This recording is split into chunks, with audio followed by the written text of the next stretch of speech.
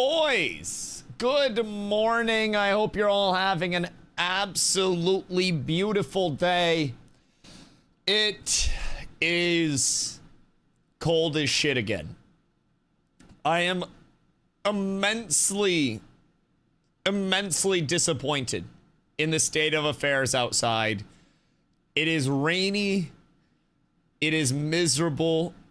It is cold. It's everything I hate. Honestly, it's a fucking ass day outside, if I'm being real. Good news is, I got a lot of cleaning done around the house. I got a lot of adulting done, just some general prep stuff. So, you know, doing well in that department, staying entertained, all things considered. But man, that 70-degree weather yesterday had me feeling some type of fucking way.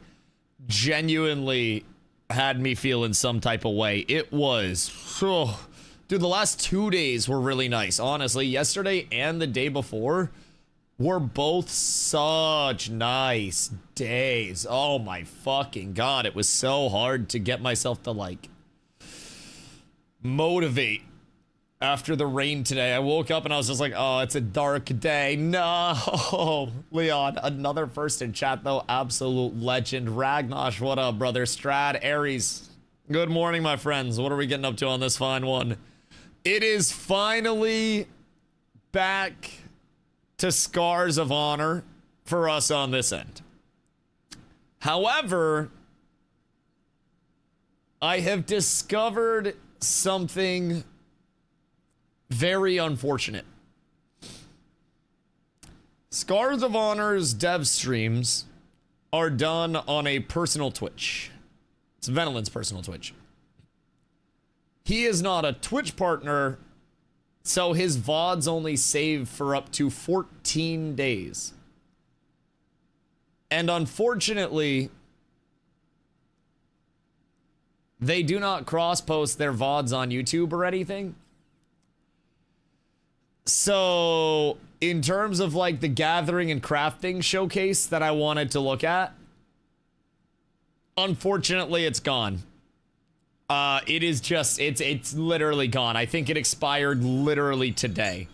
So if the filings hadn't come out yesterday, then we would have had the gathering and crafting showcase, but we only have the last 2 weeks of streams, which the last stream that he did,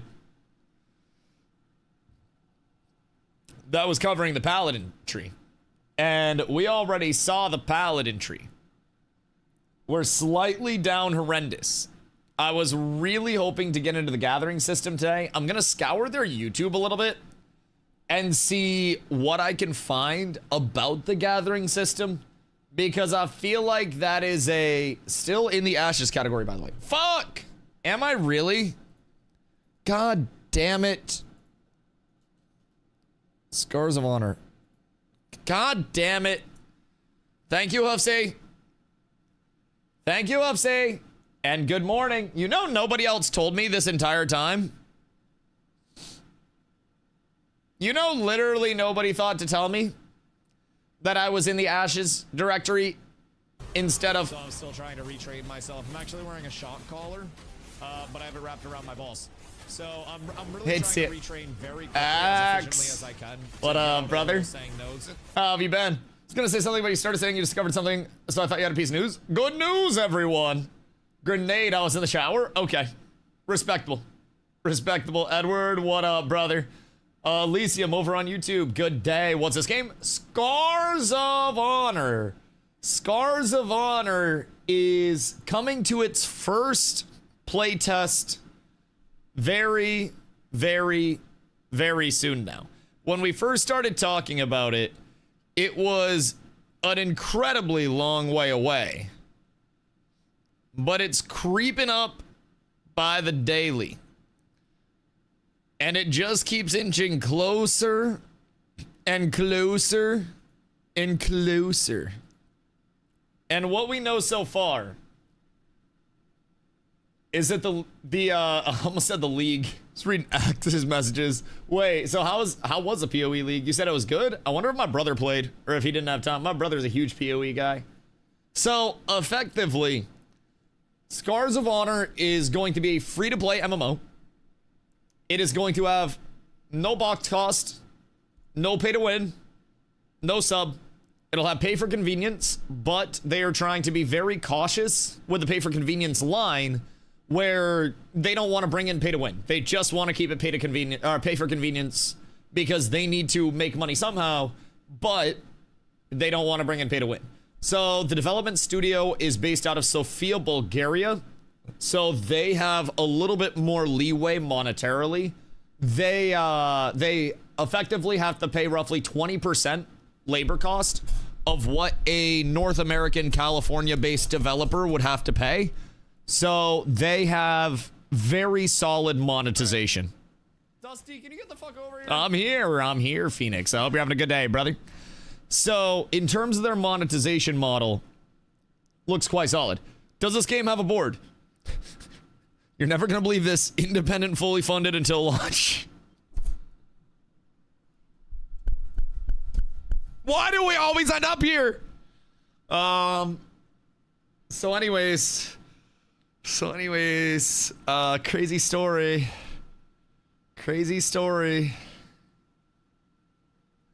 Slightly unfortunate. So basically, Venelin is a creative director. And Venelin effectively worked at a software development company previously. And in terms of their funding, Venny's former boss has effectively come out and just said, hey, you're good, like, make your game, develop it as you want to.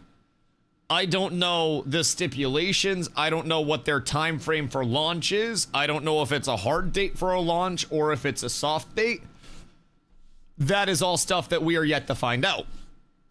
So I've been focusing more on the gameplay side and trying to figure out systems and whatnot, because realistically, I can't control shit on the board side anyways. I can't control shit on investors. I just want a good game to play, dog. I want an MMO to come out that provides me and my community content every single day, where we can do different shit that contributes to not only our own loop, but everybody else's loop. And if that is possible, then I am going to be incredibly happy about it. Now, in terms of the monetization, I would be way more scared of, like, their monetization if they were a North America developer. If they had to pay as much in labor as Intrepid did, and their funding was just like, hey, it's my former boss, he just said we could have money, I'd be like, okay. But they've come right out and said, like, our labor is about 20% the cost of North American labor. So I believe they have 100 to 125 employees in terms of their bracket. So it's really solid. Like, they have a good team already built up. It's going to be interesting to see where they go with it. But overall, I feel like Intrepid had way too many people. Depends on how we look at it, because when you look at AAA titles, especially in the MMO scene, it's not uncommon for them to have absolutely massive teams, especially in the MMO world. Like, yes, Intrepid was independent, but also an MMO is like the cash sink of cash sinks, dog. I don't even want to know how many people, like, Riot will allocate between teams, between consulting, between all that. Also, Jefferson, Davidius, good day, my boys. Jefferson, thank you for the updates. Any core content planned for this game? Shit, brother. If there is, I'm gonna have to learn international law because they're based out of Bulgaria. So, like, the good news about the Ashes Court stuff is that at least I have some baseline understanding in terms of what's going on with it, because, you know, American law is what I studied. The Bulgarian court system, I think, is far different than the American court system. I don't really know what goes on over there. For all we know, they got like capital punishment and shit. They'll throw a motherfucker into the ocean. I don't really. Where's Bulgaria? Do they have the ocean nearby? Could they throw a motherfucker into the ocean? Theoretically. I don't really know how they handle court cases over there, especially potential very, very, very serious court cases. Nin, good day. Hope you're having a beautiful one. Also, Mika over on YouTube, what up? Are they sending invites? On the 30th. I don't know when their invites are going to start coming out, if I'm being completely honest. Just request access and pray is my current recommendation. In terms of the invites going out, I would assume they're right next to the Black Sea. Yeah, they might just throw motherfuckers in the ocean then. We don't really know. They do have a small court case. Who has a small court case? I think your mother has a small court case, if I'm being honest. If all that's true, might pay for convenience just to support them. Yeah, I mean, we're gonna look at a couple of their past dev streams. So they were doing weekly developer streams, and those are typically on Sundays at 1 p.m. EST. Venelin, the creative director, who usually does the streams, was basically like, hey, I don't have the time for it this week, dog. I will see y'all soon. He was like, we were in crunch time trying to get ready for this. So it is me, your weekly Scars of Honor developer stream. Good day. My name is DustyWhy. And I am happy to be here. So, basically, I'm excited for Arcade Chronicles. Supposed to release towards the end of the year. Arcade Chronicles and Lineage, whatever. Those are both supposed to be... Is it Lineage? No, EverQuest. That one. EverQuest. Both of those are supposed to effectively be highly soloable games. And for a lot of people, that's going to be the desired way to play now. But for me, I almost want the unsoloability of it as one of the pinnacles of MMOs. I really feel like so many games feel disconnected from the other people that you're playing with, from the community that you're playing with, and from the world that you're playing in. And I really hope and pray that we get some form once again of feeling a part of something cumulative, where we have many people competing for objectives in the open world that are the most meaningful things in the game to compete over. Instancing is amazing, but there is nothing better than having something to compete over in the open world that players have agency of, that they can develop, that they can leave their mark on their server as a result of. When servers start writing their own lore, the story building of your world does not have to be nearly as strong. Yeah, you still need lore and you still need story, but realistically, when players start writing the stories, that's an infinite amount of content, because then every server that you have is going to have its own storyline. Some servers are going to be your bloodthirsty servers. Some servers are going to be your very casual servers where everybody just exists in RPs. You're getting thrown over a cliff 300 style if you don't make the quota. Is crazy. The judge just fucking big boots you to the chest. Would love to see guild versus guild in open world no matter the faction. I agree. I really would like some form. Most of the time PvP servers don't last. I agree, actually. And I'm not going to contest you on that whatsoever. What I will do, however, is scroll to a different part of my diagram here. So effectively, in my personal opinion, the heart and soul of every single MMO is PvE and progression.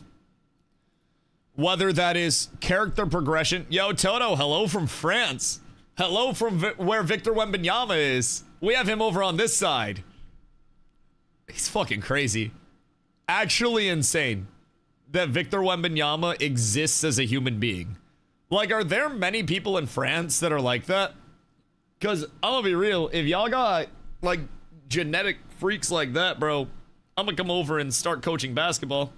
So I think the heart and soul of any game is PvE and progression. Because realistically, unless your game is built around leveling your character, getting gear through PvP, you can't get there without being here. So this needs to be the core of it all. And then within that, you have your world interaction off of this, right? So your world interaction is then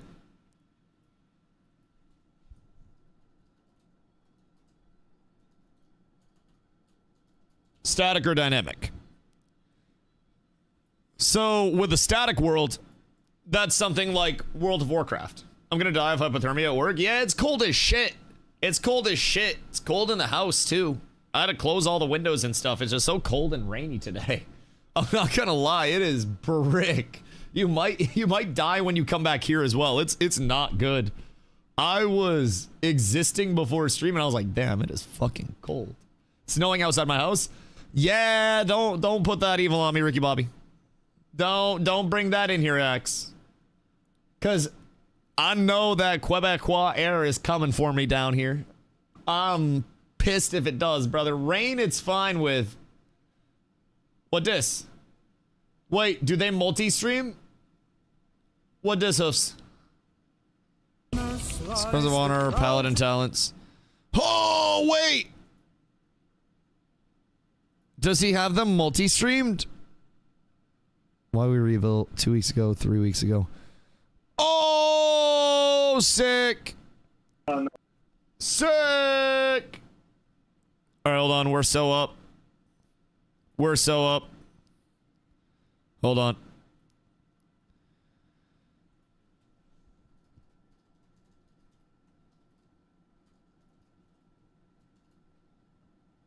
Hold on.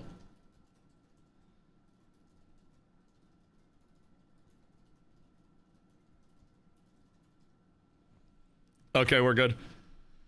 I also posted in the Scars Discord to try to have somebody find it for me, and I got it found for me. Very, very quick help in the Scars Discord, by the way. Absolutely S tier community team over there. That was fast as hell. Okay, so we got the 33-minute gathering video. Are they doing a stream today? No stream today from them. So basically, they are all hands on deck getting ready for the playtest itself.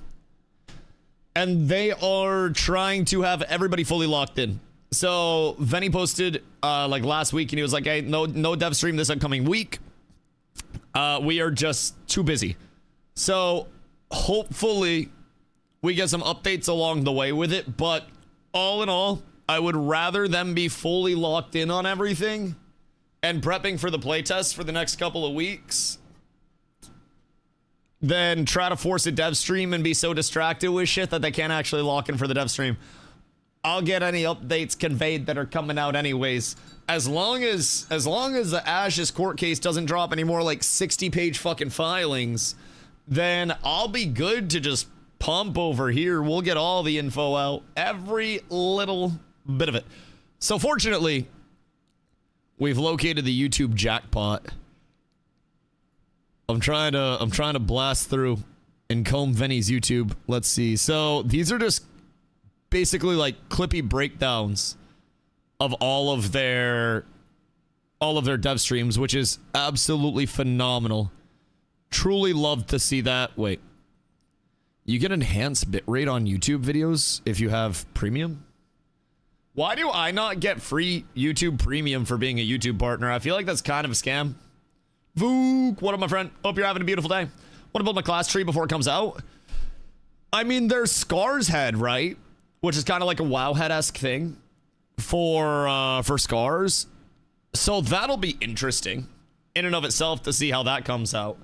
I believe it's not all the way updated yet with the current API pulls, but to my knowledge, Venel and the team actually help with API, getting it over to the Scars Head people. I don't know who directly owns or runs Scars Head, but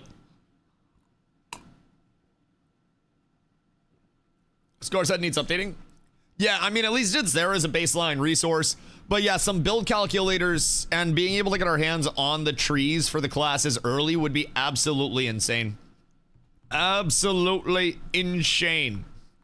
So much placeholder at the moment.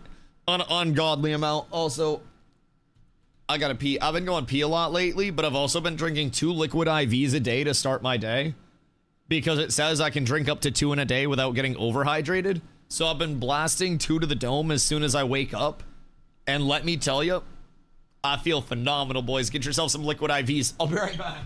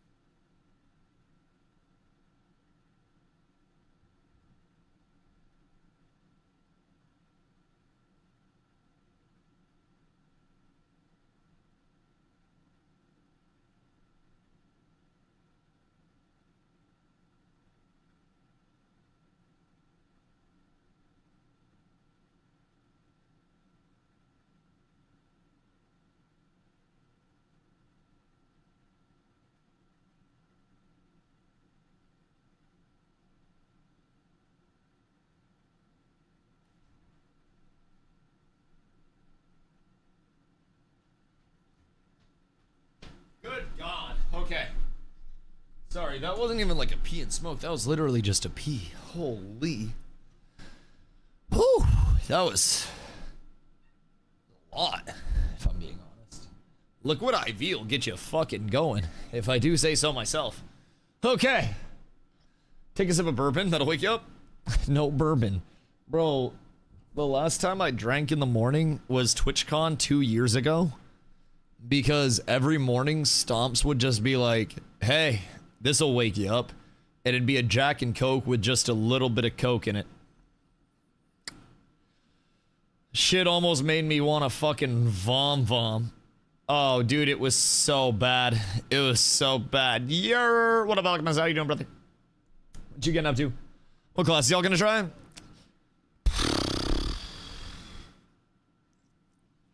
I realistically think that I want to start Paladin. It's a no-brainer for me, right? I really like Paladins. I 1000% enjoy Paladins. The only thing is, when everything else comes out, you got Warrior, Paladin, Mage, Priest, Ranger, Druid, Witch, Pirate, Assassin, and Necro. So I'm like, I don't think I would want a Warrior. Unless it's just ungodly fun in melee. Going War if it's available. For the first playtest, it's Paladin, Mage, Ranger, and Druid.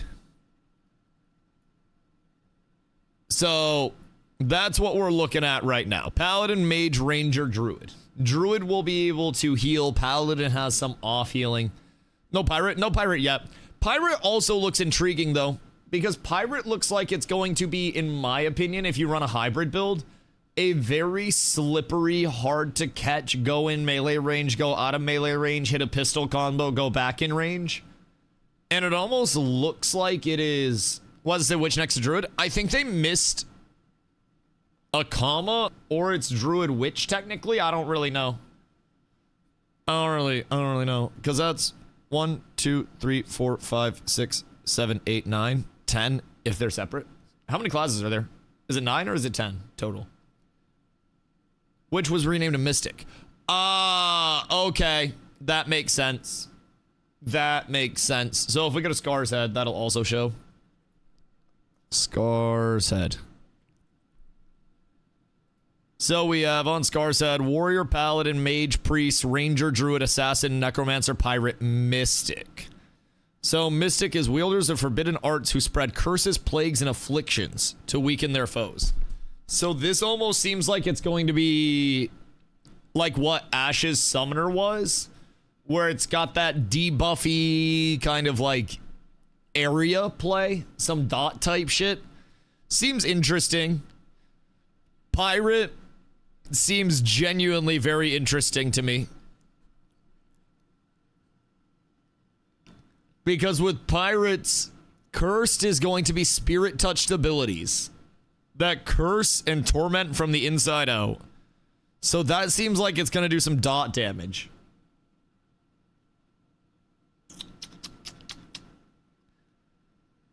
So, Buccaneer-wise, that's a pistol-focused, long-range shot, snares, explosive barrels.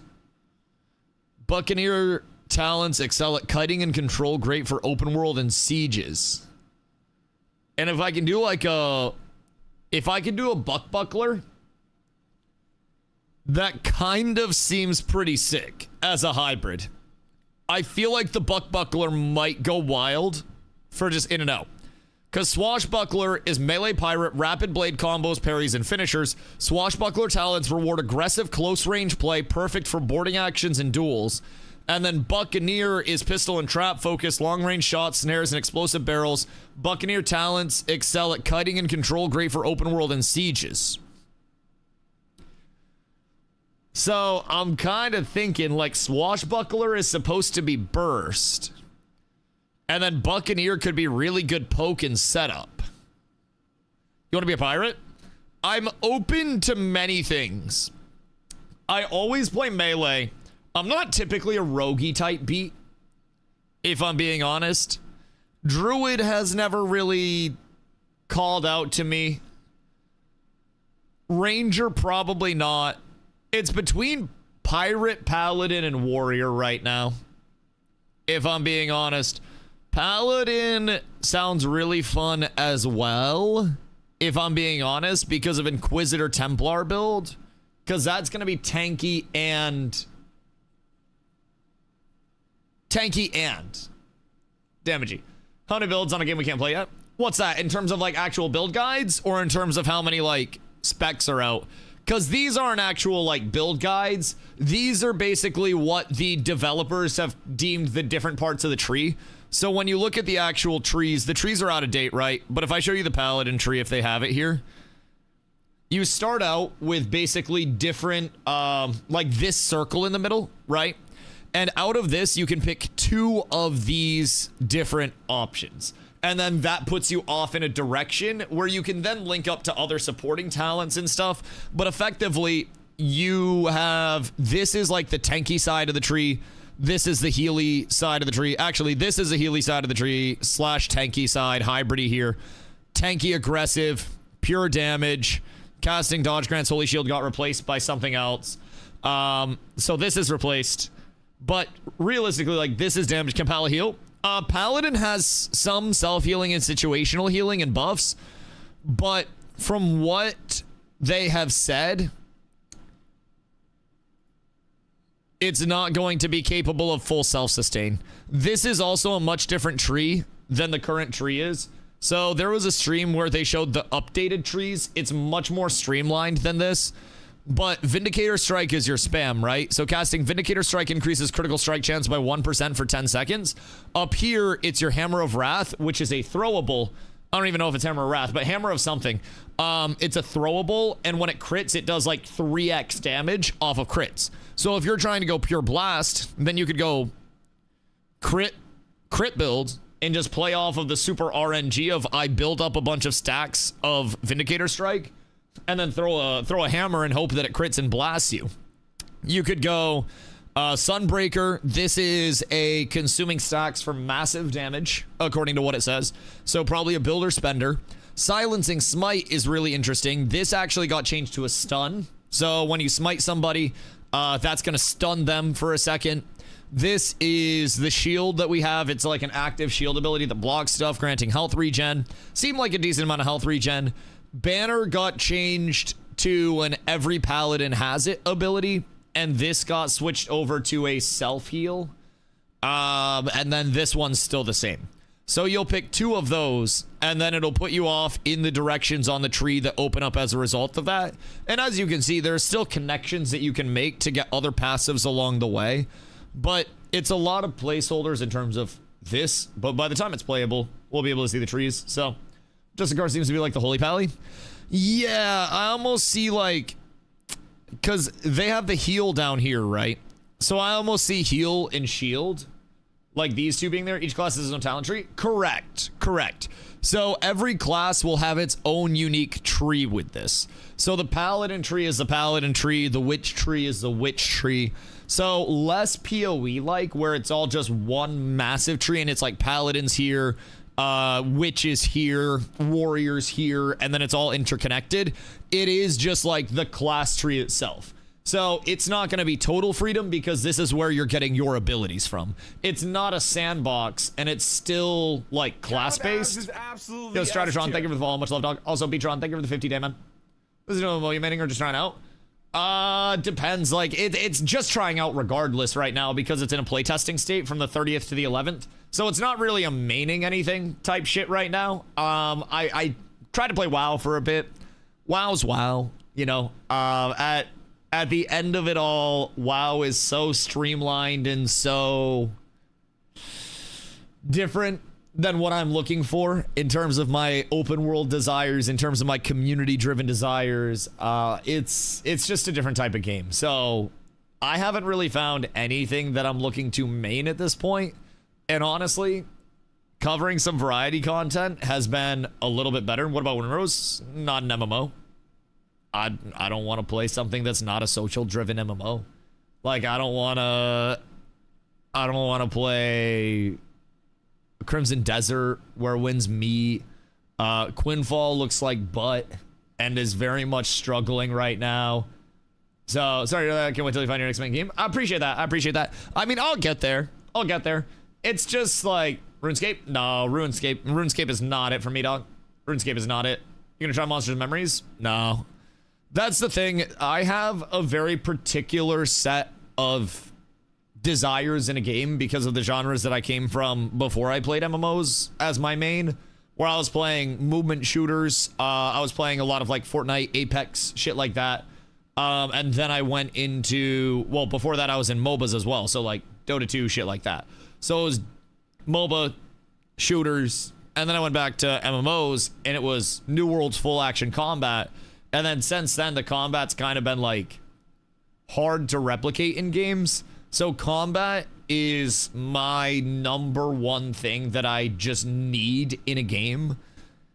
And I need some form of like zippiness, some form of responsiveness, some form of outplay.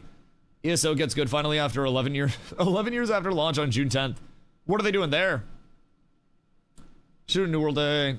Get as many people log in as possible so we can pop and push to save New World. That's not gonna do anything. I know that there's like a Twitter that's dedicated to like a Save New World Day or like one last candlelight vigil for it. But bro, I don't think Jesus Christ himself had saved New World at this point. I haven't heard any updates from the face punch potential discussions. But I don't necessarily think that we'll hear much from it as well. So, hard to bet a game when the scars are RNG. Yeah, I mean, that's the thing. I feel grids, meta builds make the game annoying. They can be cool. I mean, metas are always going to be a thing. Because with metas, they are not only determined by, like, the best builds, but also with metas, they're determined by the best players on a build that other people deem to be the best because of the functionality. So metas are always going to establish. It's just honestly more on the community side of it. How enforced are hard meta builds? How is the balance of the game in terms of their cycling of metas? You're always going to have things that are strong and things that are weak. And you need to balance those things frequently to provide new metas and shifts in the meta, right? You almost want to have seasons where certain times it's like a melee meta, certain times it's a range meta, certain times you're cycling through and it's a healing meta, and then you adjust that. That's what keeps a lot of games fresh, especially when you look at MOBAs, when you look at shooters, especially like arena shooters or those team shooters. The balancing and the metas of new hero additions, new rotations, everything can bring so much in. So much in. What was the test? 30th to the 15th? 30th to the 11th. It's like a 12-day test. So, like, I personally think metas will always exist. Seems more today. Okay, hold on. Personally, like, ooh, yeah, this is much nicer. I like this. Is it interactive? Oh, hell yeah. Oh, we're so up. Yeah, this looks nice and updated, which is great. So, I mean, in terms of metas are always going to exist regardless. Like, always. Also, Toto, thank you for that. No matter what you do. I think it is just a matter of... Meta is also largely based on popularity. Yeah, popularity, accessibility of information. Keep in mind, the more deterministic data you have, the more you pigeonhole yourself into metas. So if you are like WoW, if you're like WoW, and you have sims where people can enter pieces of gear, enter a class, enter a fight, and then they can simulate how much damage their build can do on that fight, and they can compare pieces of gear from that, and then you have damage meters on top of that, that's going to give you so much decisive information where you're like, okay, you can't bring this class because it's 2.6% less damage than this class, so we need to get that 2.6% more damage out, and you'll effectively go into a WoW state where you have the token classes that are just brought because of their buff viability, and then you'll have your pumper classes, which are your meter topping classes, and your, you know, your pumper classes, and those will be your ones that everybody stacks up. So there's a lot that can be determined or killed by third-party accessibility software. I'm 2.6% better than that other player. Right, so if you're 2.6% better than that other player, then you should play the best class and then be 2.6% better than that other player on that same class. That's metas.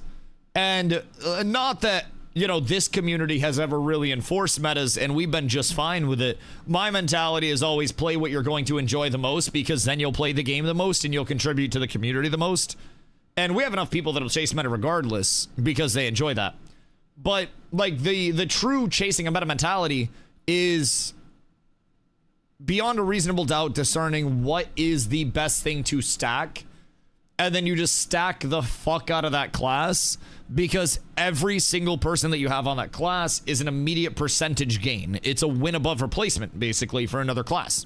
And then if you take your best players and you put them on the most impactful meta classes, then GG, you're getting a double dip on that wins above replacement type shit, right? Because then you have the best players on the best classes with the best capability to blow people up, to keep heals going, everything. But it's not the best for everyone. Playstyle and comfort does more for a player than meta. Yes, for most players, and that's why I never enforce metas. Hello, noob. How are you, my friend? But also, in terms of, like, if you're looking at the top 0.01% of games, like, use, for example, your Race to World Firsters in WoW. They play the meta for classes, but you could take any one of their players and put it on any class, and they would be a top-performing player in the entirety of WoW. The best players can truly adapt to effectively any class, any situation, and when something is meta, you will always have your best of the best of the best of the best, your most dedicated, that go that extra route. So say, for example, the Scars system comes in, and the Scars system is truly RNG based, where you may not be able to gather every single Scar. You bet your ass people will delete and remake their characters, and they will try to chase down the perfect Scar combination so they can have the most optimized class, especially when leveling is figured out, parsed out, and it can be made shorter. People will chase those down. How to get access? Go on Steam, search up Scars of Honor, and then wishlist it and request access to it. It's all free. You don't have to pay anything. Just search it up in the Steam store, and then you're good to go. I don't know when they're starting to send out invites, but soon TM. Soon TM. I want a degen. Dude, I know that it's going to come down for a lot of downtimes, a lot of updates, a lot of hot fixes, a lot of patches. But golly, I'm excited to have have an unsolved game to figure out. Really. That's one of my favorite things. Trying to figure out talent builds, trying to look at shit like this and cook up what I think is going to be busted by looking at every single aspect of the Paladin tree as we have it. I can save a few builds here, realistically. We can do so much with even the information that we have at hand right now. Because I can just look through placeholder, please update. God damn it. All right, so we got a lot of placeholder stuff still. So we're not going to be able to like full make a build. And we also might not have all of their other shit. What is this? Oh, they have a map? Irongarth. The Western Reach. Okay. So are these cities a settlement carved into Bravestone cliffs on the eastern coast, capital city of the humans distinguished by its warm stone architecture. Valtharos, a fortress city in southern Irongarth with dark imposing architecture, capital city of the undead. Huh. This is kind of cool. So we just get to see, oh, this is neat. This is a cool little map. If they're going to have a pirate class, they're going to have ships. That Monfrere, I do not know, but I'd have to assume that they plan to have some ships because you have harbors here. Now, immediately, I don't believe we're going to see ships, but also you have Lost Refuge. Lost Refuge, again, has a harbor, according to the map. And how the fuck do you get there from here? So, by everything we can gather, seems like there'll be some ships. Even if we look here, that looks to be navigatable. From what we can tell, is there a harbor up here? Towards Astra? Oh, that's like frozen up here. So you might not be able to get a ship up to Astra. Because Astra is capital city of the elves. So this might be like blocked up. I don't really know if they're gonna have a harbor there. Let's give it some mark. Tired of feeling like I'm in a bar. Nothing looks good, so keep drinking until it does. No, I feel that.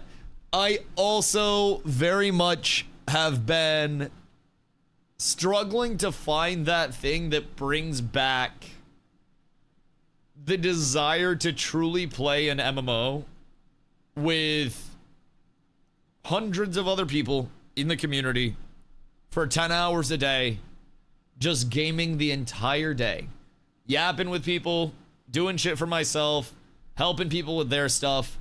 That is, in my opinion, my most missed facet of MMOs, if I'm being honest. Just the core element of what Ashes provided. Being able to say, hey, which one of my pumpers wants to help power level some people, right? Who wants to go out and farm some emblems so we can help other people with their crafting shit, even though we have our stuff? Who wants to go out and farm so we can sell and make a bunch of money? So, it's interesting. When you started streaming, did you ever think you'd spend days on Twitch not playing any game and still maintain your viewers? When I started streaming on Twitch, I never thought I'd have viewers in the first place. So, no. I just kind of assumed I'd always stream to, like, 2 people. Never had any desires to, like, originally go full-time or anything. Because at the time, it was such a long shot goal. And I had a lot of other aspirations, and streaming was a side thing. And I started streaming just so I could, like, you know, get clips and yap with my friends when I was streaming. And then it just kind of stuck. And when I was playing Dota, I had a few people that would come in and we just shoot the shit and talk throughout the streams. I would sometimes cast tournaments, just like from my POV, and just chill and yab about what I'm seeing with the games and stuff. So it was kind of cool. It was kind of cool. Shut up, your voice is annoying. Yet you're still here, pussy. I appreciate you, dog. I appreciate you. Much love, D-Light. Hope you're having a good day, brother.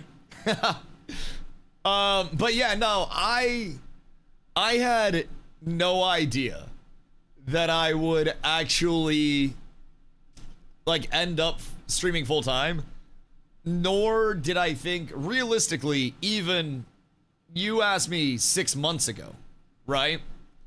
If I thought that I would be able to basically sit here and yap all day and just retain viewers like crazy and have more viewers than in the WoW community, it's interesting to think about, right? So I've always been very scared of a variety route because I always considered my, my comfort in games being very good at the games that I played. So with New World, I was warring at the top of the game. With Ashes, was absolutely blasting. PvP was blasting all the content. Excuse me. And by all means and measures was like near the top of that game as well. So in terms of those, I almost considered like the comfort of being good at games to be a safety blanket. But it's almost like my ability to learn games very quickly and process the information and then provide feedback and actually articulate what I'm thinking that I think is really good for variety and checking out other MMOs. And what personality is good for variety? Yeah, I mean, realistically, I have always said at my heart of hearts, I'm a community builder and I'm someone who yaps. The gameplay on the screen is always a bonus. And I consider that to be like Subway Surfers when you're listening to something on your phone, right? You're in the shower listening to a YouTube video. Whatever's playing visually doesn't really matter. You're just there to partake, to listen, and to engage. And that's what I've always tried to get myself to. Because early on, like I always feared being just the competitive player because I saw so many competitive players that were amazing Dota 2 players, right? And then once they stopped in the competitive circuit, people no longer wanted to watch them because people only watched them because they were good at the game and not because they were actually entertaining, right? So I tried to put a lot of effort into figuring out how to retain people regardless of the game. And I kind of built up my core because of that, right? Which was, I think, very important through the transitions. Through New World to Ashes, I had a good core. Ashes to here, had a good core. So gonna try / stream Gloria Victis. Honestly, I don't really know what's next on the agenda. I don't really follow a ton of what's going on in the gaming world for upcoming titles, which I probably should, if I'm being honest. But I haven't really followed a lot. Now, the thing about me being variety is also the fact that I'm so particular in terms of game feel and in terms of actual like combat and movement. I just playtest starts tomorrow and will be 7 days. I don't know shit about it, if I'm being honest. I think excuse me, OSRS art could be peak. OSRS just doesn't have the movement and the combat that I would look for. Realistically, it doesn't have what would hit for me. So Druid on hit heals. Oh, you got some on hit heals on the Druid tree? OSRS is a second screen game? Yeah, realistically, which, you know, for somebody that yaps all day might not be the worst, but it's also like, I would really enjoy something that's a bit more exhilarating. Seems simple at first, but then it can turn extremely hard. Yeah, I get that. I get that there's difficulty to it and there's a skill ceiling. There's a skill ceiling to playing Solitaire, right? But Solitaire isn't going to scratch the itch that I have of a fast, you know, snappy movement, very PvP-based, WASD, action-y feeling game. And I really need that specific combat feel. Tile-based after all. Yeah, that's the big thing with it, man. If I wasn't so addicted to the adrenaline of that super snappy, like, I can directly control this and outplay people because of my movements, because of my actions, like... From the website, Gloria Victis is a medieval open-world MMO focused on realistic PvP warfare, territory control, and guild-driven combat. What do they mean, realistic? Is it on Steam? Gloria Victis. Siege Survival, Gloria Victis. Gloria Victis medieval MMORPG.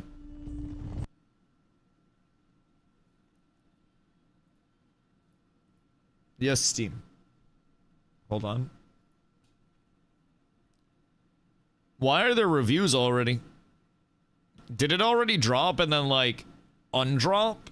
Or was there a playtest? Oh, that screen shake looks like it would make me want to die. Yo, this looks so cooked. This looks so janky, but in such a funny way. I played this game before it died. How was it? It's more like, it's like MO2 or whatever it looks like with the combat. Dishonor? Yeah! Like, is it first person? Cause it looks... Is it third person? Or is it first? It's directional combat. It was like For Honor combat. Right. Almost like, what is it? Like Dark and Darker Pace or something like that? I mean, online can be nice for you, especially since it's very community and PvP focused. But the combat... Albion's actual combat and gameplay handling is just... Again, it's not that snappy, action-based WASD combat that I'm looking for. If I wanted... MOBA combat, I'd play Dota 2, you know? I wish that it was something with, like, Albion systems, but again, WASD movement and snappy third-person combat. MOBA Deadlock, not Dota? Yeah, that's fair. I'd play Deadlock at this point over Dota. I feel like Albion's fixed camera angle is my only issue with it. Yeah, I mean, oh, this... I mean, that looks jank. But it looks like it'd be fun as, like, a fuck around. Like, I could see Moist Critical making a video on this. Is the movement just walking everywhere? Because bad movement makes me sad. I like the lighting. Yeah, I mean... Graphically, it doesn't look the worst. The environment's obviously, like, basic, but graphically it looks fine. 90% of what you're seeing is something you would not experience. What, in terms of the actual, like, combat? Or, like, what's the actual experience? Just smacking the shit out of mobs? Seems like they try to do realistic combat. Yeah, I think their entire big thing was that it's supposed to be like a realistic medieval MMO. Oh, this game was shut down? It got bought by somebody, and they're putting it in a playtest. Tomorrow, apparently. It starts a week-long playtest. So, I don't really fucking know what the dealio is with it. It looks like it's got Valheim-y bars, almost. So you have, like, consumes... and shit right off of that? It's a window into what could happen to AOC. Honestly, fair. Fair. The bars look a little interesting. You get stats, you level up. Is this like a new worldy point control?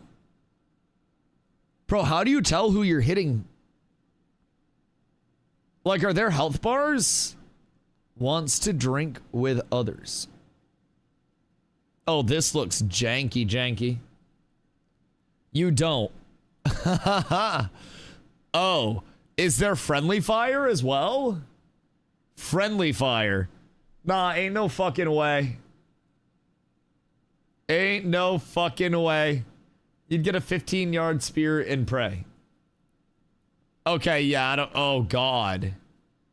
I mean, I guess there's, like, some indicator. Enable the friendly fire trigger to attack an ally. Insufficient stamina. Owned, so there's a tick here. Pop-ups in-game like it's a goddamn mobile game. Health arrows? Yeah, it looks like the health bar is a little arrow there. Which isn't necessarily the worst. Insufficient stam. A whole lot of insufficient stam. What is this? You gently give AO try. It's free after all. Either it clicks or it doesn't.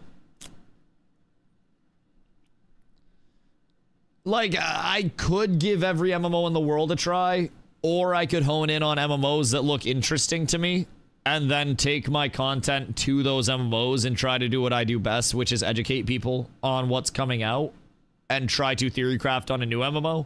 Like, I'm gonna be completely honest, I don't think that I will ever be able to go to an MMO that has already existed for a long time, hop in and have fun with it. Because it's so solved at that point. I do not enjoy games where the actual, like, the knowledge gathering process is somebody just going, hey, make sure you press this at this time. Hey, make sure you look at this guide. Hey, make sure you get this item. Like, the existing MMO world is so compiled already, right? It's so played out, parsed out. Like, this honestly looks like a jankier New World. It looks like a very janky New World. If I could relate it to anything. It looks so jank. But also looks like it could be just fun enough. Wait, player stalls for selling in towns? What the fuck? Like, this looks just janky enough to actually be fun. But I feel like the combat's gonna be so cooked. The arrow tree and everything. So, you go down and you just end up getting more points as you go and you build your character how you want to. Looks like sandboxy character building. Brother's arms are short as hell. That is a weird looking character model. I have no idea why. Interesting. It's so jank. Like, it's so jank that it's almost like a little intriguing. 100% play with the boys on the relaunch. I don't find a guild setting, but I was playing solo. So what do they even have? It's just a bunch of trying to control keeps and shit around the map. Engage in action-based, non-target combat where your skills and tactics matter. Show your warrior spirit and earn fame as an undefeatable duelist, eagle-eyed archer, or respected commander inspiring your allies in battle. Compete for territory in the open world and fight to the death in tournaments, castle sieges, and epic wars where entire armies collide. I mean, like... It's interesting. It's interesting. At the very least. I just don't know how much of the content we'd actually see. It looks like it's going to be fucking weird handling wise though. What's jank even mean? Of extremely poor and unreliable quality is what Google says. Typically, janky can be synonymous in a lot of people's minds to something that's going to be clunky and kind of like not very well stitched together, so to say. Like a car that has an exhaust that is duct taped together would have a janky exhaust. Just something along that line, right? Like a house that has a tarp on the roof instead of shingles would be a janky roof. Just something that doesn't necessarily look of the highest level and looks a little awkward and clunky is typically how I say it. So, I don't know. Like, I'm such a big game feel person. But also, could be fun. Is it free to playtest? It's Gamigo guaranteed fill. I am not familiar with them whatsoever. Are they known for pay-to-win shit? In-app purchases. All right, yeah, this is looking not the best. This is already getting slightly scary out here, if I do say so myself. But the original release of this, the combat felt really stiff. Yeah, I almost got the vibes of a, like, Dark and Darker type combat, if that makes sense. Where it's almost one of those, like, I walk in, I go, ugh, and then I walk back, and then I walk in, and I, ugh, and then I walk back, and then I walk in, and I, ugh, and then I walk back, and I walk in, and I, ugh. And I just... Dark and Darker didn't really hit for me, despite being an action combat. It was like CSGO being a shooter. I need some movement with my combat. Much like Tyler Blevins, in a lot of these MMOs, I'm not seeing enough movement. And I need to be able to zip around and dash around and outplay players and reset and get back in as a melee player. I needs it. I need it in my fucking bones. I need fluidity. I need so much. So much. Realistically. You seen a monk class? Not even that. I mean, a monk class would be potentially cool.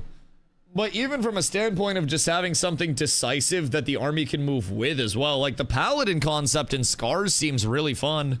If we look back at that, I still have this bad boy pulled up. But looking at the Paladin over here, it seems like our tree is going to bring in some very good utility overall. I'm intrigued. Now, something like a warrior could also potentially fit the bill if in the event warrior is a full like jump in frag out. But part of me is also thinking that Paladin is going to fit my role that I like really, really, really heavily. Where it's initiating, where it's walking in with the groups, where it is, you know, creating the space, playing the space, and controlling space as much as it is going for kills. It's facilitating. You ever tried Project Gorgon? Isn't Project Gorgon going through like every problem in human history? I'm pretty sure Project Gorgon lost their lead developer like last month. And then I believe Project Gorgon's the one where their community manager went like rogue, right? And just started fucking Thanos snapping people for no reason type shit. And then got like fired. Jack sucks. What even happened with that? I heard that their community manager went absolutely rogue, and then there was a follow-up from the devs where it was like, hey, the community manager is no longer community managing anymore.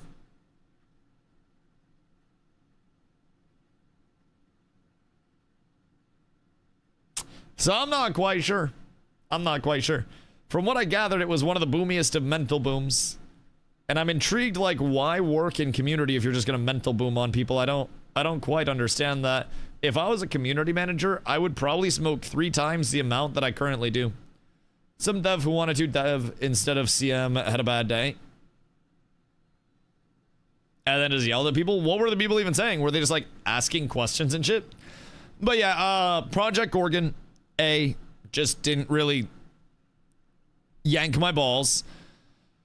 Quinfall had absolutely zero appeal to me. Monsters and Memories does not have a lot of appeal to me.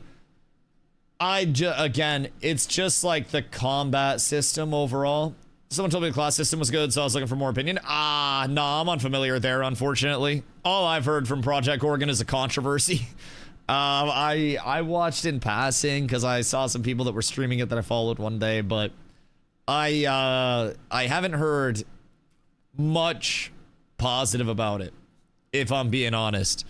I'm also not necessarily like, even if I go more variety route, I'm not necessarily the type of variety where it's like I would play something every other, you know, just a new game every day type variety. I would play an MMO, gear out, max out, get into content, and then if that doesn't hit, cover something that's upcoming type shit. But ideally, I'd really like to find an MMO to call home and then just do variety on the side. It's just hard right now. What's the closest game to what your perfect game would be? Like, realistically, for this community, I believe that if there were guild castles, And if, you know, the vision would have been realized a little bit more, even at its current state, Ashes was close to peak for our community.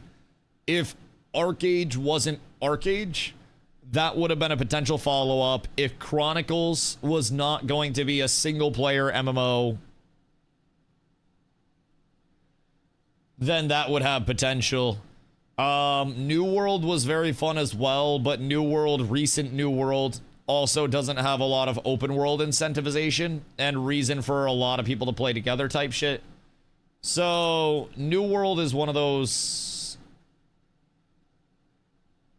good but not perfect type shits. I miss Wars, but in terms of live games, well, if there was one, I'd play it. That's the thing. Like, if there was one that presented everything that I was looking for, I'd be playing it right now. I struggle to find something that matches up for me. Oh my god, Hoofsy. Good day, brother. Thank you for the tenner. Holy. 59 new people in chat. Good day to all the new friends. I appreciate you guys being here. Very much so. But yeah, like, in terms of live games, if anything seemed appealing, I would play it. Like, from a system standpoint, it'd probably be Quinfall, but Quinfall is a bunch of systems held together by duct tape and spit. And I'm not even talking like chewed bubblegum. I'm talking like just straight spit. So I'm not convinced that Quinfall is going to have any longevity to it. And I wouldn't really believe in it. So I believe Scars of Honor will be much more friendly to building new systems into like castles. Only question is if they'll be going in that direction. I mean, according to their little write-up here, if you look on their Twitch everything, it's Scars of Honor is a massively multiplayer online role-playing game under development by Beast Burst Entertainment. After choosing one of the 8 races and a class corresponding to the chosen race, the players will be taken to the world of Aragon, where 2 factions are in a constant battle between each other. The players will be able to go whatever, do whatever and go wherever they please because of the open world model. The main goal of the players will be making their way to level 50, doing quest-like content, dungeons, and raids along the way. Scars of Honor will be heavily social, and almost everything will require a party of more than 1 person to complete. The dungeon mechanics will be scaling with the player's level, changing every 10 levels. So this way the players will have to return to previous zones and there won't be any useless content. Some of the features of the game: active war system, character housing and personal address, bounty hunts, massive scale wars, guild wars, questing, and many more. So realistically, seems like guild wars are on the docket, and very, very, very large-scale wars are on the docket as well. It's just a matter of, you know, where they come in from. No WoW anymore?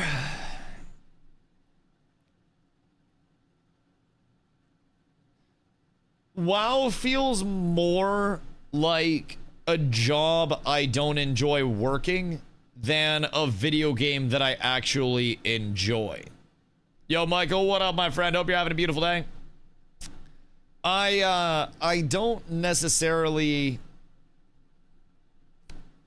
vibe over on the WoW side as much as I had hoped with the repeatable content, with the treadmill content, so to say, where you just kind of hop on the treadmill and keep pumping. So, get that MMOs need to form social circles inside the game to keep the players in tight-knit communities, but is it just me, or does everything lately seem to scream extremely social? It's actually the opposite, in my opinion. It is rare to actually have a very social MMO nowadays because those aren't selling, and Ashes was in the minority because of that. So pretty much every MMO or MMO-esque game that is coming out, whether you're at the top of the genre like WoW, extremely soloable. Arcade Chronicles coming out, extremely soloable. EverQuest whatever that's coming out, extremely soloable. Where Winds Meet, extremely soloable. Like, everything is in the MMO scene just soloable nowadays. Maybe your niche projects that are coming out are projecting more of a this is community based, but in terms of your large titles that are coming out that are actually getting marketing coverage, everything's fucking solo now. I feel like social MMOs are a dying subgenre. And it's odd that communities are trying to make make social MMOs like the MMORPG genre basically into an ARPG genre. It's odd to me. And I feel like MMOs inherently shouldn't need to scream extremely social because a massive multiplayer online role-playing game is in itself extremely social. So my personal complaint is honestly quite the opposite. I can't find something that is social enough that isn't modernized to shit. That isn't just go into a menu, queue for something, teleport into that thing, finish it, teleport back to a town, go into another menu, teleport into that other thing, teleport back to town. There's just no interaction. With WoW, a lot of people are like, oh, I'm running pug dungeons with people all day. What do you mean? And I'm like, when was the last time that you have talked to people in your pug dungeons and actually befriended one of them? Realistically. Albion Online is close to what you're saying. Yeah, but Albion Online doesn't have the combat I'm looking for. Everything else, like systems aside, Quinfall's just as close as Albion Online, but it doesn't have the combat, the movement, the longevity, the state of things I'm looking for. I don't want to hop into a solved game that's been out for years and years and years because it's just boring. No game's perfect. No, but you also don't have to force yourself into a shitty scenario when you have the luxury of waiting. So I'm not necessarily a 100,000 viewer Andy or anything, but my community is very supportive, and I don't feel stressed at all to force myself into a game that I won't enjoy, and that's more detrimental. So for those that are just tuning back in after a while, you may have noticed, because you didn't watch and many other people didn't watch, just in general when I was in WoW, sometimes games aren't good moves. And sometimes something more neutral and just waiting until you actually have the passion back to go into something is a big thing. You know what I mean? And when I was in WoW, I lost most of my viewership. I went down to like 55 average viewers, 50 average viewers. It was tough. It wasn't looking good for stream. So, yo, Michael, thank you for the 3-day streak. You're getting more viewers just discussing this and playing WoW. Oh, yeah. Yeah, I know after the dip into WoW where my spot is. And I also do not enjoy playing catch up to years of knowledge. I enjoy being on the precipice of discovering the knowledge. So for me, I don't want to go into an Albion and spend 6 months catching up to all of this solved information just to then have a trickle of new info that's coming out. I want to be with the people when the game is new that are solving the information, that are parsing out which builds are good, which builds are bad. And when you get off of the initial release of a game, when you get off of the freshness of a game, everything becomes very solved to the point where, again, it's just a trickle. It's not that big dump out of a gallon of water. It's the drip drops at the end. So there's a little bit of a weird thing there as well. So Elder Scrolls Online is viewership's usually great for it. Combat feels amazing too, but performance is the worst part of it. I mean, people say ESO viewership's great, but also, like it's good. It's good if you have a community that you're bringing into it or recognizability. But I also know a fair share of people that have gone to ESO and had their channel shrink substantially. So, started playing WoW and it broke my heart a little. WoW left a bad taste in my mouth years ago. Yeah, one thing I noticed is that despite WoW being an absolute titan of the industry, WoW is very peculiar. In Ashes, it was almost like, you know, every streamer, because it was a small community and it was also a social game, you knew people, right? You knew other streamers, you knew other community members. You'd be running through the world and you would interact with somebody right off rip, and that would be something memorable. The community itself just had this different level because of the social interactions, the reputations of people. It was so much different, and everything in WoW just feels washed out. There's no reason to know anybody else. The community side isn't there. Nobody interacts. I tried to reach out to so many other content creators, and unless you have something to benefit them with, they don't want anything to do with you in the WoW scene, man. It is what it is. Viewership increased substantially as well. Take Sardaco, for example, he 5x viewers. The exception to the rule is not the rule. And I promise you, for every one streamer that transitioned to a game that you're like, their viewership increased, there are 100 that tried to transition to the game that streams died. And again, I know y'all might be freaking out about this, but over the course of the past 2+ months since Ashes has died, I've put more thought into my stream than y'all could have possibly done. Like, you guys need to understand, this is my job and my livelihood. If I felt that there was potential in playing Albion, if I thought there was potential in playing OSRS, I would have already, but there's not.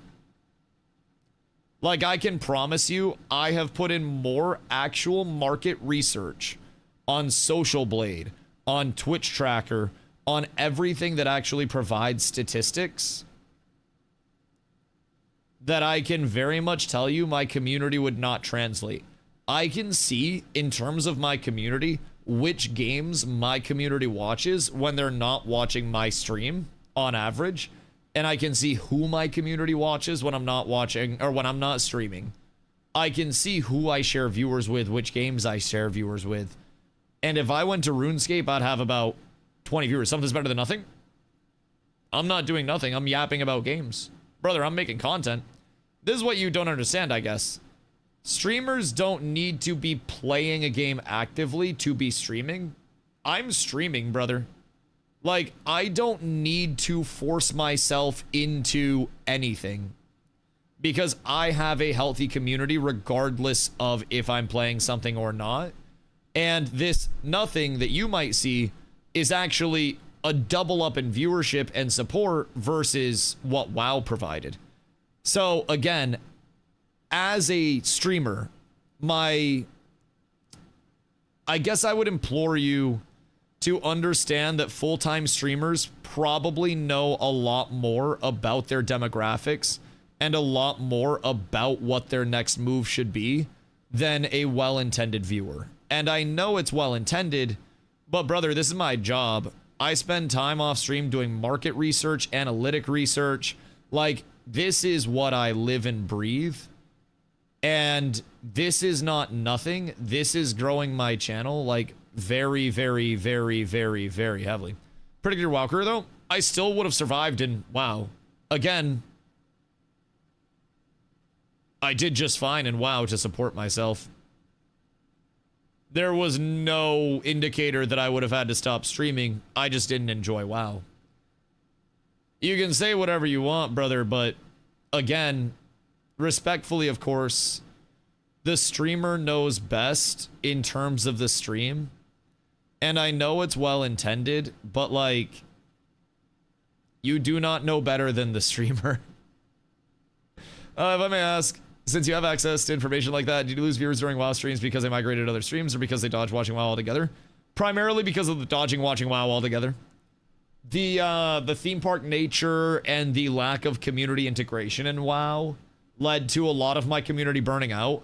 So initially, when you leave a directory, you'll lose 40 to 50% of your viewership if you're a one-game streamer in the first place, on average, sometimes more, immediately. So when I first went to WoW, it was about 120 to 150 average viewers. And I was like, all right, this is cool. We'll see how it goes. Started on TBC, noticed that people were burning out fast on TBC. People weren't even like leveling and making it through leveling. And then once people actually got to a point of being max level, they didn't enjoy the endgame content or the PvP or the structure of the theme park. So I noticed more people in the guild that were burning out, more people in chat that were saying, I don't know if WoW's fitting. And then viewership started to drop, as did our active online players. So effectively with WoW, I switched at that point to retail to try to see what the interest in retail would be. A little more stimulation, a little more, you know, a little more excitement, right? So with retail, it was the same thing. Leveling was a little bit easier for people. But the actual end game was also kind of cooked. What are your average viewers on Ashes? The past few months, right around 200 to 300 in there. Like 250 is a pretty safe bet. Towards December, it was beefy. Beefy. And the big thing about the Ashes directory to keep in mind, because of the separation, just from an analytics standpoint, that's interesting. From a viewership standpoint, I had roughly a 75% impression click-through ratio. So basically, like, what that means is out of every person that came into the directory, right?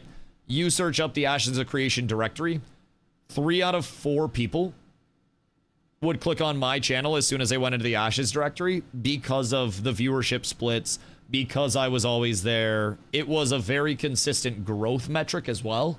And with anything that you stream, you're going to be losing people, right? So the thing about WoW is the losing people and the people burning out wasn't even the nail in the coffin.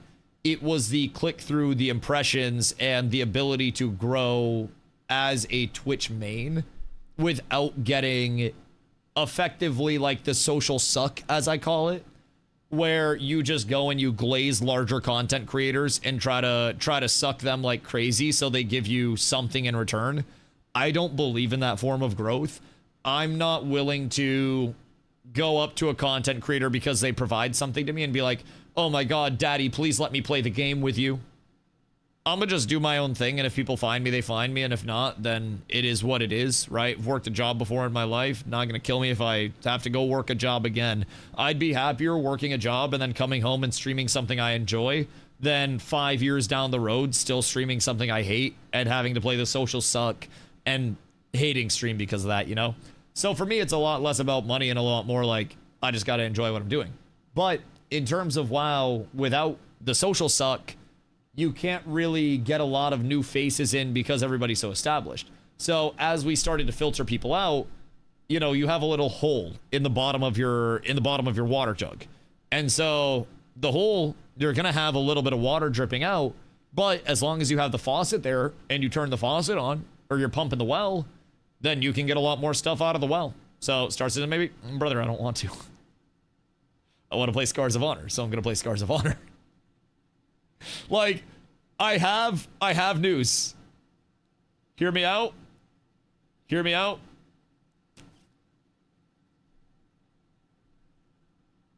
I want to play Scars of Honor.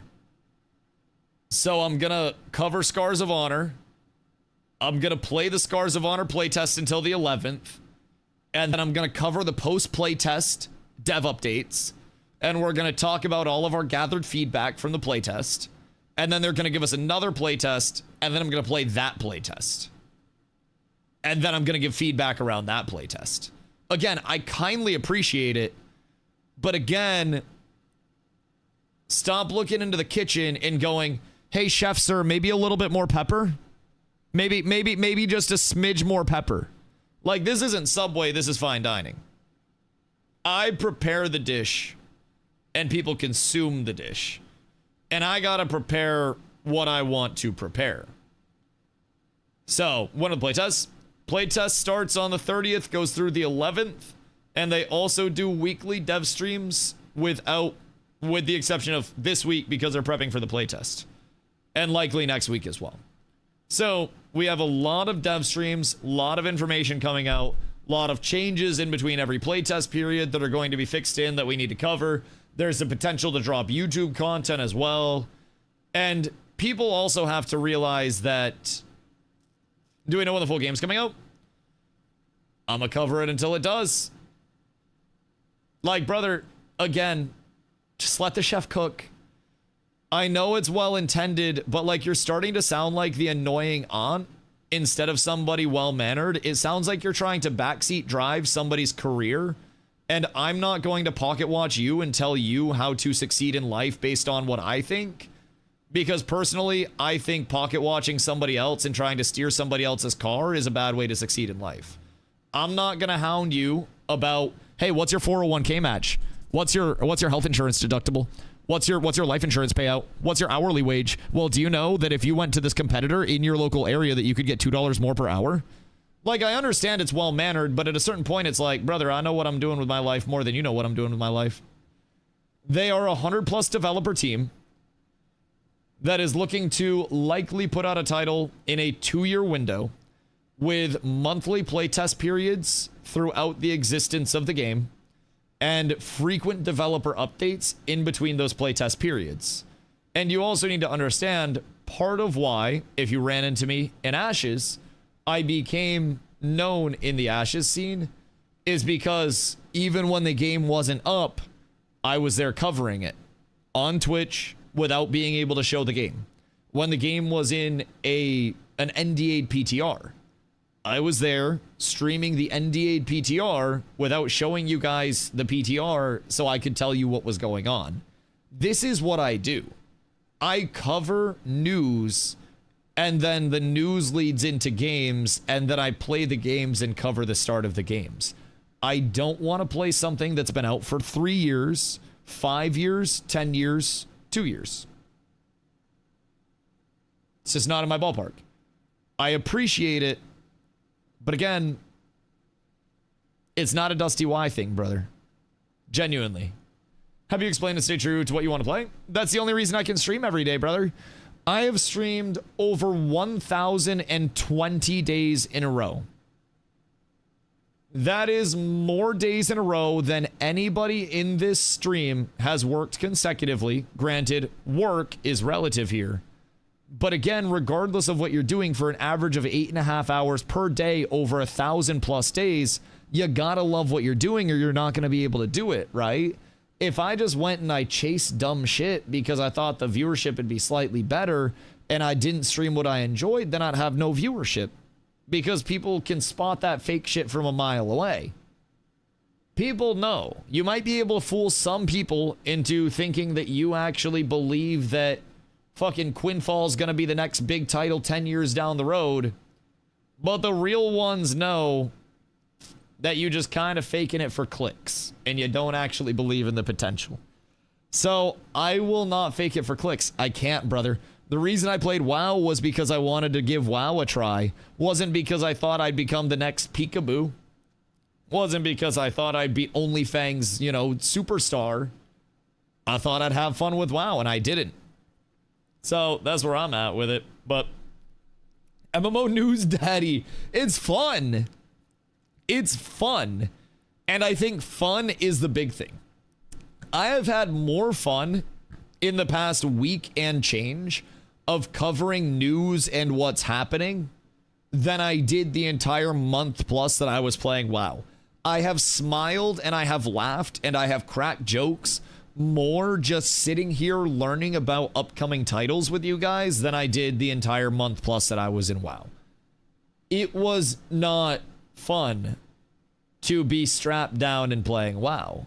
And to some people, this might be like doing nothing. To others, this is doing exactly what I want to do, which is covering all the information for an upcoming title that I and my community will be going into. And that's big for me. I got a lot of people that I try to educate on it daily. I try to spread the news to them. There's so much that goes into it. Well, it's a place I could go to. Yeah, a lot of people in the community were just like, Dusty, I'm not playing, but I'm going to try to support. And it's just, I felt that.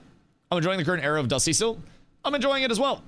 And I think this era is setting us up for a very fluid era, if that makes sense. We are revamping the community Discord, !guild, discord.gg/catswithabs, to be a multi-game Discord. I might not be super active in WoW anymore, but we're still mythic progging in WoW. They still ran raids this week. TBC's still running under the Cats with Abs banner. And we still have everything going.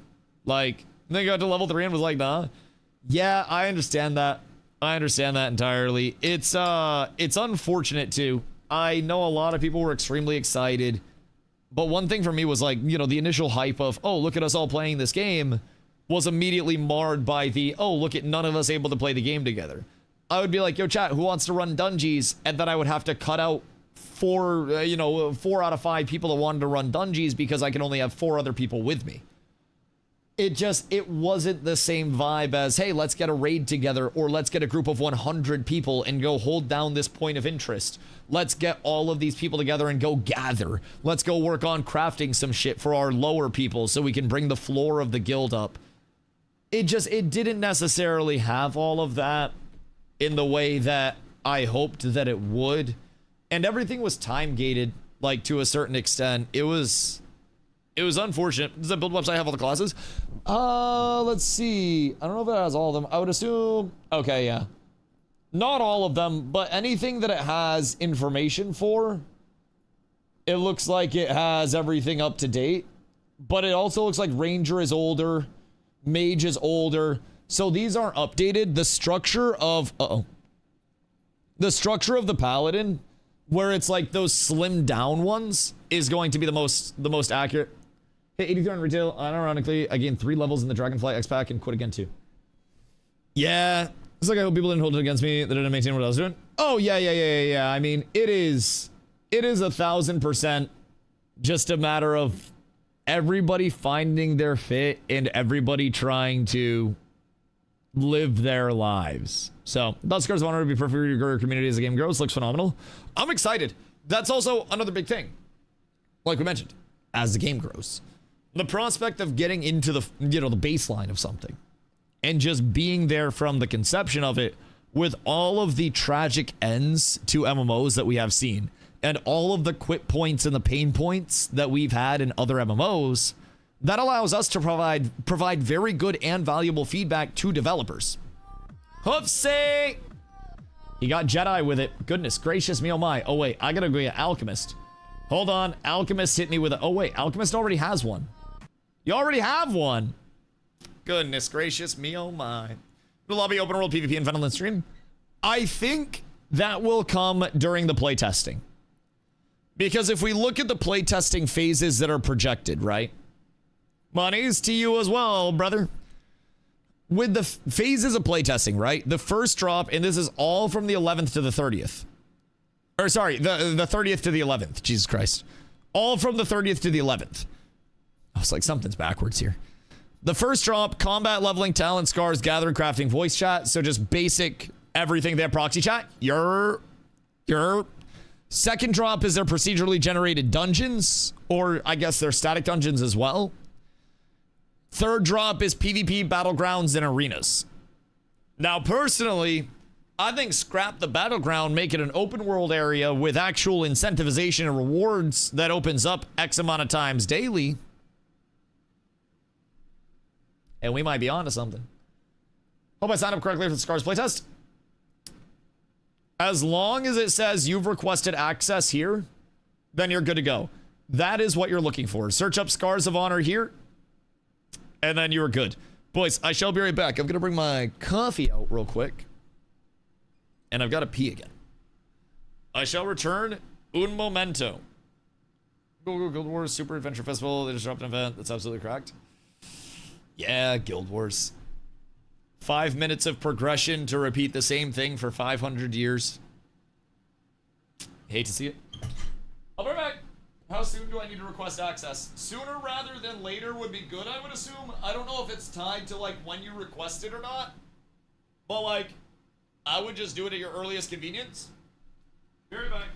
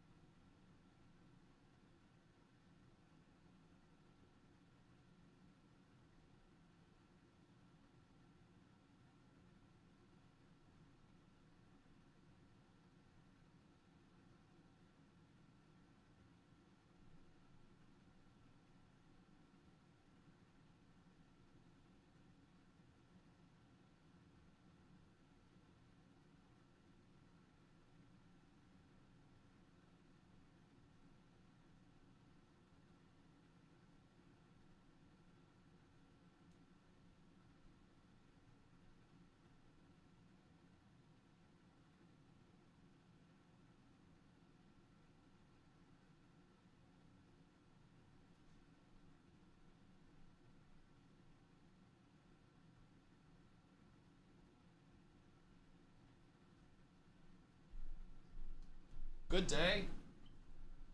I've arrived. We're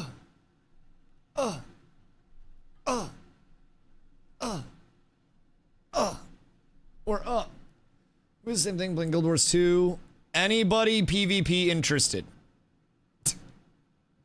Currently looking at an MMO that has a very low chance of success. There won't even be time to have meaningful progression in scars. I guarantee that it will take me longer to progress and get geared out in scars than it would for me to progress and get geared out in Guild Wars 2, even with it being a small MMO. And again, progression for me is the core.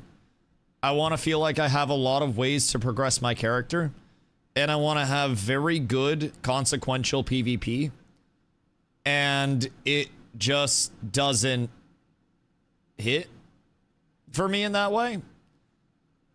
And I'm perfectly content where I'm at, just yapping and waiting for scars.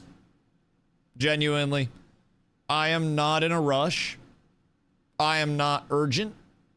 I am not freaking out. I am not at risk of my channel dying. Actually, the React content has been really good for my channel. So, want to play Aeon 2 on Taiwanese servers I added. Taiwan ping and pay to win, realistically. Guild Wars 2 isn't about getting geared out. It's about experiencing something that's fun. PvP is amazing, but it's repetitive. Yeah, I've played Guild Wars 2 before. Like, I played it years ago. I just... Again, I don't know if that's what I'm looking for. And I almost relate this to, like, my home buying process. And maybe that's why I'm being so patient to find the right thing. Because we looked at so many homes that we decided weren't the right thing despite having good checkboxes. And I'm being very particular in terms of this porridge is too hot, this porridge is too cold, this porridge has stupid fucking pay to win. And I understand that that's kind of like bitchy to some people. And a lot of people are like, Dusty, just fucking play!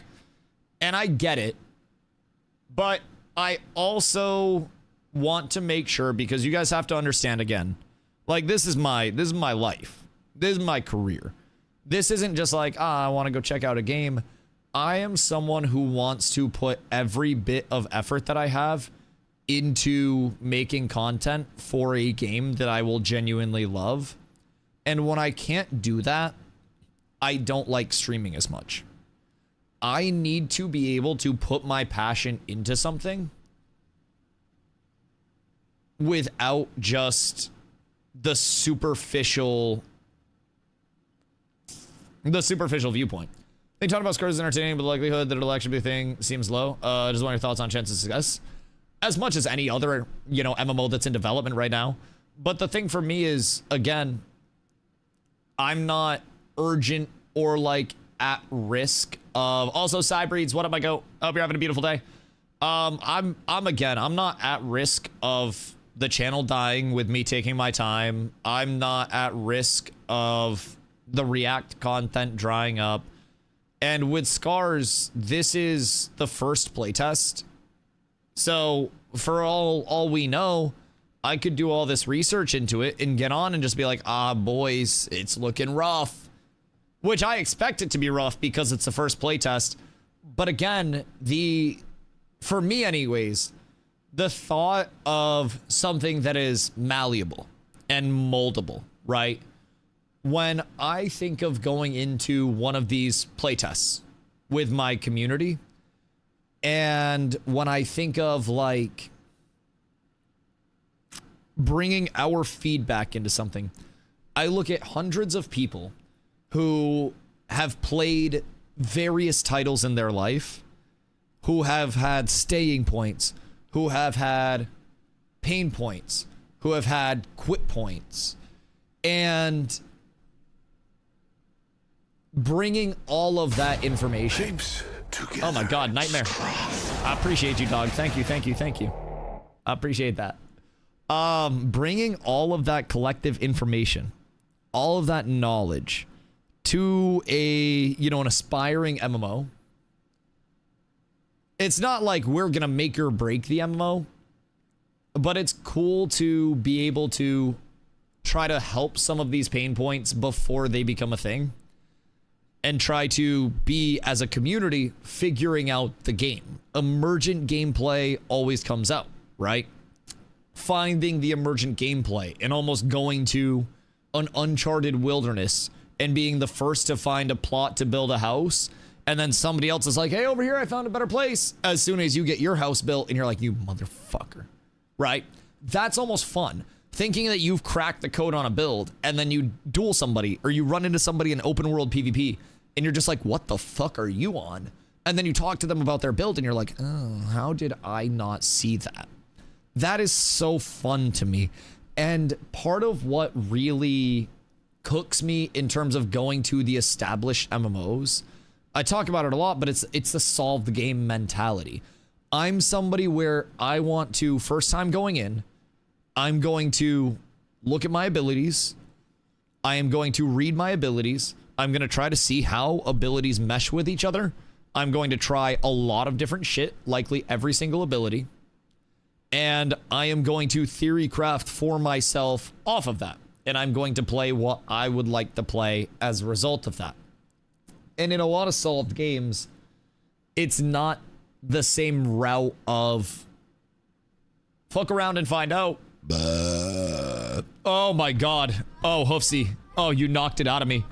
Holy shit. Oh my god, Jake scared me. Hoofsy knocked it out of me. Goodness gracious. Much love, boys. Thank you for the hydrates. Hoofsy, thank you for the gifty, boys. We are one Subaroonie away from a hype train as well. So if anybody's new out there, you're enjoying the apps, we are going to break down some dev streams here very soon. We got the Gathering stream. That's hot. I bet you can smell that, huh? We have the Gathering, highlights from the Gathering dev stream that we're going to check out. I really want to get into this Gathering and crafting system, as even though I'm not a huge artisan player myself, I firmly believe that artisan skilling is like one of the backbones of any successful MMO, especially anything community driven. I really think gathering crafting is so imperative in terms of not only the satisfaction of completing the loop, but also the integration of it to generating useful things. Am I buying all of my consumes from a vendor, or do I need to actually go over and interact with a player who is cooking those bitches up fresh and taking orders, or go to the trading post and find a player's, buy order and go around to different trading posts in different areas because they're not actually synced up? I don't like global trading posts. I like being able to buy low, sell high. I can't do it IRL apparently, fucking suck at it there, but in game, I think it's incredibly fun. Being able to identify trends in certain areas and be like, oh, this area is, the wood area. This area is the consume area where everything's a little bit more expensive. That shit's fun. And I'm hoping we can get there. In MO2, everything is crafter except trinkets, and even those can be affected by players. Everything's crafter, sorry. MO2, that's like... Is that the fucking, like, directional first person, like, swing your weapon, like, dark and darker combat? Forgive my ignorance. Yes. I wish it wasn't. Maybe give me like New World Combat with that and I'd be in. If MO3 hits, then I'm down. Give me Mage? Yeah, I don't like playing Mage. I'd rather shit in my hands and clap. Seems like Riot MMO and Guild Wars 3, maybe AO2 are the only in-dev MMOs that have any chance. I think it's hard to say like what does and doesn't have a chance at this point in time, because realistically speaking, the monetization of different MMOs is also going to be very different. Looking at the cost of Ashes of Creation, for example, and the scope of Ashes of Creation versus the Riot MMO, what they spent to make the Riot MMO is going to be far different than what Ashes spent up until this point. And the Riot MMO is going to burn way more, but it's also going to have much more to actually spend in the first place. It may be able to have a grand scope because of it, and actually afford the time and bring in enough people early on to develop on that scope in a, you know, linear fashion, instead of what we saw with Intrepid, where it was like, we have a few people, we have slightly more people, now we have a lot of people. Oh shit, our labor. So, like, the ramp for Intrepid is going to be a lot different than the ramp for Riot. When we look at the ramp for Beast Burst Entertainment, let the Beast Burst, it's their slogan, by the way. I fuck with it.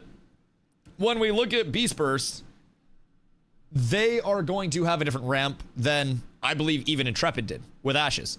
So it seems like, in my opinion, they are going public with the title later than Ashes of Creation did.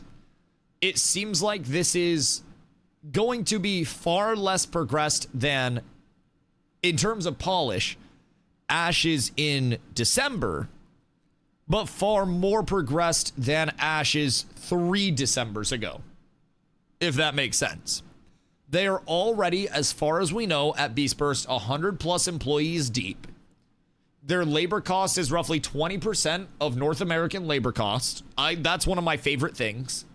I might sound unethical because of that, but genuinely, North American game development makes it approximately 5x the risk, because you have to pay on average 5x the cost for NA devs versus most EU devs.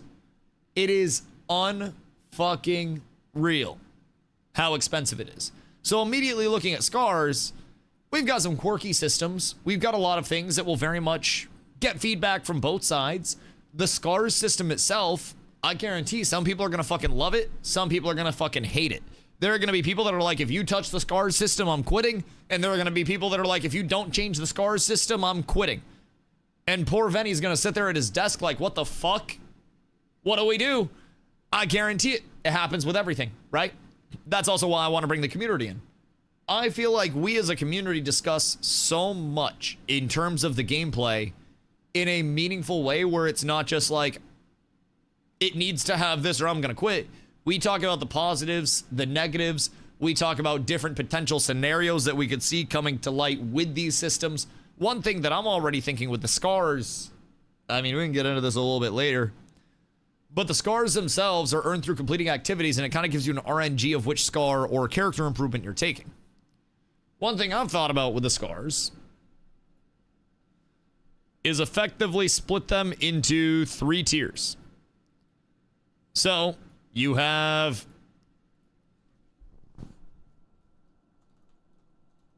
five cost,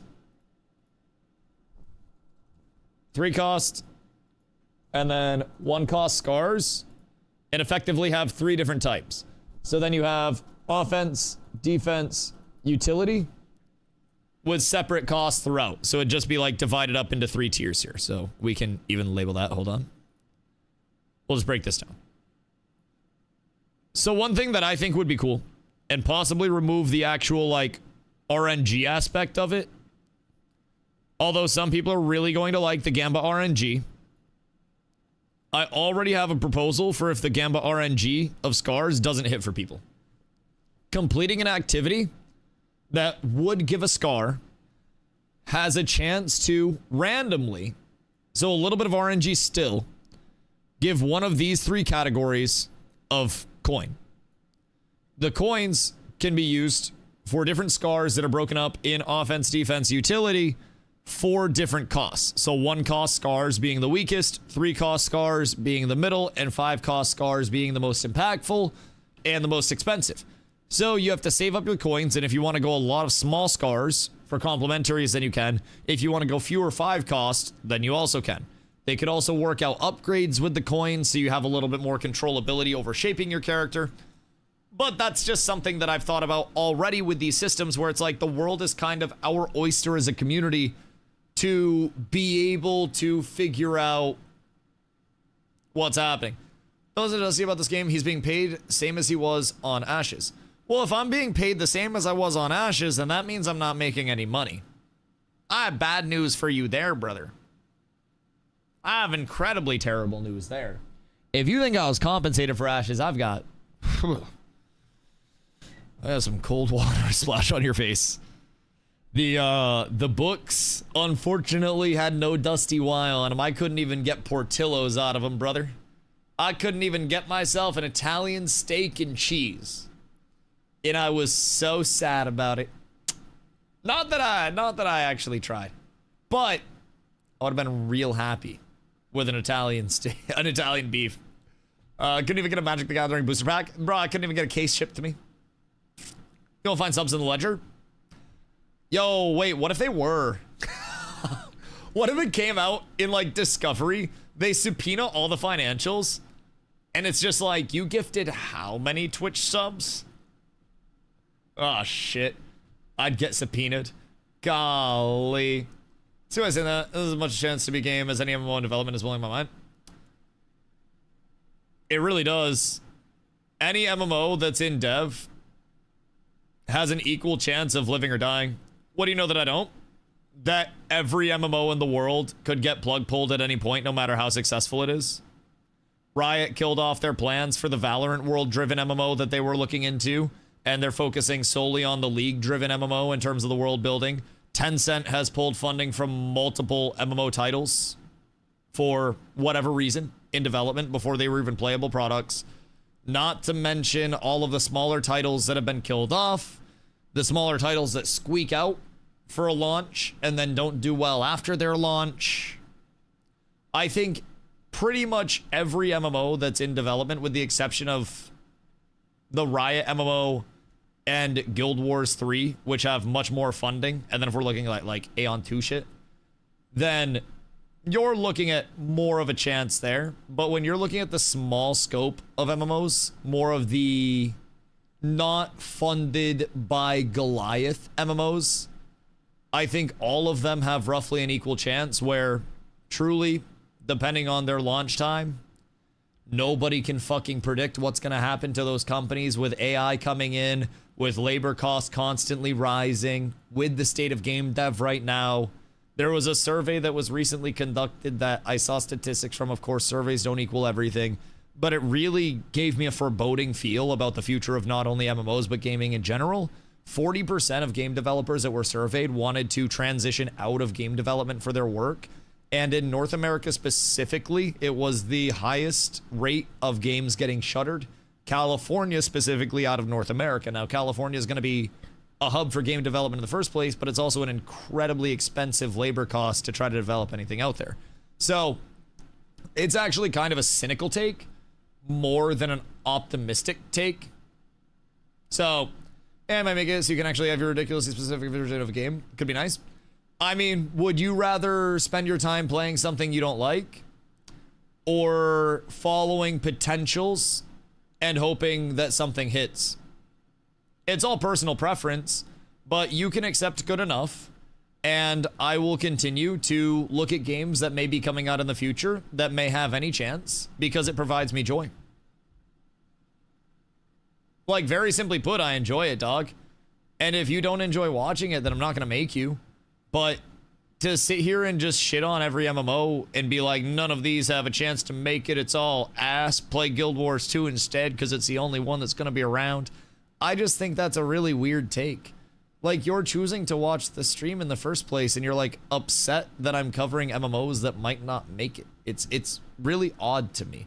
So I think realistically understand that I enjoy the prospect of potentially successful MMOs, and I enjoy the prospect of providing feedback on things along the way. Even if it's not immediately the perfect game for me, there are checkboxes that are necessities for me that I will very much change what I'm doing for, right?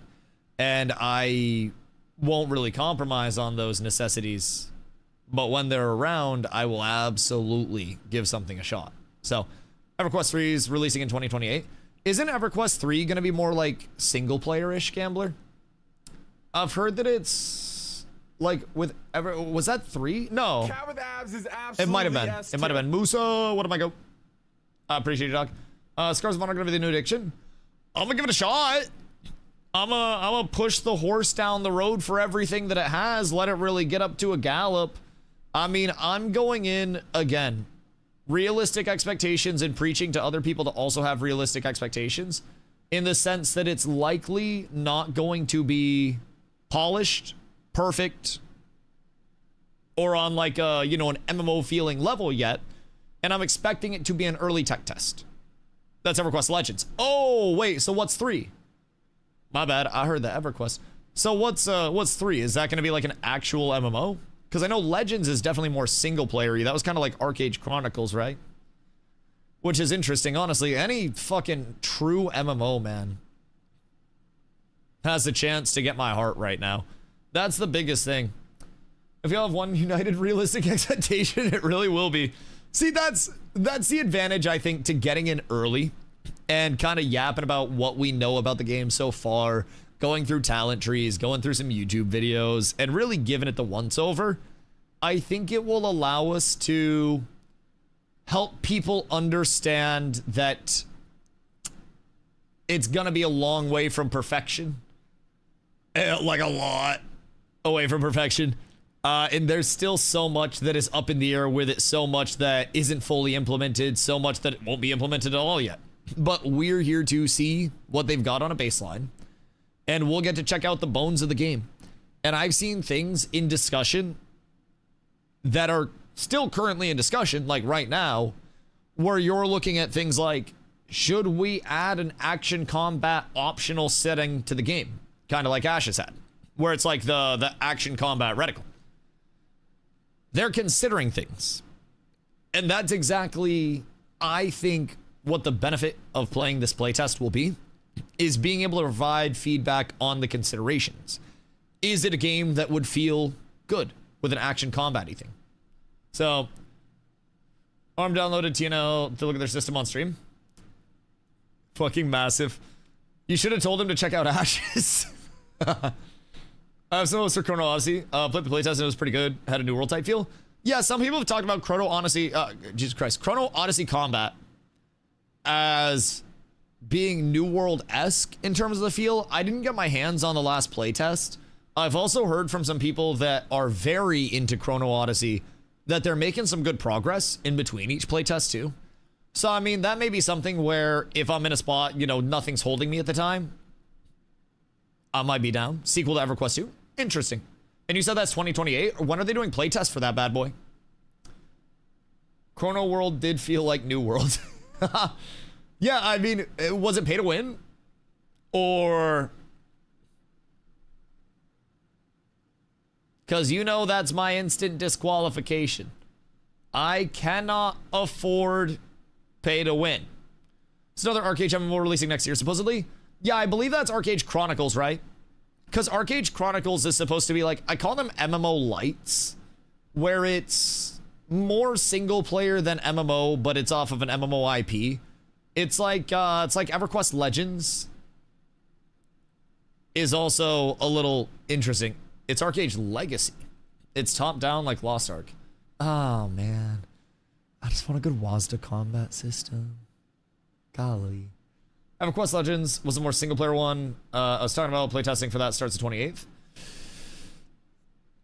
I just, like, I haven't enjoyed a single player game in a very long time. Since before I streamed, really. I don't even enjoy things like Deadlock or Dota anymore because I just don't get to spend time with my community.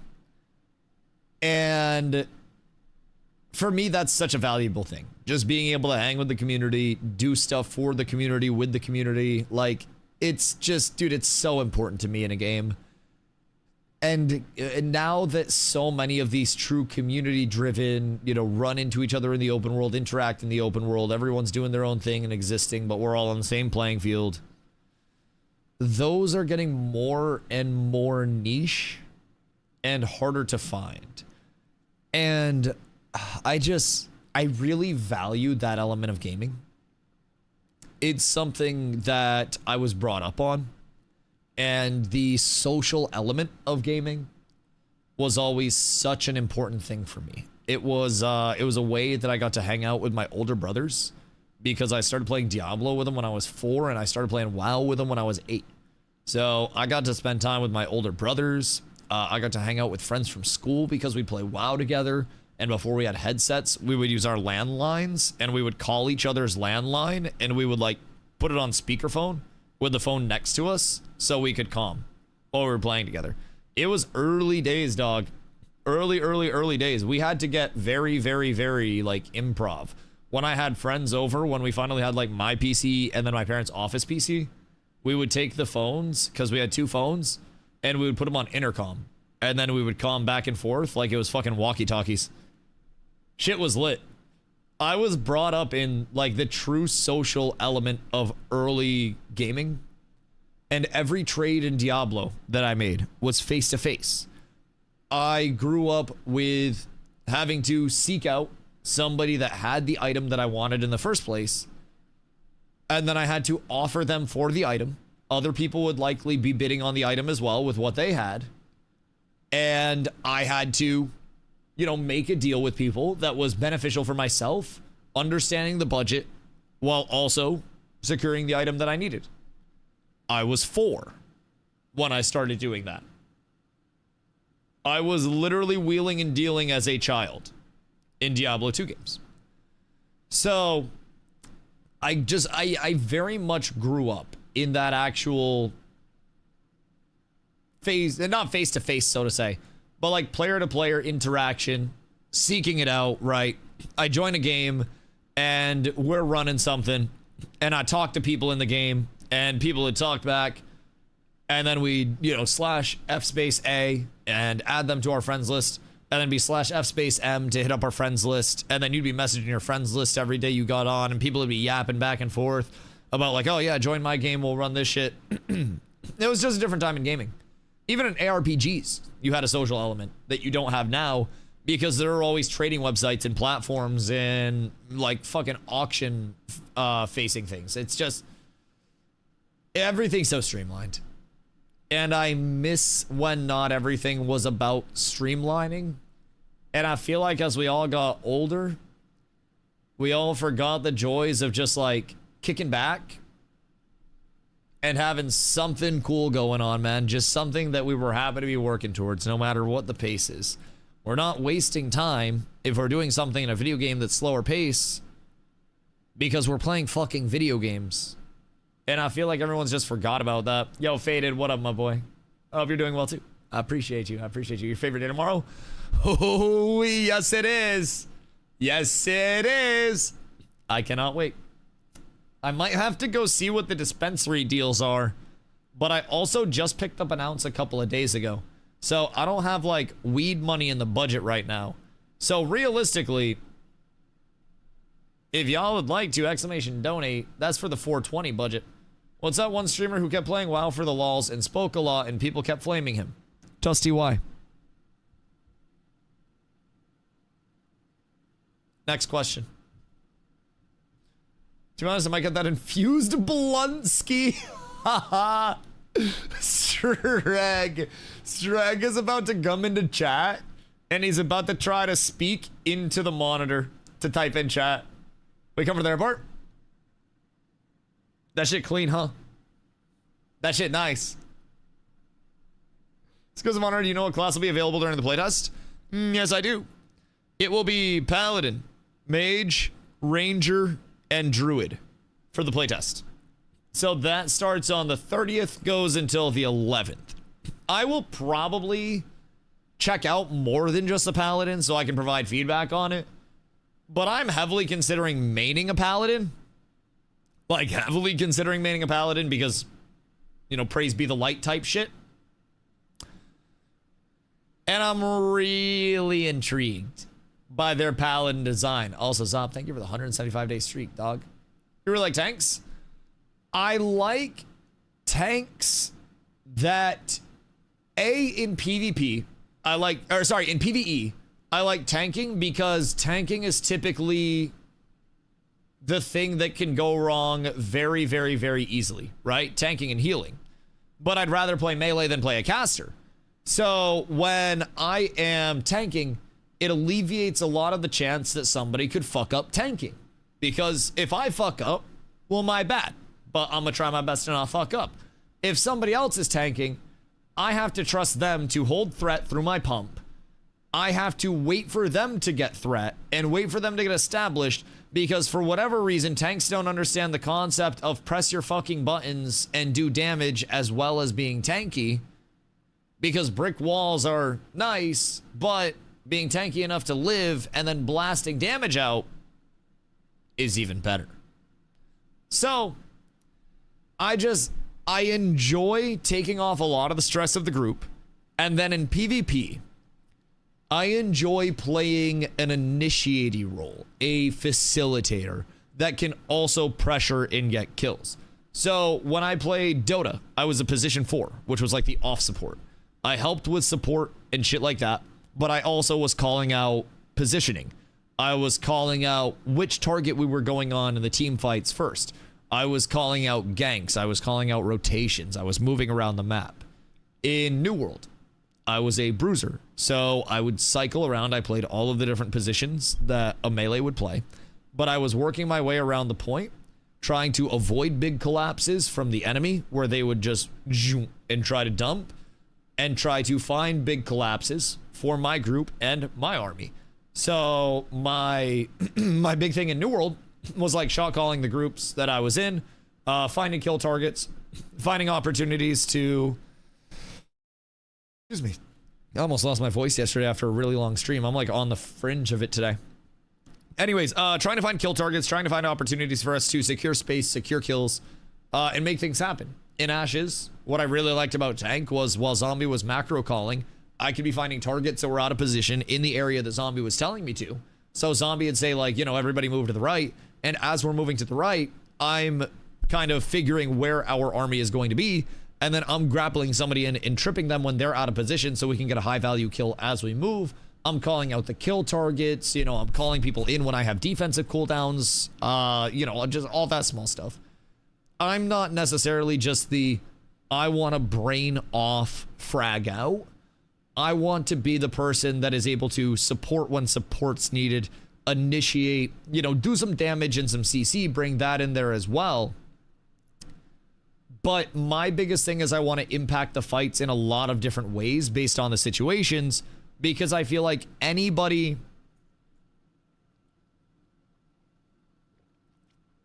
I feel like everybody in the world is capable of learning this is your DPS rotation. You press this, and then this, and then this. I like to have all of the, like you said, the agency. Yes, it's a big thing for me. I want to have the agency to play make. I want to have the agency to impact fights in a lot of different ways. And I want to have the element of like my healers getting jumped. If I'm in the right position to be both frontline and able to respond to that, if my healer gets jumped, I can potentially save my healer with a defensive or by peeling for them. If I am on the front line and I recognize an opportunity for us to go in, I pop a cooldown and I have the agency to just be like, guys, we need to go in on this, or this person's really out of position, jump this person.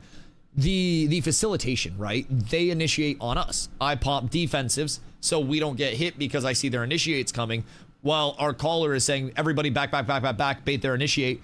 I'm in the right position to respond to that, get in Scars, it would be getting a bubble up from the Paladin side on my team, and then we play off of that bubble, that additional tankiness, absorb and dodge their initiate, and then counter off of that, where I would then turn to an offensive.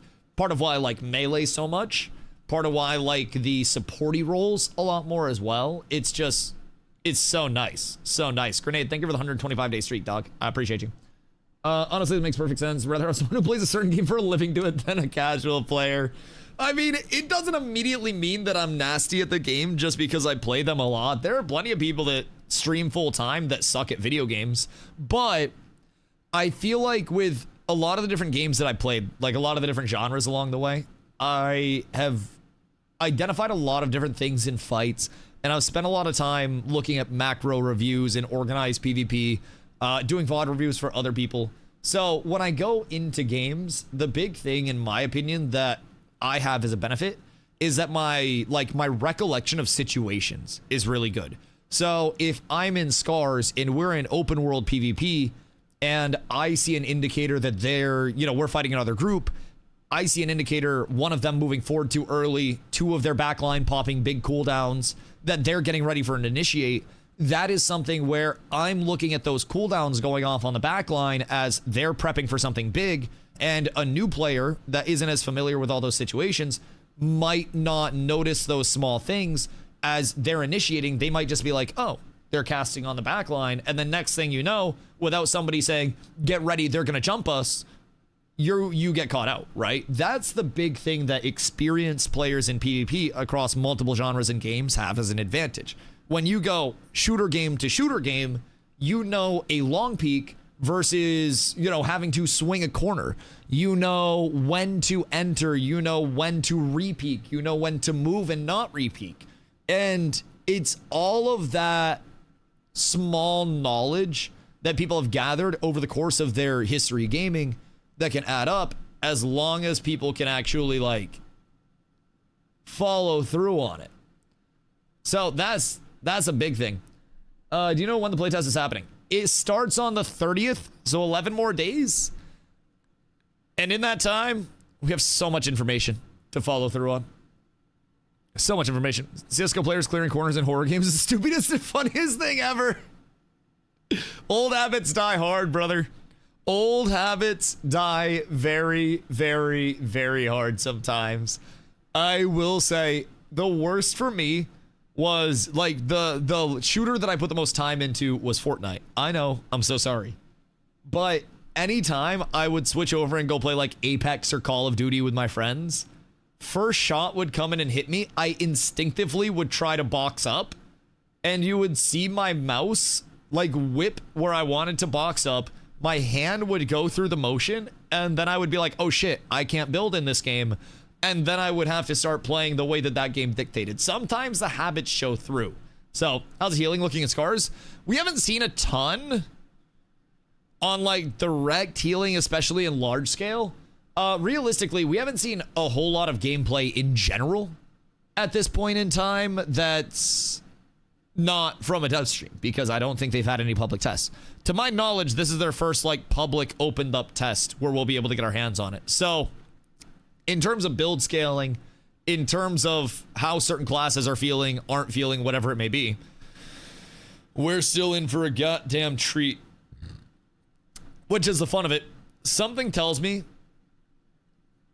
in the nicest way that I can put it, there are going to be some fucking stupid class combinations that we see out here.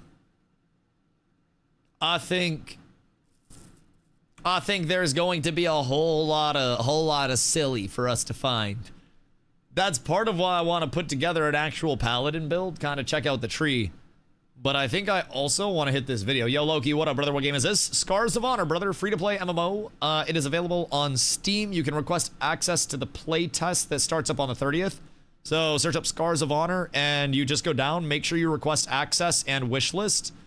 If you've requested access, then they will send you access when you get in. It's not a matter of like everybody gets in immediately on the 30th. So make sure that you have requested access. That's going to be your best chance for it. They will send out emails. I don't know exactly when, but probably relatively soon TM. So Ranger being the highest mobility class in the game, I'm looking forward to it. And I'm looking forward to chasing you down and making you wonder why Melee has so much mobility when everyone complains about it not. That's also another one of my favorite things, by the way.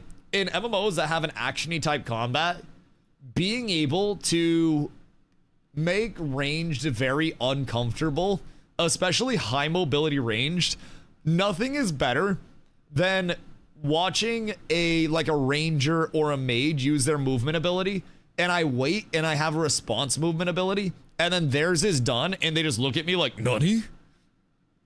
It's very scary for them, and you can almost see the panic set in. It's so fucking good. This is on young console. Mobile. We're actually going to be playing on Game Boy Advances. We all have to meet up and then have like the LAN cord all plugged in. So we're flying out to the stew in Sofia, Bulgaria. No. I would assume, whoops. I would assume graphics wise, they're going for a pretty heavily stylized, and part of it And part of why I'm excited about Scars, Venelin, the lad down here, it's a creative director. That's like the Steven equivalent for these guys. So basically, he is the one in a lot of, you know, creative control. He talked about the stylized graphics versus realistic graphics in a sense of when you go with realistic graphics, you frequently have to update your graphics to keep them on the cutting edge, or over the course of a few years, your graphics become very out of date. With a stylized graphic, once your style is actually established, you can play around that style for much longer. You can, of course, update that style, but the expectation of cutting-edge realistic graphics isn't there with a stylized graphic system, and performance is typically much more consistent with a stylized graphic. So it's kind of nice. Get that mobile market is higher share of market than everything else combined. Oh, dude. Jesus Christ. Jesus Christ. Mobile games make so much money. This isn't actually a mobile game. I was just making a joke, but mobile games make so much money. That shit is crazy. $10 billion plus on the most successful mobile titles. Fucking insanity. Insanity. Fucking horrible experience on PC. I think the best mobile PC MMO experience, I would be willing to go out on a limb and say it was Terraceland, but RIP Terraceland. Now, some people had a theory that Terraceland was an early test for Riot MMO structuring and was an early, basically like, info gathering area for them. I don't know if I buy it, but it was Tencent. So, who knows? Terraceland was fun for like, God, what did it have, like a month? And then everybody just stopped playing it. Just immediately. Tower of Fantasy 2, need to reclaim my gotcha 1v1 top 10 world. Fucking fired. You must claim your crown again. And then bring all of the simps over to Scars of Honor Strike. You have 11 days, brother. What do they have to neglect PC players so much? Because honestly, it's a small market share, and the PC market is also incredibly hard to break into with MMOs. It's almost like the energy drink market, where people have been drinking Monster, Red Bull, you know, Rockstar for so long that it's hard for something like Bang to permanently win people over because you already have your acquired taste. If MMOs on PC didn't exist yet, then it would be a lot easier to prioritize the PC MMO market. But when people have been playing WoW for 20 years, their expectation is going to be WoW or better, or I'm not playing it. You've got to be able to you got to be able to outdo it. I really hear me out of it. I hear you. It's annoying as shit. But logically, I do understand why we kind of get ignored, you know? It's worth breaking into for longevity purposes, but also you can make more money on mobile with less effort, and you don't really worry about retaining players as much. Because you just get their money like crazy with mobile structures. I would drink a Red Bull. I try not to have energy drinks too much anymore. I like coffee, but when you have tap to play on PC, you can't change keybinds to mouse / have the keyboard, camera half drags. Oh, gross. Yeah, I don't know. I haven't really fucked with many like mobile ports, so to say. I really heavily favor a WASD movement system with something snappy for movement abilities in combat. And without that, I definitely do struggle a little bit in terms of retaining my interest. I know it's very particular. It's very particular. But I'd rather be particular and narrow my list of what I'm truly looking for than rush into everything and just accept good enough. Taking healing looks like it's going to be fun as hell in this game. The Paladin showcase looked really good too. We checked the Paladin showcase before everything went crazy in the core case. What this be? Wait, is there more news about Scars? What do we have here? What'd this be? I don't have Steam on this PC. What's that one, Toto? Because if there's new news... Hold on, Scars of Honor. Ah! Hold on, don't worry about that. April 16th. Recent events and announcements. That was a Paladin from Talent Trees. Oh, that's the rebuild of the tree. That's like that's the Venolin discussion, right? I do like that one. I do like that one a whole lot. We watched like the full Paladin stream last time we were over here. And then there was so much Ashes drama that we had to go follow the Ashes stuff. Scars and Cats better get ready for Zop comms. Ay, ay, ay. You know Zombie's gonna be delivering freedom soon, right? He's gonna be back around relatively soon. Yo, Ari, over on YouTube. Hope you're having a good day, my friend. All right, hold on. I'm gonna grab water real quick, and then I believe it is a beautiful time to look into this gathering system and provide some feedback. What I know about the gathering system and the crafting system is we have some mini games that come in that actually have an impact on the quality of output, which is very interesting to me. Incredibly interesting. Was gonna try to merge cats with scars, but the result is not bueno. Yeah, that's okay. That's okay. We don't need to worry about the scats or anything like that. It's fine. It's fine. Everything's chill. All right, I'll be right back. Un momento, my boys. I get water, and then we deep dive gathering finally. You've waited long and hard, many days for this. Because there were a shitload of court filings with Ashes. Y'all waited a long time for this. And I appreciate the wait. I'm sorry for the wait. I shall be right back, boys. Un momento. Give me some Dusty W booties. While I get my water. Make that shit shake. I'll be right back. If you don't, you're fake.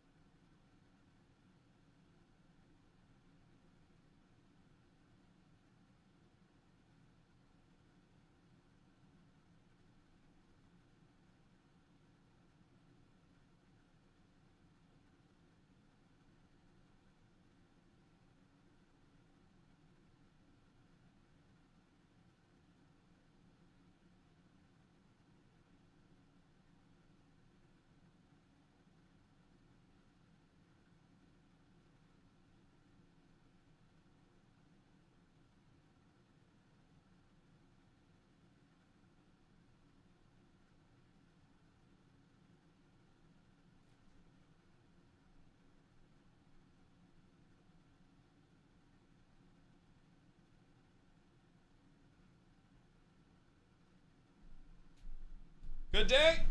Oh yeah. I have returned. Better than ever. I just hope they don't go pay to win in scars. They have said up and down that they will not go pay to win. They have been very, very, very careful, from what I have seen, to not even border on it with their pay for progression. Or not pay for progression, pay for convenience. My apologies. Pay for convenience. The Bolski hit. So it's no pay for progression, no pay to win. There's pay for convenience. So they have been very clear with their pay for convenience in terms of like, we're thinking about adding this. Do you guys, the community, feel that there is pay to win involved in this? And if the community feels like there is pay to win involved, they have scrapped multiple things. Multiple things because of that. Something as small as bringing in paid for inventory space, right? What's pay for convenience mean? Like to save time? Like sometimes it can be to save time. Sometimes it's like paying for additional stash tabs, paying for inventory space. Sometimes it's like, I don't know, pay for convenience can border on more like pay to winish stuff as well. Pay for convenience can be something as small as shit. What would be something other than inventory space that's pay for convenience immediately? That's not bordering pay to win. Because you have many things that are bordering pay to win as well, much more harshly, with like XP tokens and stuff like that, where it's like increased gathering XP, crafting XP tokens like New World had, outfit slots like New World did. Yeah, outfit slots are solid. Be around later. 07, my boy. I hope you're not getting too much snow up there. It's cold and rainy up in this bitch. And I hope you're warm. And if you're not, please tank all of the snow so it doesn't get to me. Travel time? Yeah, pay to fast travel could be interesting as well. I would prefer no fast travel, but like maybe a pay to automated travel. It's like you get an Uber Plus subscription where you can auto run from POI to POI. Cold, rainy, and snowy must be nice in the 90s here. I would rather have 90s than cold and rainy. It went from 70s and beautiful, excuse you, to cold and rainy and gray outside. This shit ass. As long as the combat and dungeons are good, I don't give a fuck what people can buy. I mean, so hear me out. Unpopular take to some, but we were cooking people that were RMTing in Ashes anyways. RMTing is going to happen regardless, and we're not going to do it regardless. I don't really mind either, because it's always going to happen in some way, shape, or form. So, like you said, as long as combat and dungeons are good, we'll still cook people. We have enough people that'll degen the game where even your dad RMTers aren't going to be able to do anything. Start about the Dungeons and Scars of Honor. Allegedly, no dungeon will ever run the same. Allegedly. Yes. I like the use of allegedly there, B-Pelt. You've learned over the last few days, brother. Allegedly. Don't get sued. From what we have gathered from legal documents submitted to me by Bulgarian courts, allegedly, Dungeons and Scars of Honor will have procedural elements to them that will repopulate the layout, repopulate it with mobs, and every 10 levels, the dungeons will allegedly gain new mechanics, every 10 character levels, that is, where you will always have viability in completing those dungeons at this level. When this pops in early access, will it be playable till launch? Not right off rip, Mr. Wood. So, effectively, Rory, what up, brother? In terms of early access, this is the 30th to the 11th, but they have said that they're planning monthly-ish playtests. So hopefully we see something, again, relatively soon. But I think it's going to be, you know, an uptime period where they have different focuses, and then they bring it down, implement with it down so they can catch up on all the bug reports, technical debt, and then they bring it back up for more snapshot testing and kind of go through that cycle. I think that is much more reasonable as well than trying to maintain a live service while you're still trying to implement more. It all could change as they go forward if they feel like they could pull a live service, whatever it may be. But I would highly expect it to just be kind of the, you know, the staggered periods of playtesting. Have you seen anything on the crafting and profession scores? That is what we're about to watch right now, my boy. As with all procedural content I've ever played, it all becomes repetitive at some point. Oh, yeah. I think that no game, PvE-wise, is exempt from becoming treadmill-y, right? And I think with how much the degen side of gamers plays games nowadays just on a daily basis, right? I stream fucking 60 plus hours a week on a low week. On a high week, I'm pulling 70 plus. And that's not even on the top end of things. There are people that'll game 12 plus hours a day when something is just launching. I still go outside when shit's launching, right? When we look at how much people are playing the game, it doesn't take long for the, you know, played hours to elapse the average hours that a developer has spent on the game since the iteration of the game, because developers are somewhat limited by work weeks and ethicality and labor laws. What a shame. So it's interesting to think that some of these games do even provide as much content as they do. And I think if you're just looking for an avenue, like just one small unilateral avenue where you don't want to do anything else in the game, right? I think arenas can become boring and repetitive because at a certain point you've played against every class, you've played against every comp, you know what the combos are, you know what's going to happen. Open world.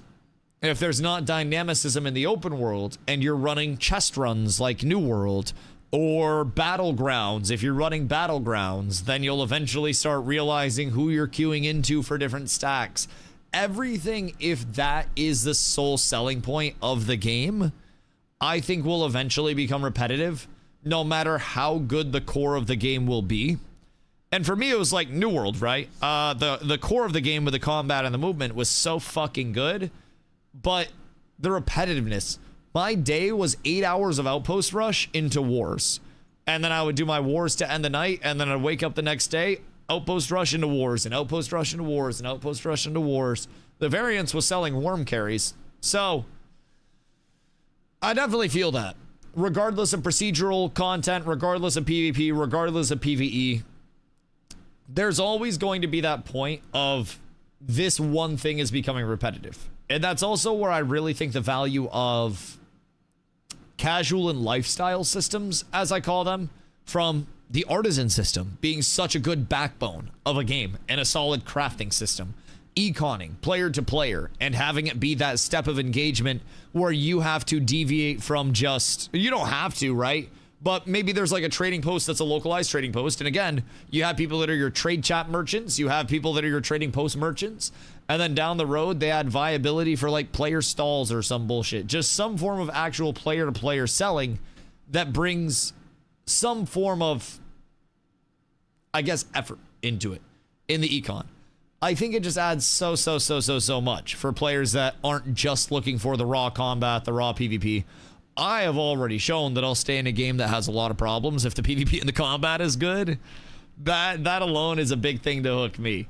If I have good PvP, if I got good combat to play, if I'm having a blast, oh dude, I'll stay. Also, Self, I hope you're having a beautiful day, my friend. So I'm excited for Scars. I think while this is still going to be extremely early, I'm hoping that the combat on a baseline is feeling good. Game feel for me is such a big thing as well. If I am pressing something to attack or to cast an ability, I don't want to press it and then feel a tangible input delay before the ability goes off. I really want that game feel to be very smooth. Very smooth. Which is something that New World didn't really do that well. Ashes actually did quite well, in my opinion, was input registration.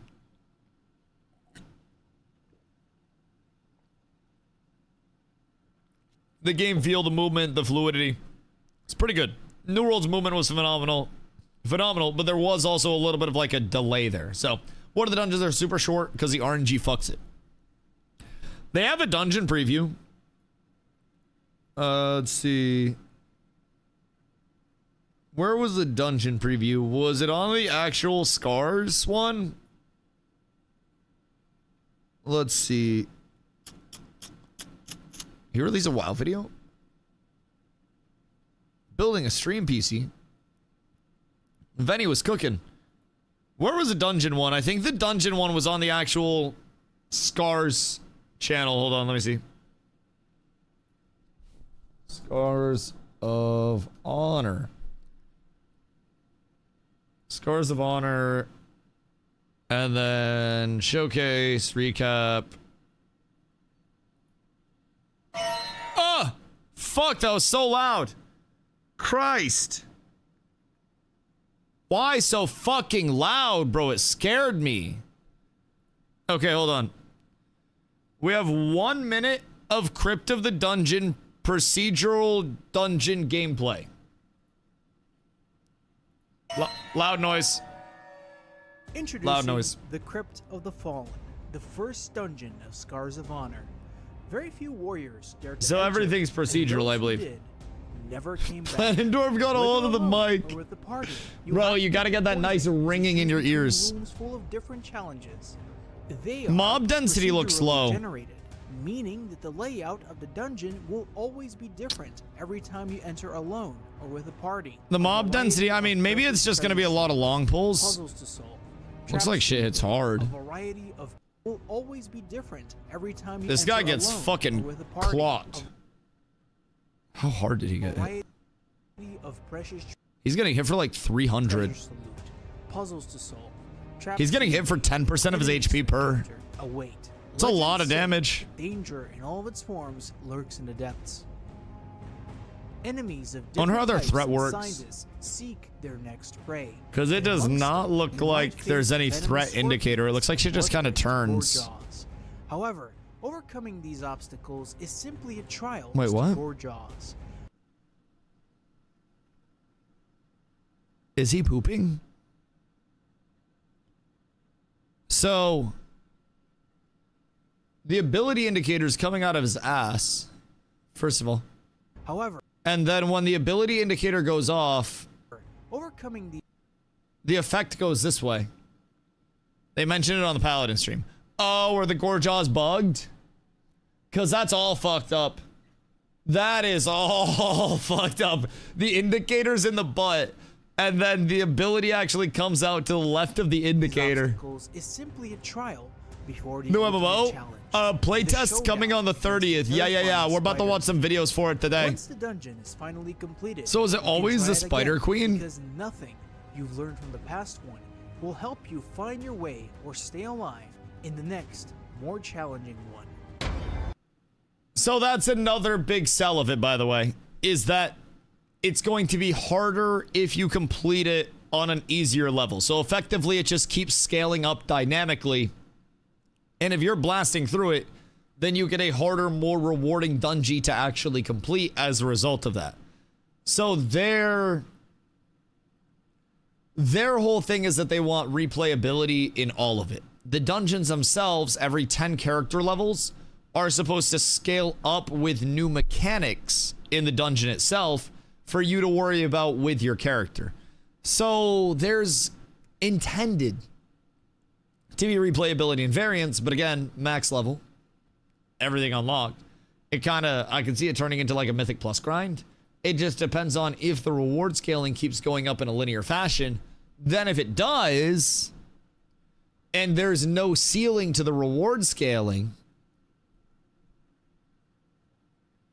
then normal dungeon plus. Yeah, it seems like there's not going to be a time limit on it, right? It's just harder mechs. So realistically, it's more of a normal dungeon plus than a mythic plus. Yeah, honestly. And if their reward scaling doesn't have a ceiling and it just keeps going up in a linear fashion, then that means we're going to be able to blast those on a very high level to get very rewarding gear to then PvP with, if the PvP gear is the PvE gear, which they've given indications that they want the PvE gear to be the PvP gear as well. They want to link that in. So that'll be interesting. I wonder how high they actually plan to go with the scaling from the dungeons. That is it's a big thing. Free to play, is it going to be pay to win? No, I would not do a pay to win game. I have a meeting with a bank tomorrow about getting a house. Don't worry, not Pathways Bank. But I have a meeting with a bank tomorrow. So I can't be doing pay to win anything. I can't afford that shit whatsoever, brother. I am cooked. I am cooked if I do pay to win. So the big thing about Scars that I like, I'll start at the top. They're in Bulgaria. 20% of the labor cost comparatively to North American game development. Cheaper to make the game. Way more sustainable. 100 plus developer team taking on a reasonable scope. They want to have PvP, PvE. They've talked about guild wars, massive scale wars, but it's a much smaller scope than something like Ashes. So immediately, like, yeah, you've got less mass appeal in terms of like the wow, look at all of it, but also you've got something that's very realistic for a team to achieve. So providing how far, you know, they plan to reach and plan to extend, you've got some promise there. They have been very communicative that it's going to be no pay to win, just pay for convenience. And they have gone as far as, in terms of like asking the community, inventory space was something that they asked the community was like, do you consider buying inventory space to be pay to win? And a percentage of the community said that it was. So they were like, okay, we will not include that in our pay for convenience package then. We will not be doing purchasable inventory space because they don't want to border on that pay to win at all. They want to have a clear line of the convenience is simply convenience and it is not pay to win. Dusty, there's a bump sound coming from the front of the car. Like a loud one? Like a pop sound. Did you hit something? And is it loud? Not like Karina was. Might have to check it out. Been missing AOC. It might be the wrench your dad lost. Yeah, I mean, reasonable to think it may be. Are you home? Or are you still at work? So it wasn't a wrench, by the way.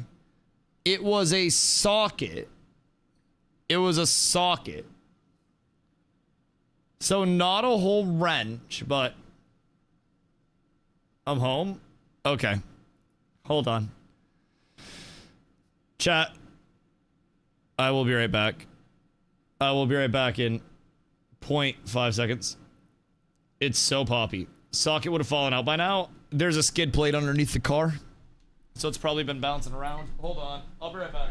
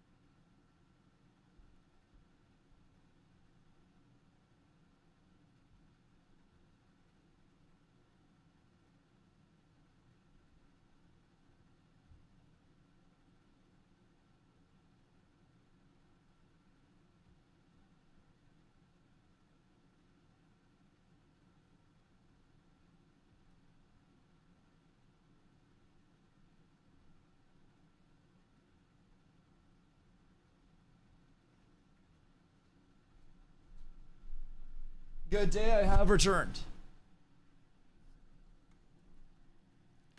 I did not hear the noise in my short time out there, and there's ice falling from the sky.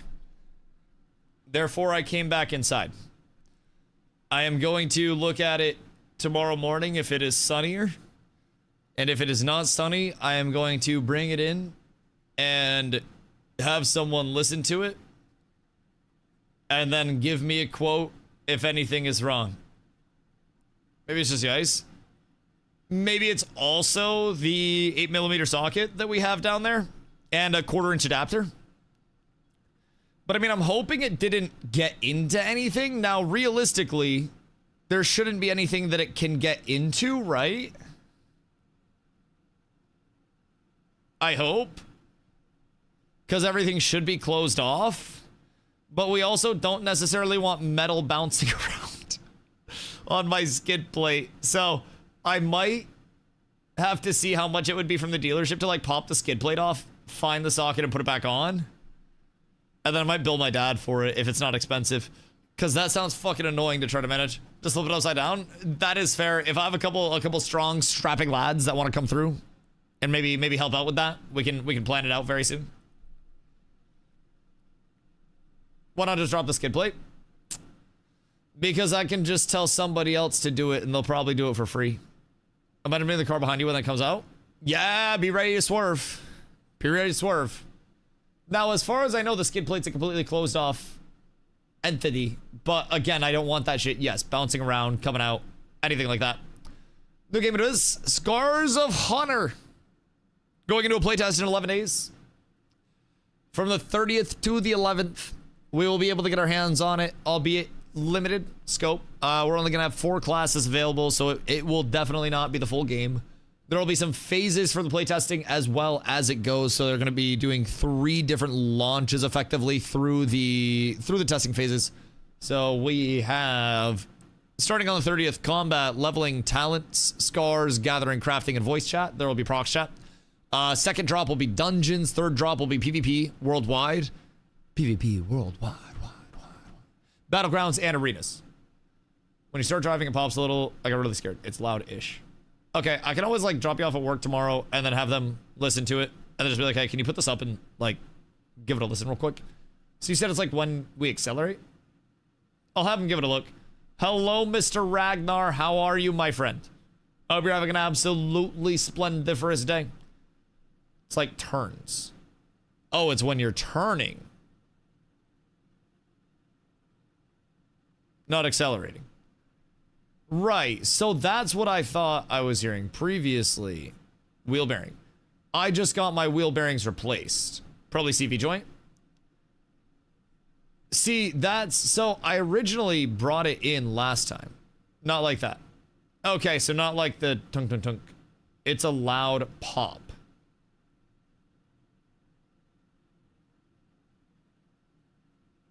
Okay. Yeah, I'm gonna drop you off at work tomorrow and bring that over to the shop.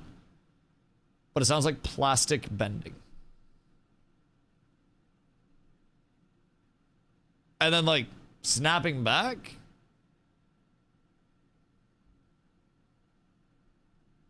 Maybe one of like the wheel wells or something. Maybe just like the plastic on that. U-joint, pitman arm, wheel bearing, steering column. The fuck is a pitman arm? Plastic popping. I'm almost thinking it could be like... What? It sounds like this. That's what it sounds like. Literally exactly like this. Like how many times does it happen? Like whenever I'm like... Like just once or like multiple? I am so serious. This is what it sounds like. This is exactly okay. what it sounds like. Yeah, I'm gonna bring it over to the shop tomorrow. Literally exactly what it sounds like. I could not have picked a better sound. Okay, yeah, because when I went back and forth, it did not do that.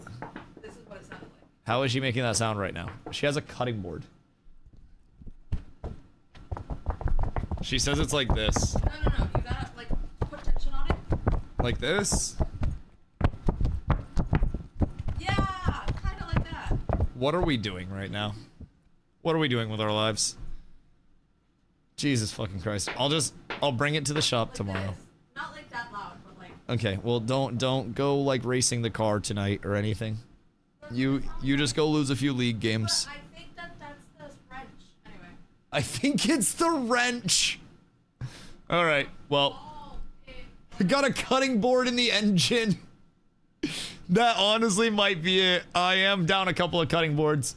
All right, well, we're good to go. I'll bring it to the shop and then have them look at it and they'll probably do it for free.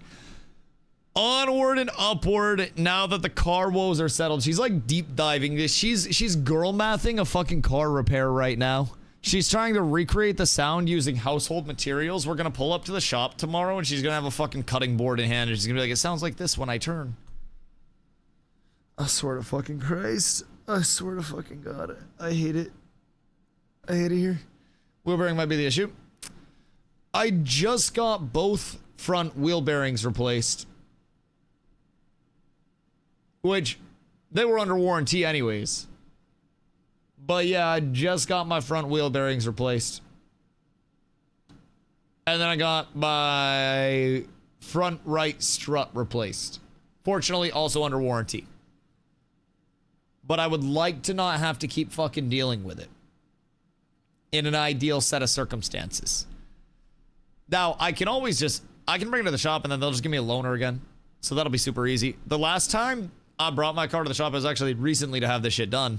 So they just go good on it. They gave me a loaner that was a newer one trim model up Honda Civic comparatively to mine. And I fucking hated it. Less comfortable. Drove like shit. Looked ugly. Interior was worse. Everything about it was just less than ideal. I was actually quite disappointed with it, if I do say so myself. Okay. Outside of apparently my car falling apart, we have...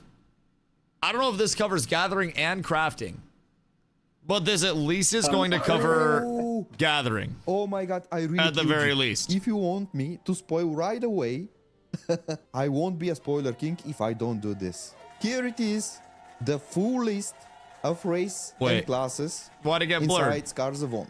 Hi, I'm Vanillin. I feel like the blur was rude there. In this recap from my last stream, Do we I see invited it? Alex Turofiev, one of our lead game designers, to join me. We talked about a lot of topics: blacksmithing, woodcutting, fishing, mining, and also go some check it out. we've made Go check it out. I'm sure you can just rip it apart real quick. I shared a bit of Take the skid plate off and go in from the bottom. The full list of races and classes we're currently considering for Scars. Is it when you're like turning and accelerating? World environment and visual progress. Okay, where are we at? Who were with me on the last stream, you know that. Honestly, this Sunday we're going to see the new grass that the team this looks good inside the game. So I will just go and show you. I don't think the visuals really look that bad at all. It's easy. He said they're getting new grass on Sunday. The previous and the new one. Which this was an old video, so they probably already have it. About what was the blink? It's easy for you to compare. Wait, where was the teleport? Aspect of it, because it's easy for you to compare the previous. When did he teleport? He teleported, right? To see the new grass that the team implemented inside the game. So I will just go and show you the full aspect of it, because I wonder if that completely phases you out, because that is quick as fuck. The new one. And I want Plastic bending or scraping sound often indicates a stuck brake caliper, causing the brake pads to drag against the rotor. That's interesting, because she was also saying that the brakes sounded different since we got it back. Keep in mind, I don't really drive the car that much at all. She drives it like on a daily more than I do. So I don't really go much like anywhere at this point. So I'll bring it in and have them look at it. Definitely change the way the game feels and looks. So even when that's turning, there is progress in environment. And I wonder if every tree's gatherable type shit as fast as possible, because this is because I do think this looks nice. Why I'm coming here in asset wise, character wise, something that we don't like. I think it's solid. One example of that was the environment, the way the colors were, not the environment itself, but the colors and lighting in general. So the team took their time and made saturation and lighting was one of the largest complaints that a lot of people had of the evolution of Fortnite. Came to be. Pay attention. I think this looks nice though. The skybox at this moment. I love the look at it. Yeah. I think the look is very solid. The way it looks. I like stylized. See how it will transform. When you have a recognizable style. Enter this area. See how it the immediate this is this game instead of just this is an MMO is nice to see. Who have been here on the previous stream, I have showcased. I think the nameplates need more, but that's such a small thing. Which, by the way, I believe one of the main Is that shit just like not dying? guilty guys for this system is actually here Movements playing with us. I think are looking Alexander good. is working on the clouds and in general lighting as well. So this is yet another thing I'd love to see some more of the melee movement. In order to make sure that we have. I'm assuming they just have the 4 that are going to be available for the playtest right now. Oh, that scared the shit out of me. Oh, fuck, that scared me. Oh my god, I did not expect that transition. What the fuck? This is a system that we that was so together extra. with the community. Go, Alex. Oh, it scared me. Alright, so different elements. Burns it hard as shit. I need to stun you. I need to stun you. They have a sprint. Is this a sprint? I think Mage will beat you. It's a cool concept for an ability. Hold on. So this is an AoE around you that hits somebody, and you have multiple of those by the look of it. This is a really interesting mage build. So Arcane Missile is your spam. That's no cooldown. And then a 29-second cooldown, like a 30-second coolie right there, for your wide AoE on the 5. What does all the damage there? Wait. What? I mean, he's pretty weak going into that anyways. Yeah, he's pretty weak going into that. And then after this, the 4 comes out. Cool. What up, brother? Oh, we're having an absolutely beautiful day. Dude, I'm excited. I'm excited to get my hands on it. This looks like an interesting mage spec. So the 4 is the closer range on like an 18-second coolie. And then it looked like a little skill shot stun. Interesting. So the 3 is almost like a little skill shot, lob a ball and stun. So when that goes out, Ranger has the, whatever that is, like a phalanx of shots that go out. Looks like an AoE. But that ball hits and then stuns. Oh, that's cool. They have little constellation effects coming out of it. The spell design's kind of sick. I like the spell graphics a lot. I think Mage will beat you. And then the stuns go absurd. Elemental beam.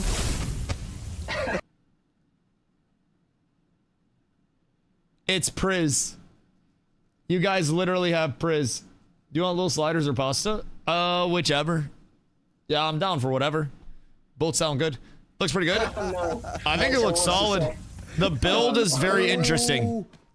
Oh my build God, is very, very, very interesting. Looks like it adds some AoE CC.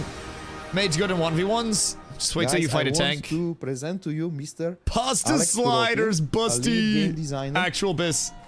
All of the pasta sliders. For Mr. Alex. All right, so I think we're getting into gathering now. Very passionate about gathering and crafting. He personally have worked on all these systems. How many people can we fit in one tree stump? So Alex, welcome to the stream, and share with us a Joke's little on you, Mage bit can of tank. information. Who you Does are, Venelin play Mage what as you his have main? done inside Scars of Honor. Hello everyone, nice to meet you. I'm lead game designer, and in Scars of Honor, I pretty much. Venny, we gotta get this man an SM7B. But some of them are. Bulgarian team cooking? I believe in Bulgaria. And I want to learn what the Bulgarian flag is and then get one if this thing goes well. Survival games. So I'm extremely passionate about that part of the game. Venny trying to troubleshoot the echo is crazy. If we get the house, I'm gonna have Hawaiian rolls on tap. Making sure that there are some quite no Hawaiian rolls. Those gathering nodes and God damn it! This is not what we're getting a house for. You don't need a house for Hawaiian rolls. We have Hawaiian rolls right now. First of all, this is in development. Okay. And now I'm gonna play the mini game. How this mini game is played, I can show you. So basically, every hit impacts the quality. The right mouse button on the right time. Oh, this is gonna get scores. This is going to get botted to I think shit. I'm going to receive a really good pickaxe. This is gonna get botted. Become rare? No, I didn't. People will develop third party for this. There is a bug right now. On I feel like this the might get stream, which you arbitrary have quick, seen. but This is what I'm Alex down for was, right now. Skill explaining. shot and crafts is going to be But crazy. If you pay attention, you can see that I Lex, got I think it looks so this fun. item. It's already in the The bag. minigame Why? looks like an Because interesting I previously concept. built, So a efficiency big on that axe is and it's 9. here. So I have all of the tools that are needed for gathering and crafting. By the way, see this. So When I how did that crafted- bump up the quality on the craft itself? I'm right time. Basically, So I think it's 3 basically. I think you get 3 hits on it. Development build. RNG for stats on The craft. minigame. So first hit was 10 because it was a I good. can show you. Second Basically, we hit have rounds. was a good. of So which another pressing 10. The right mouse button. And on then the right third time, hit was the scores perfect. the So effectively, if you hit good every time, you go to 100%. And then perfects will bump up your percentage is what I'm gathering. Only thing I'm scared of seeing is crit chance and damage. Oh, wait till you see my stupid ass Paladin build that I plan to rock. It's gonna be a treat for you. Absolute treat. Oh, I was perfect. I think I'm going to receive Okay. a really good pickaxe. This So, is it seems going to like come 3 rare? hits. And I would assume as you are getting this more is crafting in gear, development build. higher And crafting now- levels, you would almost expand the thresholds where you can hit a perfect versus hitting a good, maybe? Like more of your bar becomes Play the valid for it, minigame. maybe? How this mini game is played. Oh, if I like that? can show you. It's different. Basically, we have rounds of It's which press definitely odd comparatively right to mouse crafting button systems I've played on the before. right time, But odd doesn't scores necessarily mean the- bad. Odd doesn't mean bad. Now, I personally think in terms of the icon that's on the bar, there needs to be more of a discernibility of exactly where you're at on your click instead of a wider icon. I think that definitely needs to come to a point, just very simply. How is this? I mean, I guess because it's over 50%, but like this is a good, that's a perfect. And that looks real close to just about the same percentage out. It's like right around 50%. So something to further differentiate exactly where the icon actually is, I would really like. So when he goes into it, we see crafting mats. The questions are mats BOE. Or sorry, BOP. 10K plan for the server size? Oh, goodness gracious me. Oh my, I can't wait. I wonder how it's going to run with 10,000. Realistically, you have seen. This is what Alex was explaining.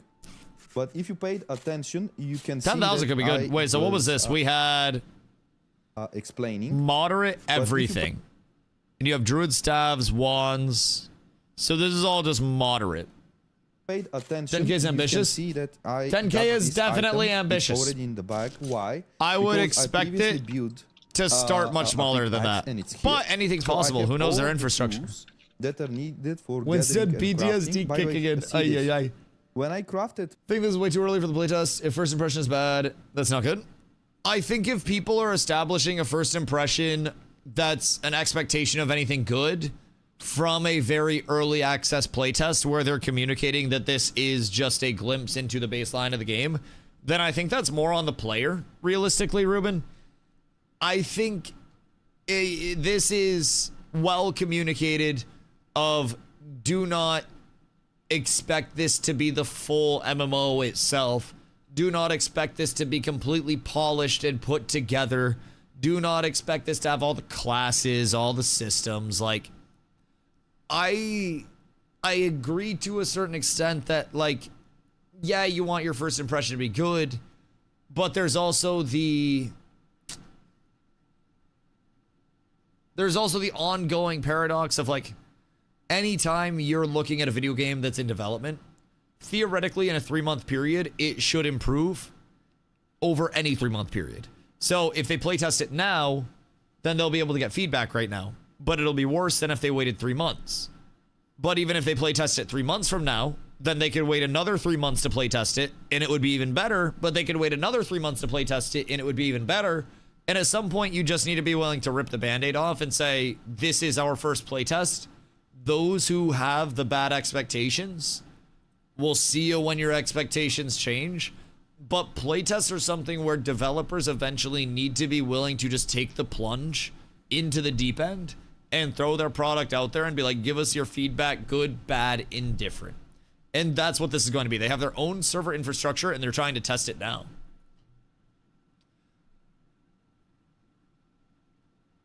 Is it server workers in part of the area that potentially grid themselves dynamically? Wait, what are we talking for their own server infrastructure? Because that's very intriguing. Very intriguing. My sturdy axe. I played the mini game. Is the 30th of beta kind of then? There'll be wipes? Well, so oh god, yeah, I would expect 1 million wipes. This is far before the actual launch. I'd expect everything to be wiped time and time and time again, if I'm being completely realistic. Not a good for declamation. Look, I kind of like it actually. Perfect. But keep in mind, I played a lot of stylized games. This is also likely what I would expect the Riot MMO to kind of be stylized similar to. Except, you know, everything be League themed. So, didn't really think about the word wipe yet. Wipe hype! Wipe it! Axe. Zop exploited. So, Alex, we're finding dupes. Ooh, do you see that freeform movement? You see that freeform movement coming in? And this allowed me to get this rare freeform movement's an interesting one on a Alex, tabby. I like that though. Anything else I like that freeform movement, boys. That seems wonderful. Wait, so what do we see when he scrolled? So blacksmith level 2 not available to make helms. Fine linen hood. Is this just from blacksmithing itself? Because that says fine linen hood. The pickaxe. If you want to show the game once again, you can craft something else. So let me just. What happens if he just like fucks up? A couple of words about the crafting here. Okay. People can just see, entirely fucks it up. Does he brick? On the bottom of the screen, and mage wands. All I know is my two-handers better be chonky. The resources needed, I might run sword and board. Do we get shields? Are there shields, or is it only two-handers? And there is also some gold requirements. Because I feel like I haven't seen shields yet. You can craft all kinds of gear here, weapons. Have we seen a singular shield? Have some decent level of blacksmithing to craft the better gear. So lower quality. So what happens if you just like miss? Expertise levels. You just get a really bad version of the item. The better you get, magic shield. I know there's like the magic shield, like the ability. You have easier time with the mini games. Right now, because you're crafting some very simple items, it doesn't look that hard, right? But if you try to craft a more complex item, as the game progresses, it gets harder and harder. Each mini game has different difficulty levels. It gets harder. Hold on. So crafting is going to depend on probably getting crafting gear, and then somebody that is also going to hit on all of your items consistently as a crafter and isn't going to fuck up the minigame. So you have to not only have a crafter that you trust to not scam your shit, but you also have a crafter that you trust that isn't going to brick the minigame and give you a worse version of the item. That's going to give you the highest version of it that's hitting perfect, perfect, perfect. I personally am going to be drug testing all of our crafters, and if you are not addied out of your fucking mind, you're not doing the crafting days. I'm gonna be real. Our crafters are going to be on stimulants 24/7, so you are locked to the teeth. I'm going to try to get the guild a Red Bull sponsorship, and I'm going to reach out to many Colombian companies and try to see if I can get us some of that pure. And I'm gonna get y'all taken care of, and we are never going to miss a craft in this guild. I can promise you that, brother. You will be the richest of the rich. You will be known as the best crafter to ever exist. Jesus, imagine gathering all the shit and a crafter fucks it up. See, that's the interesting part. It doesn't look like crafts are that expensive, but I also think these are just going to be the basic crafts like they were saying. This is just 4 of one thing and 4 of another. Now, of course, it could always take like a year and a half to get 4 of something. But So primary stats and masterwork bonus. So the primary stats come in. And then what is the masterwork bonus? You have your base stats, you have your primary stats, and then you have your masterwork bonus on the craft itself. So these mage pants come with armor. Base stats are magic defense. And then primary stats, more armor. And then main stats. And then masterwork bonus is probably something you proc if you're further, like if you further succeed in the game. Difficulty levels, a lot of them. This is an interesting menu. You need to have usually better tools, which are right. for gathering. Better tools, crafting gear. And of course, expertise. Consumes. And for all crafting mini games, there is not just winning and losing the game, but right. The better you do in the game, the better the quality of the item you get. So all of that matters: expertise and preparation. These are the filters that expertise. also allow you to. Is that like personal expertise or is that a stat? Just because if it's actual like that you need in order to. If it's crafting gear, so, I barely hear them. Most of the nodes have different sizes, and at least two of them. I have it as loud as I can. They need to yell. Say, for wood cutting, we have just for each level of trees, because there are different trees in the game, of course. Okay.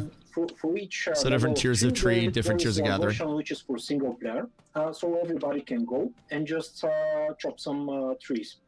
But there is also a party version of that, and you can see it a bit down the road here. Interesting. There is one bigger and it tree, reduces the tree's which HP. Is only gatherable if you have several players. So does that just speed up the minigame? Gathering, and the more players are trying, of course, the easier it gets. But if you want to get really you can good collaboratively stuff, chop. Let's say we know what gamers are watching, so I will say it directly. It's higher chances of the better wood. You get the better quality item more often when you are playing with party. We wanted to emphasize playing together with your friends, so this is kind of a special. Wait.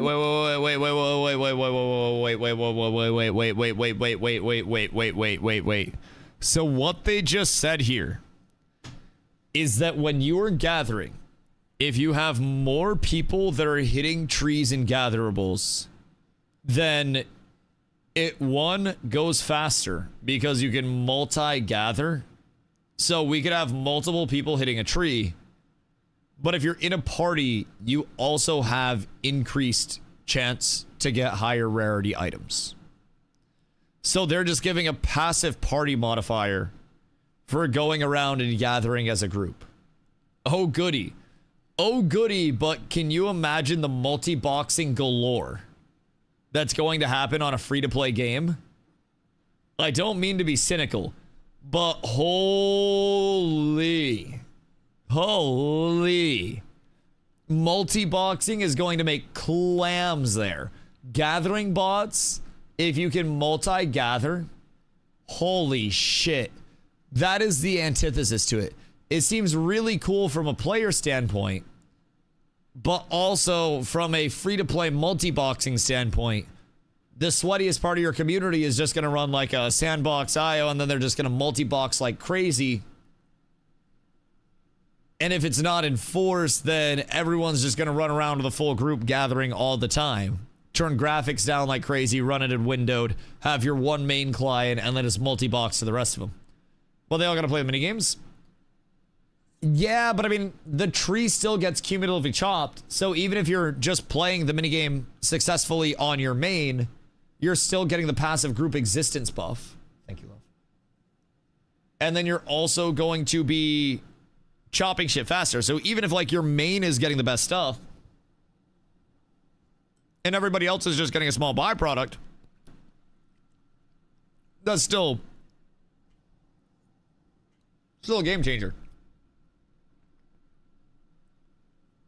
Matt, thank you for the 28 streak. I appreciate you. Easy fix, make spot different for each. Make it so there's bad spots that break your shit. Yeah, but when the tree dies, I believe it just dies. I think when the tree dies, It just generates loot for everybody that was hitting it. Let's give it a look-see. For those who actually go and gather together. So the moment when this bar appears, you press right click and you hold. Basically, you need to land it in the place where it was previously landed. This was a perfect hit because I landed it perfectly and I did it again. Seeing how... Okay. That is cooked for multi-boxing and botting. So, Meta, the 20-day streak is huge, by the way. I appreciate you. So, what he just said there... basically, you need to land it in the place where it was previously landed. So, you're trying to hit the exact same part of the tree? So, you're rewarded if you have a very precise input at the same exact time. It just puts the perfect area where you hit it last time. So, if you have something that can replicate your keystroke every 3 seconds... You have like you have an auto hotkey that runs and hits it every 2 seconds on the second after you interact with that hotkey, right? GG. You just gather for free. I think that's just going to get exploited to shit. I landed it perfectly and I did it again. Seeing how the loot was distributed, how it was shown, do you wanna I see scary here. receive it automatically without loot, or you prefer this way? Let me show it again. So let me play it. Auto loot's so much better. By the way, this is so chilling. I mean, it's so chill to play this game because it is not that hard. So currently, as I have gathered the I think auto loot's the node, this much is how smoother for I am gathering. obtaining my loot. I would prefer to get the items automatically as well. I think that feedback makes sense. Biss. Because when you go together, Biz. then you want just to take the things that Leon, thank you for that. it's natural. Why would you leave them on the ground? And even for the things that you don't particularly need, you will basically want to go back to the base and sell them. I don't know how I feel about that gathering minigame. There will be in the end game. I almost feel like they would be better off to Fortnite it and randomize where the sweet spot is. Of the game, I think players will need to take everything. Have the auto loot. This will automatically fill a lot of your bags. I have seen people. I do not know how I feel about that, if I'm being honest, in terms of the gathering minigame. So effectively, the way that it was described, if I hit a spot on the slider, I want to hit the exact same spot on the slider the next time that I swing. I get a group experience buff, not experience buff, but I get a group buff for gathering. And it's a free-to-play game. This, to me, immediately seems like multi-box and bot heaven. People run around multi-boxing in a group, interact with the gatherable, 5 hits or however many you can have at the same time, re-hit at the same time, re-hit at the same time. Everybody wins. This is scary to me in terms of design. They can double up on items. Imagine if it was somebody multi-boxing a full group. Keep in mind, this is a free-to-play game. People aren't going to have to buy access to it once it comes out. Like, this is... The core of it is really neat. If you have multiple people gathering, you're supposed to get rewarded for that to encourage people to gather together and go on these group expeditions. But if it's duplicating the loot, if I have 5 people hitting the same tree, and it's duplicating the loot there among 5 people, but all 5 of those people are me multi-boxing, then I feel like that's real bad for the econ. Because then at the end of it, you just trade everything to your main, and nothing else matters. It won't be prevalent in their playtesting, but as far as I understood, there are only some trees that require group Can't solo shop. Yeah, I believe there are only some that require a group, but they said a few seconds ago that you get a passive bonus just for being in a group, even when you're gathering, where you have a higher chance to get like higher quality items from it.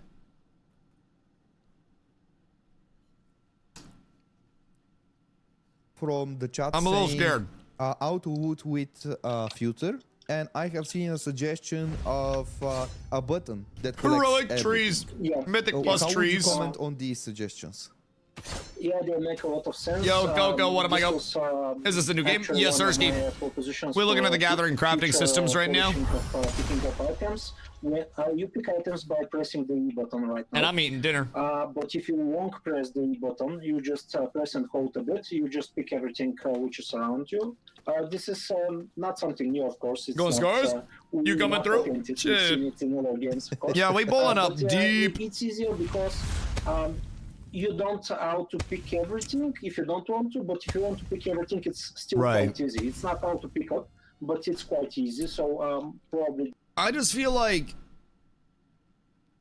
in terms of auto loot, it's going to save time to allow us to have auto loot go into our bags, and then the unwanted thing to go in and destroy it once we get a stack of it and actually need the space, than it would be to have us go through and manually click everything that we want to grab. I feel like it would be more inconvenient to have to grab every single gathering item that we want to, like, to pick it up off of the floor manually. Whereas if I'm going out and I'm gathering, and I'm just trying to fucking vibe out, I don't know. I feel like I'd rather destroy that shit. Big still patrolling Steel Blue to this day. Bro, we're gonna give a new castle patrol here very soon. I swear to God, we're gonna get our boy right. We're gonna get him very right. Oh, what is this massive tree in front of me? Me and you were in a party. Massive So, spike tree. See, guys, the moment Okay, so when I this is start a group. It asks Forced. the other player to join as well. And now me and him are going to together chop the minion. See, 3, 2, 1, and we chop together. So do you guys have to time it up at the same time? No, I think we're gonna slay it, right? Or no? I did perfect. Wait. No. Wait. Oh, you can run out of chops. Nice, nice. Can you explain Interesting. a little bit about? So you only have a set number of chops. Because after his last perfect. chop, he didn't get another chop. We lost it. No. Oh no, we did it. Nice, That's interesting. nice. So you can explain a little fail bit gathering about, the By the look of it? distribution after Unless it just bugged. multiplayer or party node is destroyed, and maybe spawn after that another one. So I wonder we if every try tree again. is gatherable. Yeah, we were back and forth on this. Wondered whether people should have their separate. Let's again have it where you set what resource you want to auto loot. Almost like a loot filter type beat. Loot filters could be good as well. But in the end, decided that it's more fair, and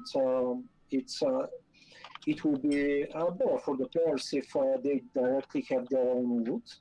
And you can see that the players can see that chopping down such a big tree delivers quite a bit of resources. And imagine that this is multiplied several times, because what you see on Venice stream, I also got as much as. I wonder how many we can have.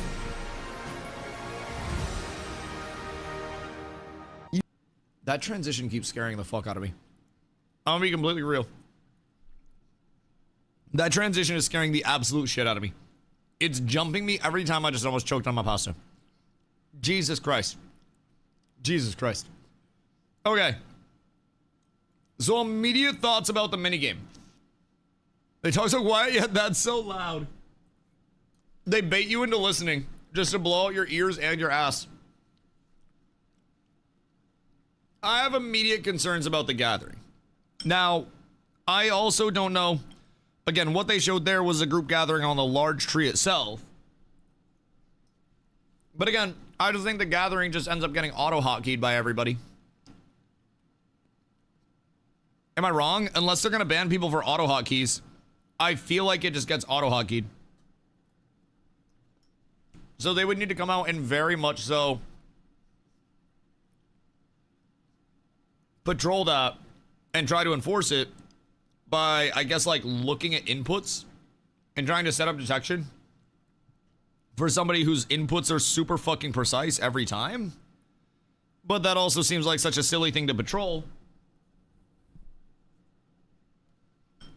If the spot's different each time, I think that's the tech. I think they just randomize the spot every time. That is my personal opinion on it. If it's in the same spot, it gets auto hotkeyed. If the spot is different and it's randomized, and you actually have to win in a set number of chops, then that helps. It doesn't make it immune to botting, but it helps combat the most baseline efforts of it, where you can just multi-box and auto hotkey like crazy. If you want me to spoil right away, if you want me to spoil right away, is he doing race class stuff? Classes and their combination. Do we want to do that, chat? I won't be a spoiler king if I don't do this. Does he have a Let's soundboard? see it. Here It's it fucking is. lit in there. Here it is, the full list of race and classes inside Scars of Honor. Okay, so what do we have here? And what are... I'm gonna be real. I think we're going Sacred Order. I'm like 90% certain that we're going Sacred Order. Each race doesn't get all the classes. Yeah, it looks like human... Oh no, Paladin is all of them on Sacred Order side. And then 2 on the Domination. So you have Infernal Demon Paladin, which kind of seems like a cool concept. And then you have Orc Paladin. Is the game playable now? Playable on the 30th. You have to request access on Steam, and not everybody will get in for the playtest on the 30th. But go on Steam, search up Scars of Honor, wishlist it, and request that. It is free. So, what am I looking at? Are there going to be racials for this? Is progress saved? Nah, no, goodness, no. This is like their earliest tech test. This is going to be so janky. This isn't the launch of the game at all. This is just a super early tech. I hope no racials. I don't mind racials, but I also prefer them to be small compliments and accessories instead of main points of character building. Something along the lines of... What are we talking about in here? I'm scared. Bears and shit. Bears and shit. So, I'm hoping that the racials don't go too crazy. What if we can make a Death Knight type class with Necro? Shit, probably. What type of Death Knight you looking for? Like an Unholy DK? Because I would assume Necro is going to be like the resident summoner, right? That or maybe like a druid? What up? Oh god, no, there's no more is room. absolutely S tier. Yo, Mewan, thank you for the follow. Appreciate you, dog. Infernal Demons? I don't know if we go in. I'm pretty sure we're going Sacred Order. I'm not gonna lie. Unholy DK or Blood DK? Blood DK almost seems like there's like Paladin potential there in terms of the self heals and shit. Looks like more people want a Sacred Order. I also wanted to go Sacred Order. I have seen a lot of communities that we used to play Ashes with that are coming over and want to go Domination. And I would like to have very much competition to actually play against. I look forward to that a lot, if I do say so myself. Okay, hold on. I'll be right back. Un momento. I gotta pee and bring my plate out because I just chowed. Carla brought me in food. I will be right back, boys. And then we resume live video. I don't even know what else is in this. We got 20 more minutes of video to look at. All right, hold on. I'll be right back.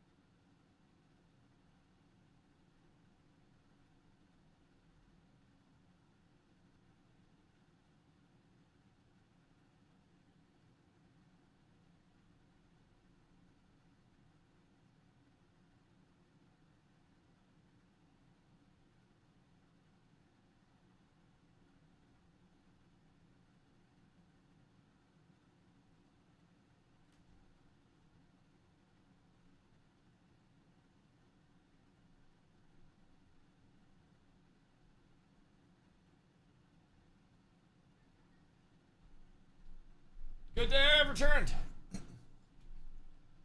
Oh. Dude, I just ate so much. I just chowed. That's my apologies. When are we voting? I'm down for the dump. It was already in Discord, but I'm pretty sure we're gonna be checking out Sacred Order. Just in terms of like where a lot of the communities that we know of are going, we're trying to go opposite that. So we have a lot of PvP content. Because realistically, we know that we're going to have our entire community pulling up. We do not know who else is going to be bringing their entire community. Polar going Sacred Order. When did that change? Early on, I heard they were going Domination 100%. Bears. That is so cringe. That is so fucking cringe. Ay, ay, ay, ay, ay, ay, ay. Are they all going to be bears? Bears can't be every class. Is Polar an RP guild now?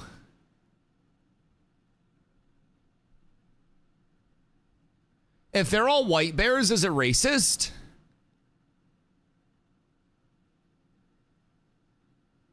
I feel like this is a slippery slope to go down. Is Polar the furry guild all along? Let's be honest, not a single person knows what Polar is actually gonna do. I don't think Polar knows what Polar is actually gonna do. If forced to be Sacred Order, I'm 100% gonna be a bear. Honestly, I'm either gonna be a bear paladin or a sun elf paladin, depending on how trippy the sun elves are. But I might also bear paladin. Bear paladin might go crazy. Polar bears, that's why. Well, I'm aware why. I'm aware why. But I also feel like they can't all be polar bears. I feel like they definitely need to have every type of bear included there. But yeah, I know of a few Ashes communities coming over. I thought Polar was going domination, if I'm being completely honest. My goal is to put us in a spot where we are good to get content no matter what. And we know that there is going to be an active community on the other side. Now, I will say, there is no guarantee that any community will stick this out or will play. Considering many communities have been floating like absolute mad between game to game to game because nothing's sticking post-majority. Sorry, I was reading fucking Zop's message. Post-Ashes. Snuck a word in my mouth there, just put that right in. Post-Ashes. So many communities have just been floating. And I don't necessarily expect a temporary playtest to be what stops everybody from floating. I would definitely expect it to be a lot of come and go type shit. Dom has more class variety. Does it? Or is it pretty similar? I feel like it's relatively similar. Only dwarf can be necro on Sacred Order. And then they have 3 necros on Dom, but Dom only has 2 paladins, whereas Sacred Order has 4. Mage is only human on the Sacred Order side, and then it's undead, infernal demon, and orc, but not Gronthar. I wish it had 3 factions. Yeah, 3 faction was very fun. Faction list was also quite fun. I will say. The affiliations going crazy everywhere at all points in time was really fun. Orc Mage is actually disgusting, should be removed. What's Gronthar supposed to be? Is that like a troll? Or what are we looking at here? Pigs. Wait, there are pigs? So there are bears and pigs? Okay. That makes sense. That checks out. The icon kind of makes sense. So why not Pig Mage? Pirate Pig is going to go fucking crazy, I will say. Pirate Pig might be the hardest combo that there is. A Bear Druid is just kind of plain. I feel like that's way less than ideal. 3 factions is the best MMO setup, just needs to be done right. DOC with 3 realms, still best PvP setup. I think, like, my largest interaction with a 3 faction setup was the New World system. And I spent a lot of time in the New World system. I really enjoyed my time over there. Now, it had so many flaws in terms of the accessibility to different gameplay modes, but I actually did really enjoy my time over on the New World side of things. I thought it was, combat-wise and initially in terms of the actual world building, I thought it was quite well done. I just wish that more people ran around PvP flagged, or there were just early on more implementations of PvP being iterated in the open world. I thought that would have helped retain a lot of people, but I was a huge, like, war player regardless. I just felt like more open world is always good. Probably go basic bitch human. The question is, what race do I want to go? I don't know if I want to go Dwarf Paladin. I might have to go Dwarf Paladin, though. Like, if the Dwarf is actually way shorter, I might be obligated to go Dwarf Paladin, so I can hide behind people easier. The Order gets 4 Priests to Dom's 1. Also 4 Paladins to Dom's 2. What else do we have? We have Rogue. Assassin is 3 and 3. Mage is 1 to 3. Druid is 2 to 2. Ranger is 1, 2, 3, 4 to 1, 2, 3. Ranger's 4 to 3. Warriors 4 to 3 as well. Assassin is 3 to 3. Necro is 1 to 3. Mystic is 2 to 4, sorry. And then Pirate is 3 to 4, I believe. 3 to 4? Yeah, 3 to 4. Can't be a Sun Elf pirate. They're landlocked. So, I mean, it's relatively balanced overall. There are definitely differences. Like, if you're trying to be a Necro on the Sacred Order side, that's only going to be a Dwarf. Apparently, the Dwarves are the most fucked up morally, and they're just bringing people back from the dead. If you're trying to be a Pally on the Dom side, you're going to be a little bit more restricted there, because you're into Infernal Demon and Orc.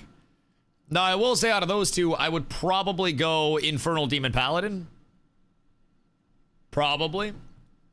Trade Priest for Mage. Yeah, I feel like...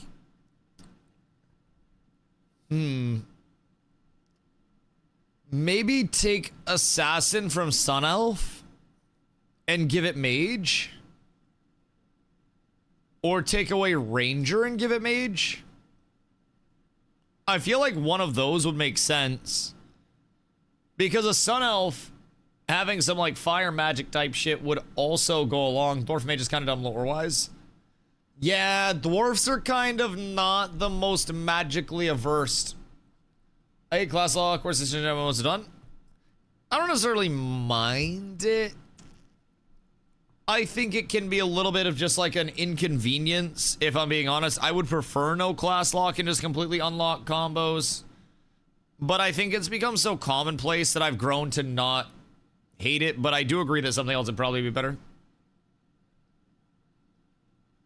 Get rid of Warrior, add Mage. Yeah, that's true. We could go down a Warrior as well. Could definitely go down a Warrior as well. Even on like... I mean, a Bear Warrior might go hard. A Bear Warrior might be crazy thematically. But yeah, drop Warrior from Sun Elf. And then just add Mage and make it more like finesse overall. Because then you'd still have Paladin and Druid and Assassin as your potential like frontliney melee type beats. Then you'd have Mage, Mystic, Priest. And then you'd have Ranger. That seems like a solid split to me. Be interesting with talent trees would be locked behind factions as well. Even though Goder might take the fun out of it. I find that if World of Warcraft has taught us anything, the second you bring in too much variance, race to race, faction to faction, it becomes an extremely stark contrast once it's figured out that one side has the advantage of who will actually play what. And if it's even like, if it's clocked that shit overall, say there are passives that are like on-use passives type beat, right? And they give you some abilities for your race. Once it's clocked that those racials are truly very, very, very good or even slightly better than other racials on, you know, Sacred Order or Dom side, so many people will flock over to that side and they will just heavily skew everything. Saw it with a lot of WoW based on servers, based on situations, right? But a lot of the early eras of WoW when racials were super, super, super impactful, you had an extremely large horde presence on the top end of things simply because of those incredibly impactful racials. So I like racials as like accessory things, maybe fulfilling almost like a lore tidbit of the class. So say you're a dwarf, right? I would like a racial where it's, I don't know, maybe mining related or blacksmithing related or something about when you're hitting elemental enemies, you get X% increased damage because dwarves rock stone, right? I would prefer it to be small things like that instead of dwarf turns into stone and gains mitigation and nothing else gains mitigation, because then from a tank standpoint, it's like, okay, well, I guess I play dwarf because it has the best racial because it gives me mitigation. That's where it starts to feel restrictive instead of explorative in terms of the combos. And I do definitely agree that is where a lot of the creativity is lost. I definitely would prefer no lock, but Seems like they have determined that they would like a lock. Any info on healers? I mean, what you looking for? Just like what classes are capable of healing or how they're actually going to function. Because honestly, everything I've heard healer-wise so far is kind of like supplemental to everything, if I'm being real. Character classes. In terms of things that can heal or support, right? Paladin has a little bit of self-healing by the look of it, and some shielding. And then if we go to Priest, you've got Cleric and Worshipper. Channels devotion into divine summons and healing light. Faith so strong it takes physical form. That is a cool concept. I don't know what the tree is supposed to be for this, but this is a cool concept if they're able to pull that off very well and the AI isn't just derpy as shit. Cleric, physical and holy, heals from the front, mace in hand, close enough to touch the dying, tough enough to survive what killed them. So, Priest seemingly has a frontline tanky healer with Cleric, and a backline healer summoner with Worshipper. And keep in mind, with the structure of the class tree, right, you have these internals. So this is the Paladin tree, for example. You have these 6 internal primaries that you start out at. You can take, yo, Zellian, thank you for the follow. Much love, dude. In terms of these, you can take 2 out of these 6. And once you allocate a point, it puts you in that direction, and it unlocks that. So say you want to go down these routes. You can only go down these options. So, Zop seeing this is going to freak the fuck out. Zop fears crit chance so much. And this build is going to be so fucking disgusting in terms of the actual crit chance scaling. I unfortunately have to do it to him. I unfortunately do. So, anyways, there's a lot of customizability. But say I want to, instead of going here, I want to bring it over to this side or up here, because I can also link up and work my way through and grab all of these nodes. So say I want to go Precise Vindicator Strike. Precise Vindicator Strike, casting Vindicator Strike increases crit strike chance by 1% for 10 seconds. This is a spammable. So you'll be able to get multiple stacks of this bad boy up, increase your crit strike chance, 2%, 4%, 6%. We're looking at crit already. So I'm thinking Blessed Hammer Vindicator, or something along the lines of like Reverberating Blessed Hammer for more stun, as just like a full CC wombo combo on a target. So let's say hypothetically, we come out of here and I want to go the stun wombo combo. So we'll start Hammer and we'll go into Reverberating Smite. So one of the big things that we would want to get is trying to come over and get, where they put Avatar? Cavalcade of the Light.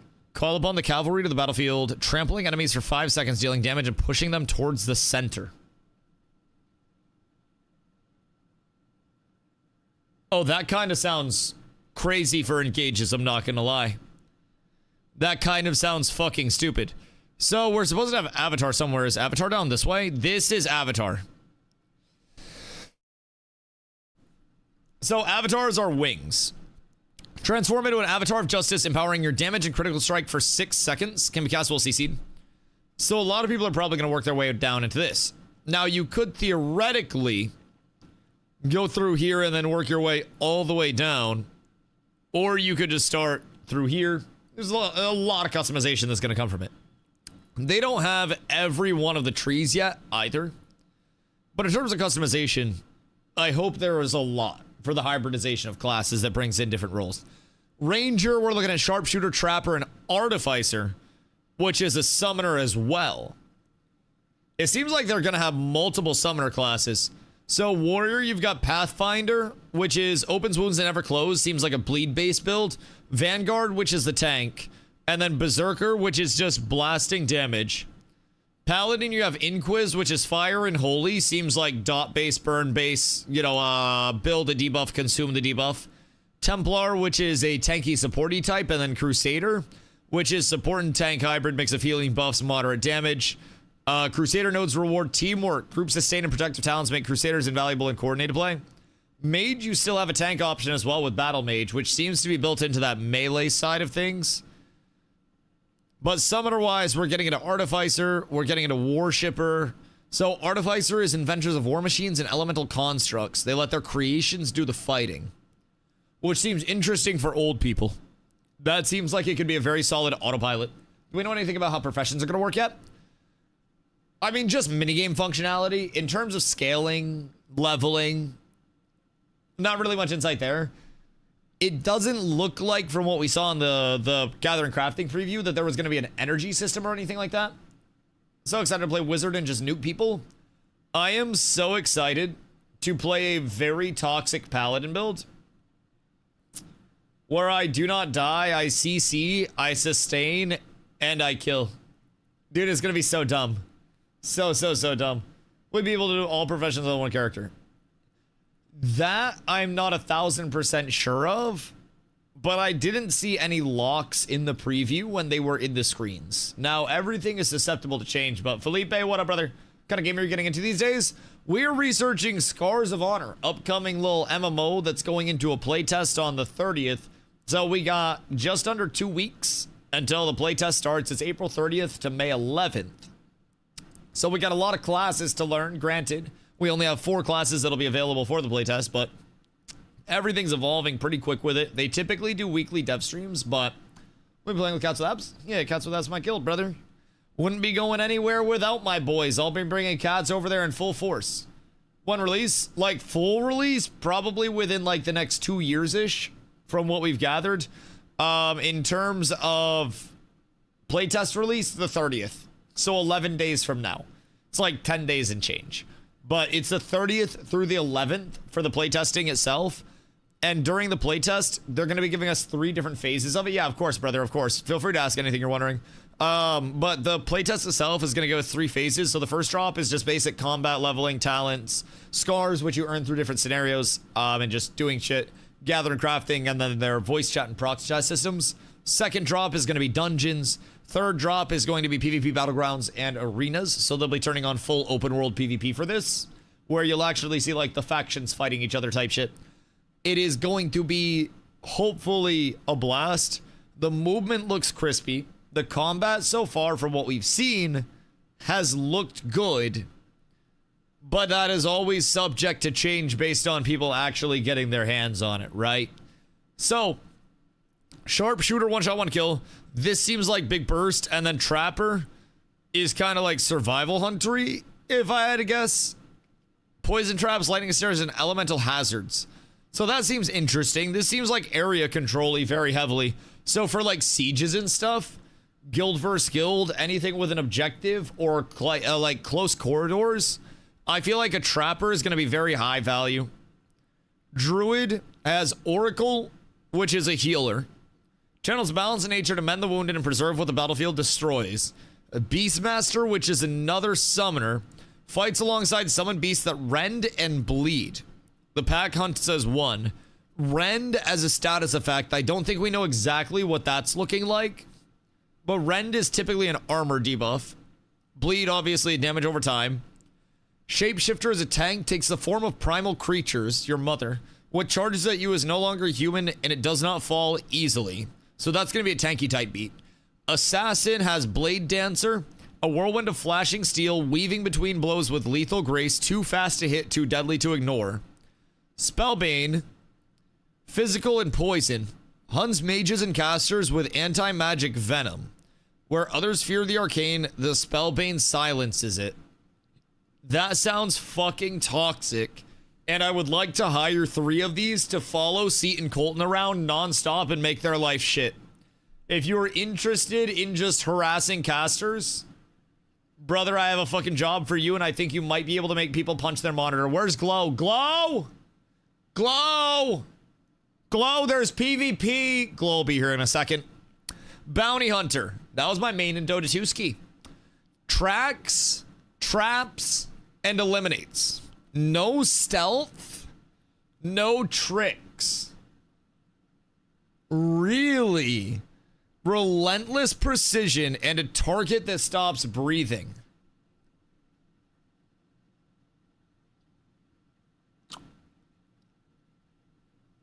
No stealth assassin, you say? Because that sounds nice. That sounds fucking wonderful. Let's test have only 3 classes. Open 4. We get Paladin, Mage, Ranger, and Priest. So good news, Priest is going to have the summoner capabilities. Ranger is going to have Sharpshooter, Trapper, and Artificer, so another summoner. So let's get through the rest of these real quick. Bounty Hunter seems real interesting. Necro, Void Lord, Fizz, Spirit, and Cosmic. Commands Void Energy and Cosmic Forces to shatter both body and soul. A frontline caster who thrives in chaos.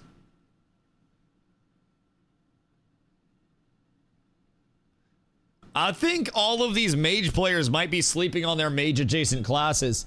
Because you have like Necro and Mystic and shit now. I feel like y'all might be sleeping on the enjoyment of Necro or Mystic. This seems cool. Commands Void Energy and Cosmic Forces to shatter both body and soul. A frontline caster who thrives in chaos. I like that. Lich, Summoner, Spirit, Poison, and Frost. So it seems like debuffs and annoyance and just kill you over time. Raises armies of the dead and poisons the living. Why fight for yourself when the fallen can fight for you? Only question there is if it's you have to kill and generate corpses to then summon, or if it's just free summons. Blood Mage, DPS and support. Weaponizes life force itself, draining enemies to fuel allies. The line between healer and killer blurs.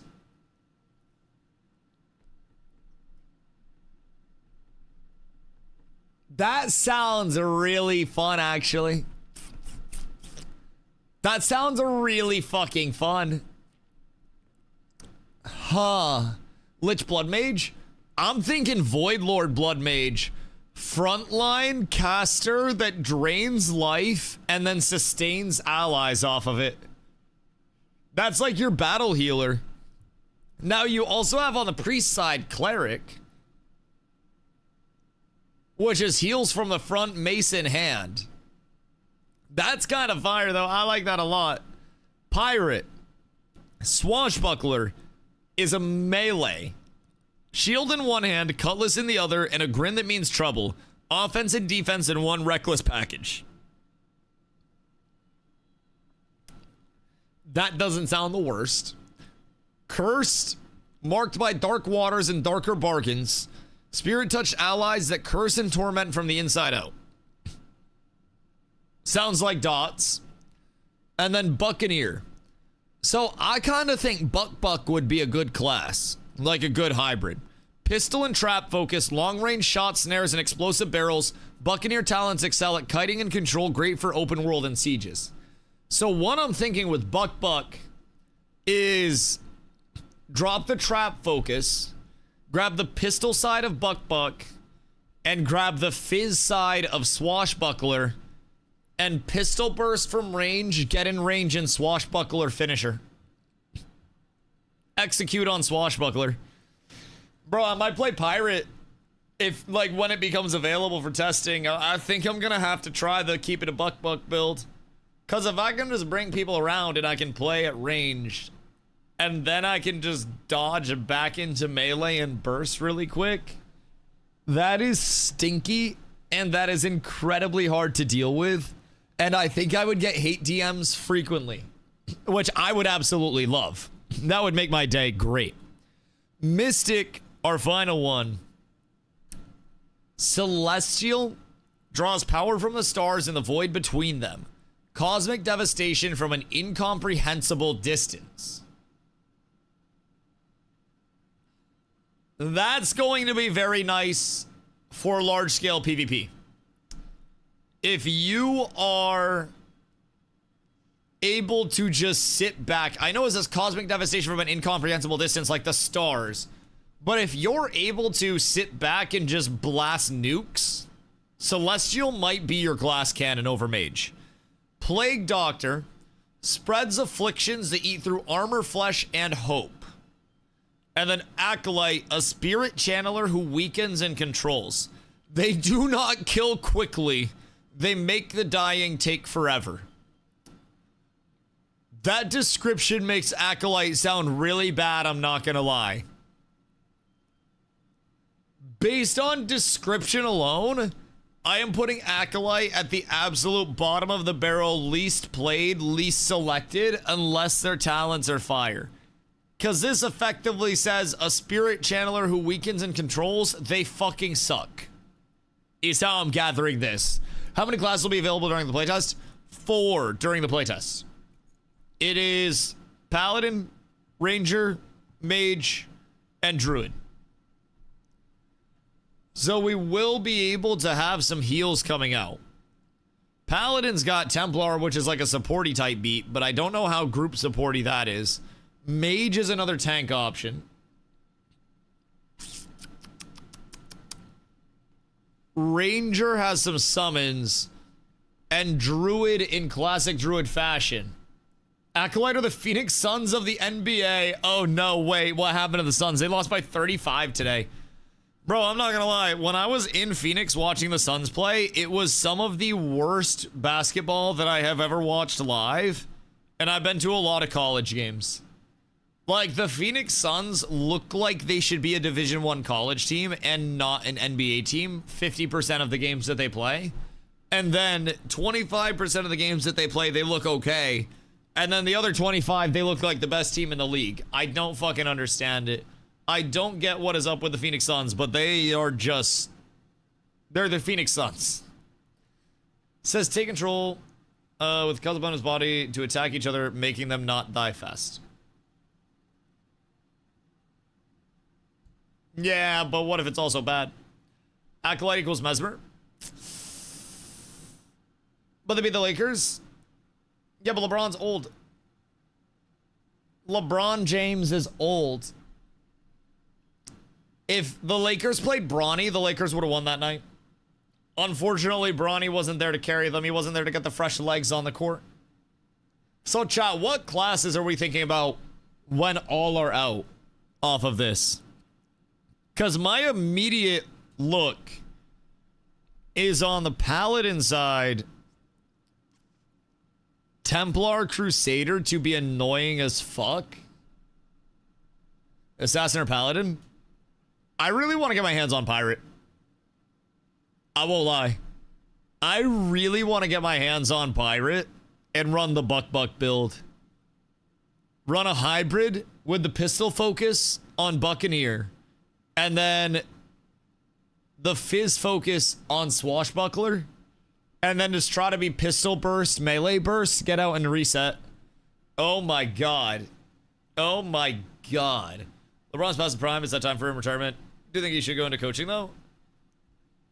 I think LeBron is still a top 15 player in the league. Chuff, thank you for following. Much love. I feel like LeBron's still a top 15 player in the league at age 41, which is fucking disgusting to say. Genuinely. It's gross to say.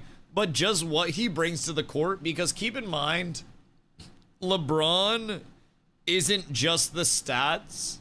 LeBron is such a, like, a facilitator of plays because of his IQ. He's effectively, at this point in time, having a coach on the floor with you that knows as much about schemes, player tendencies, playbooks as any coach does.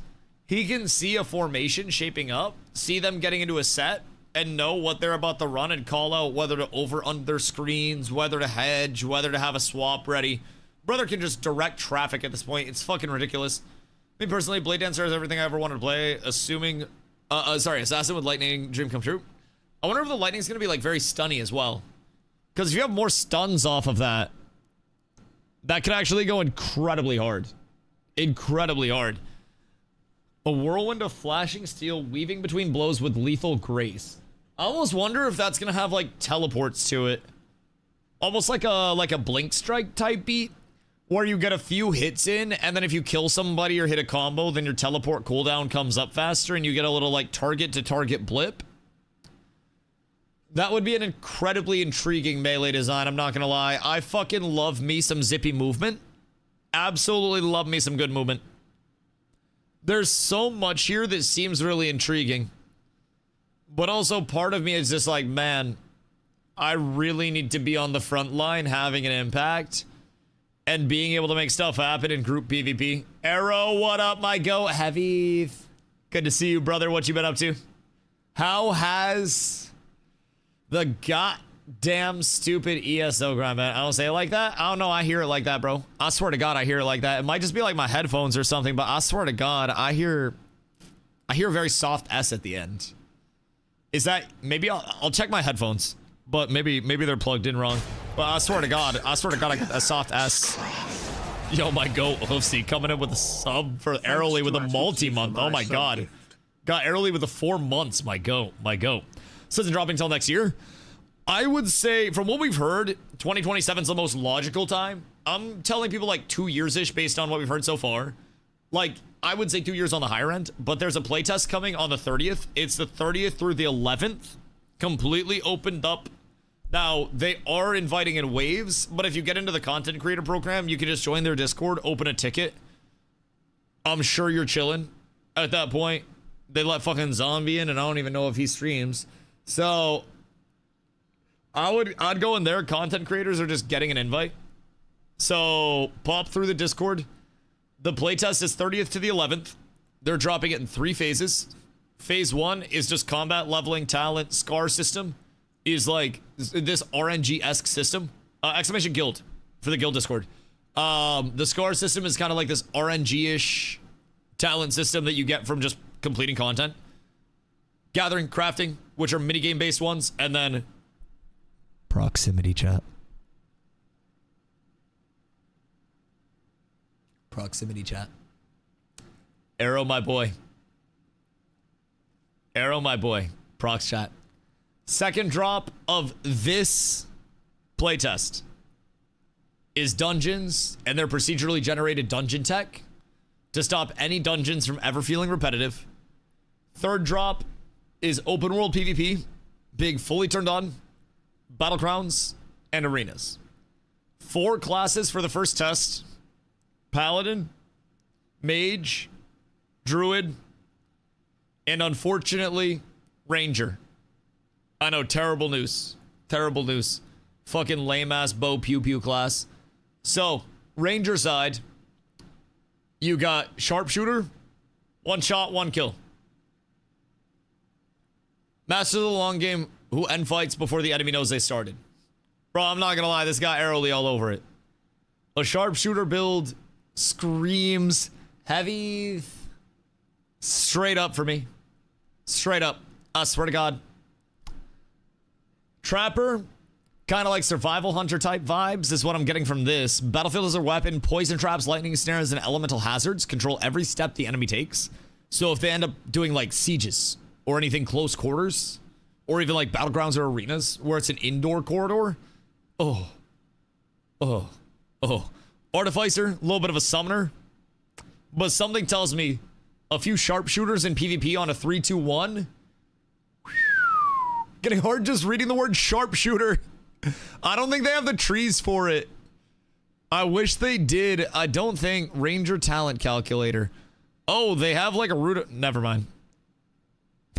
I was like, oh, maybe they have some of the info for it. Nope. They got no info. I'm cautiously optimistic about the game. I think that's the best way to be right now. Realistically. There is going to be a lot of jank, a lot of balance that needs to come in, a lot more development. I have no idea what to expect with how far progressed their systems are going to be. If we look at the phase drops, it's effectively the core of the game: combat, leveling, talent, scars, gathering, crafting.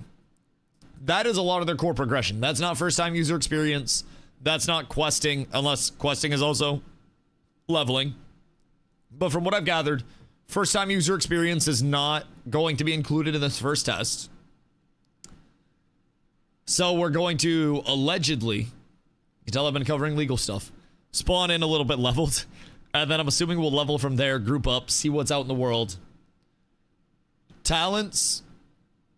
We're balling out there. Scars, gathering, crafting, core of the game. Procs chat's gonna be a blast. Running around, just screaming in people's ears.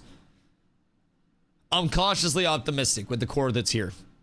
Now, battlegrounds and arenas, I think, are some of the least, like, has me hyped up forms of content. Although BGs and arenas do seem interesting. I will say, like, I yearn for meaningful open world PvP again, like the consequential. How about ESO? I've been lurking a little bit. I just don't know if I got it in me. Like, people have been saying ESO gonna get a really big update at some point in time. Relatively soon. Like June or some shit like that. And I think that's absolutely wonderful. Need a main game, big updates this year. But like, do I need a main game? Cause I'll be real. I tried to go to WoW and that ain't go very well. Also, WoW's not very fun. Man. I don't understand why so many people are just pretending to not get bored over there. I feel like so many people are just straight up in like sunken cost mentality with WoW. It's the comfort blankie. Let's just run BGs. I don't want to run BGs. Well, it's cooked especially for streaming. Yeah, I think the best opportunity for a content creator in WoW right now is trying to build on like Twitter. Get into a WoW Twitter niche. Get into a spot where you're on like WoW TikTok or some bullshit like that. Or WoW YouTube, one of the many sections of that, and then try to scale it over. And brute forcing streaming is like the worst thing to try to do with WoW right now. And honestly, it will be forever. So yeah, I don't know, man. And honestly, you know me. I'm very confident that if I put in a year somewhere, that I'd be okay after that year. But it's also, when I look at a year straight of WoW, I look at bashing my head against a wall until I can no longer hear or see anything. The add-ons in Race to World first ruined it for me. Yeah, the add-on purge did absolutely nothing. Like, absolutely fucking nothing whatsoever. WoW is the journey game, if that makes sense. Yeah, but they made the journey so fucking quick now. So it's not even about the journey anymore. I think after playing actual social MMOs, it feels so empty and hollow to try to hop over to WoW. The world doesn't feel alive. The social interactions don't feel real. WoW is the Pornhub of MMOs. In the sense that you could probably feel connected to like more amateur stuff, but everybody goes to Pornhub instead. What's the analogy here, Zop? Am I picking up what you're putting down, or like where are we at? I think I'm all wowed out myself. I've been playing BG3. I think I'm gonna jump back into Guild Wars 2 tonight myself. I am definitely wowed out, at least for the short term. Like, I skipped out on Mythic Raid this week just because I didn't have it in me. Now, this also may be a realization because of, like, the whole house buying process and shit, too. We have a meeting literally tomorrow about that, so I'm gonna probably not sleep tonight. But, all things considered, like, I don't know, the more I play WoW, the less fun that I'm having with WoW. And the more it just feels like this arbitrary treadmill where, again, what I said when I played Ashes was that I could always do what I wanted to on a daily basis, and it always felt impactful for me or somebody else. With WoW, it felt like I was to do 3 things on a daily basis to progress, or nothing really mattered at all, and I wasn't playing optimally. So the guy will always be there for you. I still think you give Hello Kitty Island Adventure a combat system, it's game of the fucking year over every game, every year. Really? You find what you're looking for, but the payoff only lasts a few minutes, then afterwards you're ashamed of what you did? Okay, we were talking about this previously, right? But what if the trick to ascension as a human being is just training yourself to have no refractory period and then nutting constantly as soon as your post-nut clarity wears off, and then channeling post-nut clarity in very long, like, bursts, effectively. So it's like this buff that you have to get better at maintaining the uptime of, and you can train yourself to have like an hour uptime on post-nut clarity, at which point you become like a 400 IQ Mensa Scholar genius alien. The Sixth Sense. That is literally what I'm thinking. The only way to do that is through your prostate. The only way to do that is through your prostate, mon frere. The Forbidden Cum Loop. Like, what if Albert Einstein was just a fucking gooner and he was solving these equations and he hit a roadblock and he just like went over in a corner and just like, and then he came back and he was like, oh yes, it equals 2. Yes. It's the squared that we're forgetting. It's the E. It equals MC with the little 2 up top. Everything's fine. He solves everything. I'm almost considering Cold Fusion was actually just anti-chafe tech. What do I almost believe that it would be some baby powder tech? Just keep that shit feeling fresh. Been over and done with ESO for years now. I have some friends that are currently playing ESO. I have some friends that have played ESO for a while. I watched some Cyrodiil PvP. I think that's how you say it. And again, I'm just like, I don't quite know. Something feels like it's missing. I just feel like in all of these games that have the PvP front that seems relatively appealing to me, there's always a little bit of a lack of the community front that's advertised by people. And it's like, oh, I have all this content available to me. And I'm like, what'd you do with your guild? And they're like, what guild? I'm like, man, I really just wanna have to do stuff with the guild all the time. Like, I wanna lean into the community. I want us to be a community and do shit together and go out and accomplish things together. That's what's fun for me. And I feel like so many people just, I don't know, don't really value that anymore, which has always hit me in a little bit of a strange way, if I do say so myself. I've been trying to get used to that. Only really played ESO when it first came out. Didn't make it very far. Crazy how much stuff it has now. Really disappointed that it looks like another mods MMO. How heavy is it in terms of add-ons and shit? Because funny enough, I was lurking in like, I actually think it was Arrow's stream and somebody was talking about his UI.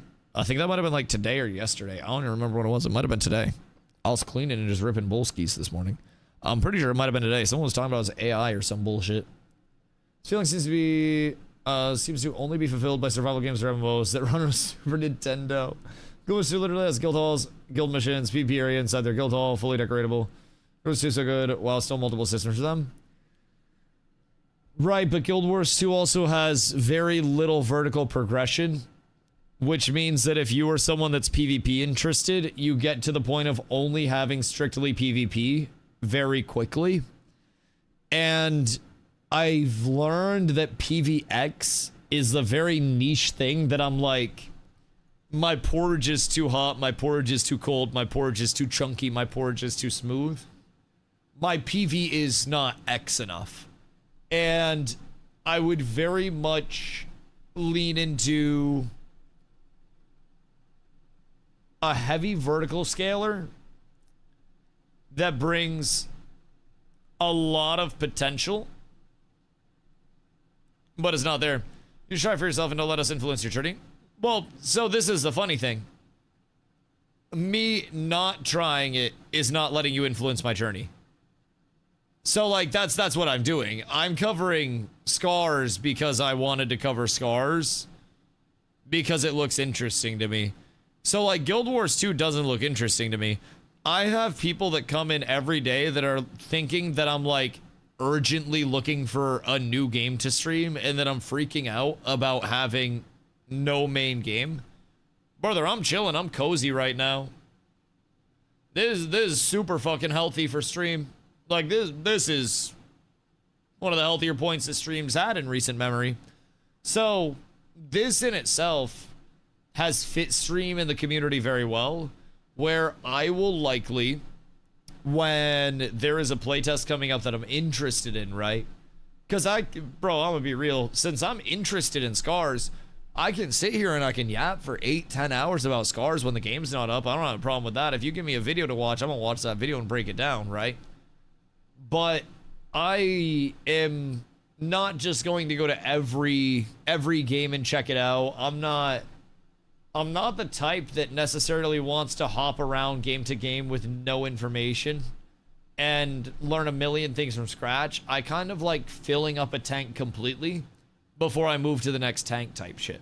So I want to give Scars the once over, and if Scars playtest is good, then when the 11th rolls around, actually the 12th, when the playtest is down, I might do a few days of just like collecting info from the community and seeing what we enjoyed, what we didn't enjoy, make a little chart of what we hope gets changed before next playtest, and then see if it actually gets changed and keep track of the content cadence. Fupo! What up, my friend? I hope you're having an absolutely beautiful day, sir. What you getting up to on this fine one? I'm excited to see realistically where we are looking at playtest to playtest. What are the differences in your opinion between Scars and Guild Wars, etc.? They both seem very battleground and instance PvP heavy without PvX. Scars has talked about wanting to have open world objectives and a sandboxy nature to it. They do include instancing very heavily, yes. But Scars has also mentioned a desire to have mass scale sieges as well as guild versus guild, which is exciting to me. Another thing about Scars that is appealing is the potential verticality to having a leveling process, having a gear scaling system outside of Guild Wars, where in one stream of Guild Wars 2, I would be leveled, I would be geared, and I would immediately be into the PvP, where then, and again, I've researched a lot of the potential market that I may find myself going to. Guild Wars 2 is not it for me, man. People save 72 different builds in Guild Wars 2 because all there is to do is test different builds and play different builds once you're into the end PvP stuff. And I've watched a lot of the PvP streamers and they just be doing the same shit. So with PvX, I look for something that is, keep in mind, that's not just like a PvP standpoint, but PvX means I want my PvE gear that has verticality to it to be used in PvP.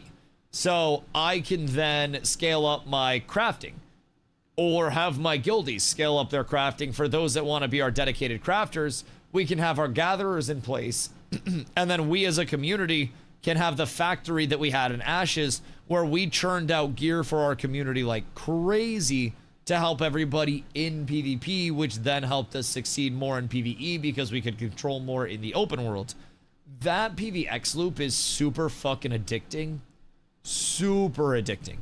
And I think a lot of that comes from the continued desire to scale and to compete for things in the open world, which again, I think it's very early with Scars. So we're not going to have a full semblance of what their instancing emphasis versus open world emphasis is for endgame gearing. The procedurally generated dungeons do sound great. They also sound like they're going to pull some people out the open world. So that's part of what we're here for, right? Everything with Scars is theoretical at this point. If the game's free to play and not pay to win, how they get money? Pay for convenience.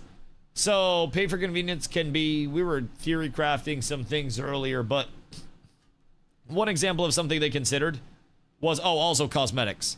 But pay for convenience can be something that they thought and put up to a community vote and actually decided to not implement, was the example of paying for a larger inventory, right? So you get an inventory expansion for X amount of money. They put that up as does the community feel this is pay to win? Community partially voted that it was pay to win, and so they didn't include it, and they won't be including it. But when we look at other not that this is like a very popular title, but when you look at some very popular titles in gaming right now, free to play with monetization of optional skins and no pay to win is actually a pretty successful type, like a very successful monetization type. It's dependent on player base, as you don't have a forced monetization route at that point. But if you can get a healthy player base, and you also get a player base of whales, then you're good to go. Has Carla seen the new Lord of the Rings Minas Tirith set? Probably not, because she hasn't shown me any new Lego sets yet. I would assume that I'm safe, but probably not for long if she just heard that. As far as gearing goes, I thought they mentioned the gear, PvP and PvE would operate like WoW, like PvP gear is better for PvP than PvE gear. I'm pretty sure that they want to have one set of gear from what I heard. Might be incorrect on that, but from what I've gathered, they want the PvE gear and the crafted gear to function as the PvP gear itself. And you would effectively, at that point, have the... Like, you'd still have PvE and PvP sets, so to say. But from what I have gathered, they don't plan to have exclusive PvP sets. It's more of, like, proper statting coming as the variance between PvE and PvP. But I could also be wrong on that. That's just how I've interpreted what I've heard so far. Waiting for the sub era to come back with cosmetic gacha. I don't think cosmetic gacha can be done in a lot of countries now. I think it's going to be like just upfront store cosmetic type shit where you pay something, you buy something directly because of legality purposes around gambling. But I mean, I think a sub era is very, very healthy for monetization. I think a monthly sub is the... Like, it's a live or die route, but it's a very consistent live route where you're at least getting X amount of money per player per month. And when people look at players, if a game has 10,000 concurrent players as its peak, that does not mean there are 10,000 total players on that game. That means there are far more than 10,000 players over the course of that entire day. But at the highest populated time, there were 10,000 online at the same time. There are some people that play 2 hours, 12 hours, 16 hours, 45 minutes. And total active users always goes far beyond what peak users are at. I think it's up as the best monetization for the customer to be invested in the customer, company to be invested in the customer besides pumping out recolored skins. I don't really think in today's day and age, many people are going to be invested in a game based on a $15 a month sub. And I think for every person that you have that would be invested by $15 a month, you also have somebody that would be put off of trying the game in the first place because of the barrier of entry being that same sub. So it's a double-edged sword there. You may have people in a free-to-play that are more likely to come and go, but even in a pay scenario, you're never going to retain 100% of your player base. And when I think of things that are on a content cycle with live services, things like ARPGs, things like MMOs, where you are having an update, people spike in for the update, they complete the content, and then they dwindle off until the next update. Sub's great because every time there's an update that hits, you're going to have more players sub. But also that free-to-play level can be very beneficial because at that point, you are having a massive influx of players. Now, it's much less commonly seen in the MMO world. But when I think of something like a Path of Exile, or even historically speaking, a Diablo 2 type beat, right? In the ARPG scene, the almost ladder launch, right? Granted, those are full wipes and those are starts from fresh, but bringing in new mechanics and looking at the spike of players that will come in around those new mechanics and that fresh feel for an update can be great without that accessibility, without that wall of accessibility, I should say. Because it comes from my annoyance with so many newer releases. Have UI and other factors designed around a shop instead of gameplay. Yeah. Debt consolidation. Gambling. Yep. No, I 1000% get it. That shit can be incredibly annoying. The red dot meta. And we're not talking about Call of Duty. Where you just log in and you got 700 little red circles all around your screen.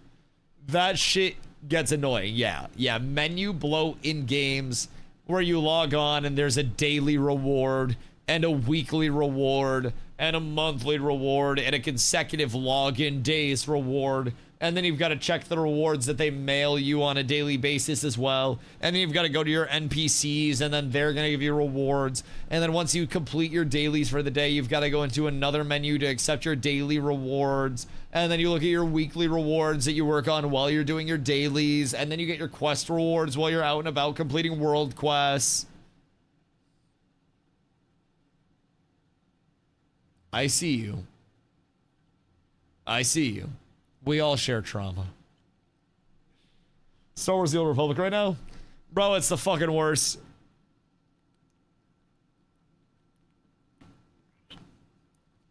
It feels like a mobile game. Especially when it becomes invasive with the pop-ups. That was one thing I did, again. I'm not trying to simp Ashes, they just had a lot of things that I liked. They had a skin store, but that shit was also not thrown in your face. I mean, towards the end they had a skin store anyways, not the entire time. But it wasn't this just like flashing Vegas sign of, hey, buy Ashes skins, or you're a pussy. It was genuinely rather user-friendly, if I do say so myself.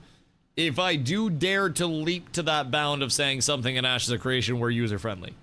My sincerest apologies to whoever I've offended. But that was kind of nice. But the monetization questions around this game, being a free-to-play MMO, very valid.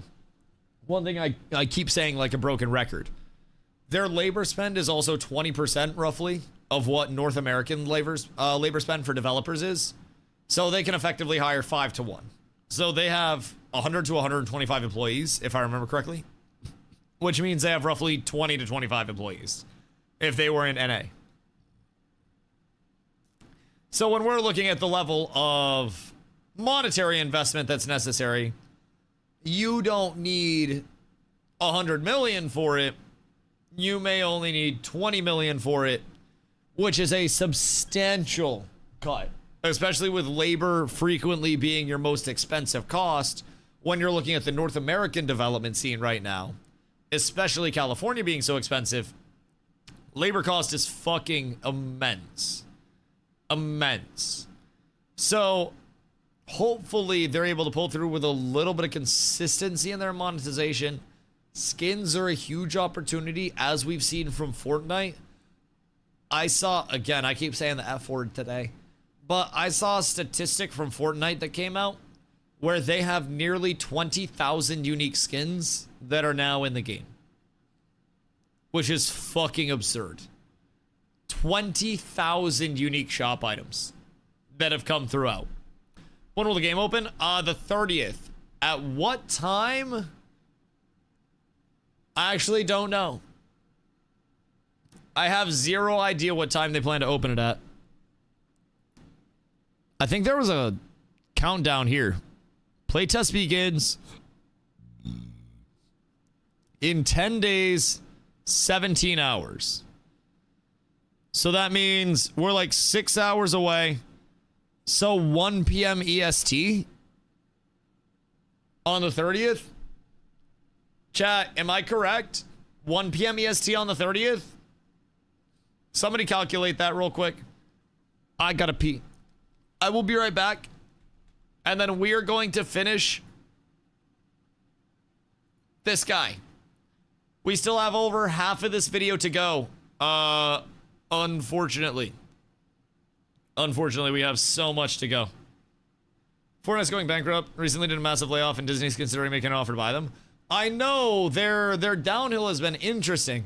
Now, I don't necessarily think it's going bankrupt. I think it's more that they're noticing a downtrend and stopping the bleeding before it happens because their cost is so exponential. But Epic has also laid off some very, very, very impactful people. Very impactful people. 2 minute days need to be Saturday morning. Oh my god, dude, I'm so excited for it. This week is going to be such a fucking annoying, stressful week as well. I got like house meetings with the bank and stuff. I gotta wait for scars and not have anything to play. Early's gonna try to get me on ESO. It's gonna like show up outside my house with a fucking bow and arrow for some reason. I'm scared. Alright, I'll be right back, chat. Un momento. But yes, I can't wait. I can't wait. The layoffs are fucking scary too, by the way. Epic laid off a lot of people. And keep in mind, Fortnite doing bad and having to lay people off. That means Epic's doing bad, and Epic is Unreal Engine. So what does that say as a sign of the times? Be right back. Also, Epic's owned 50% by Tencent.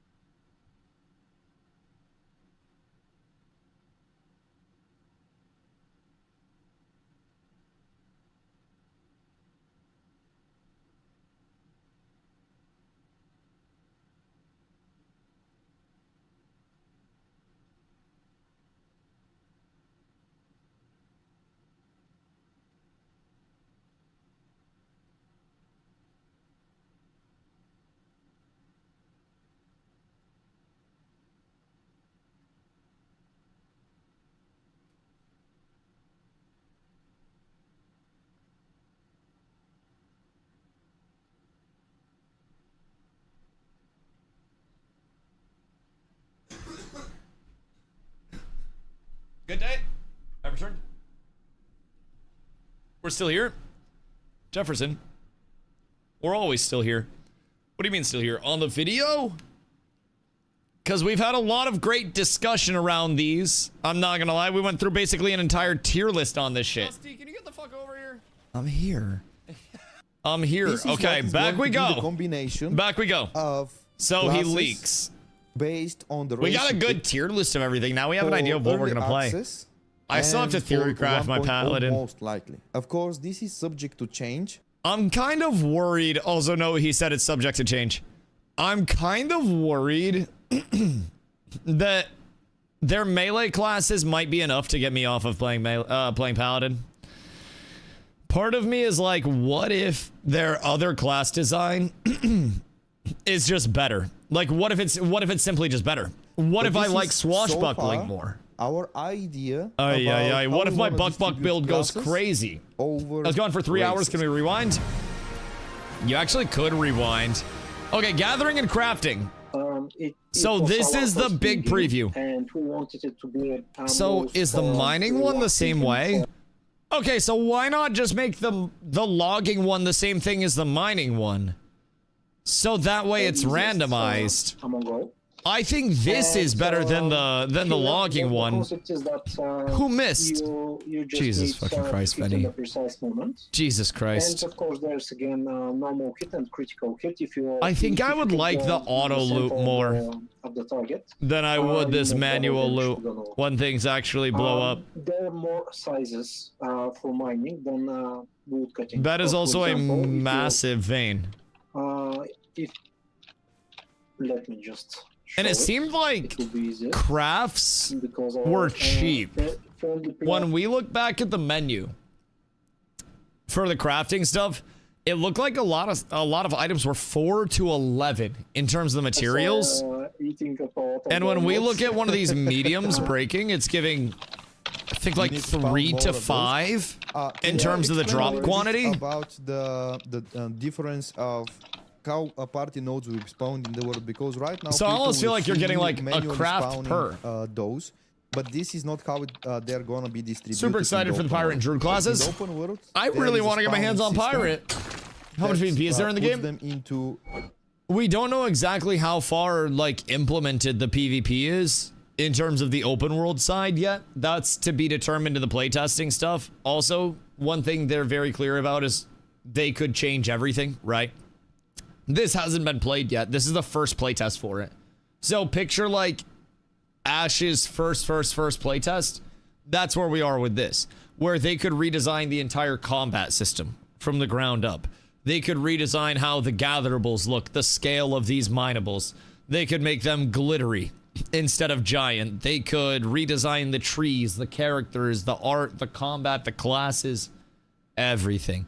So in terms of what we immediately know, it's a 2-faction system, so like an Alliance and Horde type beat.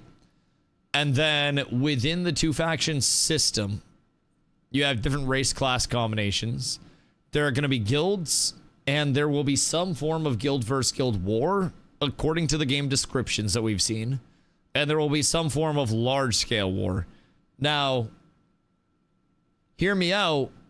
You give me those, and you also give me some caravans that I can run place to place and protect with my guild, and we can do caravan trains, then brother, I am so fucking in. I am so in. If they had a caravan system here, we might just be cooking. Wood mining now, nodes and nodes in general. Again, that's 4 drops. That's really solid. What I need to try to not do is just make this game into Ashes of Creation in my mind. Because we had so much fun in Ashes as a community and always had so much to do. If they implement a very good risk-reward, just open world system as a whole, right? And it doesn't even need to be a risk-reward of like, lose your drops on death or anything like that. But just being able to control areas and being able to fight over areas. And being able to fight over resources, and being able to fight over things, mobs, resources, everything. So big. As long as resource gathering doesn't involve in a bot fiesta, probably will on the first iteration. Also, keep in mind it's a free-to-play game. So botting is probably going to be able to get a little bit situated in here, if I had to guess. Like, we will definitely see some bots. Now, from what I've gathered, the good news about this is that since it's a two-faction system, if we see bots, say we're Sacred Order, and we see a Domination bot, we can kill the Dom bots. That sounds weird to say. And then Domination players could kill the Sacred Order bots, and we can almost self-police the bots because open world PvP between the factions. So I'm hoping that they decide to go that, you know, that true open world faction versus faction route, because otherwise there is going to definitely be a botting epidemic. If we cannot fight each other over gatherables, if we can't contest each other over things in the world, then it's going to be a very, very, very passive game. And I do not want it to be passive. If I can flag up and get the bots, will be nice for being the Dom versus sub. Yeah, like the flag up system, I mean, I'm hoping it's just on site for faction stuff. It seems like the world will have a decent amount of room for factions to run into each other. They have their set capital cities, but I'm really hoping that we can find a lot of open world PvP as a whole. Seems like it's 4 from all of these. The factions are S&D. Yeah. Yes, quite literally. It's trading within the community fix. You have a region where those nodes can spawn. What do you mean by that? And doesn't make where PvP is only under certain circumstances, like how they in online, so players don't get griefed on their first playthrough. But then you don't have. Yeah, that's fair as well. Now, one thing that they've mentioned that could. Funny you mentioned that. That's actually a really good thing to call out, because one thing that they mentioned in their design is that the world is going to be dynamically scaling. So the world will level up with your character for you. So presumably you'd be able to go back and do older content with lower level people, but the dungeons will also scale up. So what they say in the Twitch description is the players will be taken to the world of Aragon, where two factions, the Sacred Order and the Domination, are in a constant battle between each other. The players will be able to do whatever and go wherever they please because of the open world model. The main goal of the players will be making their way to level 50, doing quest-like content, dungeons, and raids along the way. Scars will be heavily social, and almost everything will require a party of more than one person to complete. Dungeon mechanics will be scaling with the player's level, changing every 10 levels, so this way the players will have to return to previous zones, and there won't be any useless content. So, from what we've gathered, this is going to be something that heavily incentivizes people to go back into the older areas of content and re-explore anything that they might have missed, especially on the dungeon side. In terms of the open world, I don't know if that means all of the mobs are going to scale. In terms of a PvP, that is a very good comm. In terms of new players not getting absolutely shit-stomped on their first playthrough, if new players get the Asmongold treatment, that's going to be very bad. Like, say, even in the playtest, right? We'll be able to show this in the playtest. If it's PvP enabled towards the end of the playtest, and we have played so much to where we are a higher level, we've crafted gear over it, where we're figuring everything out, and we just go in and stomp a bunch of new players, the new players are going to be like, oh, this game design is fucking dog shit, right? This playtest, it's very important that, excuse me, very important that they have some safeguards in place for their lower level players in the first place. And if they don't, I think it's going to be shown very quickly. Because what we have learned with Ashes is that players do not always want a fair fight. People do not always want a PvP in an equitable way. A lot of people just want to get the ganks in. Are we trading amongst ourselves or with NPCs? Oh. Hopefully with each other. The crafting system is very heavy. Now, I believe it's going to be a gold, silver, copper based like money system. So I would have to guess there are going to be NPCs that are in for baseline things. But we haven't seen the, the full iteration of what the NPCs are going to bring. I'm hoping it's not gear or consumables.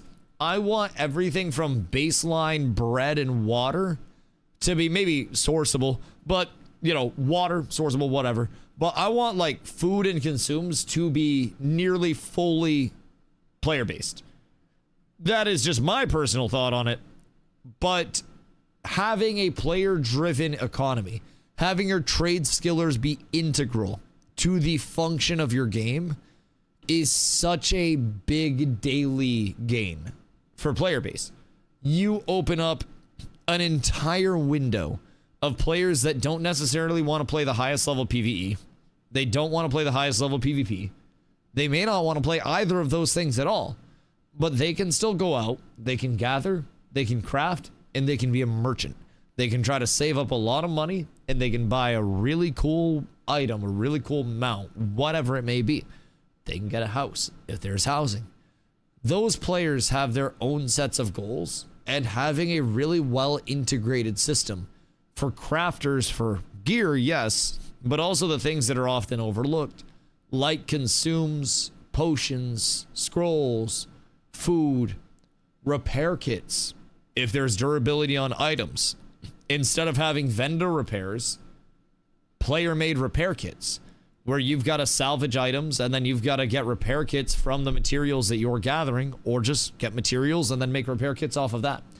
Small things can make the player-to-player side of MMOs feel incredibly intertwined through adding a little bit of friction, yes, but also just from forcing people to you interact with this person. You want to repair your gear? Go talk to a blacksmith to get a weapon repair kit.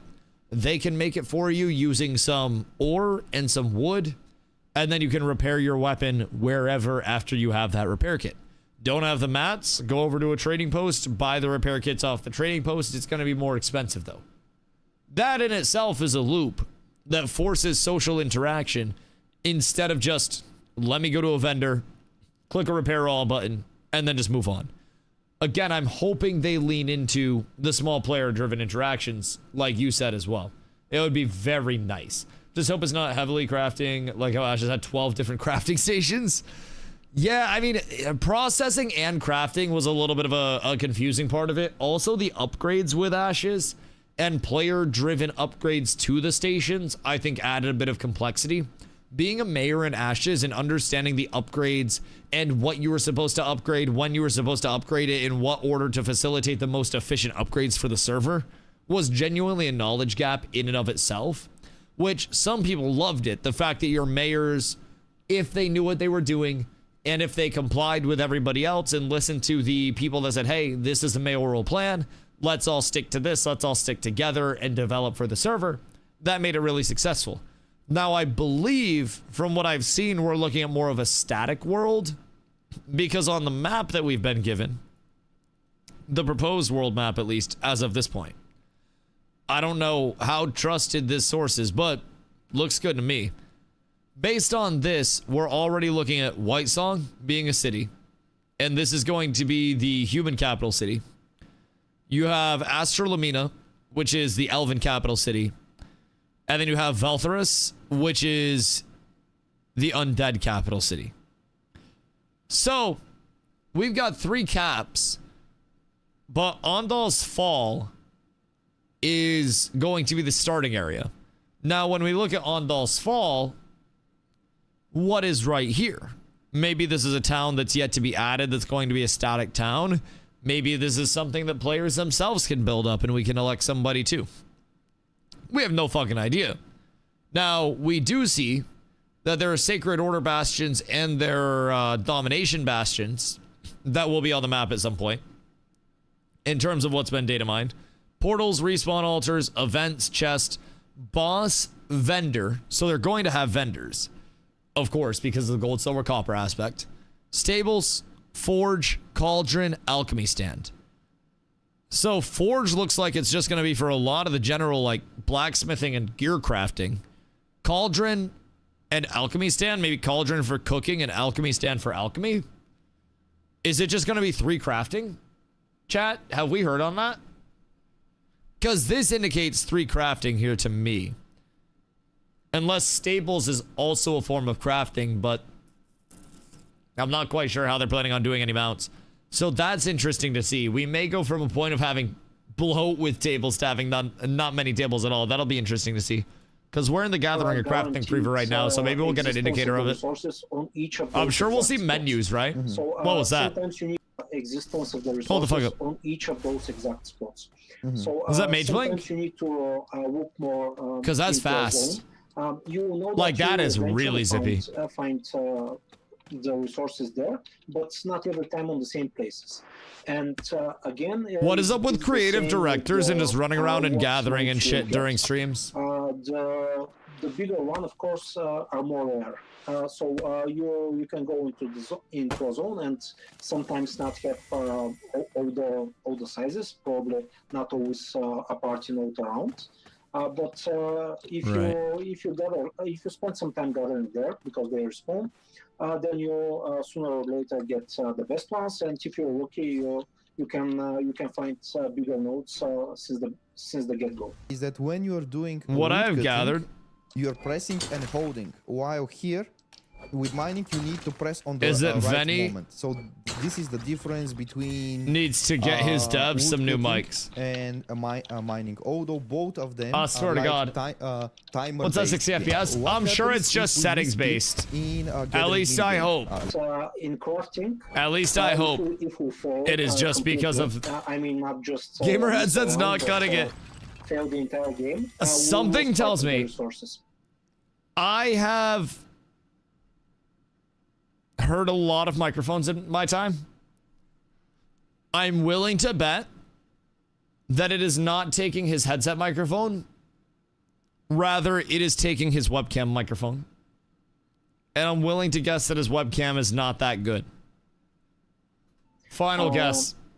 If we fail in the other mini games here, It's like OG Xbox we headset simply mic. can repeat the Brother, it's a minigame. Modern Warfare 2 lobby. But have in mind that Whoa, good day, sir. tools that we Hope you're use having for a the splendiferous minigames one. have durability. So if you fail too much, then Right middle you server will ping. break your tools without having, Are there servers enough going to be hosted effect. out of EU for the reason why playtest? the mouse action between the tree chopping and mini games are different. Could they be the same for consistency? Or we have in an NA different server. mini games that require different playstyle. When I'm doing wood cutting, I'm pressing right mouse button and I'm holding so that it loads to where I want it to be. Different minigames have When different I'm play style. playing Okay. mining, I'm just clicking once the place when I want it to, Right. to strike. A little bit about the connection. I almost wonder if people are going to feel that's just in like Scars of arbitrary. Honor From I feel like when we're getting fishing, them we should have to throw our crafting to the mouse dungeons directly at the and where they wall. connect every time we and want to why reel in the it's fish. useful to practice those. Pisses me off at first look. How the icons professions don't fit in the outside bottom of right the squares. Sometimes, you might have some rare gathering nodes inside Oh the dungeon. no.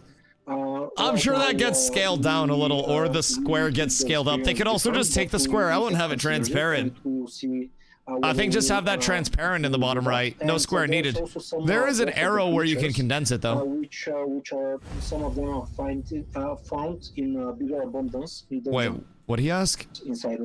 Sometimes you might have some rare gathering nodes inside the dungeon.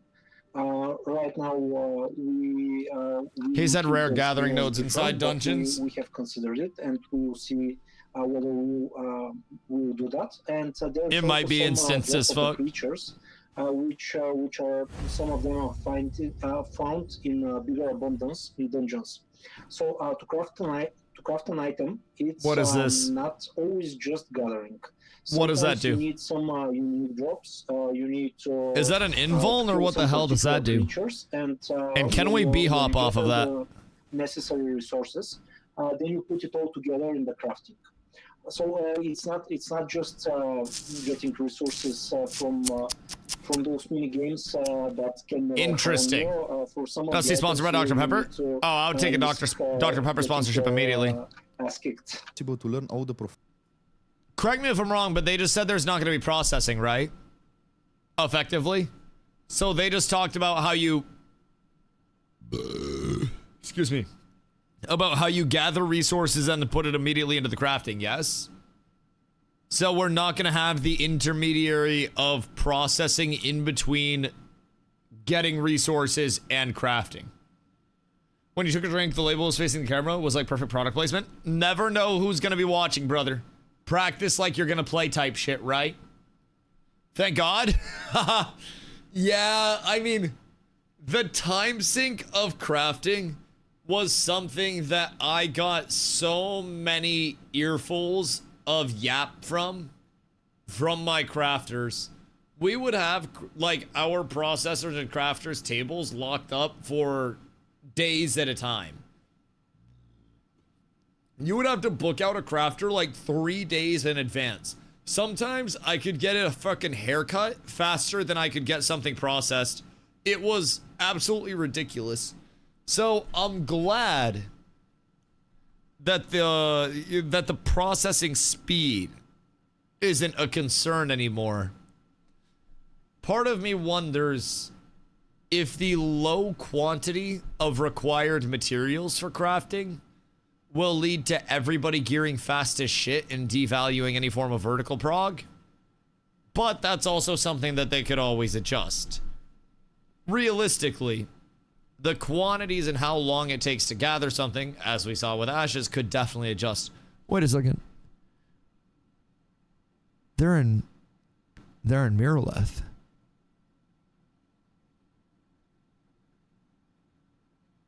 Wait. Carfin? Chat. Is that Carfin?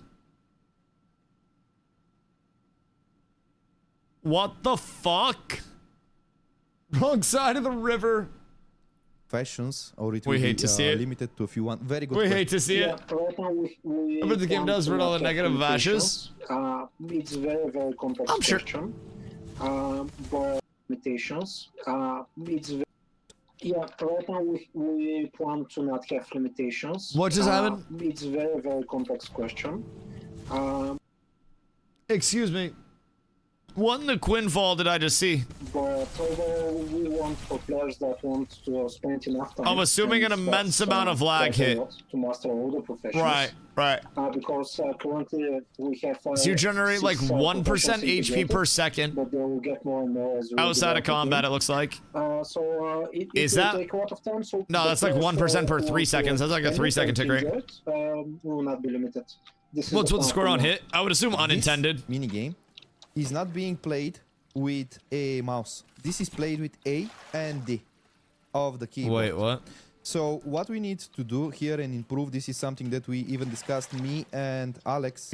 What we need to improve is... So you have to try to the like keep it guidance. in the thing? Because the moment when the UI starts, you see just this minigame happening, but Right. there is no Fishing video minigame feedback I that fuck with. says press right button and hold, or just click on the right time, or press A and D from the keyboard to steer and shift. They could just do that underneath the little arc though. The minigame. We wanted to make something. That would be different with the fishes, easy enough. with the fishing, and also that Fishing? represents, Fishing's gonna the sink some actual hours if it's got a need to, minigame. fish, I'm also going to from kill a the water. bunch of fishermen. Currently, people can see that. Smart, this so you is don't have spear AFK fishers?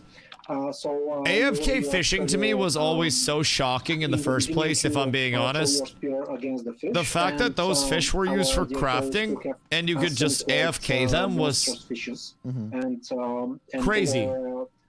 Crazy. Anytime I was off stream, I should have been AFK fishing, but I wasn't. I'd have made so much money doing it. Like, not actual money, but for player count, valid.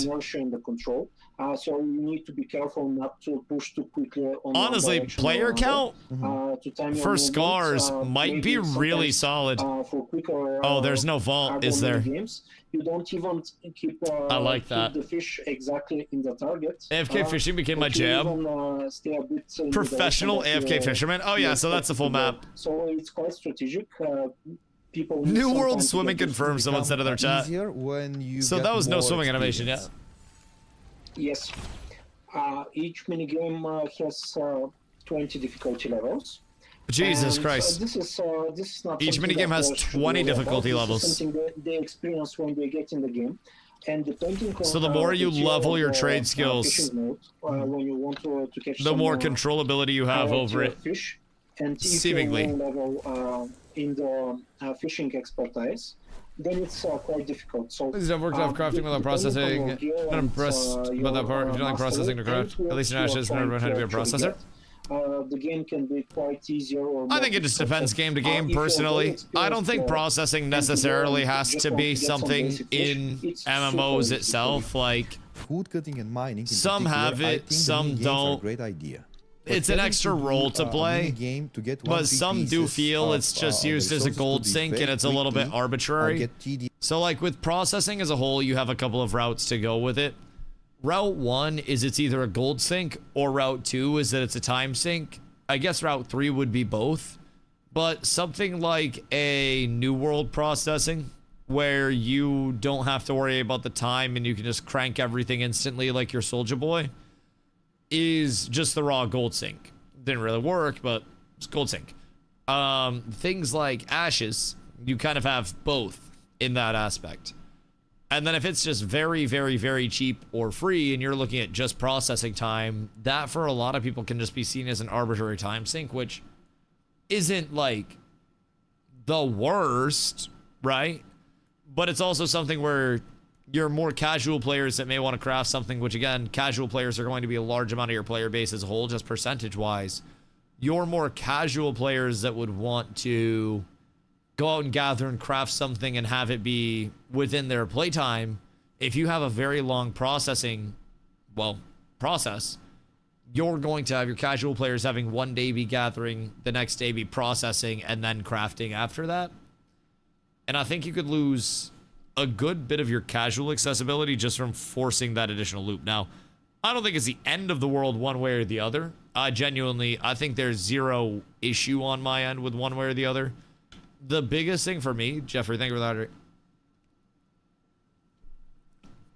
The biggest thing for me that I'm worried about is like how meaningful is the crafting going to be? Like if I craft a big item that's high quality, is it going to be something that feels rewarding where I have to grind a whole lot to get the highest quality materials? Is it going to be something that feels like a little bit of a gamba where I am hoping that I hit random, you know, RNG bis on a craft? That's where I am questioning a little bit I guess like the dopamine response of acquiring my gear. Am I going to be saving up and dropping one big guaranteed craft that I can select the stats on?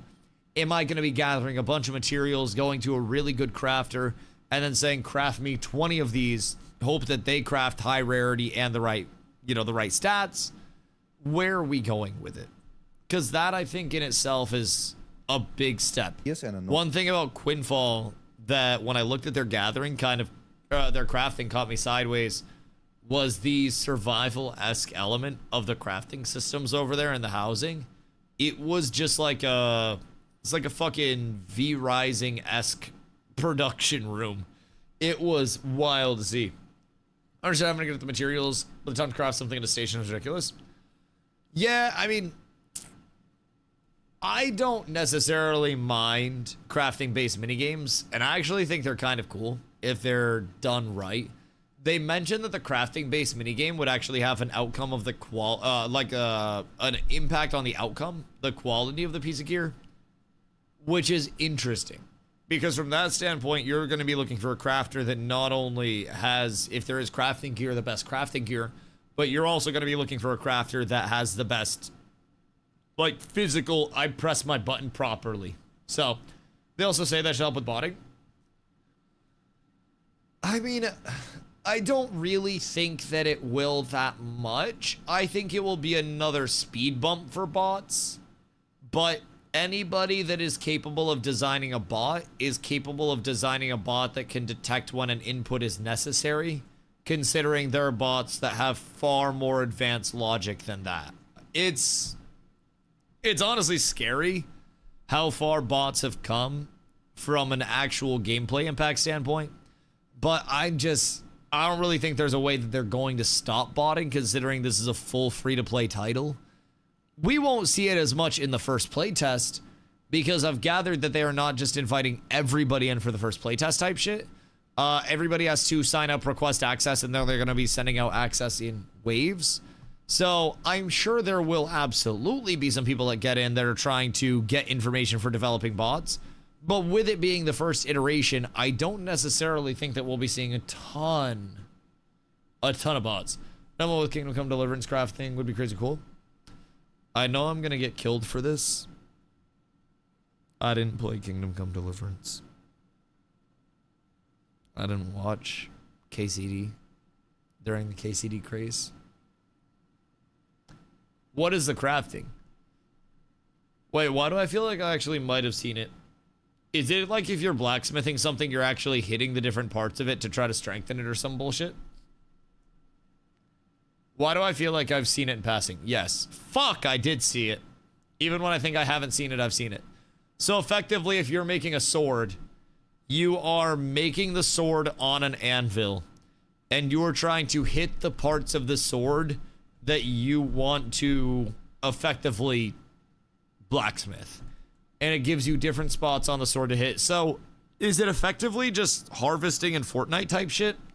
Where I'm trying to hit the tree, but I'm also trying to hit the tree on the actual indicator? Because that would add an element to it. Would it be an incredibly fun element? I don't know how long it would hold up for. At a certain point, you probably just go on autopilot with it, same way you would with this, but no indicators.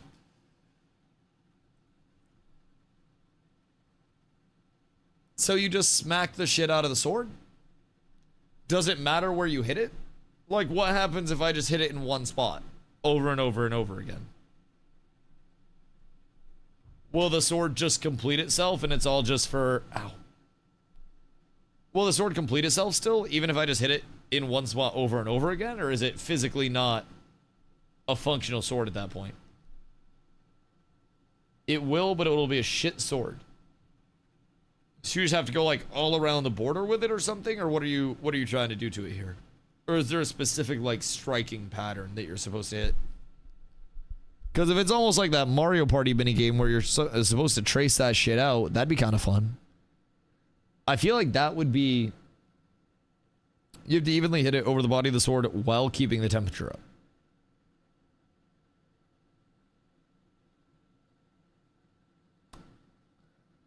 So do you have like lava bucket, water bucket? From what I've seen, they're making it like real swordsmithing. Right. That's interesting. I mean, it's definitely an interesting concept. How was that received from the community at large? Did a lot of people like that and feel it was immersive, or did a lot of people just feel like it was extra as fuck? Didn't matter if you had very high crafting.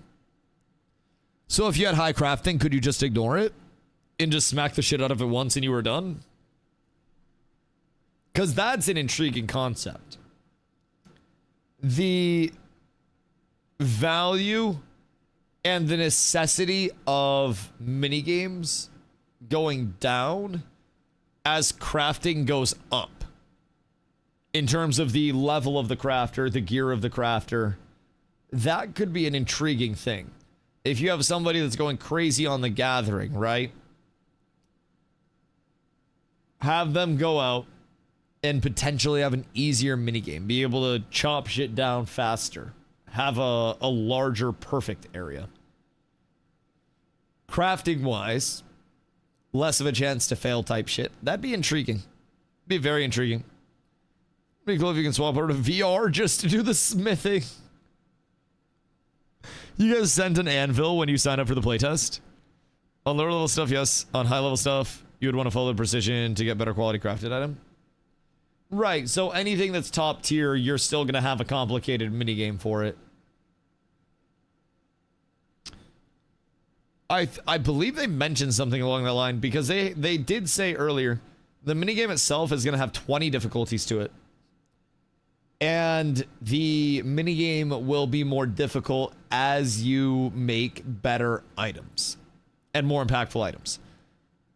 So that presumably would bring in a little bit of a skill gap to crafters, like I mentioned, even those that are willing to put the time in. If you put the time in, but you're still just ass at pressing your buttons, then I don't want you making my shit. Like, I'm not gonna lie. I need to see that reaction time. I need a human benchmark certification. Like, crafters in this game are going to be posting their human benchmark scores to craft.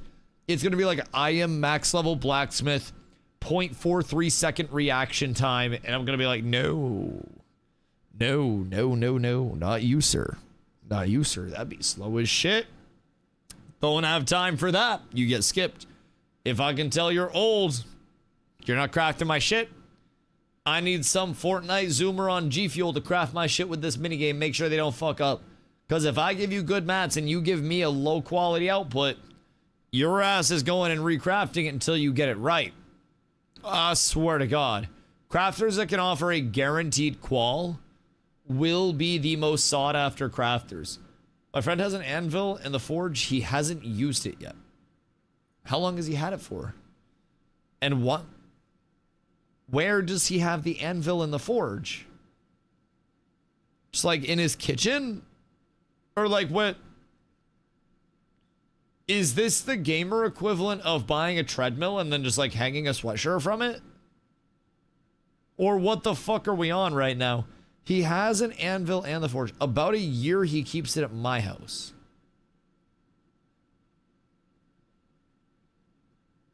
Where in your house? What do you mean? What? What the I'm so confused. So you just have a forge in your house? He means in real life. I'm aware, but like, does he just have a forge and a fucking anvil at his house? He lives in apartments in my garage. Yeah, I mean, fuck it. Sounds like it's your anvil and forge unless it's your friends to shield you from SO backlash. No. I expect the sword to be made by TwitchCon. I expect a hand-delivered sword. This stuff's not easy. I'm sure it's not that hard to make a sword. I'm sure it's hard to make a very good sword, but I'm pretty sure if you give me a big enough stick, I can make a sword capable of getting the job done. Again, the quality of the sword shall vary. Hard to make a sword. I have a sword behind me right now. And then I have an axe with a sword inside of it. And then I have plank. I would be willing to bet $5,000 that if you provide me with rocks and a long stick, I could figure out a way to make that stick pointy enough to classify as a sword. I know the hubris of this one. Shit ain't gotta be too sharp to get to stabbing.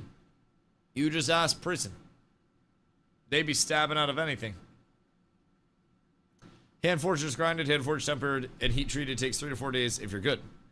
I'm just saying something long and stabby. Sword doesn't need to be glorious.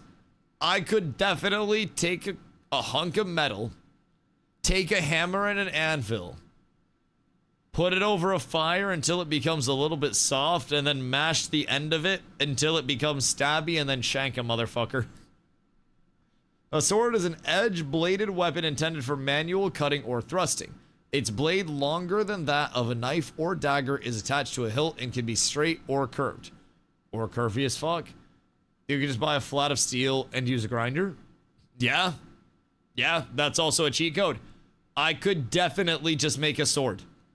Now, again, I don't think it would be a good sword.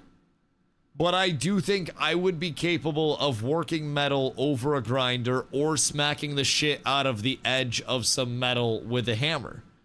I could make rocks into swords, given enough time with the rocks to smash, and a large enough rock. Would it be a viable sword? No, and it would be incredibly hard. That's how they make the wood cutting swords anyways. Yeah, you just take wood and then you make it into a sword. Again, I'm not out here making Excalibur, but like, it's not hard to make something capable of shanking. Just a reminder out there. You don't need a lot. Warframe? Did I say a Warframe reference? Because now I'm going to hear Warframe 17 times, aren't I? What even is Warframe, Jeffrey? What is Warframe? Excalibur is a frame. All right, you lost me. Cover the amount of the resources required for crafting balance. Basically, we balance against time. They balance against time. And when we're just distributing, it's the whole picture. How much do you get from a node? How much time do you need to walk between different nodes, and so on. So it's a complex calculation, but in the end, it's all so time. How fast? And how much time? The question is actually how much time do you need to spend to craft? That is the question. This is how we balance the things. It's working for us. It does not have a simple answer, and naturally, as you become Motherfucker, it does have a simple answer. Just say on average, a piece of armor is supposed to take about 12 minutes to craft, and a weapon's supposed to take 25. You win the mini games with less rounds. If you're trying to get some basic resource at one point, you actually do, let's call it that way, you do more damage each round, and it becomes much quicker. It's easier and it's quicker. Right. So levels play a big role. To get your very big role. Gear, it takes more time. If you want to get some basic provisions, later in the game it becomes easier. We will try to look for a sweet spot. We want to reward the players that want to spend time in those games. The best equipment will that water beside them is going fucking crazy. Amount of resources, and have in mind that there is some randomness in generation, of course, of the items. So you don't. So the best equipment. The best equipment requires a substantial amount of resources, they said. Now, we were just seeing the early pieces of equipment as well when they were crafting. I believe that was just like the baseline in terms of what was necessary for crafting. Which, when we look at that, it seemed quite quick. So it's good to know that that's going to be a lot more of a grind. Oh, that's... There's some randomness in generation. Oh, that's nice. So you don't. That. Okay, hold the fuck up. Where my mage is at? Are we seeing this right now? Are we seeing the grabs? Because that is very interesting. When we go and we look at the Paladin tree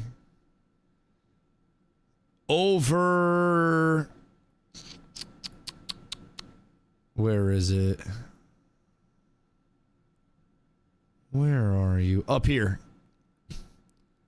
Cavalcade of Light. Call upon the fuck! Call upon the cavalry to the battlefield, trampling enemies for 5 seconds, dealing damage and pushing them to the center. And then we've got placeholder nodes up here. But Cavalcade pushes people into the center. And the big thing here, they showed that in the Paladin stream. Was it a circle around them? Or how did it work? Because if that's a circle around them, then that's fucking insane. Is this up to current? This is current updated. Yeah, the Paladin tree is, but yes. Okay.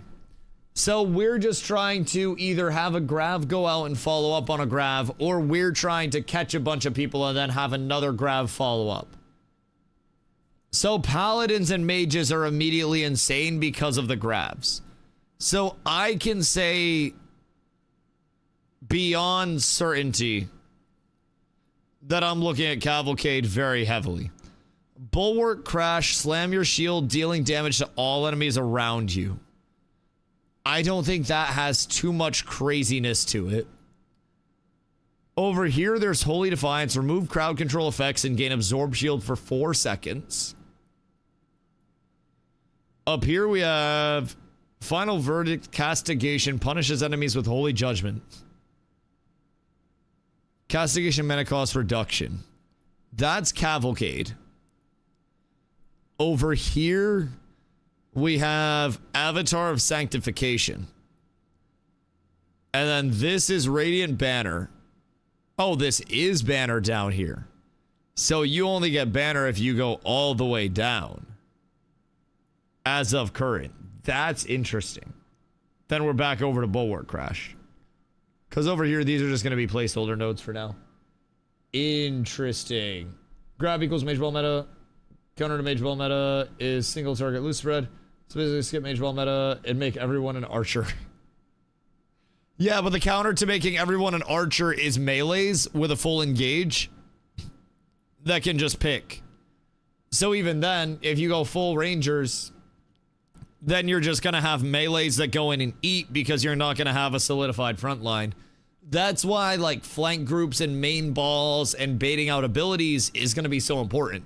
So what's important to note with this ability is that it looks like people can still act during it. And, have in mind that everybody should generation, of course, of the item.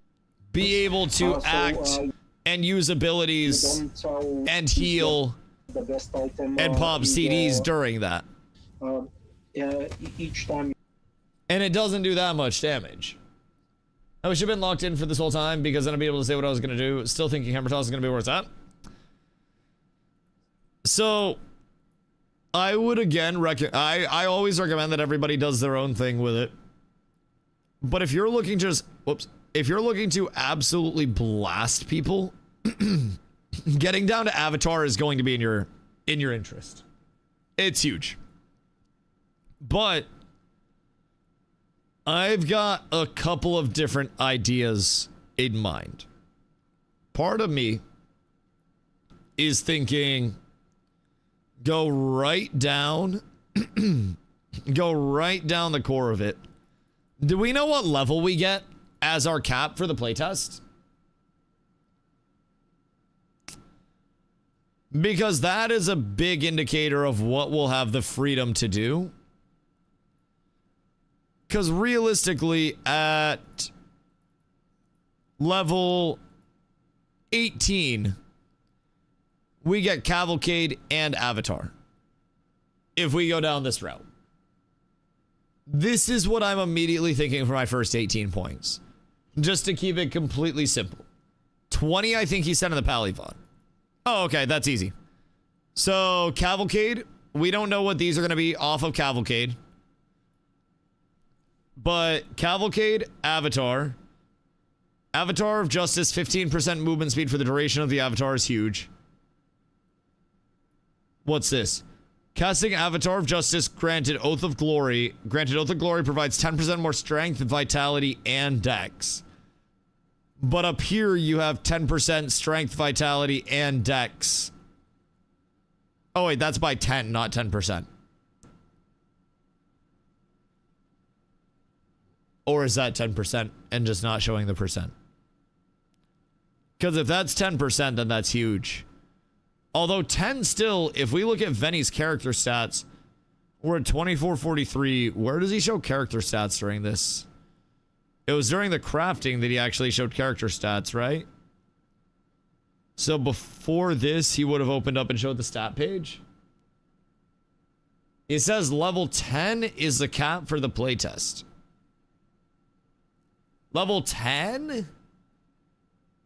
What the fuck? Where does it say that? That is a goddamn travesty. Level 10 is not going to allow a lot of cooking. Even 20 would allow a lot more. Okay.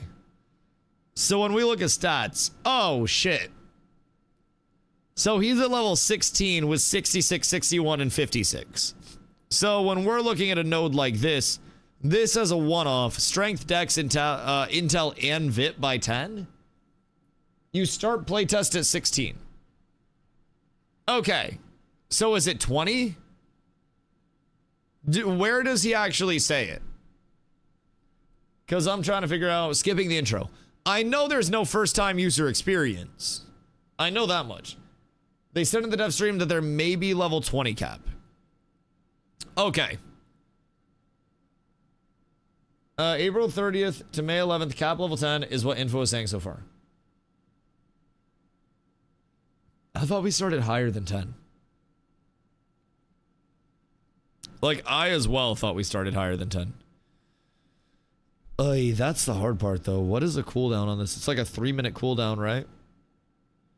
I almost wonder if Avatar is overhyped and the cooldown is too long to actually be effective.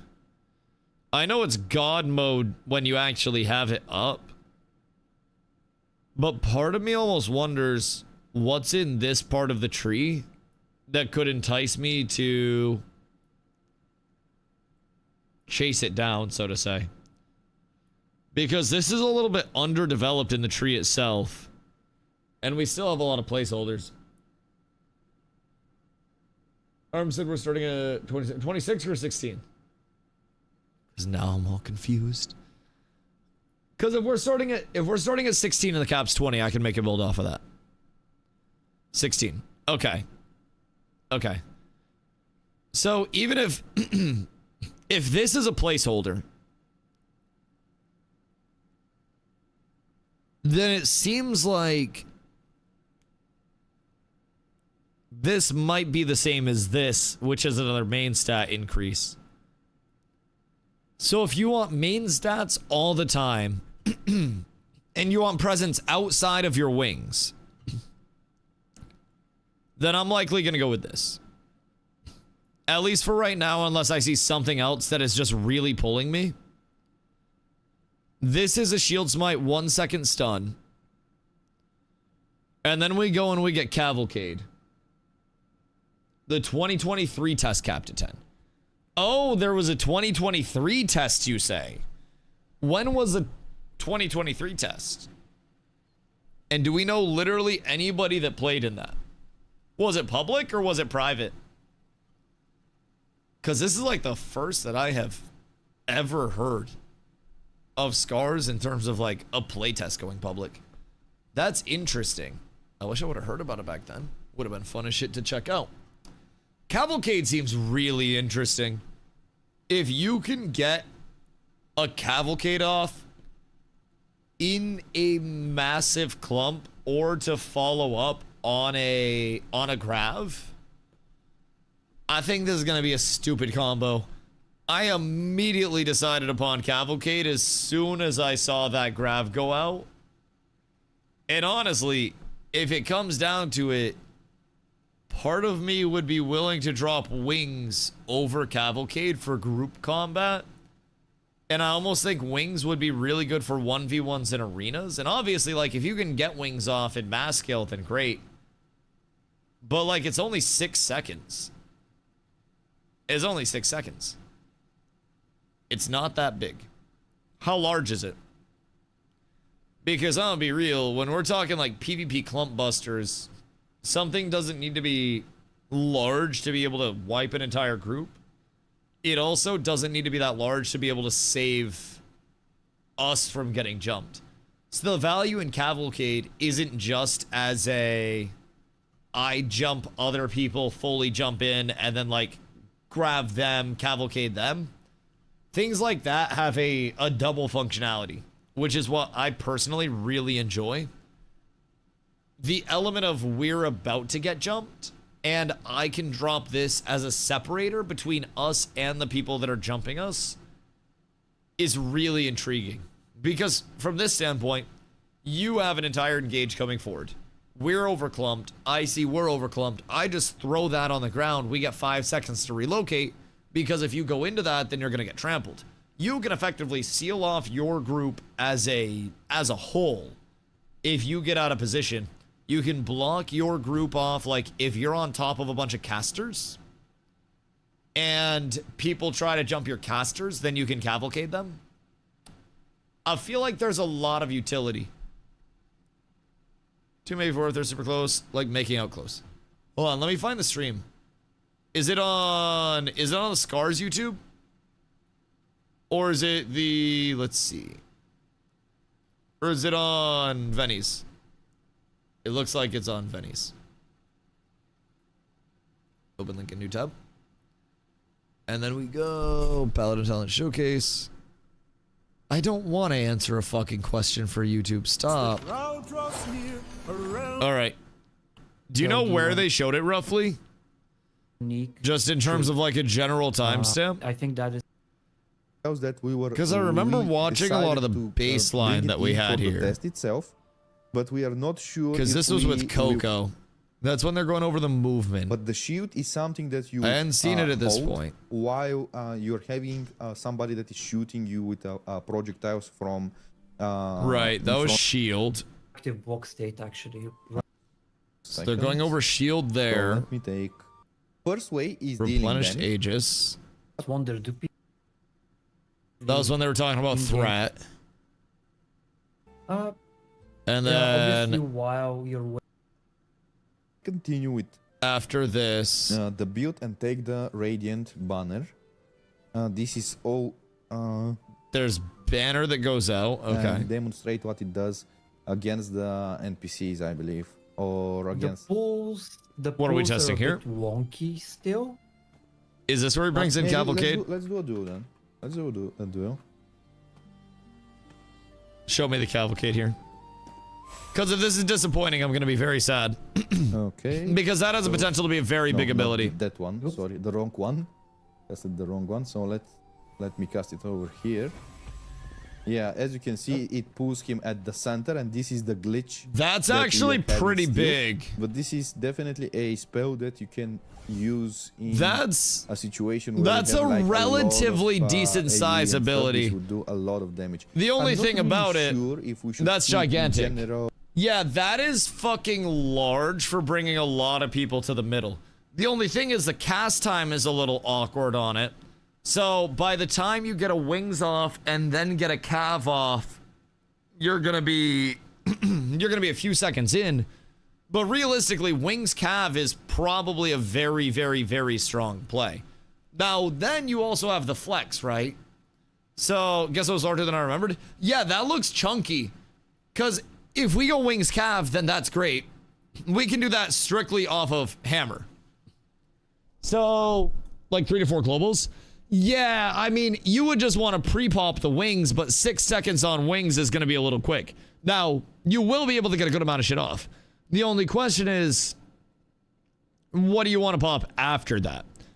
Do you want to have Sunbreaker, where you can consume stacks? Do you want to have Vindicator Strike increasing your crit? Do you want to have a little bit of a self-heal where you also give 10% strength and dex for 10 seconds? Because at this point, if you drop the stun, Destructive Hand self-heal, pop wings, pop Cavalcade, AoE damage. I might be crazy, but then you just jump in after that. Which class will you play? I'm probably going to start Paladin. Sir Alwyn, what up, my boy? I hope you're having an absolutely beautiful one, brother. I'm going to start Paladin. I'm going to see what's up. But I'm a big melee enjoyer, and I very much like team fighty type classes that have damage and utility and support potential. I like to do a little bit of a lot. So part of me is thinking Cavalcade wings could be really fun. A little bit more healing potential off of my heal could be quite nice. Getting 10% strength and dex for 10 seconds could be huge. Having shield smite, stun as well, would be kind of large. Is DPS available with Paladin on Scars? Oh yeah, so this is your like passive tree basically, or like your talent tree. So every time you level, you get a talent point. And I'm factoring level 20 right now. But effectively, the way that it starts is that I'm full Paladin. Easy. So the way that it starts is you have these 6 abilities in the middle. You can select 2 of these abilities, and that will open up the branch of paths. So once you select an ability, you can go, you know, anywhere as long as you're connected. Think like Path of Exile grid type shit. So what I'm looking at is immediately getting my wings, which is Avatar of Sanctification, transform into an Avatar of Justice, empowering your damage and crit strike for 6 seconds. So I'm trying to get that out. And then I'm also looking very heavily into Cavalcade of the Light. Call upon the cavalry to the battlefield, trampling enemies for 5 seconds, dealing damage and pushing them to the center, which is this ability. This would do in a situation But this is definitely we a see. spell that you can use in a situation where you have like a lot of That shit looks AoE and nice. stuff. This would do. And it brings him to the middle. Sorry, the wrong one. That's the wrong one. So It's kind of insane. no, not that one. Oops. Sorry, the Who's wrong that? one. Hey. That's the wrong one. So Those all let me devs. cast it over here. Yeah, as Like you can that see, pulls it- him. Look when he so tries to run out. Let me cast it over here. If he tries to run out, Yeah, that as pulls you him. can see, it pulls him at the center, and this is the glitch. That's going to be very good for groups. Probably quite bad for 1v1s when anybody has movement abilities. But for groups, this is going to be fucking stinky. And to my knowledge, respecs are going to be free. He said it's a glitch? having steel. But The this way is that it moves is a definitely glitch. spell that you can the glitch that. Yeah, as you can see, it pulls him at the center, and this is the glitch that. That's the glitch where he freaks out.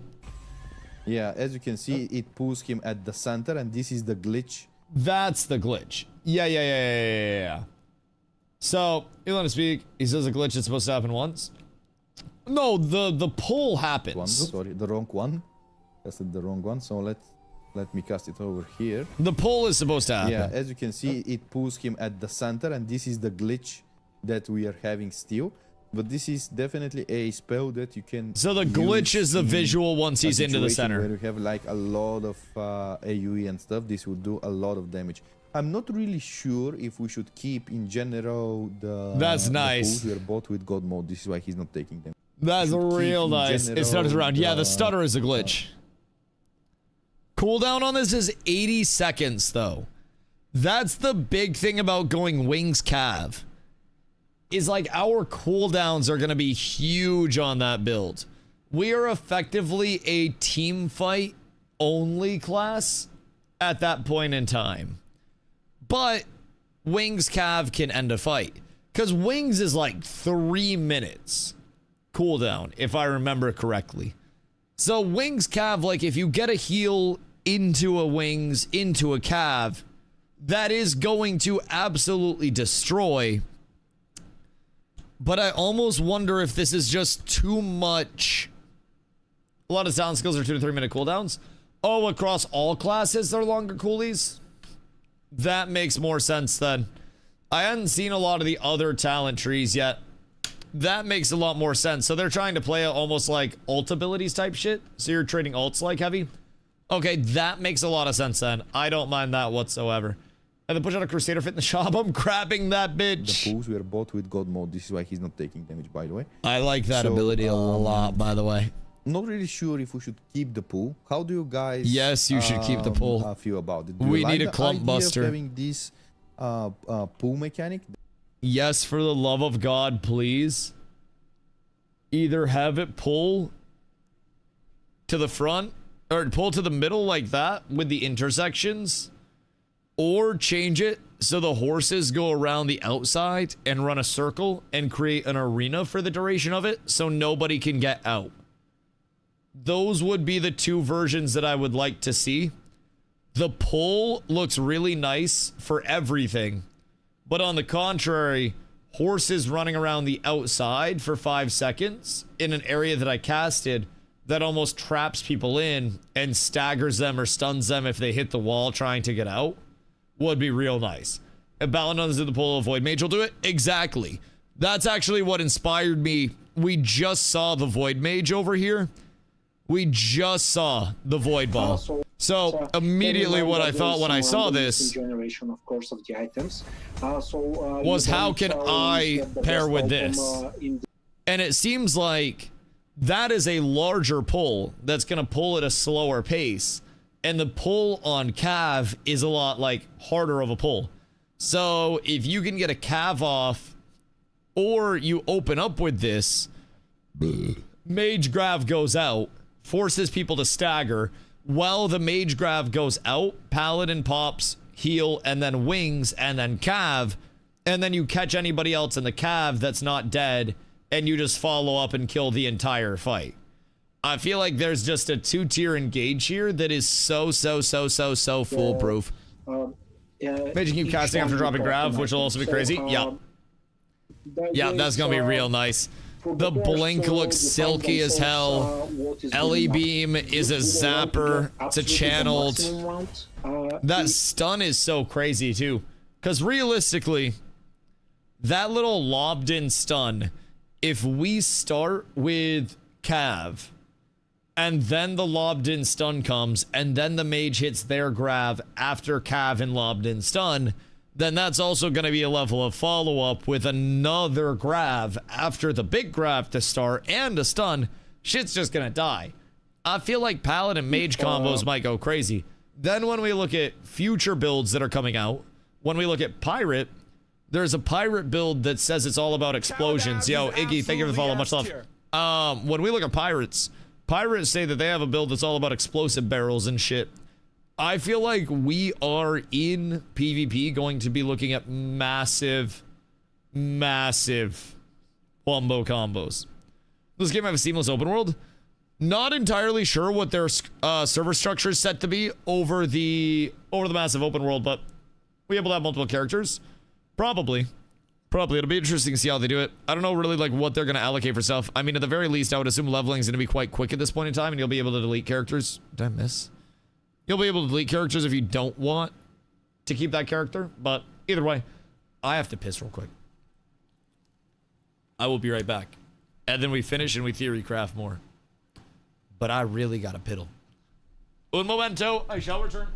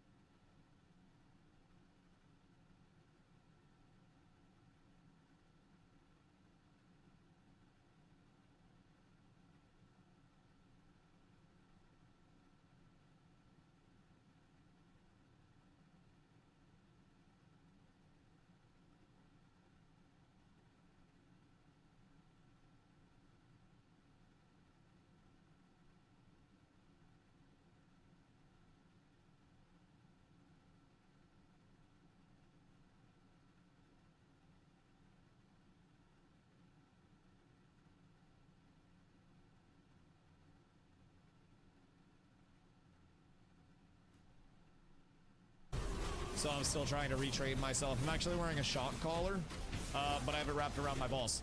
So I'm really trying to retrain very quickly, as efficiently as I can, to get out of the whole saying no. The fuck did you say to me, you little shit? You kiss your mother with that mouth? When's the demo coming out? Need a new one in my life. Sick of WoW. Me too, dog. Me too. No hashtag. The 30th is when the playtest opens. 1 p.m. EST. Yo, Ferrero. What am I go? How are you, brother? What you been up to today? Got me interested in this. Had to come see more. Hey, yo, I appreciate you coming through, brother. This shit looks Like, it is shaping up with some very nice abilities. I'm gonna be real. I just saw Wumbo combo potential that just had me walk off screen peculiarly for 3 minutes after working out a very good team fight build. You guys don't need to know what I just did, but I'm real excited about these builds if you guys know what I mean. I'm real excited. The fact that we have Wumbo combo potential up in this bitch, the fact that we have Big Burst all assembled at our hands. Oh, I'm so excited. I'm so excited. Because part of what I'm thinking as well is if I can just AoE everything while I'm leveling, we're good too. Not just my love cartoon, Fortnite kitty graphics. I like the graphics personally. Now, I also played a lot of Fortnite. So you know, it is what it is. I quite like the look of the world, but I've always said before, I am by no means like an art critic. I am by no means, actually, I want a theory craft. I'm by no means an art critic. I am by no means someone that's like, well, my artistic stylations would lead me to slightly less saturation and a little bit more of a colorful palette. Yes. I don't fucking know what that means. PUBG's my jam, can't stand Fortnite. Yeah, I mean, I totally get it. There's some people that really like the realistic graphics of it all. So,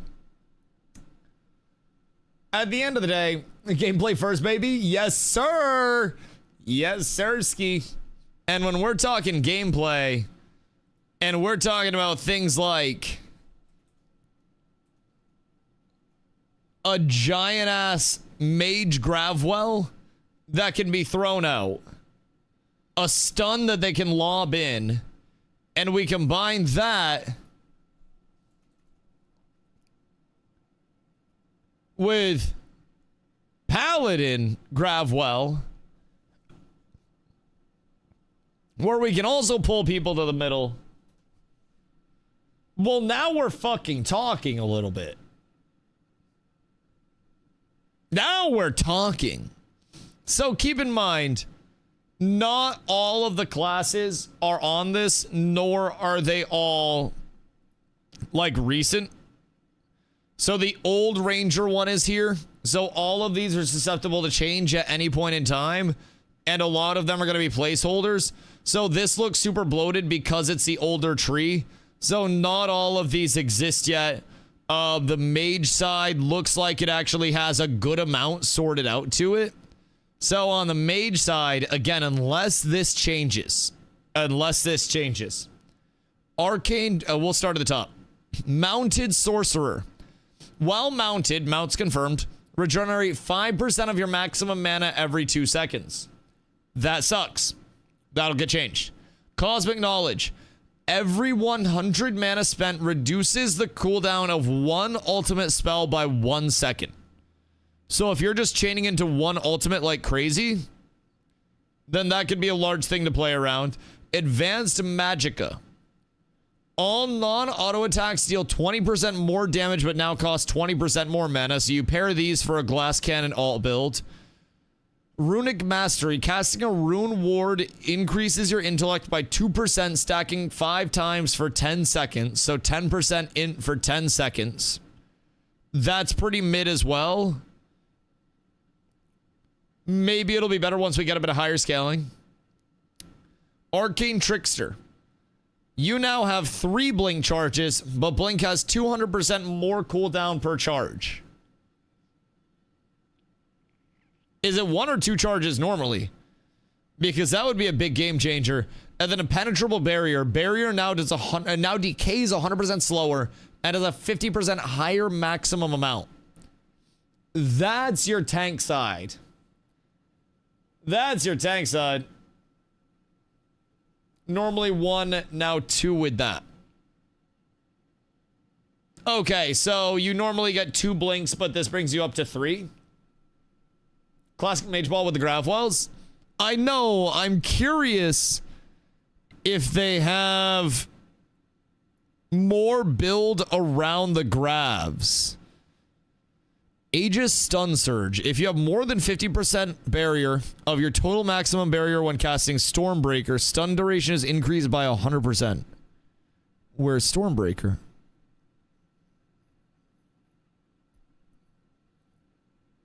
Converts 10% of the damage dealt by an ultimate spell to barrier. Okay. So if you go Cosmic Knowledge, every 100 mana spent reduces a cooldown of one ultimate spell by a second. And then you go Barrier, and you have more Barrier and slower decay. When you score a crit hit with Arcane Surge, you gain 5% Barrier, sure, but converts 10% of the damage dealt by an ultimate spell to Barrier. If that's uncapped in PvP, you could be looking at a massive barrier that decays very slowly.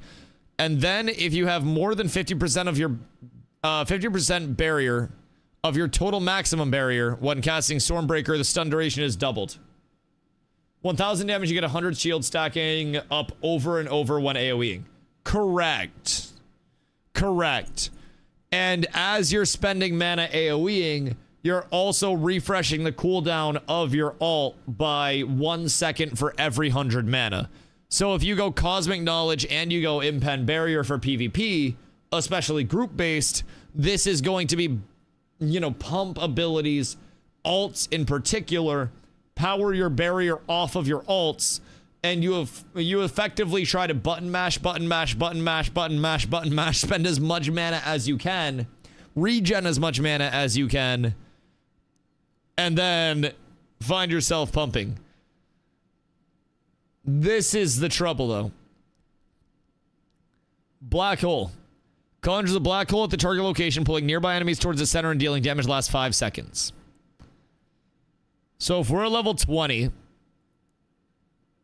say hypothetically we just walk through here. Now again, this is going to be a different route. Oh. Then we will see. Can't really find any information on Warrior, assuming it won't be available for the playtest. Yeah, so the upcoming playtest is going to be Paladin, Ranger, Mage, and Druid. I would assume with future playtests, they'll either cycle or just add more on top of it. And honestly, up-to-date information, even on the 4 that are out, is hard to find because so much has changed. They just recently kind of like peeled back the passive tree a little bit. As you can see, this is what they had previously for the look of the tree in general. With the slimming and the reduction, now we're looking at something more akin to this for the Paladin, and even this is subject to change. So everything else that comes in should be looking by the 30th like this, with everything a little bit slimmed down. Does each class have the 3 scar selection system thing? Yes. So the scars themselves are going to come from different forms of content just in general. You will play the game, you will get scars. I believe they plan to bring them in through PvP as well. So, with the scars, permanent prog. Haha. So, permanent passive modifiers that shape your character beyond talents and gear, earned through leveling and conquering challenges. Each scar is a mark of progress. So effectively with the scars, I don't think they've quite data mined all of what is here yet. Levels, challenges. Yeah. So it seems like they haven't really data mined all of what's here. But in terms of the scars, you just kind of get them through playing the game. It seems like there is some RNG behind it. And I'm honestly a little worried about the RNG side myself, because I know with anything RNG, once something comes out, if the scars truly are impactful, say I have a build that is absolutely popping on Paladin, and people are like, Dusty, I'm using your abilities, but my build feels different. What am I doing wrong? I showed them my scars, and I'm like, these scars complement the build that I am running a lot. You should look at these scars for PvP, but they can't get the scars. What do? Maybe there's a way to reroll them, but one thing that I have considered, still slightly miss RNG elements in current MMOs. Some things seem too easy to obtain. One thing that I've thought of, pretty sure they said you can reroll scars. Yeah, when they showed the scars in the dev stream, there was a reroll option at the bottom of the screen for currency. I don't know how available the currency is going to be, but again, just as an alternative, in case they ever worry about the RNG side, this is all hypothetical. I cooked this up in like 5 minutes while I was taking a shit. So don't hold this 2 against me. Real money. Gross! God, I hope not. I've thought about something like this, where you have, instead of the complete content, Scar pops up on screen, complete content, and then you have an RNG chance to get either offense, defense, or utility token. Those tokens you save up for different tiers of scars, either 1 cost, 3 cost, or 5 cost, and then you can upgrade your scars off of that to different levels using those same tokens. So you could go to a vendor that effectively has all the scars in the game available. After farming your tokens, RNG still based on which type of token you get, some protection to it. Bingo. Some protection and some controllability on the player side. So there's still the RNG, there's still the get out in the world and actually complete shit, but you go to a vendor or a scar trainer somewhere in the world, in one of the capital cities, whatever it may be. I will teach you in the way of the scars. You go in and they have offense, defense, utility scars, and then you're able to select, say there's a super powerful 5 cost. That's like when you cast an ultimate ability, you have a chance to Rikishi stink face an enemy for 5 seconds, you know, putting your cheeks all on their face. Sick. All right, 5 cost. I'm going to upgrade that and make that shit AoE, right? Banger. Now I'm a CC machine. I smite somebody, I pop an ult on them, and then I hit him with the stink face, and then someone comes in with an RKO out of nowhere to finish him after the fact. Or you have a 1 cost, where it's like on ability casts, you have a chance to do additional frost damage on hit. But you grab a lot of these 1 costs that are different element types, and then you upgrade them. So now on every one of your abilities that you throw, you're either proccing 1 or all of these and shotgunning some big form of burst. And then the 3s are somewhere in the middle. Some procs, some higher actives, whatever it may be. But I've thought about this system as not necessarily an alternative, because I don't want to propose alternatives to a game that's not fucking mine, but just as like, I was thinking about reducing the RNG variance, because I thought about the scenario where inevitably somebody has been playing and they stumble upon stream and they're like, Dusty, your build is cooking, right? And they're like, what scars do you have? What are you using? And they see something in my scars that they really enjoy, and they're like, shit, I don't have any room left for that. I can't reroll. I worry about that. Now, if they have planned rerolls just infinitely available, then that's great, but that also kills the RNG and makes the RNG arbitrary. So I think in one way, shape, or form, it's either the RNG is going to lead to people rerolling, feeling like their character's cooked, so to say, or bricked if they don't get the right rolls. If they do run out of the rerolls, that's why I said real monies. Yeah, at that point, though, I would consider that very heavily pay to win. And I don't see that. Also, Master Chief, what up, my boy? Hope you're having a good day. Chat just ran outside. What's the new MMO? Scars of Honor. Free playtest coming up on the 30th. You do have to request access through Steam, but rerolling will cost money. I would heavily consider that pay to win, which, just for consideration purposes, they said that they weren't going to bring in inventory expansions for money because they considered that to be pay to win. So 1 reroll a week that's free. Yeah, the scars system is one thing that I'm kind of like core gameplay a little bit about. I see the perspective and I see like the prospect of it, right? But I worry a little bit that it could just be, I should probably clean this up. Hold on. A couple more lines will make this look so much better. There we go. Now we're cooking. Now we're cooking. So effectively, this is what we'd be looking at, by the way. And then you'd fill each of these banks. So it'd be like offense, defense,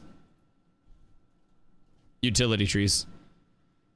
And then completing the content, you just chase these down. And then you have all of these.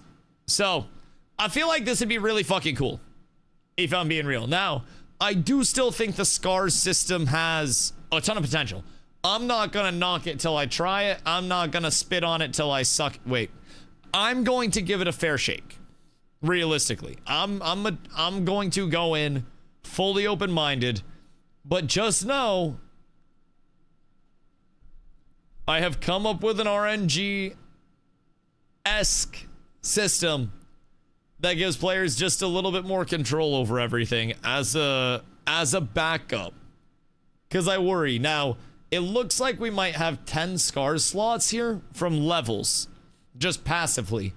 So, looks like completing levels and then 4 from completing challenges. But again, that could always change at any point in time. How's the house situation? We have meetings tomorrow. So, fingers crossed. If anybody was planning to give me a bunch of money, now would be the best time. So if they look at my bank account tomorrow, they're really impressed. So, exclamation donate. If you're trying to pump it up before the bank meetings tomorrow, really inflate my shit, this is it, boys. Best of luck. Thank you, sir. Thank you. Yeah, this will be the big, like, we could get hard denied tomorrow. I don't think we'll figure out if everything goes through and we have, like, okay to close tomorrow. I'm not quite sure. But tomorrow is a big day. And it's kind of starting to set in as it gets closer to, like, closer to bedtime. I'm not going to be able to sleep tonight, dude. I feel kind of sick. Like, I'm going to be real. It's been raining the past few days. Well, the past couple days. And I've been like, man, I wonder if we should go by the house and see, like, how the property looks like it's handling the water, just in case something's going wrong with it.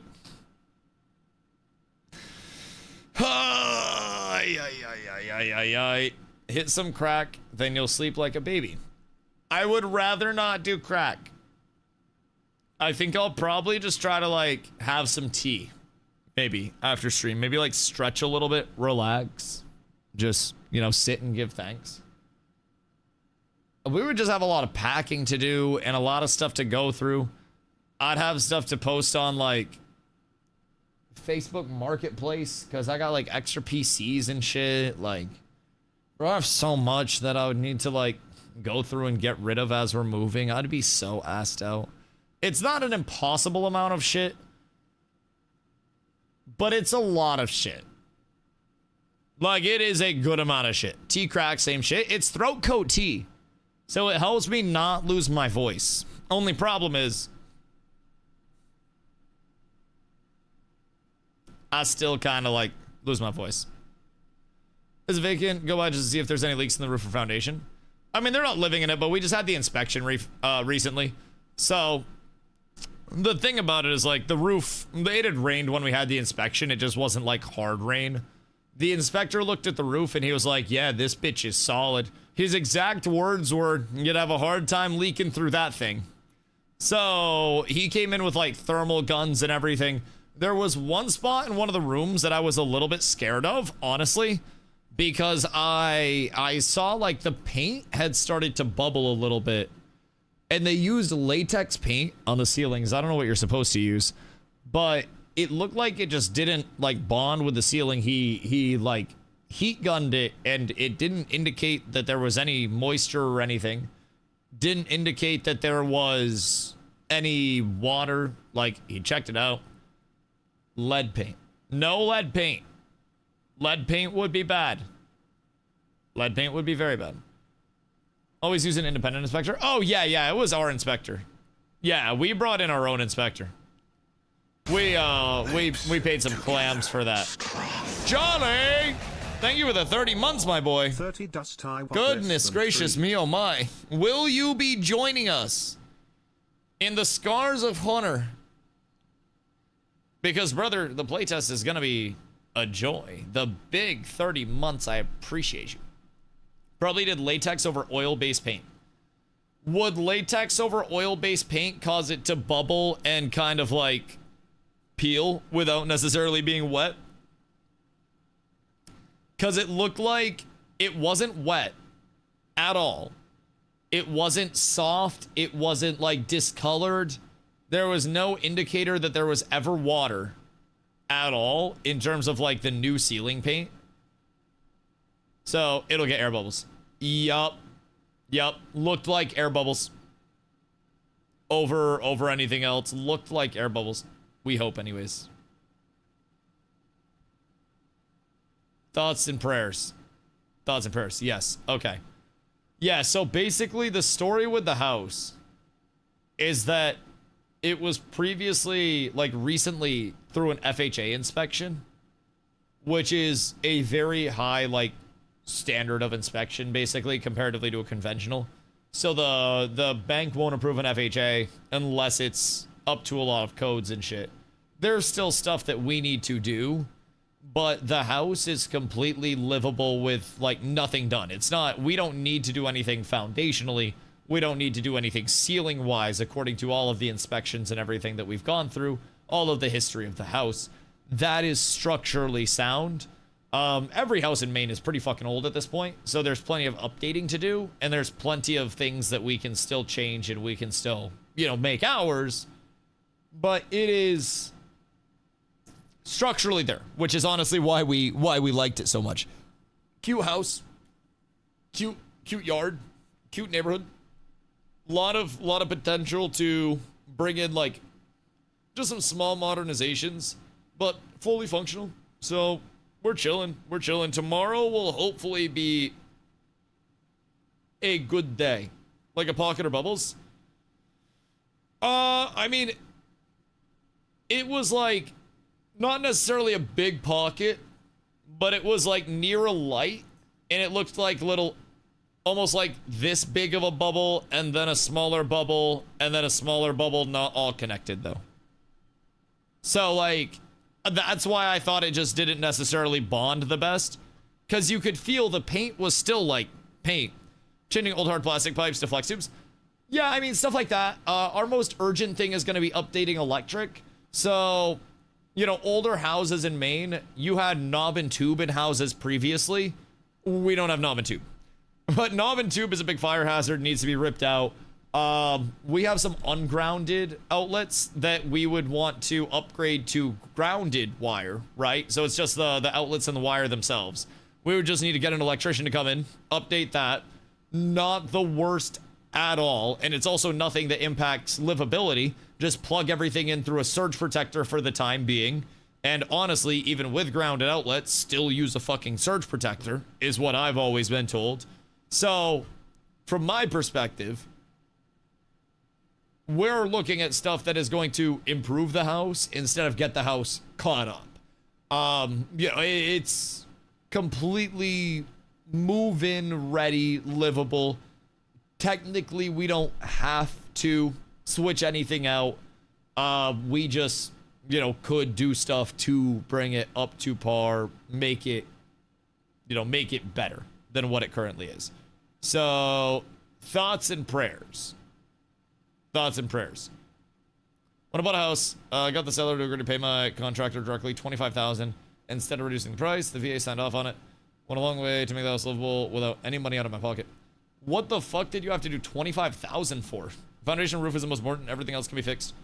It's not as expensive as those two. Yeah, those were the two things that were really, like, really killing us. And a lot of the houses that we looked at in our price range were very much showing a little bit of a concern, right?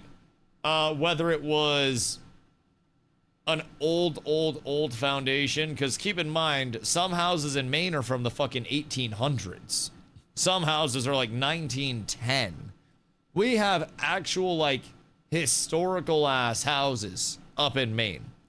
And you'll see houses with, like, old fieldstone basements where it's these giant boulders that are making up the foundation of the house, and these giant granite slabs. And, like, it's the OG foundation, and it's held up after all these years in a lot of these houses. Then you'll see more modern ones that are, you know, a cement pour. Those are sturdy. Yes, we have seen some of those that look so good, and then there's something wrong with it where we're just like, fuck. So many that have been so close, because you get those old farmhouses on the fieldstone, like, foundations, and those shits are gorgeous.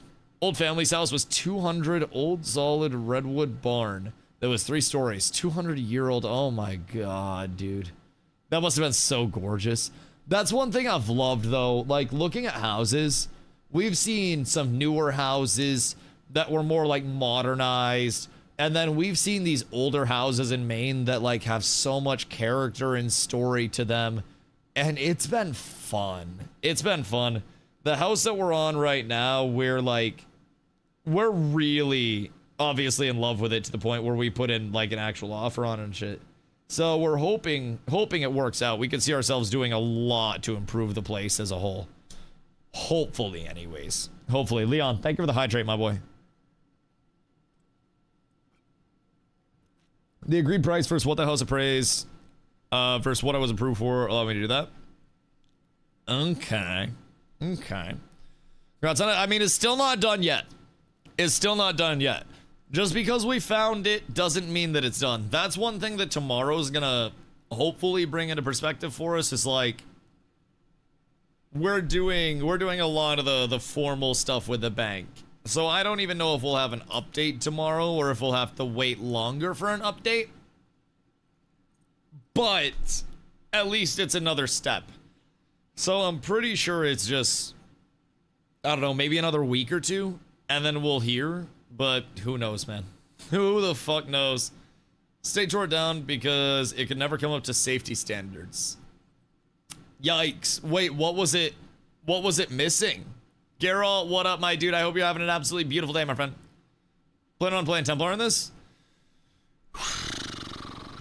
So, my immediate build that I'm going to be hitting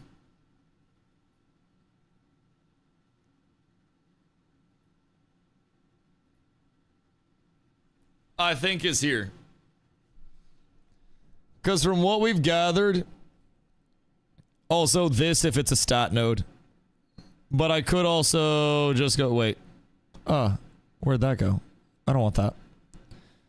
Either this, if it's a stat node, or taking this out, and then going the two coolies on Avatar. I don't know why it keeps allocating there. Reset. And then we'll go here. And then we'll go down here. And then we'll go over here. And then we'll go here. And then we'll go here. And then we'll go here. Okay, there we go. There we go.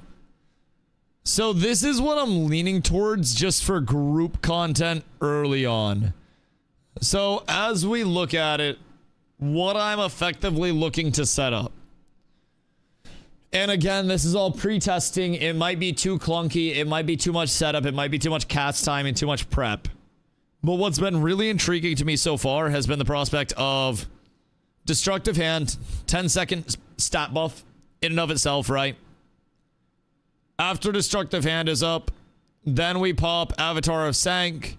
Avatar of Sank increases damage and crit for 6 seconds. Once Destructive Hand is up and Avatar of Sank is up, Cavalcade of Light as the big nuke.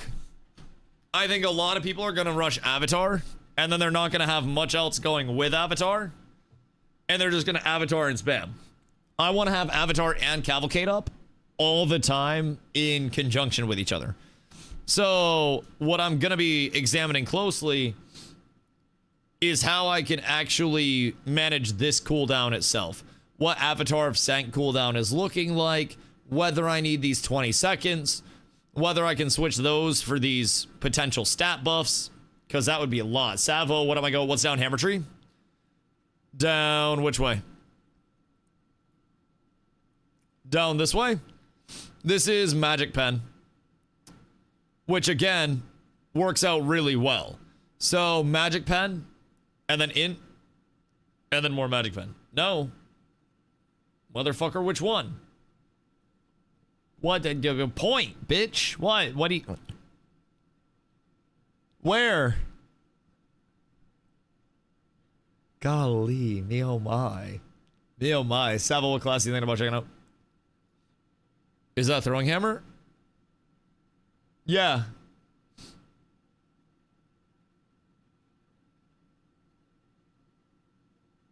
Which one are you talking about? Wait, what the hell? Yeah, this is throwing hammer. This is your crit whenever you cast Vindicator Strike.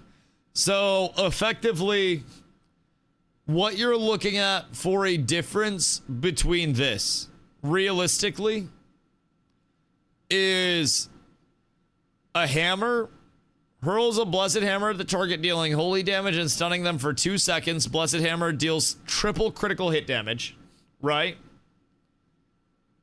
I gotta do all that shit we're talking about and bonk. Yes.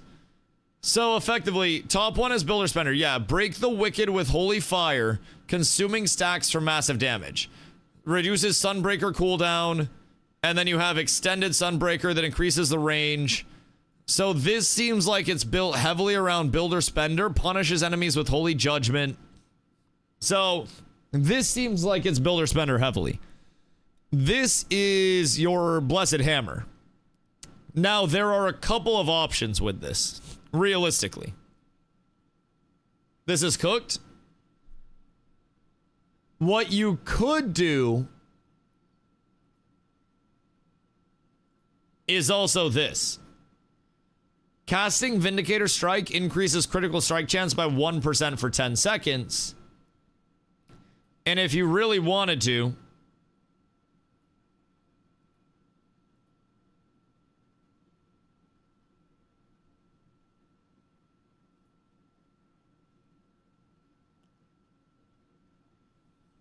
I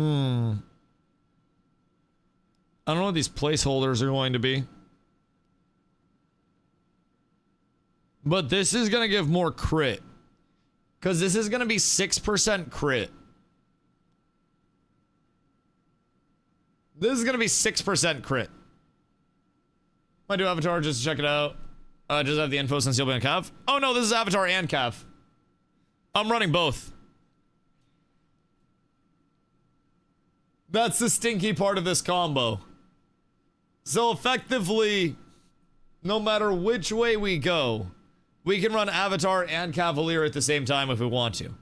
So this makes our heal give us a buff, or give whoever a buff. Heal increase by 20% and target gains 10% strength and dex for 10 seconds. So if you go the heal, you're popping a self heal, and then you're popping Avatar, and then you're popping Cav to have all of the buffs and play around your Cav as your big damage, and then you're just dumping damage into the Cav. Now, if you want Blessed Hammer, you can Blessed Hammer. If you don't want Blessed Hammer, peep this. You just take Blessed Hammer off, and you go through these placeholders,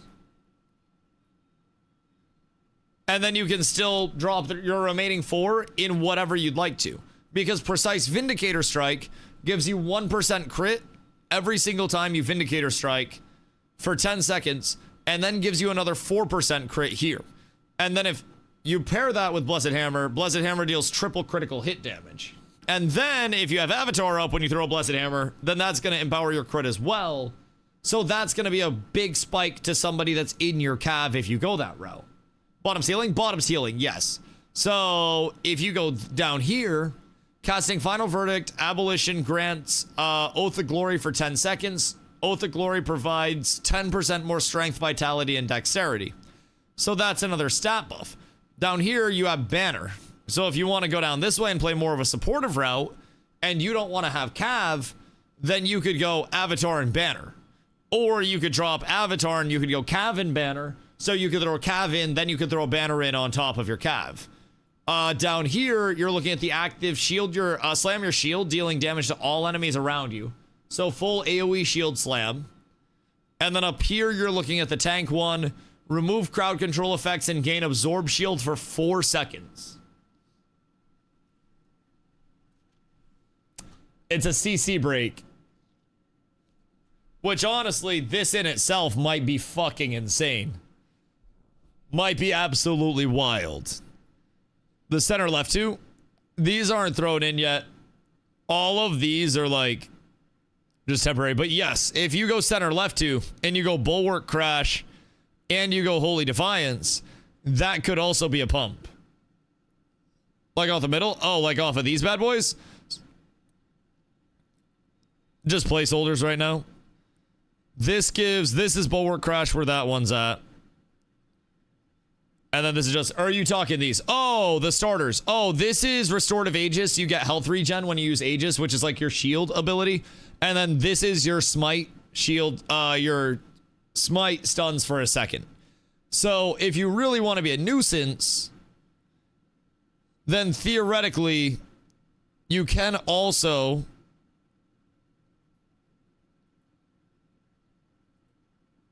go here,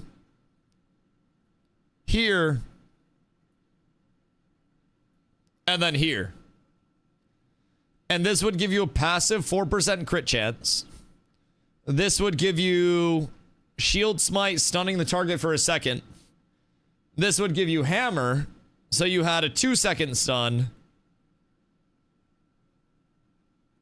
Thinking what to do to combo with the healing one.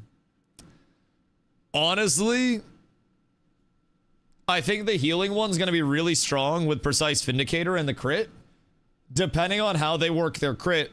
But crit, when you're looking at it from a double dip standpoint, with something that damages and heals,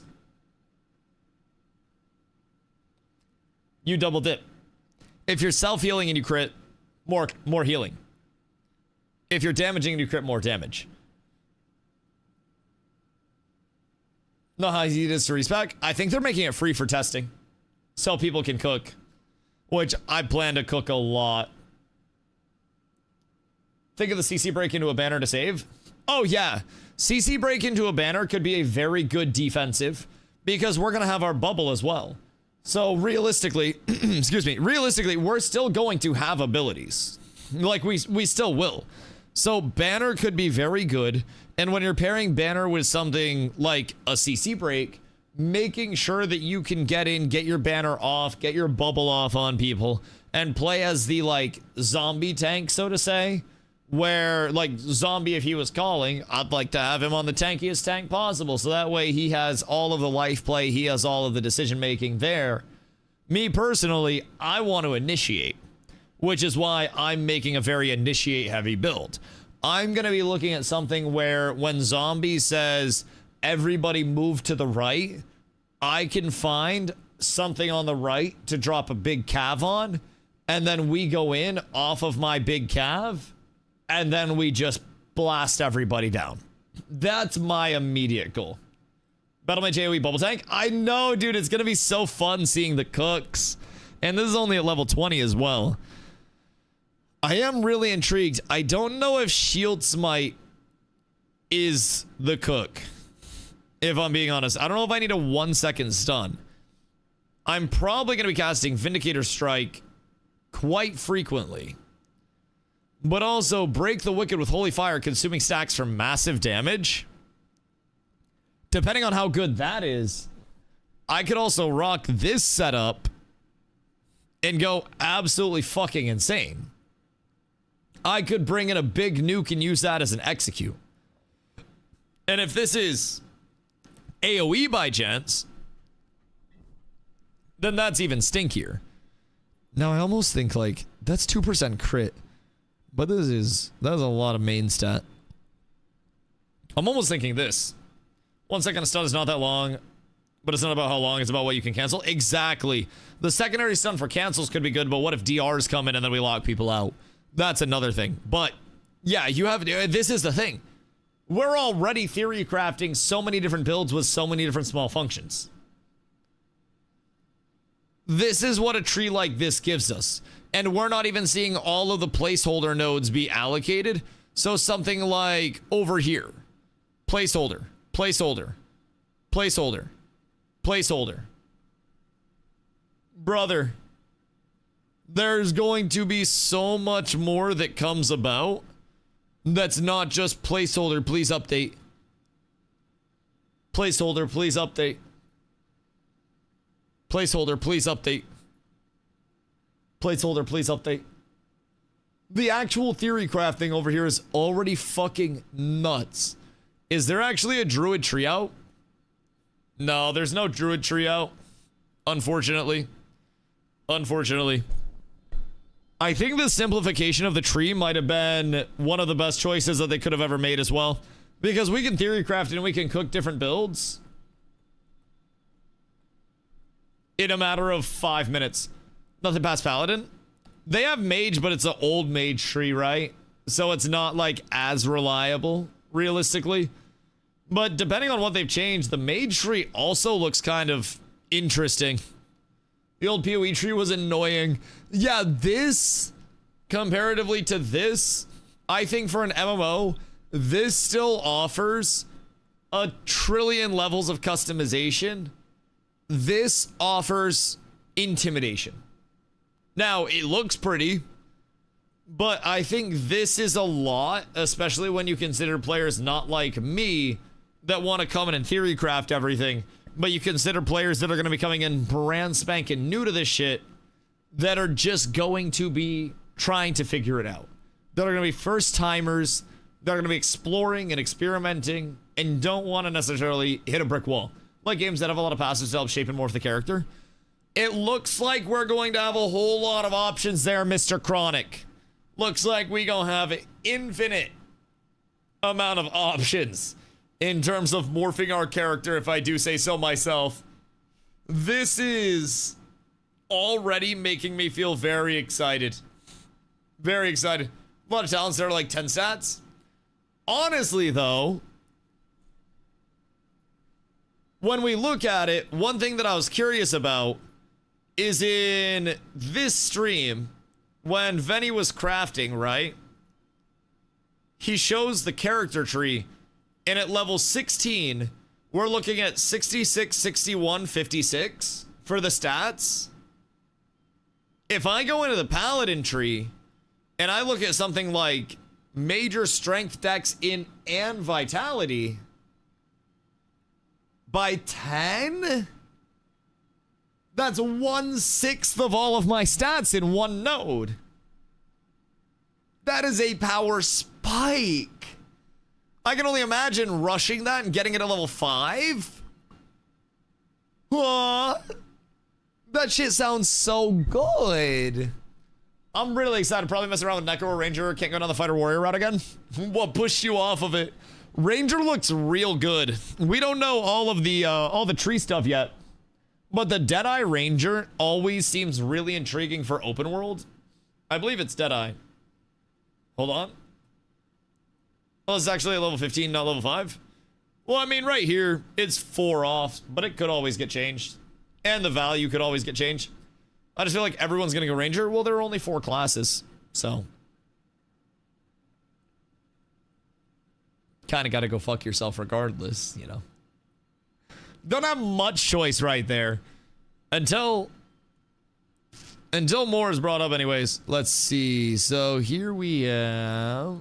Either everyone will be Ranger or everyone will be Necro. Well, Necro's not out yet. For the playtest, it's literally just Paladin, Mage, Ranger, Druid. So that's going to be a little bit different. Even long-term Rangers are available in almost every race. Yeah, I mean, that could also lead to them feeling very washed out, though, regardless. I think Rangers are a commonly played class, regardless, because of how safe they are, and tend to be one of those core archetypes. I almost wonder how your Warrior, Paladin, Mage, Priest, Ranger, Druid will do versus the more, like, niche-sounding ones. Like, Assassin's gonna be roguey type. Necro, Pirate, and Mystic. It's intriguing. Intriguing. Cannoneer, Pirate versus Ranger. Wait a minute. Did they update it from this? What's the deal with Cannoneer? Where'd that come in? Or are you talking Buccaneer? Because I'm low-key, I'm high-key, actually. I'm thinking about making a build for Pirate when it drops, if it's good, that I call the Buck. The Buck would be Buccaneer Swashbuckler. ER. So we don't have the trees for the Pirate yet. Nor do we have the trees for pretty much any class yet. But the Buck They call out firepower-driven cannoneer on their website. Interesting. Maybe that's referencing like the Buccaneer, because they have pistols on the Buccaneer side. So maybe if you go like full buck, because with Buccaneer, it's pistol and trap focus, long-range shots, snares, and explosive barrels. So I could see that, surely. Thinking of second classes? I don't think so. Like, your sub-spec, so to say, is coming from your class tree itself. So, as a Paladin, we technically have Inquisitor, Templar, and Crusader, where, like, oh my god, excuse me, where this is the Templar side, this is the Inquisitor side, or no, this is the Crusader side, this is the Inquisitor side, either way. They're, like, there are different sides that effectively impact what your, you know, subclass is. But I more or less think of it as just, like, the tree itself. I don't really get too caught up in the, like, Inquisitor shit like that. What unlock all classes before you kill the game? Oh. That is a great question. If I'm being honest, that is a great question. Did Dusty read the statement yet? We need more statements. More statements. So with whatchamacallit, with Pirate, Jesus Christ, I can't even say his name. With Pirate, I've been thinking about when the tree comes out, eventually. Looking at the viability of Buccaneer, dropping the traps, going all pistol. Swashbuckler, dropping the bleed, going all fizz. And then effectively try to pick a target, pistol burst a target, jump in, and then, like, melee kill them as an execute. I feel like there's a lot of potential in that as just a pure glass cannon nuker. I also have a creeping suspicion that a Celestial Mystic is going to do an unfucking godly amount of damage. I do not know why, but I have a feeling this is going to be the king of AoE. I think they are going to just make absolute heaven rain down on top of everybody unforgivingly until the end of time. And I cannot wait to see it. I genuinely cannot wait to see it. This seems interesting to me. Boomkin meets Shadow Priest. I'm thinking Boomkin meets Meteor impacting Earth. What about Druid? Druid is an interesting one because Druid gets a summon. This almost seems like it's like almost a little Diablo Druid inspired type shit. So you get the Oracle that uses elements to heal.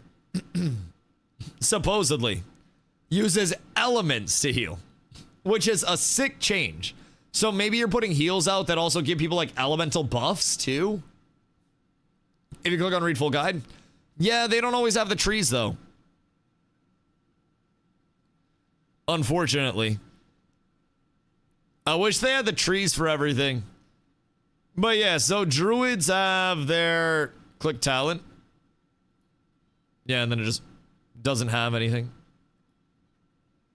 Druid has talent calc. No, it doesn't. I mean, unless you just want to pick a direction. It doesn't actually work anyways. It's all just placeholder stuff. Oh, yeah, a lot of it's placeholder. The only one that's up to date is Paladin. And then the mage one is out of date. But they have like the older mage one. The tank form is fucking crazy, by the way. It's like an armadillo because I couldn't do a bear. Form switching has commitment. And poor timing leaves you vulnerable. That's an intriguing element of it.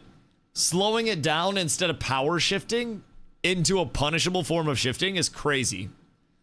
Gear dependent may need specific setups. We know that. Oracle healer focus. Healing over time with emergency heals and nature buffs. Oracle talents emphasize team sustain, making this a flexible healer for any content. You going Sacred Order or Domination? I think Sacred. I think we taking Cat's Sacred Order.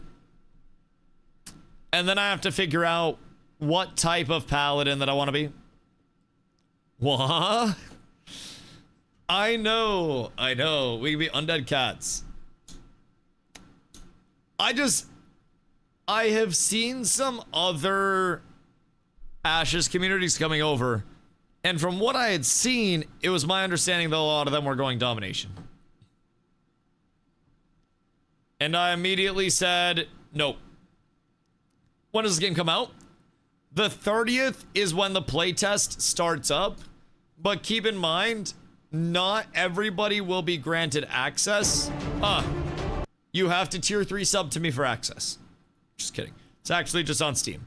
It's free to request access. Just search up Scars of Honor and then make sure that you wishlist and request access.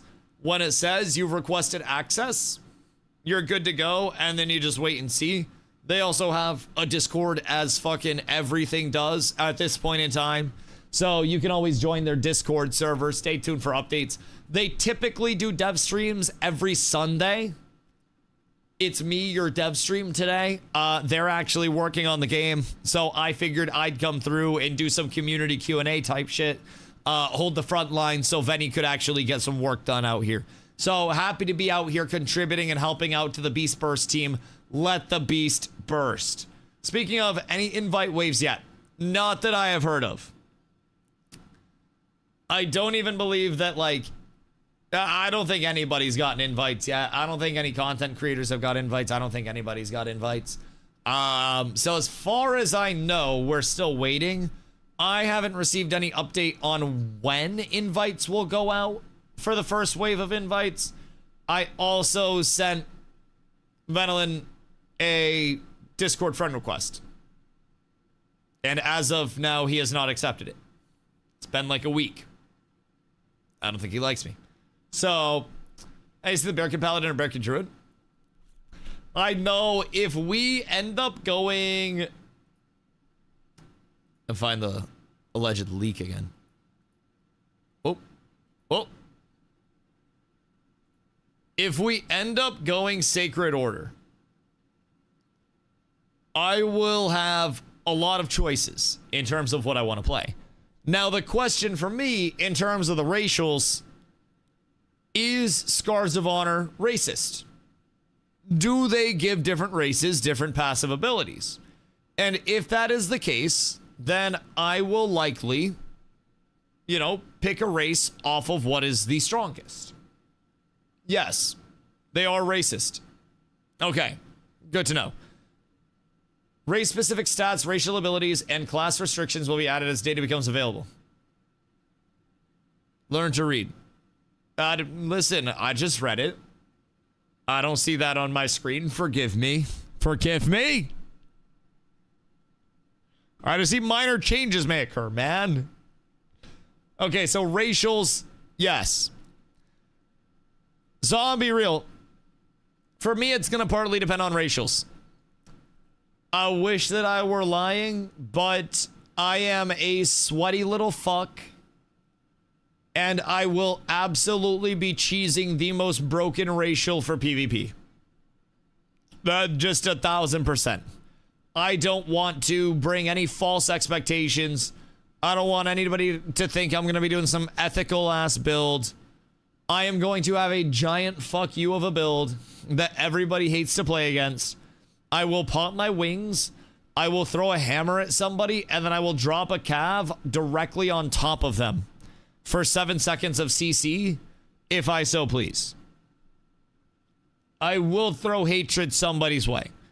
So what could we be looking at for passives? I feel like Baron is just gonna, like, get on its all fours and then run or some bullshit. There are a lot of skills on the Scarhead, but it's not organized.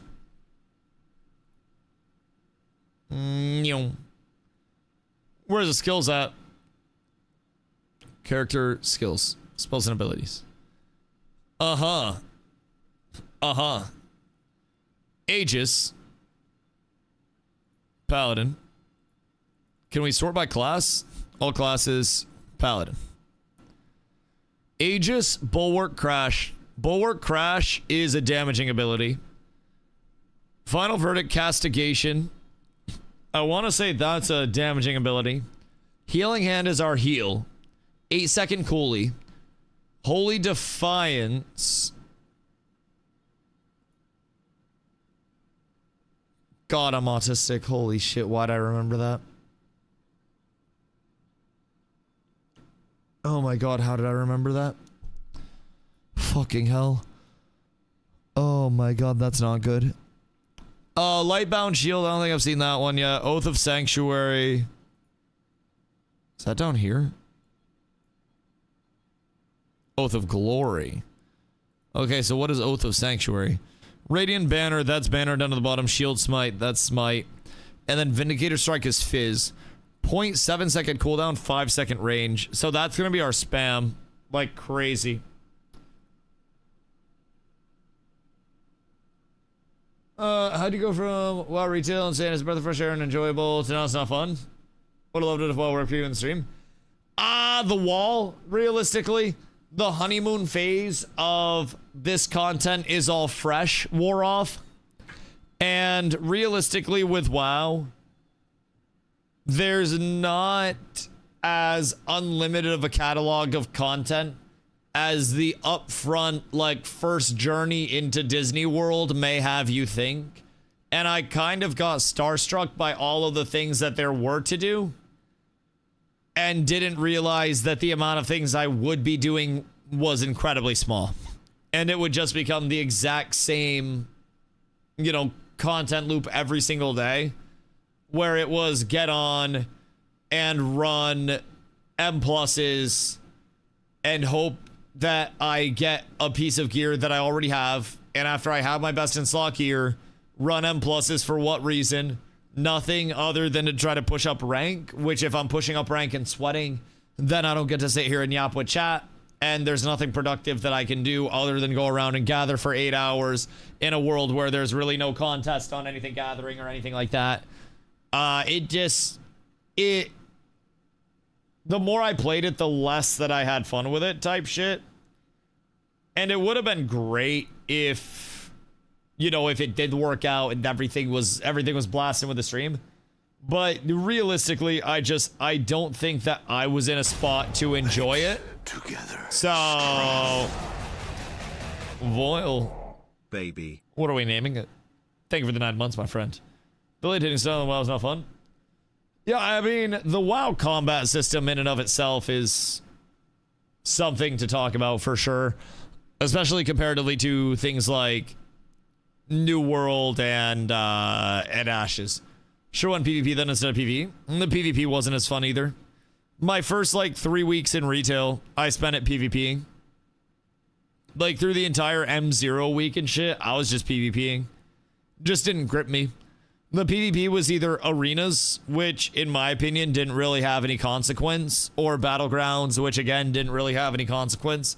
The consequence was that I might lose a little bit of rank, but, you know, like Blitz, not really. Like, was it fun? Yes, but I almost, like, not to knock it and say it wasn't fun, but the weight of consequence wasn't there, where if I lost, I felt bad.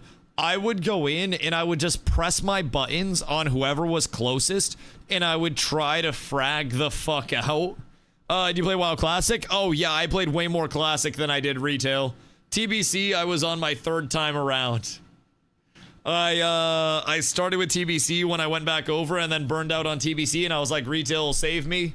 And I coped on Retail for a little bit and then burned out on Retail, unfortunately. It was just the circle of life at that point. There was no stopping it. One thing I've really discerned is that I like having the feeling of something to do for either myself or my community at all points in time, right? I want to always feel like I have something productive where the benefit is felt and it is noticed. And in WoW, there's not really much that you can do for other people in mass to help them out because everything's so soloable, everything's so set up the way that it is. Now, I could go and run lower keys, but even then, it's like, a 2-hour task that you're helping somebody with to get geared out from keys. It's just, it didn't hit for me, and it didn't grip me. I haven't even logged on to get my vault this week, because realistically, last week in Mythic Raid, I just hit a point where I was like, I think people are missing the point of why we're playing games in WoW. And I like this vibe a lot more than the vibe of WoW, where everything is so militant, everything is so, we are supposed to know this, and if you don't know this or you fuck this up once, then you're a fucking idiot and it's your fault, under the guise of we're progressing. The WoW mentality just kind of got to me. And I'm like, all right, well, I can just play upcoming MMOs. I can theory craft with the boys. I can try to make some build guides and some content around that. And that's really where I enjoy being. That's the theoretical loop that I like getting into, where I can sit here and I can try to find information about abilities. I can run ample different build guides together. I can look at all of their previous dev streams, all of the information about the game. Oh my goodness gracious me, oh my. Goodness gracious me, oh my. Very peak with upcoming MMOs. Fun for you and fun for the viewers. Yeah, realistically. And I think if I can get myself in a spot where people view me as, you know, one of the people that will bring in a very good, and I don't mean good in a sense of like we're good at the game. Like, yes, we are good at the games that we play, but we value ourselves on not exploiting. We value ourselves on not bringing RMT to the games. We value ourselves on playing games the way that, you know, we would want games played against us. And for me, if I can establish myself as someone that's always going to be bringing in a very established community to, you know, these upcoming projects, that opens the door for us as a community to get, you know, opportunities to work with upcoming projects as well. It could start with, you know, Ashes and Scars, and it could potentially lead all the way up to lol me getting a peek at like Riot for us or something like that. There's so much room in the future of MMOs still that I feel like people are just dooming about. And when everybody else is dooming, there's got to be somebody that's willing to look at shit and say, I think this might actually be fun. I think we might have some good gameplay on our hands here. But again, I'm here to provide feedback on that. And there is still entirely a chance that I go into Scars and I don't enjoy the combat, or I don't enjoy the systems, or I don't enjoy the game feel. There is a chance. I would love it if I went in and everything was just the best game I've ever played, but I'm prepared for it to be far from that. I'm going in with realistic expectations, and I'm trying to keep in mind that this is still early. Spring 2026 Steam playtest will run April 30th to May 11th. So, did they say the hardcore servers are going to be in the spring playtest? Or what are we looking at? Is it like Horde Alliance? Yes. Yeah, there are two different factions. So this is a look at the factions, races, and classes. I'm going to fill up my water real quick, and then we need to watch the rest of this. I think Scars is at least 2 years away from full release. Oh, yeah. Yeah. I believe their target isn't until 2027. So I think they are a good, like, year and a half, 2 years away from a release. But within that time as well, they're going to have a lot of developments. They're going to have a lot of content coming out regarding the title. They're going to have more playtests. So what I almost picture as a really good set of circumstances would be finding a few MMOs that are going through playtesting phases and cycles, and going over and providing feedback on a few of those that look promising to me. Now, again, people have asked me like, oh, why not Monsters Memories? Why not, you know, Project Gorgon? They don't look that great to me.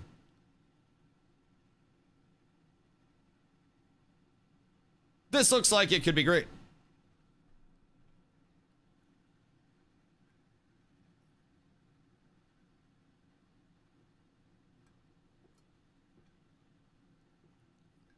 Hi, Emu.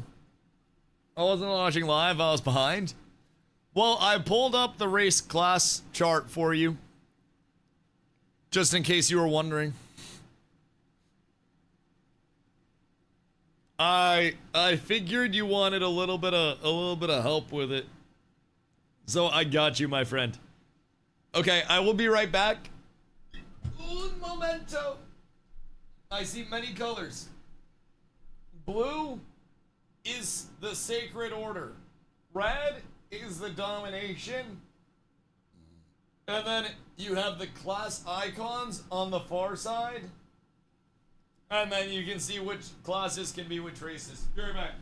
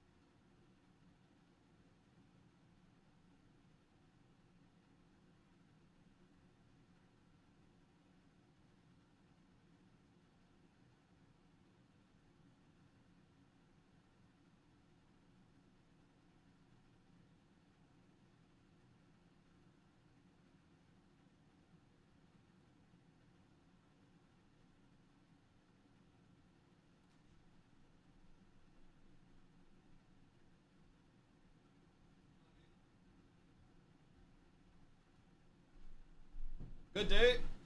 Oh, I've returned. Oh. Target release Q4 2026. Oh, word, it's not even 2027? Interesting. So, I mean, maybe they will have some good baseline established here.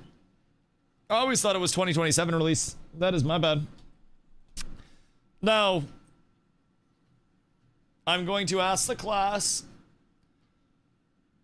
what did Ashes of Creation teach us about target release dates? Say it with me. They're always fucking wrong. I'll see you in 2028. Release dates. Release dates never change. Probably just trying to get rid of bugs. Yeah, I mean, hey, who knows? Maybe they do have systems online at this point. I know in terms of like the 3-phase drop, we're getting dungeons, world PvP, battlegrounds, arenas. Really doesn't seem like it's that bare bones. This is more systems wise than I expected them to have ready for drops immediately for this playtest. And if we actually have that much content to look forward to, I'm going to have a blast over the course of this 12 days, and we're probably going to beg Venny to keep it up for longer after. And the company and the game all blow up Q3. I just have to not make any jokes about Venny becoming an international arms dealer, and nothing bad will happen. Nothing bad will happen, Leon. Thank you for the hydrate, my boy. Getting into the PvP ASAP. Getting into your mom ASAP. My bad. My bad. That's uncalled for. The PvP is going to be very exciting. Yes, Sauce. I agree. I agree, brother. Should be a fucking blast. Please do. I haven't seen her in 10 years. I'll have her call you. Pretty solid 3-drop set in a 12-day span. I agree. I told you to be nice. How do you know his mom doesn't think I'm being incredibly nice? How do you know I didn't take his mom out to a beautiful dinner that she hasn't seen in years? Opened the car door for her. Held the door at the restaurant. Pulled her chair out. Pushed it in. Ordered her a beautiful wine. And then returned her home safely. After a one-way trip to Pound Town. How do you know? What's going to happen if we all end up holding Camelot on Chain's beer in the end?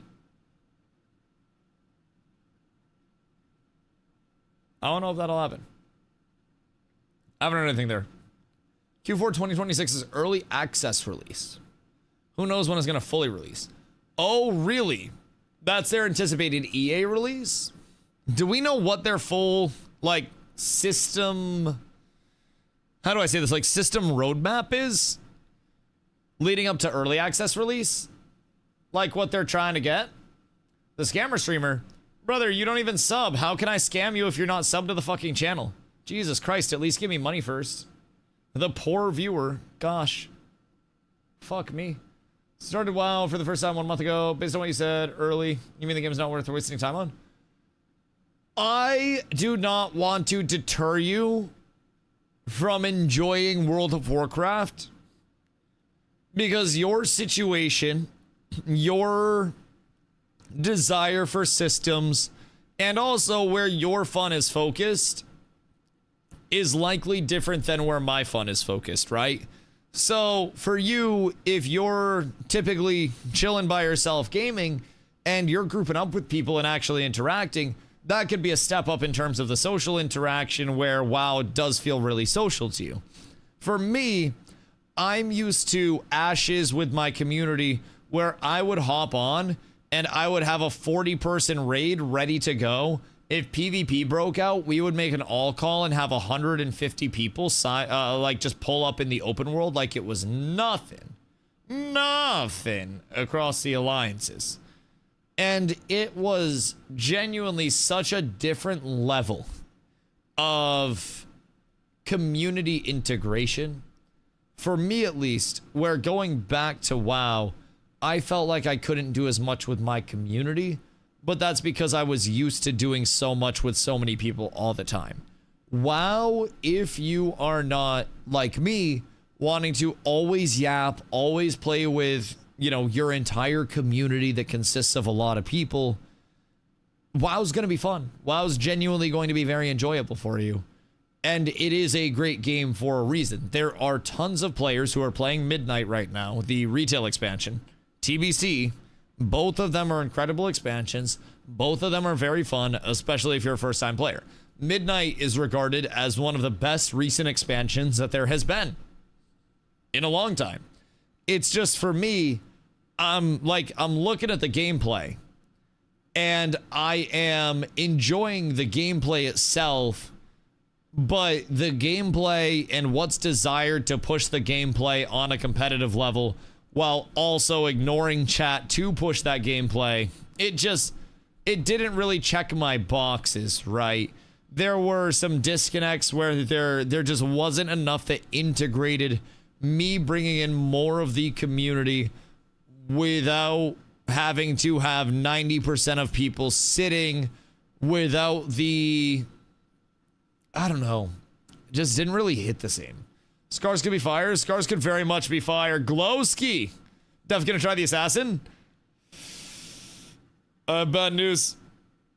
WoW not hitting. WoW's not hitting at all.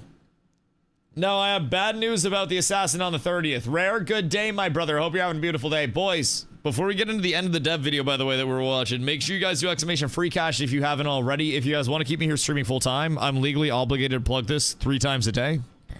Make sure you guys do exclamation free cash. You sign up, download a game like Monopoly or some shit, play the game, cash out. They give you money to play the game. You never have to pay them a cent, and you help support the stream through doing that.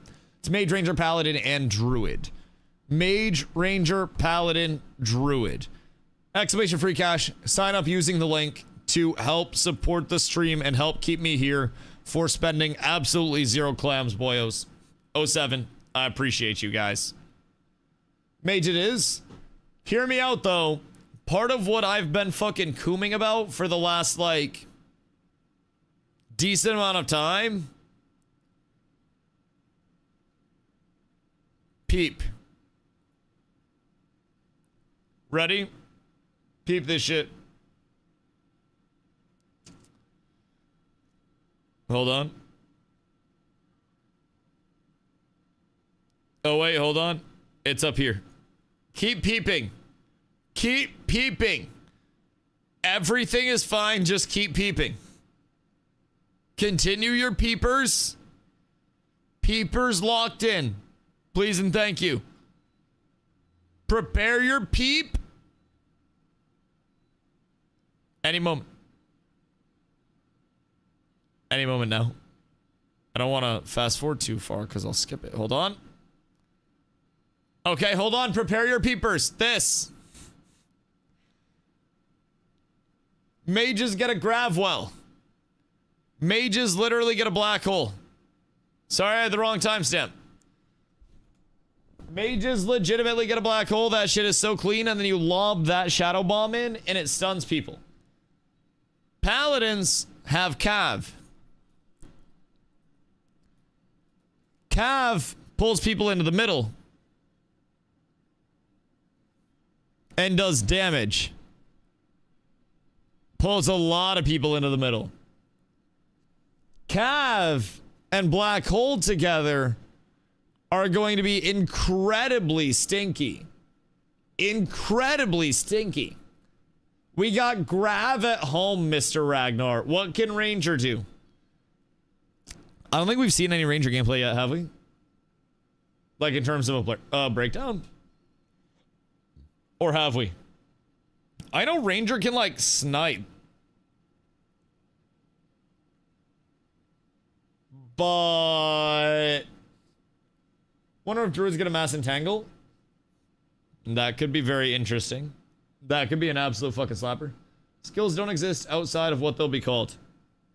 Well, they do, we just can't see them yet. Which I think is bullshit, by the way.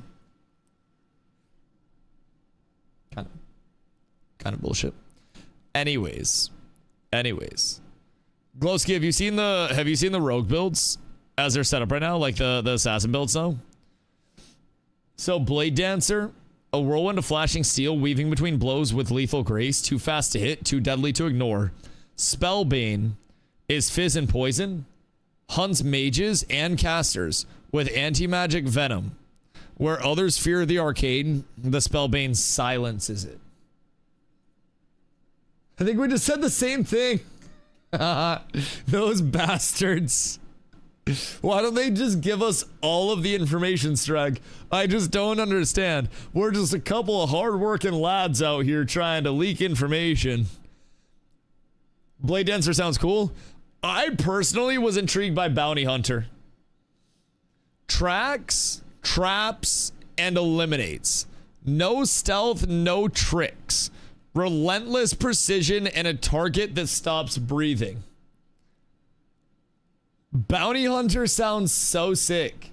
No stealth? I know. A no stealth assassin seems so fucking dope. Seems so dope. I would love the concept of that.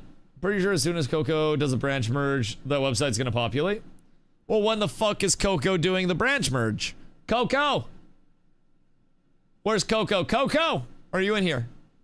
I don't think Coco's in here. It's like 3:30 a.m. their time. If they're in here at this point, I'm gonna fucking yell at them and tell them to go to bed. I'm not an assassin with no stealth. I disagree. I disagree. I feel like you just gotta be positionally there. Who's Coco? Coco's the man with the beautiful hair. Who, from what we have gathered, does the work of 17 normal developers. Look at those gorgeous fucking locks. Look at that wonderful Adonis of a human being. For more scary and assassin who doesn't bother stealth. One thing I'm also wondering is, when we look at Bounty Hunter, what is the track? Tracks, traps, and eliminates. What is the track side coming in from? Is that giving us a way to see through stealth? Is that giving us a debuff that we put on an enemy that makes them potentially take more damage? what are we looking at here is my big question on it. Something like Hunter's Mark? See, part of me is almost like returning to my Dota 2 shell, where I look at Bounty Hunter from Dota 2, and he literally had an alt called Track, but Bounty Hunter's track was if you kill an enemy while they're tracked, you and your allies get more gold for killing them. That doesn't really make sense in this game. You see targets where they're moving and targets take more damage? Yeah, I almost think it might be like a Hunter's Mark type sense. Think any stealth detection in a sense? That could be intriguing, but how much stealth is truly going to exist? One thing I've been intrigued by, though, I will say, there are a lot of summoners. This is a dumb PvP video I was mentioning.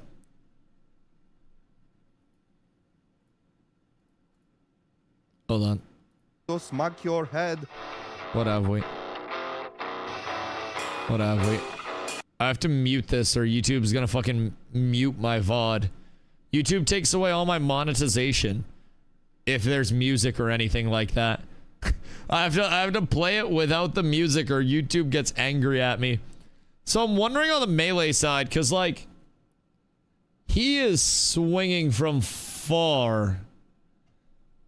Do we have, is that just like the one spam that's bringing that in, or is that the actual auto attack? Because it seems like that's the one spam. Music choice is fire. Yeah, tell that to fucking YouTube when I'm trying to make 32 cents off of my lives over there. I'm just doing what I can. What the heliante was that? Is he playing a Paladin right now? Or what are we looking at?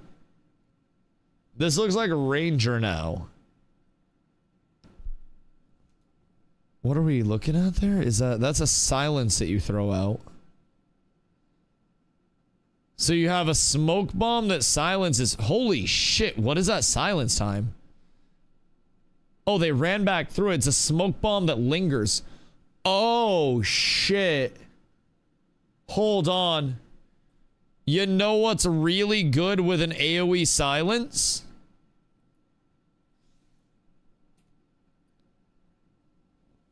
An AoE that brings a lot of people into the middle. And also another AoE that brings people into the middle. And also a ball that you lob into that stuns them. Boys, we are looking at mass scale wombo combos. AoE horsies. Oh yeah, you want me to walk you through my Pally build? It's like Gravwell Scream combo. Oh! Their combat and ability interactions actually have a chance to be so fucking stinky. Like genuinely so fucking stinky. I think they might actually be cooking with the class design here. It just depends on how the PvP is incentivized. But we will absolutely be going into Battlegrounds as soon as they are available, and we will be blasting. Doesn't Paladin have a DPS caster spec? Shut your whore mouth. No, it doesn't. Ban him. No, it doesn't. Don't tell anyone. Yo, Hank. What up? I hope you're having a beautiful day, my friend. So, with Paladin, I am cooking up a few absolutely stinky builds, but I'm going to reveal to you the Cavav build. Basically, the cool thing about this tree is that you can work it many different ways based on what abilities you would like, and you can make this work with just about anything. You can go Precise Vindicator Strike, you can go Blessed Hammer, you can go Destructive Hand, you can go Restorative Aegis, you can go Reverberating Smite, you can go anything. As long as you have one or the other of Blessed Hammer or Precise Vin Strike. So Vin Strike is going to be for a little bit more damage on your spam, which high key it looks like this is going to be a lot of value. So part of me is thinking that we're going to want to go here and get the extra 6% crit chance, right? Because that's 2, 4, 6% crit chance. This is 1% increased crit strike chance by casting Vindicator Strike, not even hitting somebody with it, for 10 seconds. So that's giving me a shitload of crit all the time. And then Blessed Hammer hurls a Blessed Hammer at the target, dealing holy damage and stunning them for 2 seconds. Blessed Hammer deals triple critical hit damage. So that is going to do a lot of damage, right? Other options, Destructive Hand. Sunbreaker doing a lot of damage as well. Break the Wicked with Holy Fire, consuming stacks for massive damage. So you could switch this nuke out for this if you really wanted to. You could have another stun. You could have a defensive. But where we're looking off of this is whatever these placeholders end up being. That wasn't supposed to happen. These are supposed to chill the fuck out. Thank you so much. I appreciate you. Bitch! God damn it. Alright. We'll do it the old-fashioned way. Golly. I'm just trying to exist out here. I'm just a man. And I can't even get this to work properly. Gachi, what up, dude? Hope you're having a good day. So, then the question is on this side, right? What's this placeholder going to be? Is this main stat? Because over here, I'm kind of thinking main stat type shit. So if we can go main stat, then that's always a possibility. The magic pen could also be huge if we do decide to go down here. Or unspec all of this, and we have a few points to play with as well. So realistically, with these points, you can get 20 seconds cooldown off your avatar. And then you could look at mana cost, which is kind of ass. You could look at movement speed during avatar duration, which is only 6 seconds. I don't really think that's worth with the movement speed side. But the possibilities are limitless at this point in time. Because if I do recall, avatar is going to be quite a long cooldown. I think it's like a 3-minute cooldown, 180 seconds. So 20 seconds isn't really going to be a game breaker. And I'm almost considering if we drop these and then go, not you, bitch. Although I guess that's the same thing. Drop that and then go here. What the fuck? Bitch, please. This way. All right, either way. We could do something like this. What's avatar?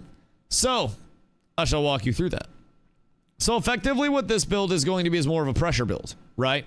This is a constant run at people and then get your abilities up and then do damage, right? Even in your downtime, you're going to have good pressure.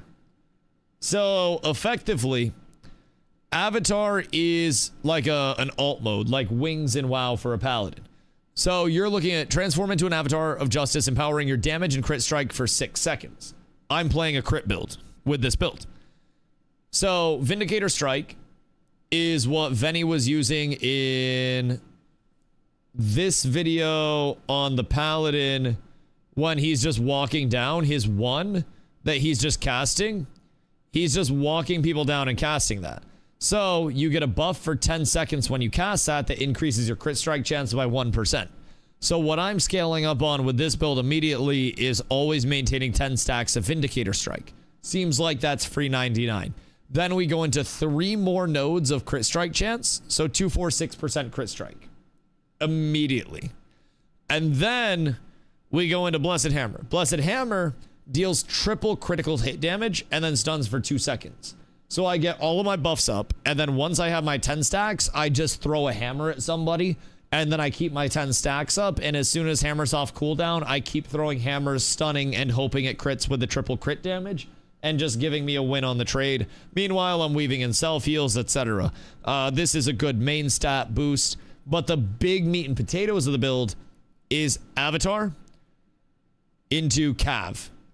So with Avatar, once everything's up, right, I get my 10-second buff up. I get Avatar up.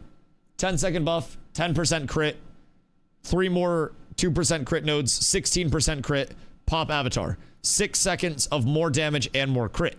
When Avatar's up, then I go into a Cav. Cavalcade of the Light. Call upon the cavalry to the battlefield, trampling enemies for 5 seconds, stealing damage and pushing them towards the center, which is the ability that we see here from the Paladin, where you push everybody into the middle. And it does damage. And then when people are being pushed in, I'm going to look at them with a hammer while all of my crit is still up, and then hammer them for half of their HP while they're in the cavalcade, and just kill one of their squishies immediately, have everybody else black hold, and then just get in and start slashing. If I wanted to go something that was, say, a little bit more sustainy, and I deem that I don't really need the hammer for the stun, and I just want to go ooga booga crit sustain, I can look at Destructive Hand, heal increase by 20%, and the target gains 10% strength and dex for 10 seconds as well. So prior to this, if you're going with this, you go and you stack up your 10 seconds, you self-heal, then you pop your wings. Now you're going to have an additional 10% strength and dex during your avatar as well. So that is a huge amount of pump. Also, Abigail, what up? There's no way this game has a pirate class. Yes, and the pirate class can melee or range. Pirate class won't be available on the 30th for the playtest, but the playtest is going to be free. Game is going to be free. Available on the 30th through the 11th for the playtest is going to be Paladin, Mage, Ranger, and Druid. And then I believe rest will just come available through further playtests at this point in time. Just point at someone, cast Cav, and yo, throw that ass in a circle. I hate you. I hate you so much. It's fast, but I always felt like Ranger could crit and win until the warding rogue meta struck. Are you talking about Ash's sustain again? Have I brought up repressed memories? Oh no. Oh no. But I think Paladin has a lot of potential, because even when we're looking at Sunbreaker, break the Wicked with Holy Fire, consuming stacks for massive damage. Massive damage with a very large damage build seems incredibly potential, you know? Depending on where those stacks are coming from, we might want to grab that. If we pop a Cav on a group of people, then maybe the Cav brings in, you know, a bunch of stacks of shit. Who knows? We also have the nodes off of Cav that we could possibly get ourselves into. So what I'm thinking right now is immediately hammer, Cav, and then I have 3 nodes to play with up to level 20. So depending on what we're looking at over here, I could potentially go here if it's a Cav upgrade that does more damage, more crit, stuns, something like that. I could find my way down to some main stat. I could build off of Avatar and get cooldown reduction and move speed while I'm in Avatar. It is very much limitless potential, if I do say so myself. Might be able to do the big mace build. Are you trying to run a big old bonker? I'm interested to see what these that are more out here will be as well. I mean, this is Banner. Banner is absolutely insane. Absolutely insane. But I also think that that's going to be more of a support tank, where I am looking to build in a position where I can just go frag the fuck out and initiate as well. Also, Holbrook, what up, my friend? How's the Druid look? Is it supposed to be the healer for this test or a hybrid DPS? Yes. So we don't have the exact Druid tree yet, but from what they have for like the write-ups on the different branches of the tree, so to say, every tree and all of the subclasses that you see are effectively just going to be different directions that you can go off of the tree itself, and build your class off of that. So with Druid, you're going to have Oracle as your healer, and that's going to be the side of the tree that brings in Lightning, Frost, and Nature, healing over time, oh shit buttons, and then also elemental buffs, it said. So with Beastmaster, that's going to be your damagey type, fights alongside summon beasts that rend and bleed. So that's going to be a summoner type. So we'll be able to see some of their summon AI as well, see how that's looking. Shapeshifter is going to be your tank. So that is where you're going to go into, that's your caster form. And then this is your tank form, whatever the fuck animal this is. I think it's like an armadillo with tusks. I don't really understand. But there's a lot of flexibility as well. You could always go down like Beastmaster and Oracle if you wanted to play that route. I'm sure there's a way to shapeshift and, you know, and self-heal. Keep in mind, Shapeshifter also has shift between offensive and defensive forms for burst damage or tanking. Shapeshifter talents reward form mastery with high mobility and raw power. So you could also go a Shapeshifter Beastmaster hybrid where you have a bunch of animals out and that's your big like poke damage, and then your shapeshift into an offensive form is seemingly going to be a high burst window for you where you could capitalize on the damage on top of your other poke. The amount of customization that is present through these trees is going to be fucking stinky, boys. I am telling you, this is going to be nuts. Because already, we don't even know all of what the Paladin tree is. We're looking at level 20 progression. We're not even looking at long-term levels. I don't know what their long-term cap is going to be. But this is level 20 prog, getting PoE feels. It's a PoE-inspired tree. Yeah, so PoE-inspired tree, and they also trimmed it back already. So this is what the Paladin tree looks like. This is the one that is most recently updated, right? Prior to the trim, this is what the trees looked like. Every class had a tree like this. So they trimmed it to what we have now to start out. And they'll likely trim even more. But the way that this entire thing is structured, for people that are just coming in, haven't really seen it. Let me put the music back on, hold on. There we go. So for those that are just coming in, effectively what we're looking at is starting out here. Every class has their own tree, right? But you get to pick 2 of these 6 starters, up to 2. So effectively when you pick, it opens up the chain. So you're able to go down in the directions that you want. Same thing as PoE, you connect and you get different nodes throughout. So you have small nodes, medium nodes, large nodes, and then these skill nodes that will all give you different impacts. So some of the information that we have on Mage. Keep in mind, this could all change, and a lot of this is going to change.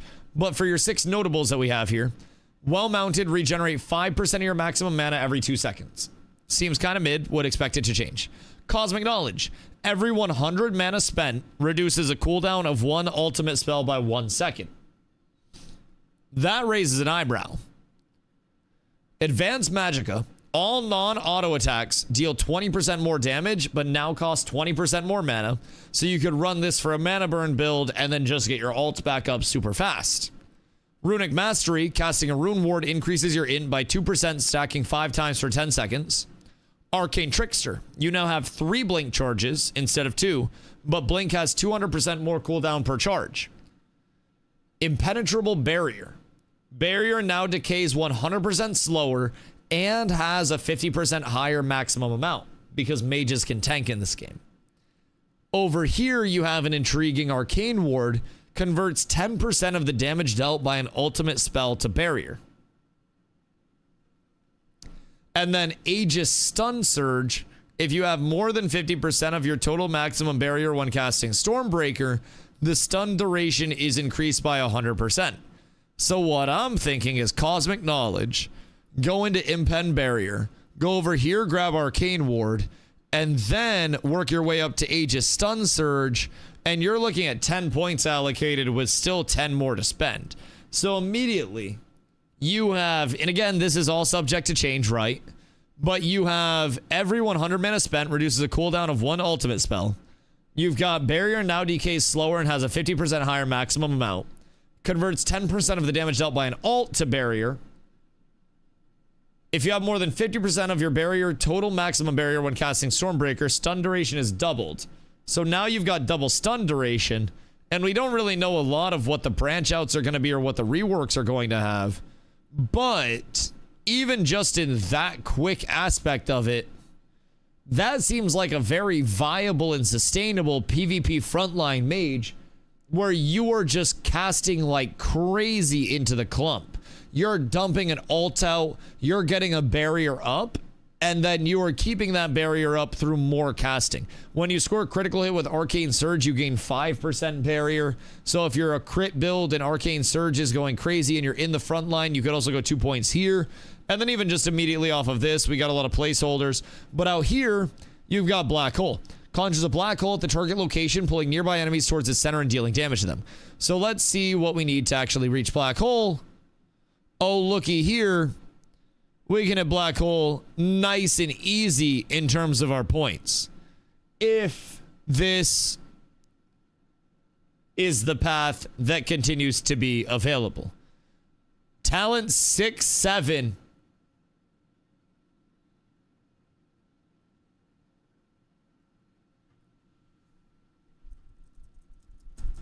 Sorry. Do I know anything about what gear is going to be like? Is there enough variety to get value out of choosing your own branch or will everyone be stuck on the best meta type thing? I think best meta always is determined by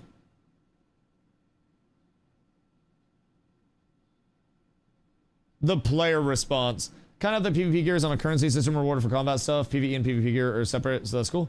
What are they doing to differentiate it? Hopefully I can only PvP again.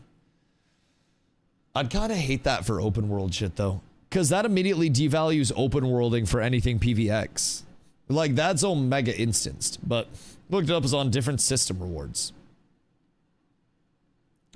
I wonder if it's just statted gear that's like the same stats overall, but is more so just available from two different routes.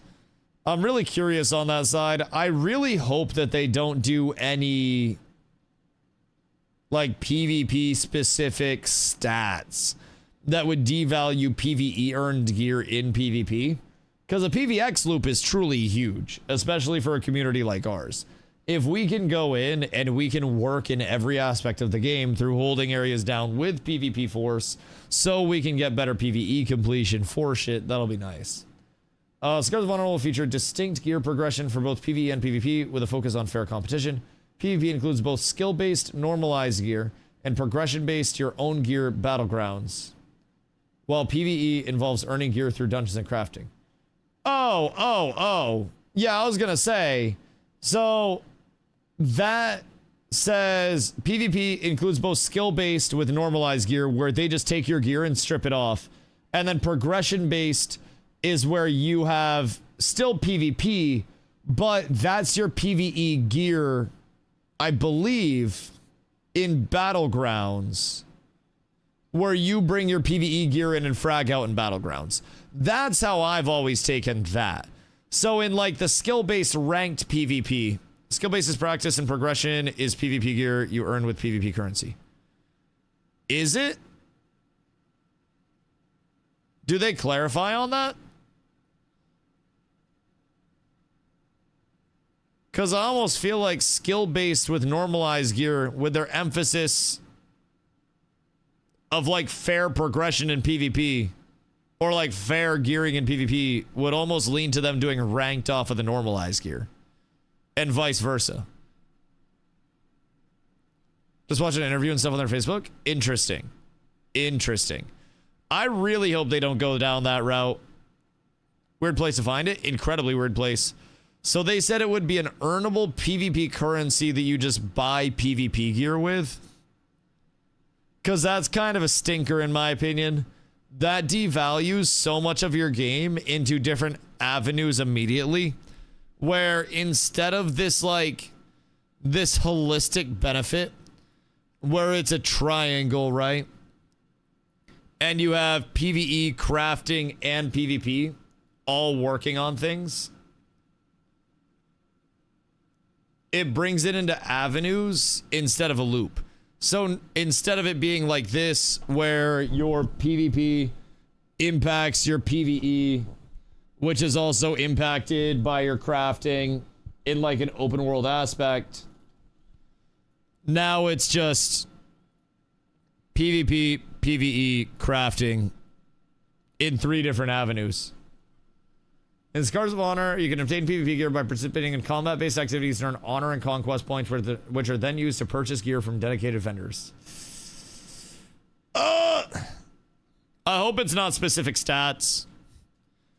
I'm hoping it's an alternate form of gearing, where you can still earn stuff from PvE that is equivalent to or better than that. Because that is still open to potentially just being the same gear from PvE, but available through PvP prog. It'll be intriguing. Because I feel like early on, even same currency names. Yeah, the currency names being the exact same is something for sure. For sure. But I really fucking hope that they don't just separate the entire player base. Again, that was something in Ashes that was a big point of retention because so many people always had something to do. At this point in time, if it is separated, your PvEers don't have or your PvPers don't have a reason to PvE. Your PvEers don't have a reason to PvP over anything. So that would just like force everybody into instancing, no friction, dead open world. And during the gathering video, they also mentioned how there were going to be special gatherables potentially in instances. And I'm really hoping we don't just have another very empty world here. Because truly, MMO worlds can feel so immersive, but so many of them at this point do not. Do not. That's just the thing today no game is done. Combining player bases. Smacking mobs is certainly something to do. My counter to that is you are always smacking mobs in an MMO to progress. You are either hitting mobs, gatherable nodes, or people. It's just a matter of where you're doing it. Would you rather be running through dungeons doing it all day, or would you rather be standing in one area playing respawns all day? That's your PvE loop, no matter how you look at it. Even if you're questing, you're running place to place, and then what are you doing to complete the quest? Hitting mobs. All breaks down to hitting mobs, always has been. Welcome to MMOs and ARPGs, my boy. I don't like PvE when I can use this stuff for PvP. If it's useless in PvP, not worth my time. The system will definitely keep me out of PvE sad truth. Yes. I am really, really, really hoping if we're looking at gearing, right? Part of me is hoping that we'd be looking at gear from PvP specific being an easy to obtain baseline that features some good core stats and maybe a little controllability over what you're targeting. But looking at PvE side of things in the open world, especially leaning into your faction system. Open world faction based strife is huge. Bring in world bosses that the factions want to alliance up to kill the world bosses and get a super exclusive piece of loot that people would use in PvP regardless. That is something that is entirely doable. Entirely doable. Roll a spectral image of your sword X yards for dealing all damage, dealing all enemies along its path as it travels and returns. Can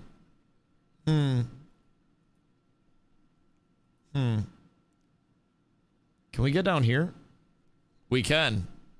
We can indeed. Okay, so hear me out. That's kind of stinky if I do say so myself. Enemies hit by Spectral Blade have their spell resistance decreased by 10%, stacking up to 2 times. Spectral Blade travel range is increased, and Arcane Surge deals 20% more damage while Spectral Blade is traveling. I mean, am I tripping? Or is this kind of a stinky build? So, every 100 mana spent reduces a cooldown of 1 ultimate spell by 1 second. Barrier now decays 100% slower and has a 50% higher maximum amount. Arcane Ward converts 10% of the damage dealt by an ultimate spell to barrier. And then you go up and you have Black Hole. So Black Hole conjures a black hole at the target location, pulling nearby enemies towards its center and dealing damage to them last 5 seconds.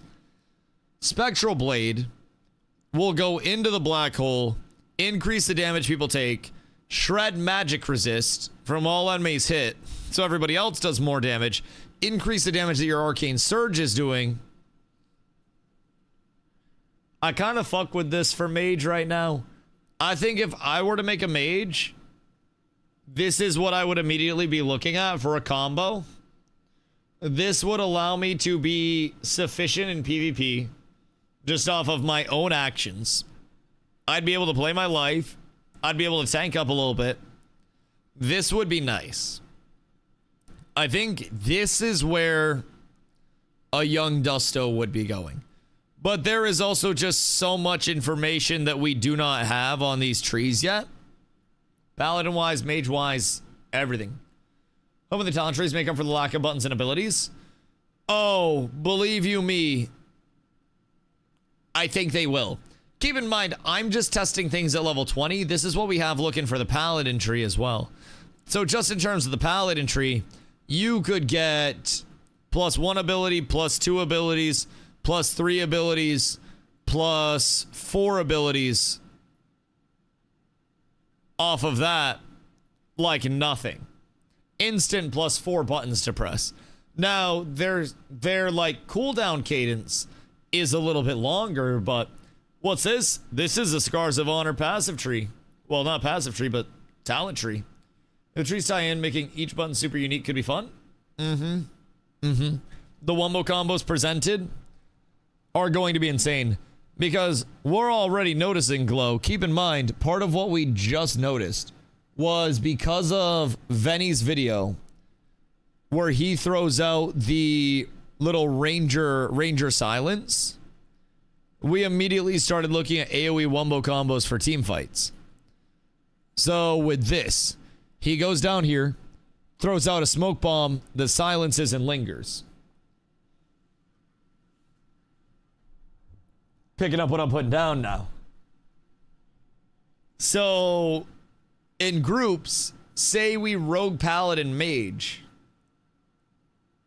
and we catch anybody together, we're immediately looking at black hole into mage void ball stun, into paladin cav, into the silence to stop them from casting shit to get out, into what else even? What else? Because this is stinky at this point. The amount of utility that we're looking at. And it seems like every class has a... Ooh, stinky silence. It seems like every class has a spam ability where you are always to keep your coolies rotating. Always able to keep those rotating. Seems very mobile. Charge shot hits hard. Charge shot hits quite hard. The health bar at the top of the screen, I hope I can move. That's an interesting one. I also wish that I could stack up health and mana instead of having it be like the split. I like that I can actually see the health and mana now, but what did they just hit them for? Jesus Christ. What the fuck? It's a lot of damage. Holy shit. I think that was like a mage pillar or something. That was insane. It was like half his health. Fucking hell. So, LOSs, everything like that, normal shit. Is this the old movement before freeform? Or is this the freeform movement? The movement looks good. Honestly, like, being able to kite freely. Ranger does look like it hits compared to other class numbers. I mean, look at the mobility of it. It's got a 1 second spam. It's got utility. It can work its way around. Part of this is why I am going Hodge, or my hammer, like the throw hammer. Because if I don't, I'm going to have absolutely no way to actually kite good players. Keep in mind, he's like backpedaling and just keeping this guy on a leash. Like, this is stinky. Stinky. Supposed to win this game? It is. And if it gets caught, then it's going to die very easy. But it getting caught is likely going to be pretty tough. What I like here is it seems like they're on a point algorithm. Such a disadvantage against the Ranger. Yeah, but I mean, there are answers to that, right? So that's where build strengths and weaknesses come in. And that's where composition strengths and weaknesses come in. And as a paladin, right? If I do something as simple as go into Blessed Hammer,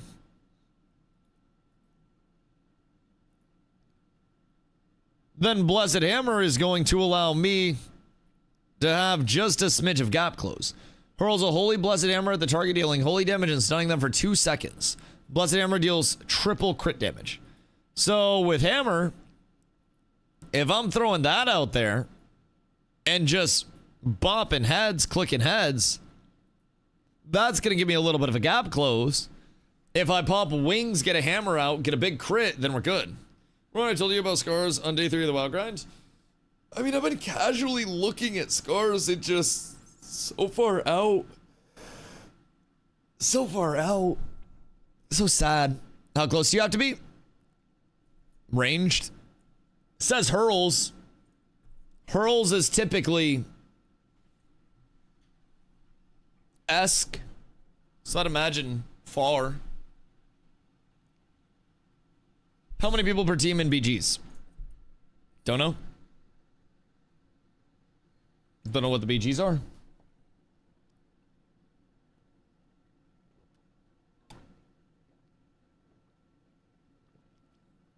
Can't find it online either. I have no idea what their structure is. Realistically. Plus 11 days is still a test. We don't even know what it'll have. Oh yeah, we have no idea what it's gonna have. Our needs are planned also 1v1, 2v2, 3v3. Oh yeah, my 1v1 build is going to be way different than this build is. Way different than this build. A 1v1 build, we're looking at something stinky. Something stinky. If I do say so myself. But that's neither here nor there. But 1v1 builds are fucking toxic. Really. If you get a 1v1 build that can just sustain like mad, win trades, keep pressure up. Hoo-wee. Just hope a lot of us can queue together for BGs. I agree. I 1000% agree. I was hoping that we would have some open world emphasis. Hoping we'd have open world emphasis. But it seems like it's going to be, you know, relatively heavy instanced. Which, all things considered, I'm perfectly okay with that. As long as it's fun content that we can bring large amounts of people into. If we can do a 40-person pre-made battleground throughout the day, or even, who knows, maybe because they are planning on, according to this, bounty hunts, massive scale wars, guild wars, and questing, we could be looking towards something good on the war side. Maybe the eventual addition of some form of castles, some bullshit along the way. It's hard saying. But, have you seen the fishing minigame or talked about it yet? Yeah, I saw the fishing minigame. That was actually... We were watching this dev stream. And this dev stream, actually. This dev stream had the fishing minigame. The gathering minigame seemed very interesting. That was down here. Guild Wars would go hard? Yes, they would. Guild Wars over something where we were actually rewarded for winning the Guild Wars would be absolutely remarkable in my humble opinion, yes. I would absolutely love the prospect of us being able to take everything we've earned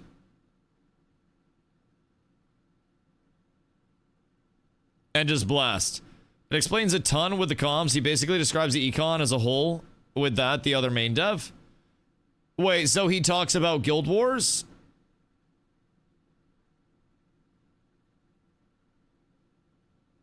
You'd have to actually win it.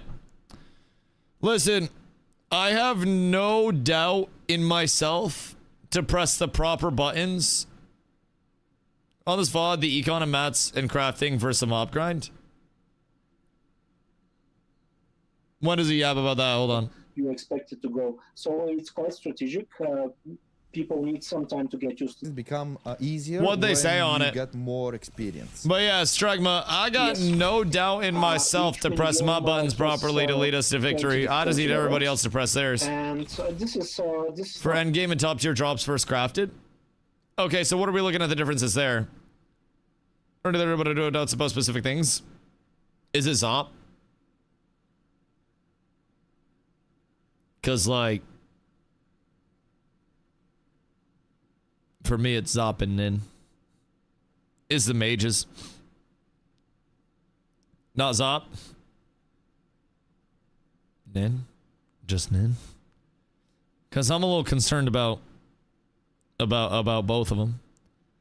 I feel like neither one should really be exempt. It's not Nin.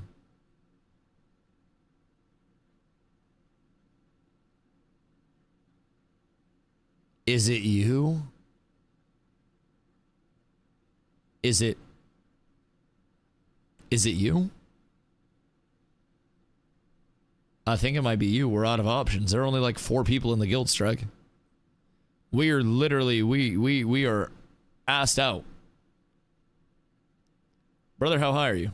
We're out of options. We've literally exhausted every single person here. Who is the weakness? I feel like at this point, if it's not Zop and it's not Nin, and it's not me, then it's got to be you.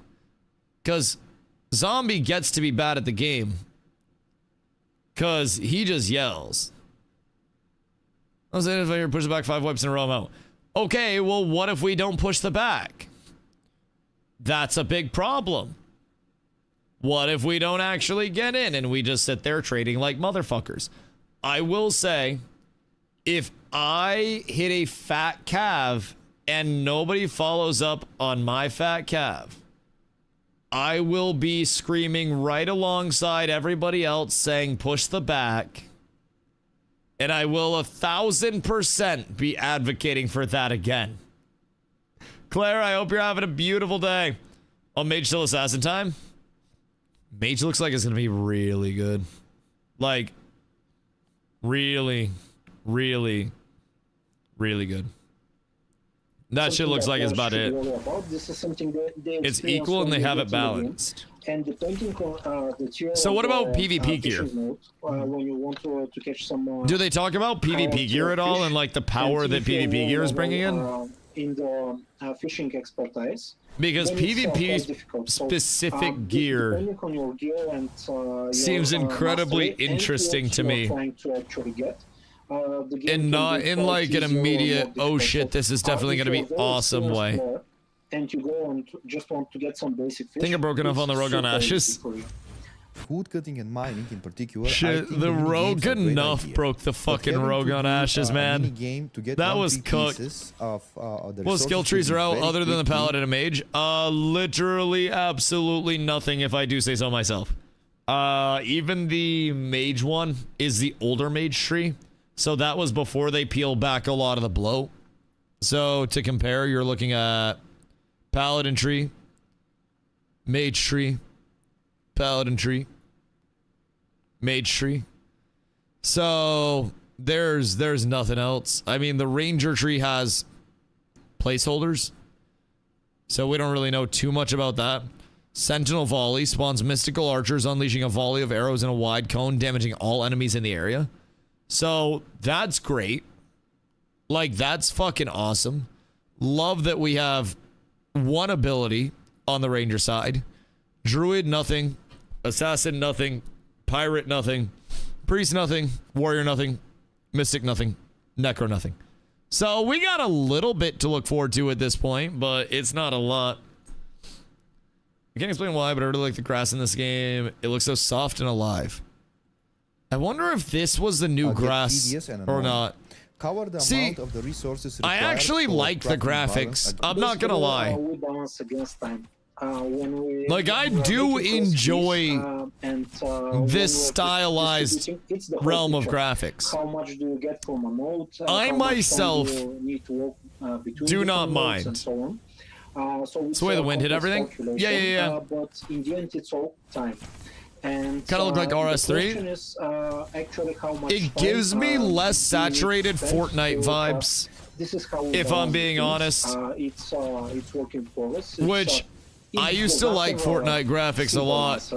And, Just straight up, I get less saturated Fortnite. More of like a hazy null tones. It's a nice blend of cartoony and realism. Yeah, no, I agree. I think especially the spell effects, because of the stylized graphics, look very good. It has Fortnite vibes for sure. Dude, it really does. I'm curious about how their performance is going to be, because right now, Venny's not moving, he's sitting at 100 FPS, but I'm assuming he's also running on some pretty solid settings and streaming on a single PC setup. Maybe not, though. It's the grass is Pokemon type shit. The players that want to spend time in those games. It does look nice. The shadows look good. The spell effects look great. I've noticed a few small things with the spell effects as well, like some of the mage abilities end up having like constellations that come out. Like when that breaks, there are constellations that come out of the mage abilities there in the VFX. So it's all like cosmic themed. It's actually pretty fucking sick when you look at the VFX of it. It's quite nice. Each time you craft an item. So the wind effect on the grass. Yeah, it's just so swayy. You've got the trees with a little bit of sway to them as well. Yeah, it's quite nice, man. Pally looks like it's gonna be fucking stinky. Pally looks like it's gonna have a whole lot of chunk and chase. On any convenient spot, of course, outside of combat. Like, I'm real excited. Alright, so we got cooking. So you fish, you can, and then you need to get fuel. This game is quite different. And then with this, the other ones that we have seen, and I can say that it's probably most complex. What are you trying to do? But making potions is not for everybody. Are you just trying to keep the fire hot while it cooks? This is where my fire needs to be right now. And then I just put the second one. Okay. Yes, I did it. So it takes a little bit. Ooh. So he just has to like hit that point with the fire. Potion heal to heal an ally. So this is how it works. First, when the screen comes, you have several recipes. Right. I have personally just enabled the ones that I have interactive cooking the resources for, because I wonder if there's skill-based shit. I do like the that. Moment when you're about to manage heat levels, right? Cook this, you need to remember. So that's the fish meat icon. I thought that was rocks. Silver seed is a material. So it is. So silver seed is probably from gathering. At the same time that you need to do. So 2 gray fish meat I need to throw while the heat is really strong. Then I need to add silver seed while the temperature is really low. When we start the game, you're gonna see this. This is the meter where interesting. The current temperature. This shows you the current temperature. So that's where you can add your first thing. Keep it that way. But now I need and then if you go through it faster, you drop it, and you have to do that before the correct ingredient. And the correct ingredient right now is this. And now I have completed successfully. Okay, that's actually intriguing.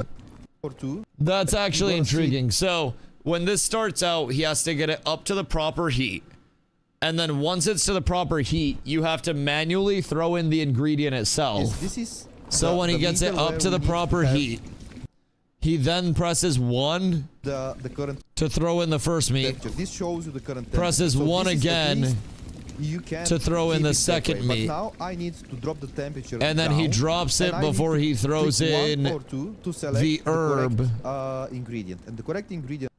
And then the herb gets thrown in when the temperature is proper for it.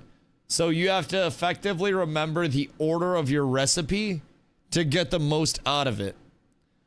And I'm assuming upon completion of this, he gets a higher quality. Delicious gray fish stew.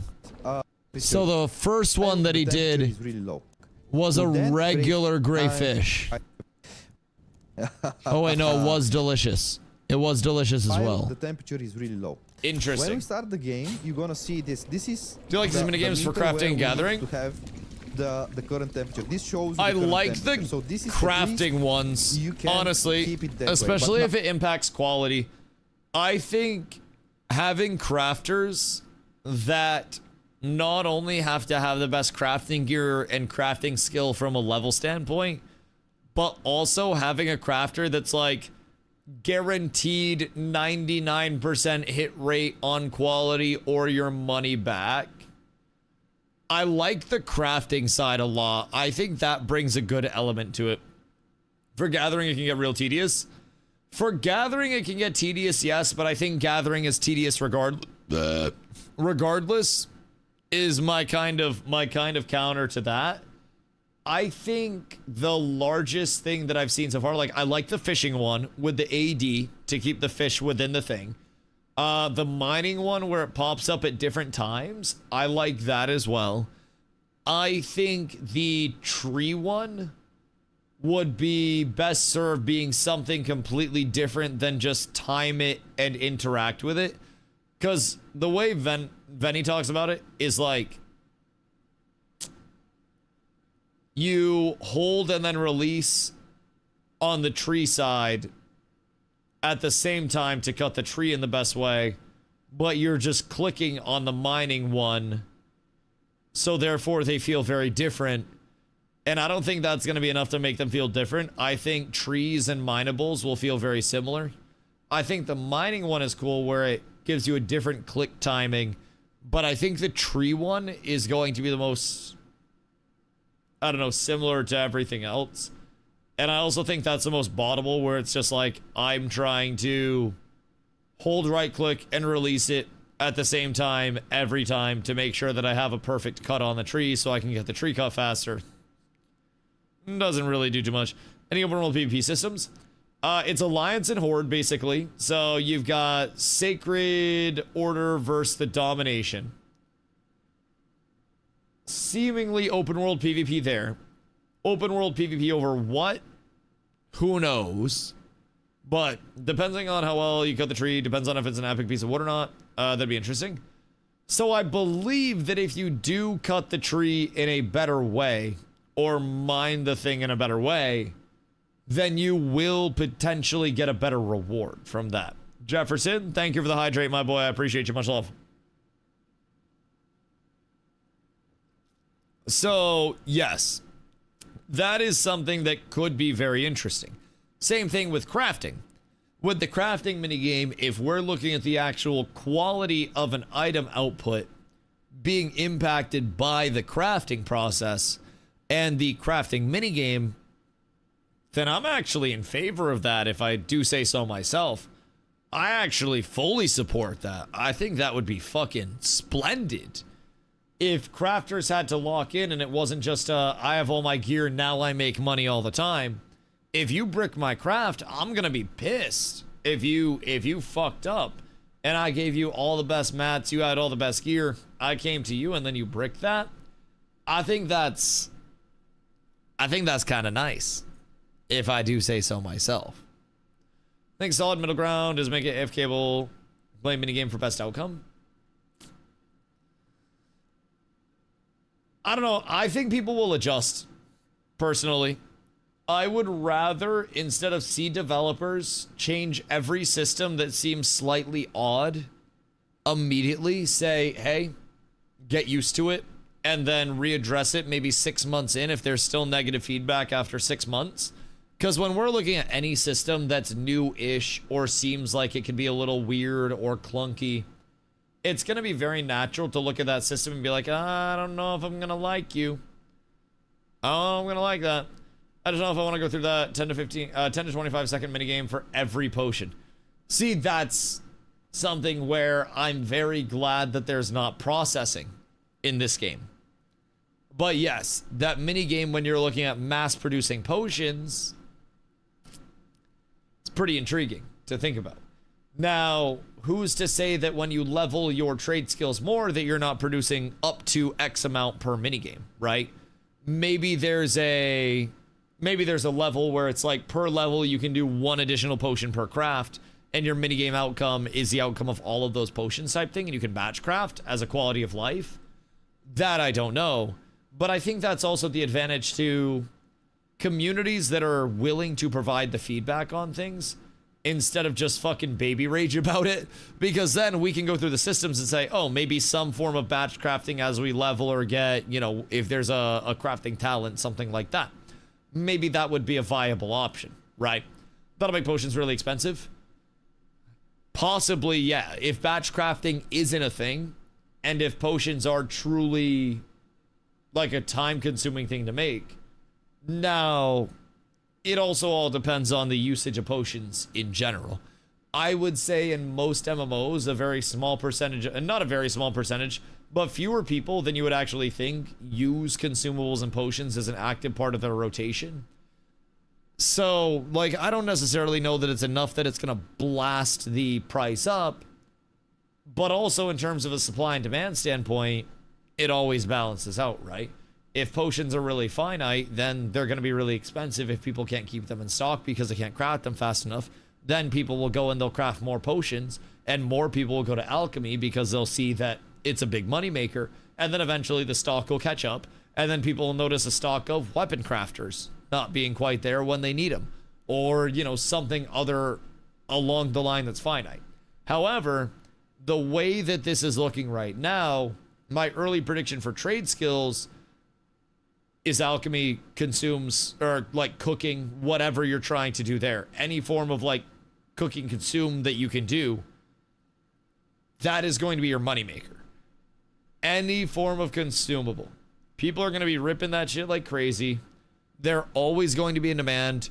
Gear itself may have some other forms of finding as well, whereas consumes seem like they're going to be very heavy on the player side. Batch crafting would eventually make it worthwhile, so long as it's not automatable. I think everything is automatable, honestly. I think realistically, bots can unfortunately do a lot nowadays. And when we look at how advanced can a bot be, terrible news. Terrible news. Very advanced. OpenAI in like 2019 had a bot that was capable of beating professional Dota 2 teams that they had trained up. And that was an AI model. Like that, dude, shit's stinky nowadays. It is a very, very, very, very, very futuristic level of scaling that we're looking at with bots. So I've had your stream open a while, but I was physically AFK a lot of it. So they have some stuff posted on Venolin's Switch or Venolin's YouTube. And then they also have some stuff posted on the Scars of Honor YouTube itself. So some stuff can be a little bit hard to find. I was trying to find Venny's other stuff thinking it would be on the Scars of Honor side, but it's off of his personal. So I don't quite know if everything's going to be through there, but it definitely confused me just a little bit. So how are they monetizing this game? First things first, they're in Bulgaria. So development costs in terms of labor, roughly 20% of what North American development costs would be. 100 plus developer team right now, like 100 to 125 are the figures that I've heard. Primary funding is an investor in the form of Venolin's prior boss. So Venolin, game dev creative director that you're seeing down here, is, oh Jesus Christ, that's the creative director. So he previously worked in tech, and his boss is handling most of the investor side. And then in terms of monetization, free to play, no sub, pay for convenience, no pay to win, according to their plan so far. Now, what is the pay for convenience going to be is the question. They have done votes on what the community thinks might be pay for convenience versus pay to win.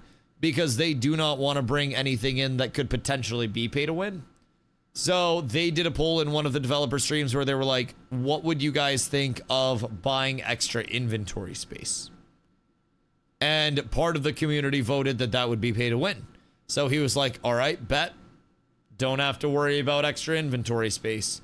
So they're not throwing that into the purchasables. So they're trying to navigate the line of, you know, managing the pay for everything aspect. So pay for convenience is sometimes even worse. So no, thank you. I think if you're noping out before you even see what is available within the structure of the game, you'll never really know. I would have to assume they're also bringing in cosmetics as a heavy monetization. And realistically, in the MMO world, I know this might be a cynical take to some, but it's very important to remember that from a realistic standpoint, most MMOs are so deeply plagued with actual like RMT issues. Pay to win and pay for convenience is an old debate, right? I think looking at it from a longevity standpoint, it's important to see how they are getting their money itself. But the big thing for me is that their development costs are cheap as fuck compared to our development costs. And their monetization, they seem to actually be rooted in a, we don't necessarily want to force this monetization there. Brother, just pay a sub. Having a store is always going to kill a game half the time. Depending on the game and depending on the route that it goes into, some games with stores have died. Some games with stores are the most successful games in the entire world. Always half the time. 100% of the time, half the time. But I mean, when we look at a lot of the top games, that extra monetization of a store, even from a standpoint of some of them offering pay for convenience in many genres, is something that has provided to the longevity of those titles, the funding of those titles. Now, I do agree 100% that a lot of games get very out of hand with their stores quite quickly, and I'm hoping that that's not the case with what we have here. I personally think the free-to-play with cosmetics model has the potential, if you are putting out a good enough product that you will see players, to bring in far more money than you could even see with a subscription model. If you are dropping many skins that are high quality at a decent clip that are monetized, you will have whales that spend far more than your subscription rate that will make you a lot of money. Your casual players can also, along the way, make you a lot of money from just a here and there skin purchase. I think part of the issue with a sub nowadays is anytime a new MMO is bringing in a sub, you're immediately competing with the other sub-based MMOs. And a lot of players, even though affording 2 subs is a thing that's not going to break a lot of people's banks, the concept of having 2 subs for 2 games seems really fucking stupid when you could just play 1 sub-based game. So even looking at it as a standpoint of, what if Scars isn't trying to be first, it's just trying to be there. If they go the free-to-play model, then it's very easy for players to pick it up. It's very easy for players to come in and dip their toes and say, I wonder what Scars is actually offering. And that lower barrier of entry could very well be what brings them the opportunity of monetization from not having to go pay to win. So I think at this point, it's really early to determine, is it bad monetization? Is it good monetization? We haven't even seen the storefront yet. If we get in there and it's looking very, very, very hairy, then that's what we're here to voice our feedback on, right? Now, keep in mind, this is also a no progress carryover free-to-play playtest. So worst case scenario is we play the playtest and then hear some stuff that we don't like, and then we're like, oh, all right, well, I guess I'll catch you guys later. Or we provide feedback on it, and we say, I as a community, or we as a community, you know, don't like this shit. And maybe they hear it. $15 of cheap entertainment. Yeah, it's still a barrier of entry psychologically to some people where, yeah, $15 is real cheap. But also a lot of people in the MMO world are so caught up on the I like what I like and nothing else that the $15 barrier of entry is just like, I'd rather spend 15 on the thing that I know is going to be good instead of the thing that I think is going to be good. And that's where box cost and early sub cost can be a little bit of a detriment. Once you're rolling and you have an established player base, the sub cost can be great because a monthly sub fee is going to bring in, you know, ongoing monetization. It's going to bring in consistency. It's going to bring in that level of, I don't know, I guess solidarity, so to say, where if you're putting out good content and players are playing your game and enjoying your game, then you will see money coming in a baseline every single month, like clockwork. Surely they won't have a store in early access. Am I right? Oh God, I hope not. I hope not. But I do also think that it's important to discuss the monetization of the store if they are trying to manage the route of like, where does the community think pay to win lies versus where does the community think pay for convenience lies? That to me is something that is going to come from very thorough communication from the players that are here, where it's like, hey, do you think that a gathering XP token where you increase your gathering skills faster is pay to win? And we say, yes. Then they're like, all right, bet, can't do that. That in itself would be what we're kind of here for, right? They should have a test functionality, but not monetized. Yeah, I mean, testing things that they're bringing to the store would be a very smart thing. Testing the implications of who's using gathering XP tokens if they're available versus not, how much faster it's actually making things, what the cascading benefit of using those is. Yeah, there would be a lot of reason to effectively test the functionality of things, but yeah, the monetization route would be a little sus with it. Also, it's like, from pay for convenience routes, maybe you have an auto completion of the minigame, right? Where you pay $5 a month and it keeps the minigame completed for you when you're gathering automatically. But it only does it at 80% success.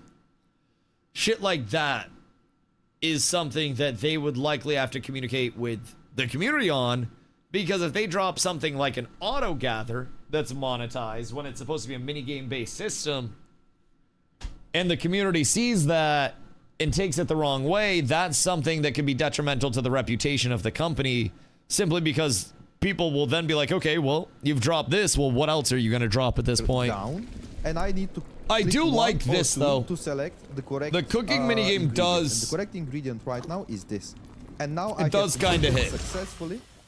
So I'm wondering. The moment when you get the grasp qual-wise, excuse me. Instantly, oh, I'm wondering qual-wise what we're looking at. Also works against time. Me so, like? I wonder where Dr. Chef Ron is. So that's all about the heat itself. So he burnt it there. Then you burn whatever you're cooking. I already burned 7. Oh damn! So you can actually fail and not get anything. Faster you do it, so effectively, the faster you do it, if you beat the thresholds, right? So you do it all within that first little threshold, you get a more powerful potion. So those will be your qualities. So it's almost like 3 different qualities to the crafts. And then if you put it into early, I think we're looking at tier 1 cooking too. Oh yeah, it gets a lot more in depth. They've been saying everything in terms of the mini games have 20 different difficulty levels, and they are just going to get harder and harder. Which means high tier food is going to be crazy. So he burned it there and he didn't get any yield from it whatsoever. I already burned. Now, no, you do also need fuel. You do also need fuel. Makes sense because you got to throw that bitch on the fire. I already burned 7. So fishing early is going to be massively important. You lose again. You cannot lose against them. The worst that can happen if you take this. time and maintain the I like this a lot. amount of food in the This is going to make food and consumables very valuable. The best quality portion. Very valuable. Is crafting going to be for endgame gearing? Can we farm let's equally see. good gears through difficult content, or should we expect Good question. to have high and crafters in every group? It's a bit early to answer, but probably the best gear that you can get in the game will be a combination with from gathering, fighting the toughest enemies in the game, Right. and then crafting. Still, you Okay. will be able to get. So he said the best gear in the game is supposed to be from a combination of gathering, crafting, and fighting the hardest stuff in the game. Close to that by other means, by skipping. Can you tell a little bit about the situation? So, what about from PvP? So, what they've said about PvP is that you will be able to earn honor and conquest from PvP actions that you can buy PvP gear with. However, I don't know what they plan to do with that PvP gear to make it PvP gear. Almost what I'm thinking is an aspect of you can buy gear from PvP, but that just has stats on it and it's normal gear that's available for PvPing. And the best gear could still come from the open world and from completing very hard content.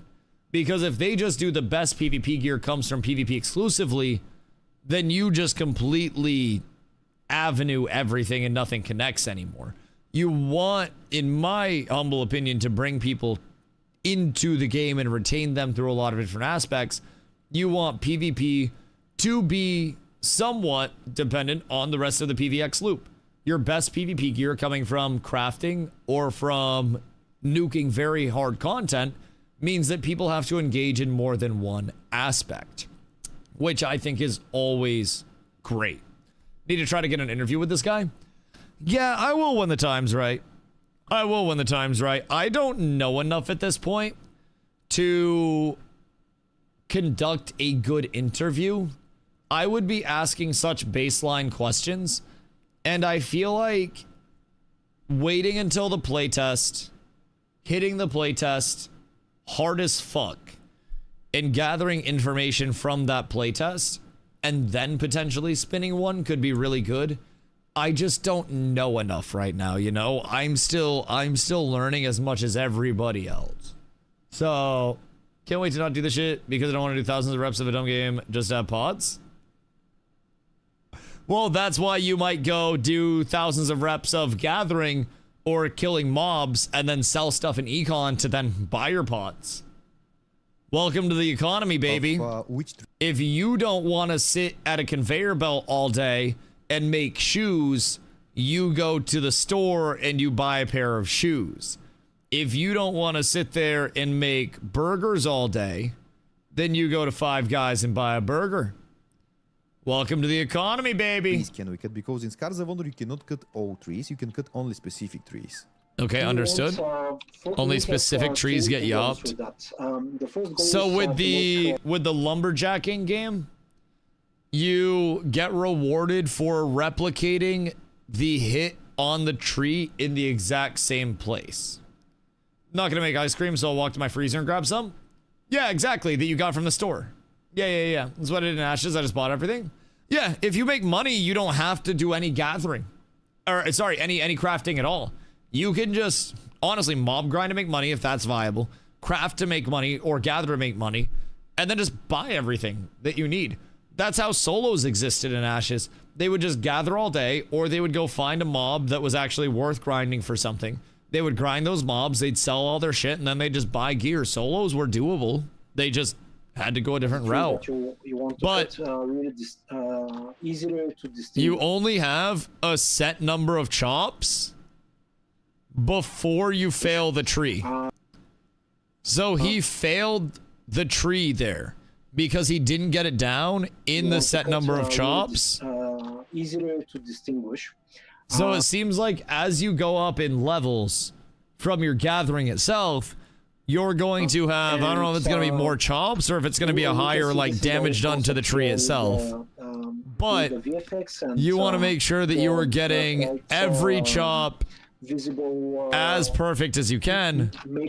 Otherwise, And He fucking what we don't choked. want is for He choked. for the That's so. purposes Oh of my the god, gameplay, Venny. to leave some zones bare. Nah, So, he's the idea is trolling. To have a control He's of the trolling. resources and to have them really.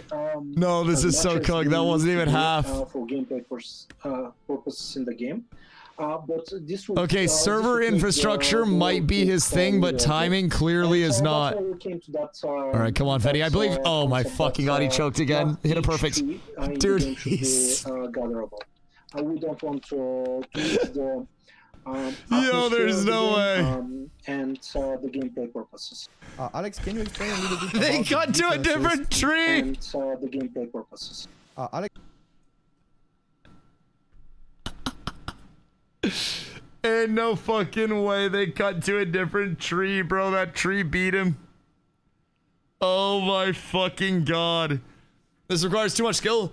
Okay, but in all fairness, that tree is like the final boss of trees. That tree was really, really, really formidable. That was a can you explain little hardwood bit about tree. the differences Oh in my rewards god, not letting this guy roll my blunts. those, He is not doing my multi-player crafting nodes for or me. mass I can nodes, tell how you we that call much. Right He is going nowhere near my craftables. Venny will brick the qual on any craftable that there is. Bro, that's the same tree. It's still standing. That's, I need to see him go back for it. Chances to get I need to see it. All these minigames are a deal breaker? See, I'm actually excited about the minigames. I think they look kind of fun. Party notes, as we call them. It's have going to be chances something that that's not will a- be polarizing at You first. can still get, But I the also same think items that from single player people modes, before but the trying chances them should are- reserve are judgment better. on how much What they you're would always or guaranteed wouldn't to like get them in the grand is scheme some of it amount all. the base resource, Because which, realistically, when we look at the minigame, not only are we looking at something that's just busy work, right?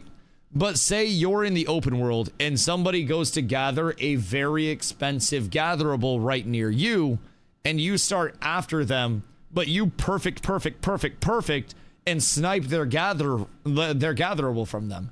This minigame potentially opens up friction from something as small as chopping a fucking tree. Where it's like, if you're confident in your ability to win the minigame and you're Sacred Order and you see a Domination Gatherer out, instead of killing them first, you might take the Gatherable first and then kill them after, or take the Gatherable and run away. So maybe it'd make botting hard.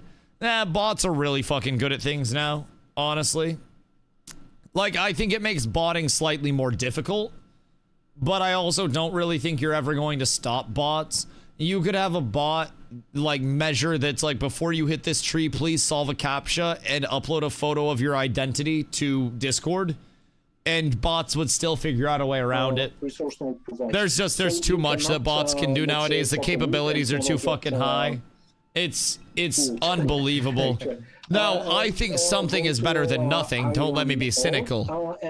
But I also just don't necessarily foresee a way where we're out here like stopping the botting I wanted to epidemic cover, out of nowhere. and showcase the inventory, because in What if you Skies of cover and Ronin, showcase we chopping have down that one decided type of tree that you separate could? the inventory based on the types of stuff that Right. is sorted there. So we have the basic equipment where you can just come here and see the items sorted in that way. Then we have the consumables. Which I are like that consumes food tab, that you actually. can eat and stuff. Then we have the inventory. I like the that materials, inventory. Inventory. which Everything allows just you to stacks store up. all of the, Everything's just a one ingredients space. to make stuff. Then these are the miscellaneous, which are basically just That's like additional, junk. stuff. So if you take a look, we have like 5, and then we have like 3. These are like 30. These are like 30 for each. I like the math on the type go. of, That was nice. storage. So I do like that basically, inventory. Right away. we It's have like amazing. 100 It's amazing how something so simple can be such a wow. I like that, because so many people try to overcomplicate it. So many people try to bring in weights, and so many people try to bring in Tetris inventory management. And sometimes just a very simple one thing in one block, not worrying about realism with the inventory, and just making the inventory management a nice quality of life can be so fucking welcomed. I really like 20 that. slots. I like that So a lot. right now, PoE inventory is the annoying. craft I learned how to manage a Diablo 2 inventory when I was but a boy. Started playing Diablo 2 when I was 4 years old, brother. thing is shown. The inventory is shown. I still remember the stash tab expansion. Well, the stash expansion when I got Lord of Destruction. Good thing to have something to balance around if it's static. How do we feel about it? Yeah, I Do we mean, still have I don't mind this. I would also like to see potentially some bag specializations come out, maybe from and the server crafting, but economy look like? How, in your opinion, how would you imagine the best economy? I think and I think the environmental looks nice. and what role they This is one big server and many small. I believe their goal for server capacity is 10K. They, from what I've gathered, I don't know too much about their backend server infrastructure, but Venny's specialty, from what we have gathered, is server infrastructure and like the backend server stuff. So from what we have gathered, they have cooked up some backend server tech that they are very excited about. What it is, we don't know. Are all the boys coming back? Oh my god, everybody's coming back, Steez. Let me tell you, Cats is going to be back in full force for this. It's just a matter of how many people actually get in for the first playtest. So everybody needs to request access. Like, everybody needs to request access. Solis, what up, my friend? Hope you're having a beautiful day. So to have I sent a ticket as well. Fire. Setting backend server tech we don't know about. Where have I heard that before? Fully funded, independent MMO backend server tech. Equipment, not just the first drop that you find. Gorgeous day today. somewhere, Fucking love it, dude. We got some freezing rain here, so that was kind of tragic. Oceans, let's say. It should make a difference. So it should be important for the game. That's the sweet spot that we're looking. He's talking about crafting, but it should not be absolutely obligatory and making the game unplayable for people that don't want to spend time in those systems. And probably the best way to achieve that will be providing some alternatives. So, for example, if you prefer to stick to combat, you just spend more time mob grinding, fighting all kinds of mobs, collecting gold, raiding bandit camps, and stuff like that. And then you just buy the gear. Yeah. So effectively, what they're saying there is even if you don't enjoy the trade skill route, the artisan route, their goal is to provide alternatives, like we were just saying earlier.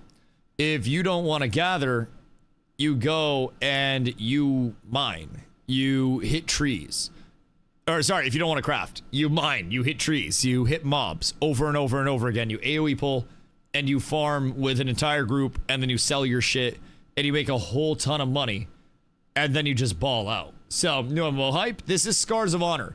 Scars of Honor is, in my opinion, looking solid for its bones. A lot of cool systems that we're looking forward to trying between battlegrounds, arenas, potential guild versus guild stuff in the future. Cool class specializations with their talent tree. Free to play playtest coming on the 30th. It's on Steam, so you can search it up and request access to the playtest. You just want to make sure that you can see the Scars of Honor playtest. So, you want anything good, either RMT or gather, process, and craft? I'll be real. If you think that that's all there was to do in Ashes, then I have terrible news. You took the Kool-Aid in the debate. So, I'm gonna let you in on a trick. Everybody in Ashes said that mob grinding sucked, so there was less competition to mob grind. I made hundreds of gold a day just going around, and we're talking hundreds. Consistently. A lot of gold just going around grinding steel bloom and getting emblems and then selling that shit.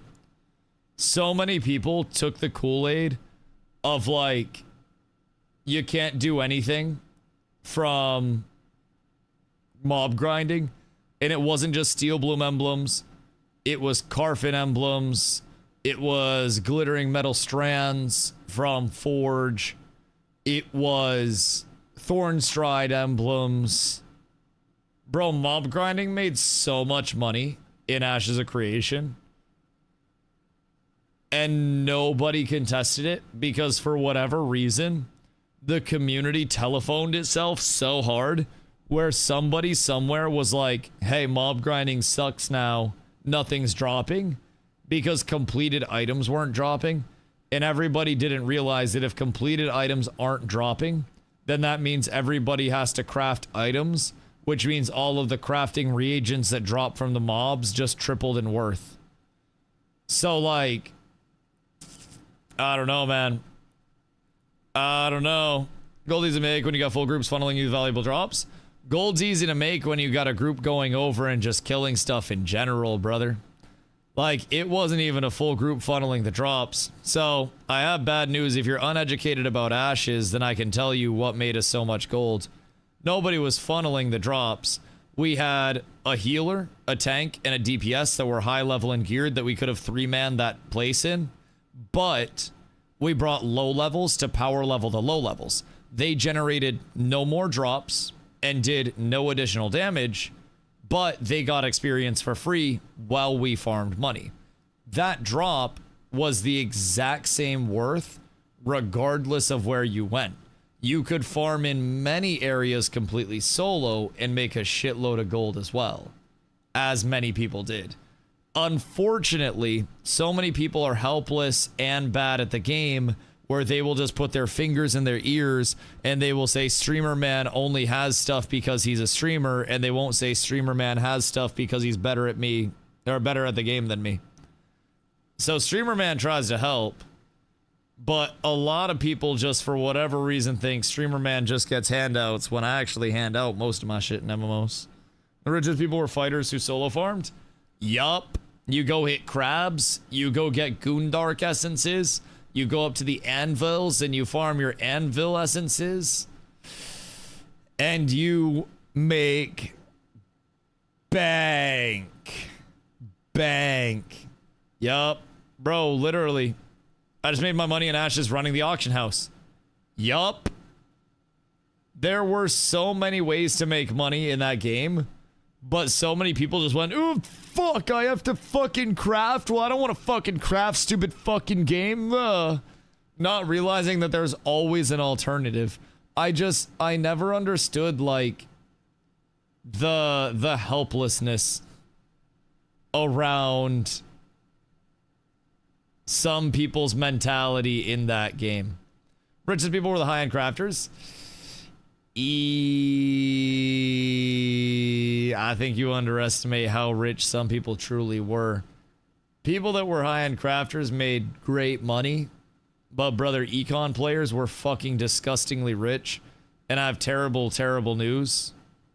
If you just gathered otters all day, you were probably one of the top 20 richest people in the game. Just simply put. Bro and I duoed 4th floor Carfin, it was solid. Oh yeah, Glow would solo or duo 4th floor Carfin when I wasn't on to do Steel Bloom farm, and would make fucking bank off of it. And again, you could do literally anything in that game to make money. It was so easy to make money.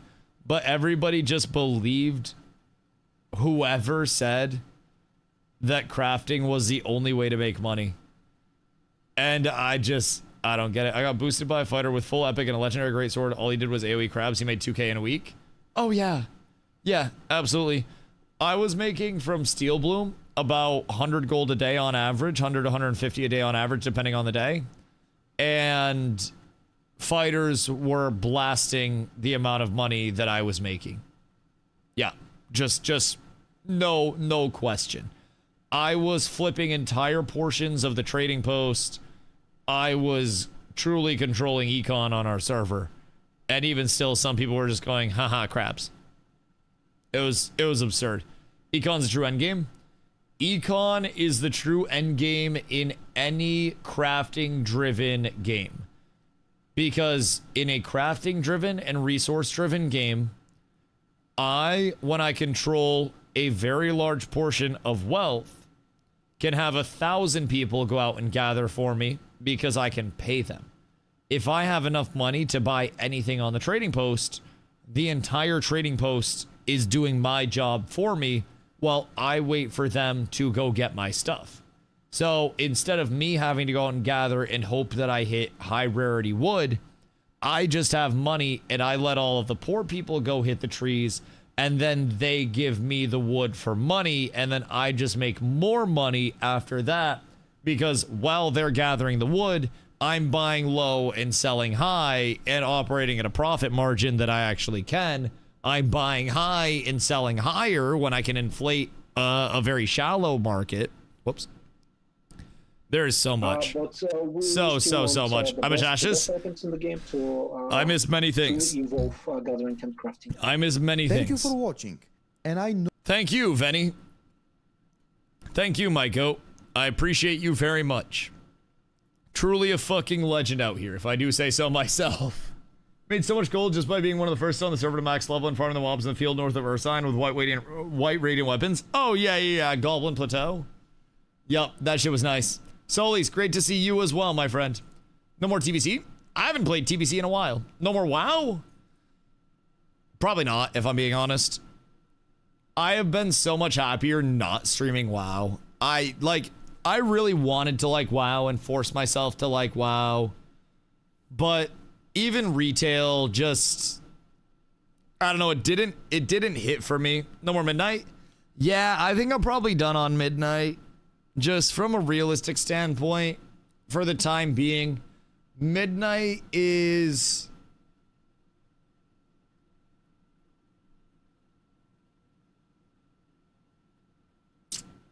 annoying. I hit the wall where it's like the treadmill of content where you're just like, man, I'd really love to see something else other than this one room. I'd like to go on a run out in the world, and you just can't, because the only thing that benefits you is the treadmill. And obviously you can hop off the treadmill, but then from that standpoint, you're not really like making content or anything. So down to play Scars with Cats with Abs? Please do. How's Scars looking? I think it looked good. I think there's a lot of potential here. I like the class customization that they've brought in. Obviously, we've only seen the Paladin tree as a recent iteration. Everything else still has so much more that they're working on figuring out. But I think Scars looks good. I genuinely think that there is a lot of potential with it. But again, it's all potential. I think I can agree, regardless of Scars long-term, short-term, it's going to be fun. Yup. And that's the thing with this community. I think realistically, we can go MMO to MMO if one doesn't function or doesn't work out, and we have enough people that make the experience fun, where even a jank MMO, where it might be early in progression, it might be early in testing, we can still show up and say, oh, hell yeah, we're going to give this a shot with our entire guild, come in a couple hundred people deep, and see what we can do over here and what we can find. And that, to me, is extremely fun to look forward to. Extremely fun to look forward to. Playing anything between now and then? I'm gonna just keep deep diving. I gotta get the information, dog. So, gotta understand from a streaming standpoint, and again, I've told people this a lot. If I wanted to play something else, I would. And I know that a lot of people have good intent, but like, if I wanted to play Crimson Desert, I would have played Crimson Desert when Crimson Desert first came out and was hype. I don't fucking care about Crimson Desert, respectfully. I don't fucking care about Guild Wars 2. I don't fucking care about Albion Online. I don't fucking care about Midnight. I don't care about 14. I don't care about ESO. I don't care about Quinfall. I want to make Scars content. And I'm a big boy, so I'm going to make Scars content. WoW Classic Plus? If I'm being honest, WoW, Does care about RuneScape? What about New World? New World's nice. You're like me, a picky MMO player? Well, not only that, but what was wrong with Quinfall? Combat, movement, systems, visuals, monetization, solo dev project, updates were bad, directionality was weird. Too much community input in a sense of like not knowing what they want to do, so they're just asking stuff to people who are very underqualified. I just didn't see much of any glimmer of hope in Quinfall, if I'm being completely honest. It's a solo dev project. that just meh. So, I mean, is what it is. Quinfall looks really bad. Quinfall is really bad.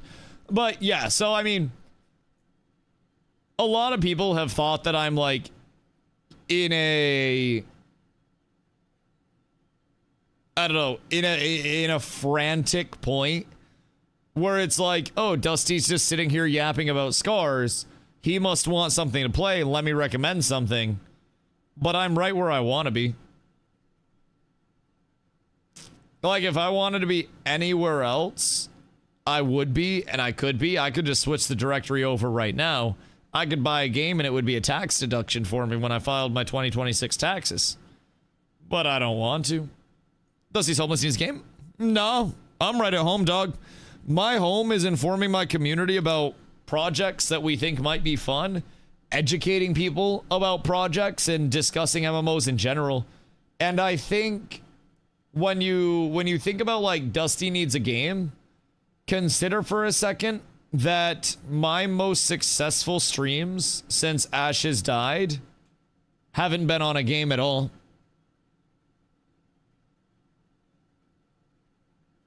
What got me traction in Ashes when I came over from New World and lost all my viewership wasn't when the game was up. It was when the game was down and I was building the community and researching. I like this. The fact that I can pick a game and I can say, I'm going to do a Dusty deep dive of this game, and I am going to extract information, and I am going to gather what I can, put together builds, inform people about the systems, and give my thoughts on it. I like that. People seem to, for whatever reason, value my opinion on these titles after I've played so many that have fucking died. So, you know, maybe people think that I have, you know, a solid thing. So, people just like to hear you talk. A lot of viewers don't play the games you play. They just like to hear your thoughts. See, that's also the thing, though. With Scars, a lot of people are going to check it out. And you say a lot of your viewers don't play the games you play. Most of my viewership actually does. Now, that's where we've always grown like crazy. I'm not an influencer that has a platform that brings in people from elsewhere. My viewership is either from Fortnite, Dota, WoW, New World, or Ashes. 5 places. Nobody gonna play Scars, but a bunch of people will watch you play it. You're on absolute fent, brother. You're on absolute fent.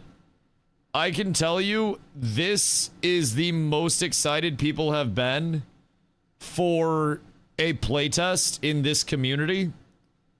More so than they were for Ashes when we were going over to Ashes. This is unironically the most excited I have seen people in this community for a very long time.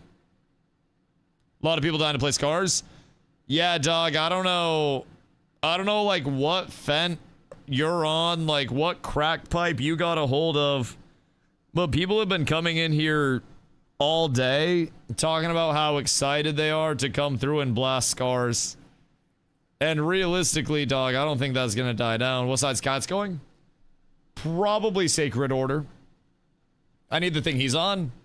Yeah, bro, the fucking Delulu juice. Because the dude is mad he doesn't find it interesting. No, that's just Hank. He's an interesting individual. Sometimes I'm convinced he might actually do fent sometimes, because sometimes he just comes in and he's completely normal and he's like, Dusty, what up? And then sometimes he just comes in and it's like shit posting. So I don't really know. He's harmless, but I actually think he might do fent. It's just like we get 2 different Hank nuclears. It's like we get Hank and then we get Hank off the nuclear. AKA depression. No, when I was depressed, I just played World of Warcraft. I think it might actually be fent. I don't really know, but I don't want to assume anybody's situation. But I'm assuming there's fent involved. What are your thoughts on Pantheon? Meh. Not trying to be toxic, I just don't think people will play Scars. Oh, well, if you're being genuine, then you're just stupid, then. Like, I'm not gonna lie. I think if you have been sitting in this chat all day looking at my viewership be the highest that it has been in a long time, thinking that nobody is excited for Scars, brother, I have terrible news. The only reason people aren't going to be playing is if people don't get invited.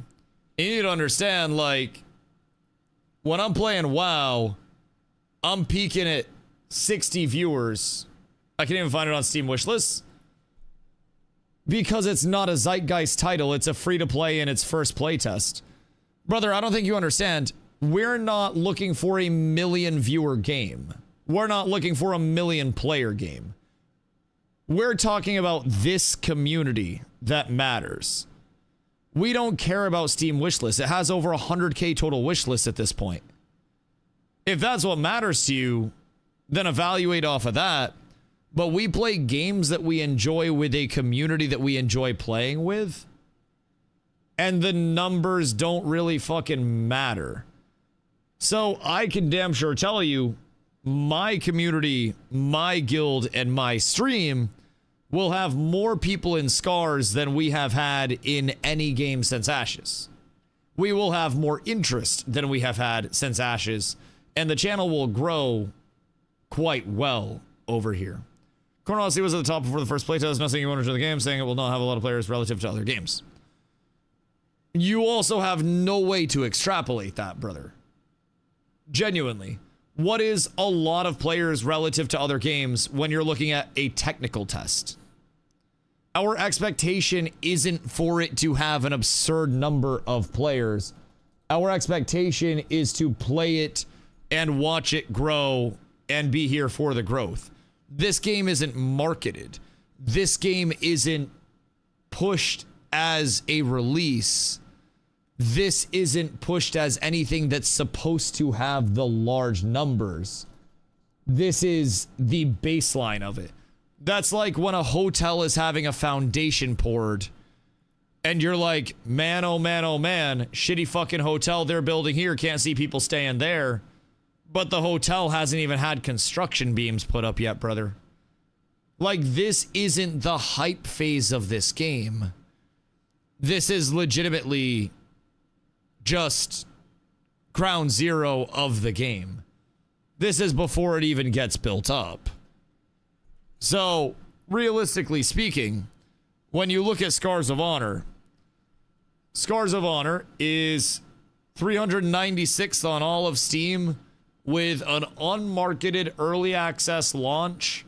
Not even early access, sorry. Their early access launch is end of this year as their goal, by the way. Not even their full launch. Their early access launch goal is Q4 of 2026. But this is a tech test. This is like an 11-day technical play test. So we're here to provide feedback to the developers that could hopefully give them some of the tools that they need to maybe in the future bring people in a very heavy stance. Unmarketed, if you consider the developers doing tech updates and dev streams marketing, then I have very bad news about marketing.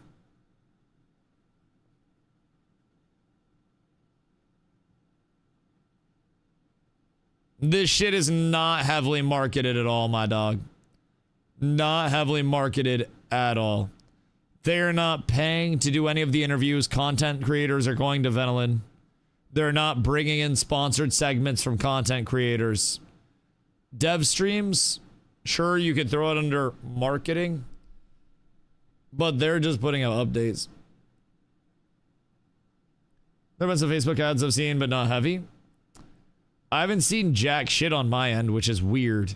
I don't think they're spending much. I'd be interesting to see what their ad spend is, but it can't be much. Really. Glad people are watching you. See, this is the thing as well, though, Hank, that I gotta get through. I don't stream shit just so people will watch. I stream shit that I will enjoy. And one thing that really kind of irks me is when people almost like assume shit. People assume that I'd only want to stream a game if it has a ton of people.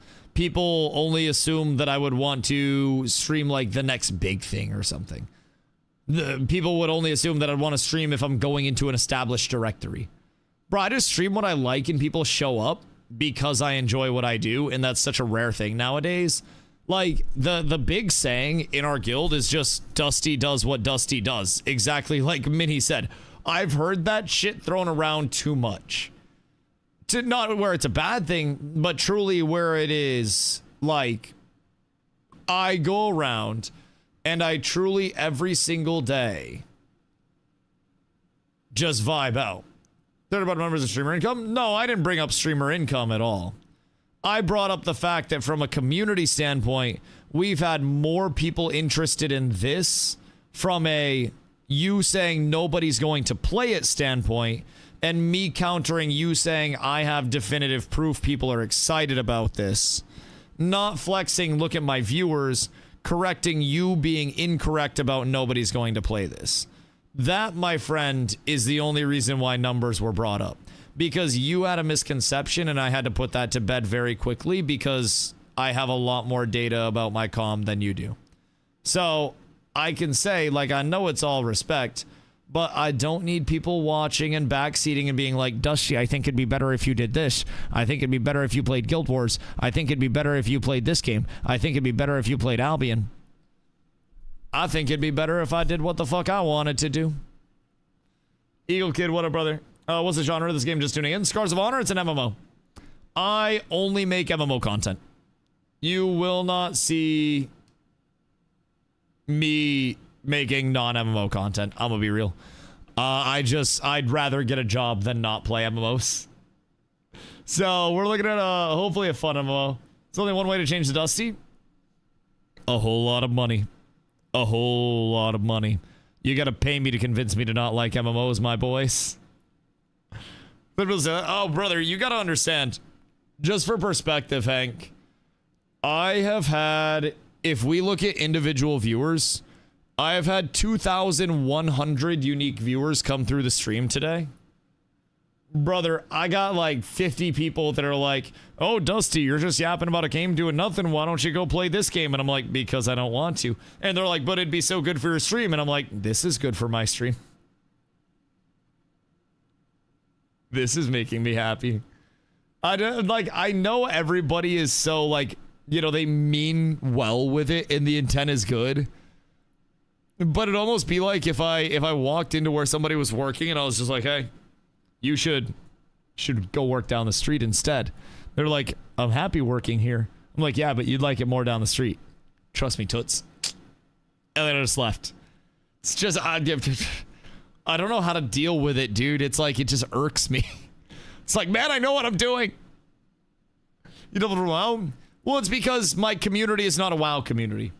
My community isn't a community that likes hopping into a solved theme park where there really isn't that much actual community content to do on a daily outside of let's wait for raid and then play the game pretty much solo other than that. And my community is one that wants to play the game together, spend time together, and do things together. That is my biggest thing. I know how my comm is. I know what my comm looks forward to. I know what my comm wants to do at this point. And it's very much like we want something that we can play together. You know? We're all playing Final Fantasy MMO 14. We gotta have actual content. If I wanted to roleplay, I would have gone to the Goldshire Inn. I would have. Hey, talk to the guys that make scars. Venolin's been in chat a few times, but I don't bother people. I try to stay in my own lane. What was the proposed gameplay loops for scars, even if they aren't implemented, developed yet? Endgame gear is coming from a combination of killing the hardest stuff in the world, as well as gathering and crafting the hardest stuff. Crafting-based minigame, gathering-based minigame, all that shit, right? So, in terms of the loops, they have procedurally generated dungeons that evolve as your character level increases, get new mechanics every 10 character levels. If you complete a procedurally generated dungeon, the next time you go into it, it's a different layout, different mob generation along the way, and also different difficulty. So if you complete something on a lower difficulty and go back in, it gets harder and harder and harder and harder and harder, and you get better rewards from it. So they said the best gear would be a combination of, you know, killing. John J. I appreciate you, brother. They said the top end game gear would be a combination of like killing those things, the hardest shit in the game, as well as gathering and crafting. There is going to be PvP gear, but they haven't mentioned the PvP gear, if it's supposed to be super Insano style OP or not, whatever it's supposed to be.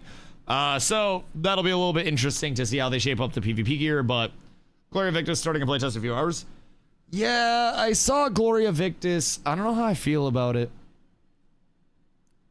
I don't know how I feel about it at this point in time, if I'm being real. I'm very intrigued because it looks clunky and janky, but it looks just clunky and janky enough to be kind of funny.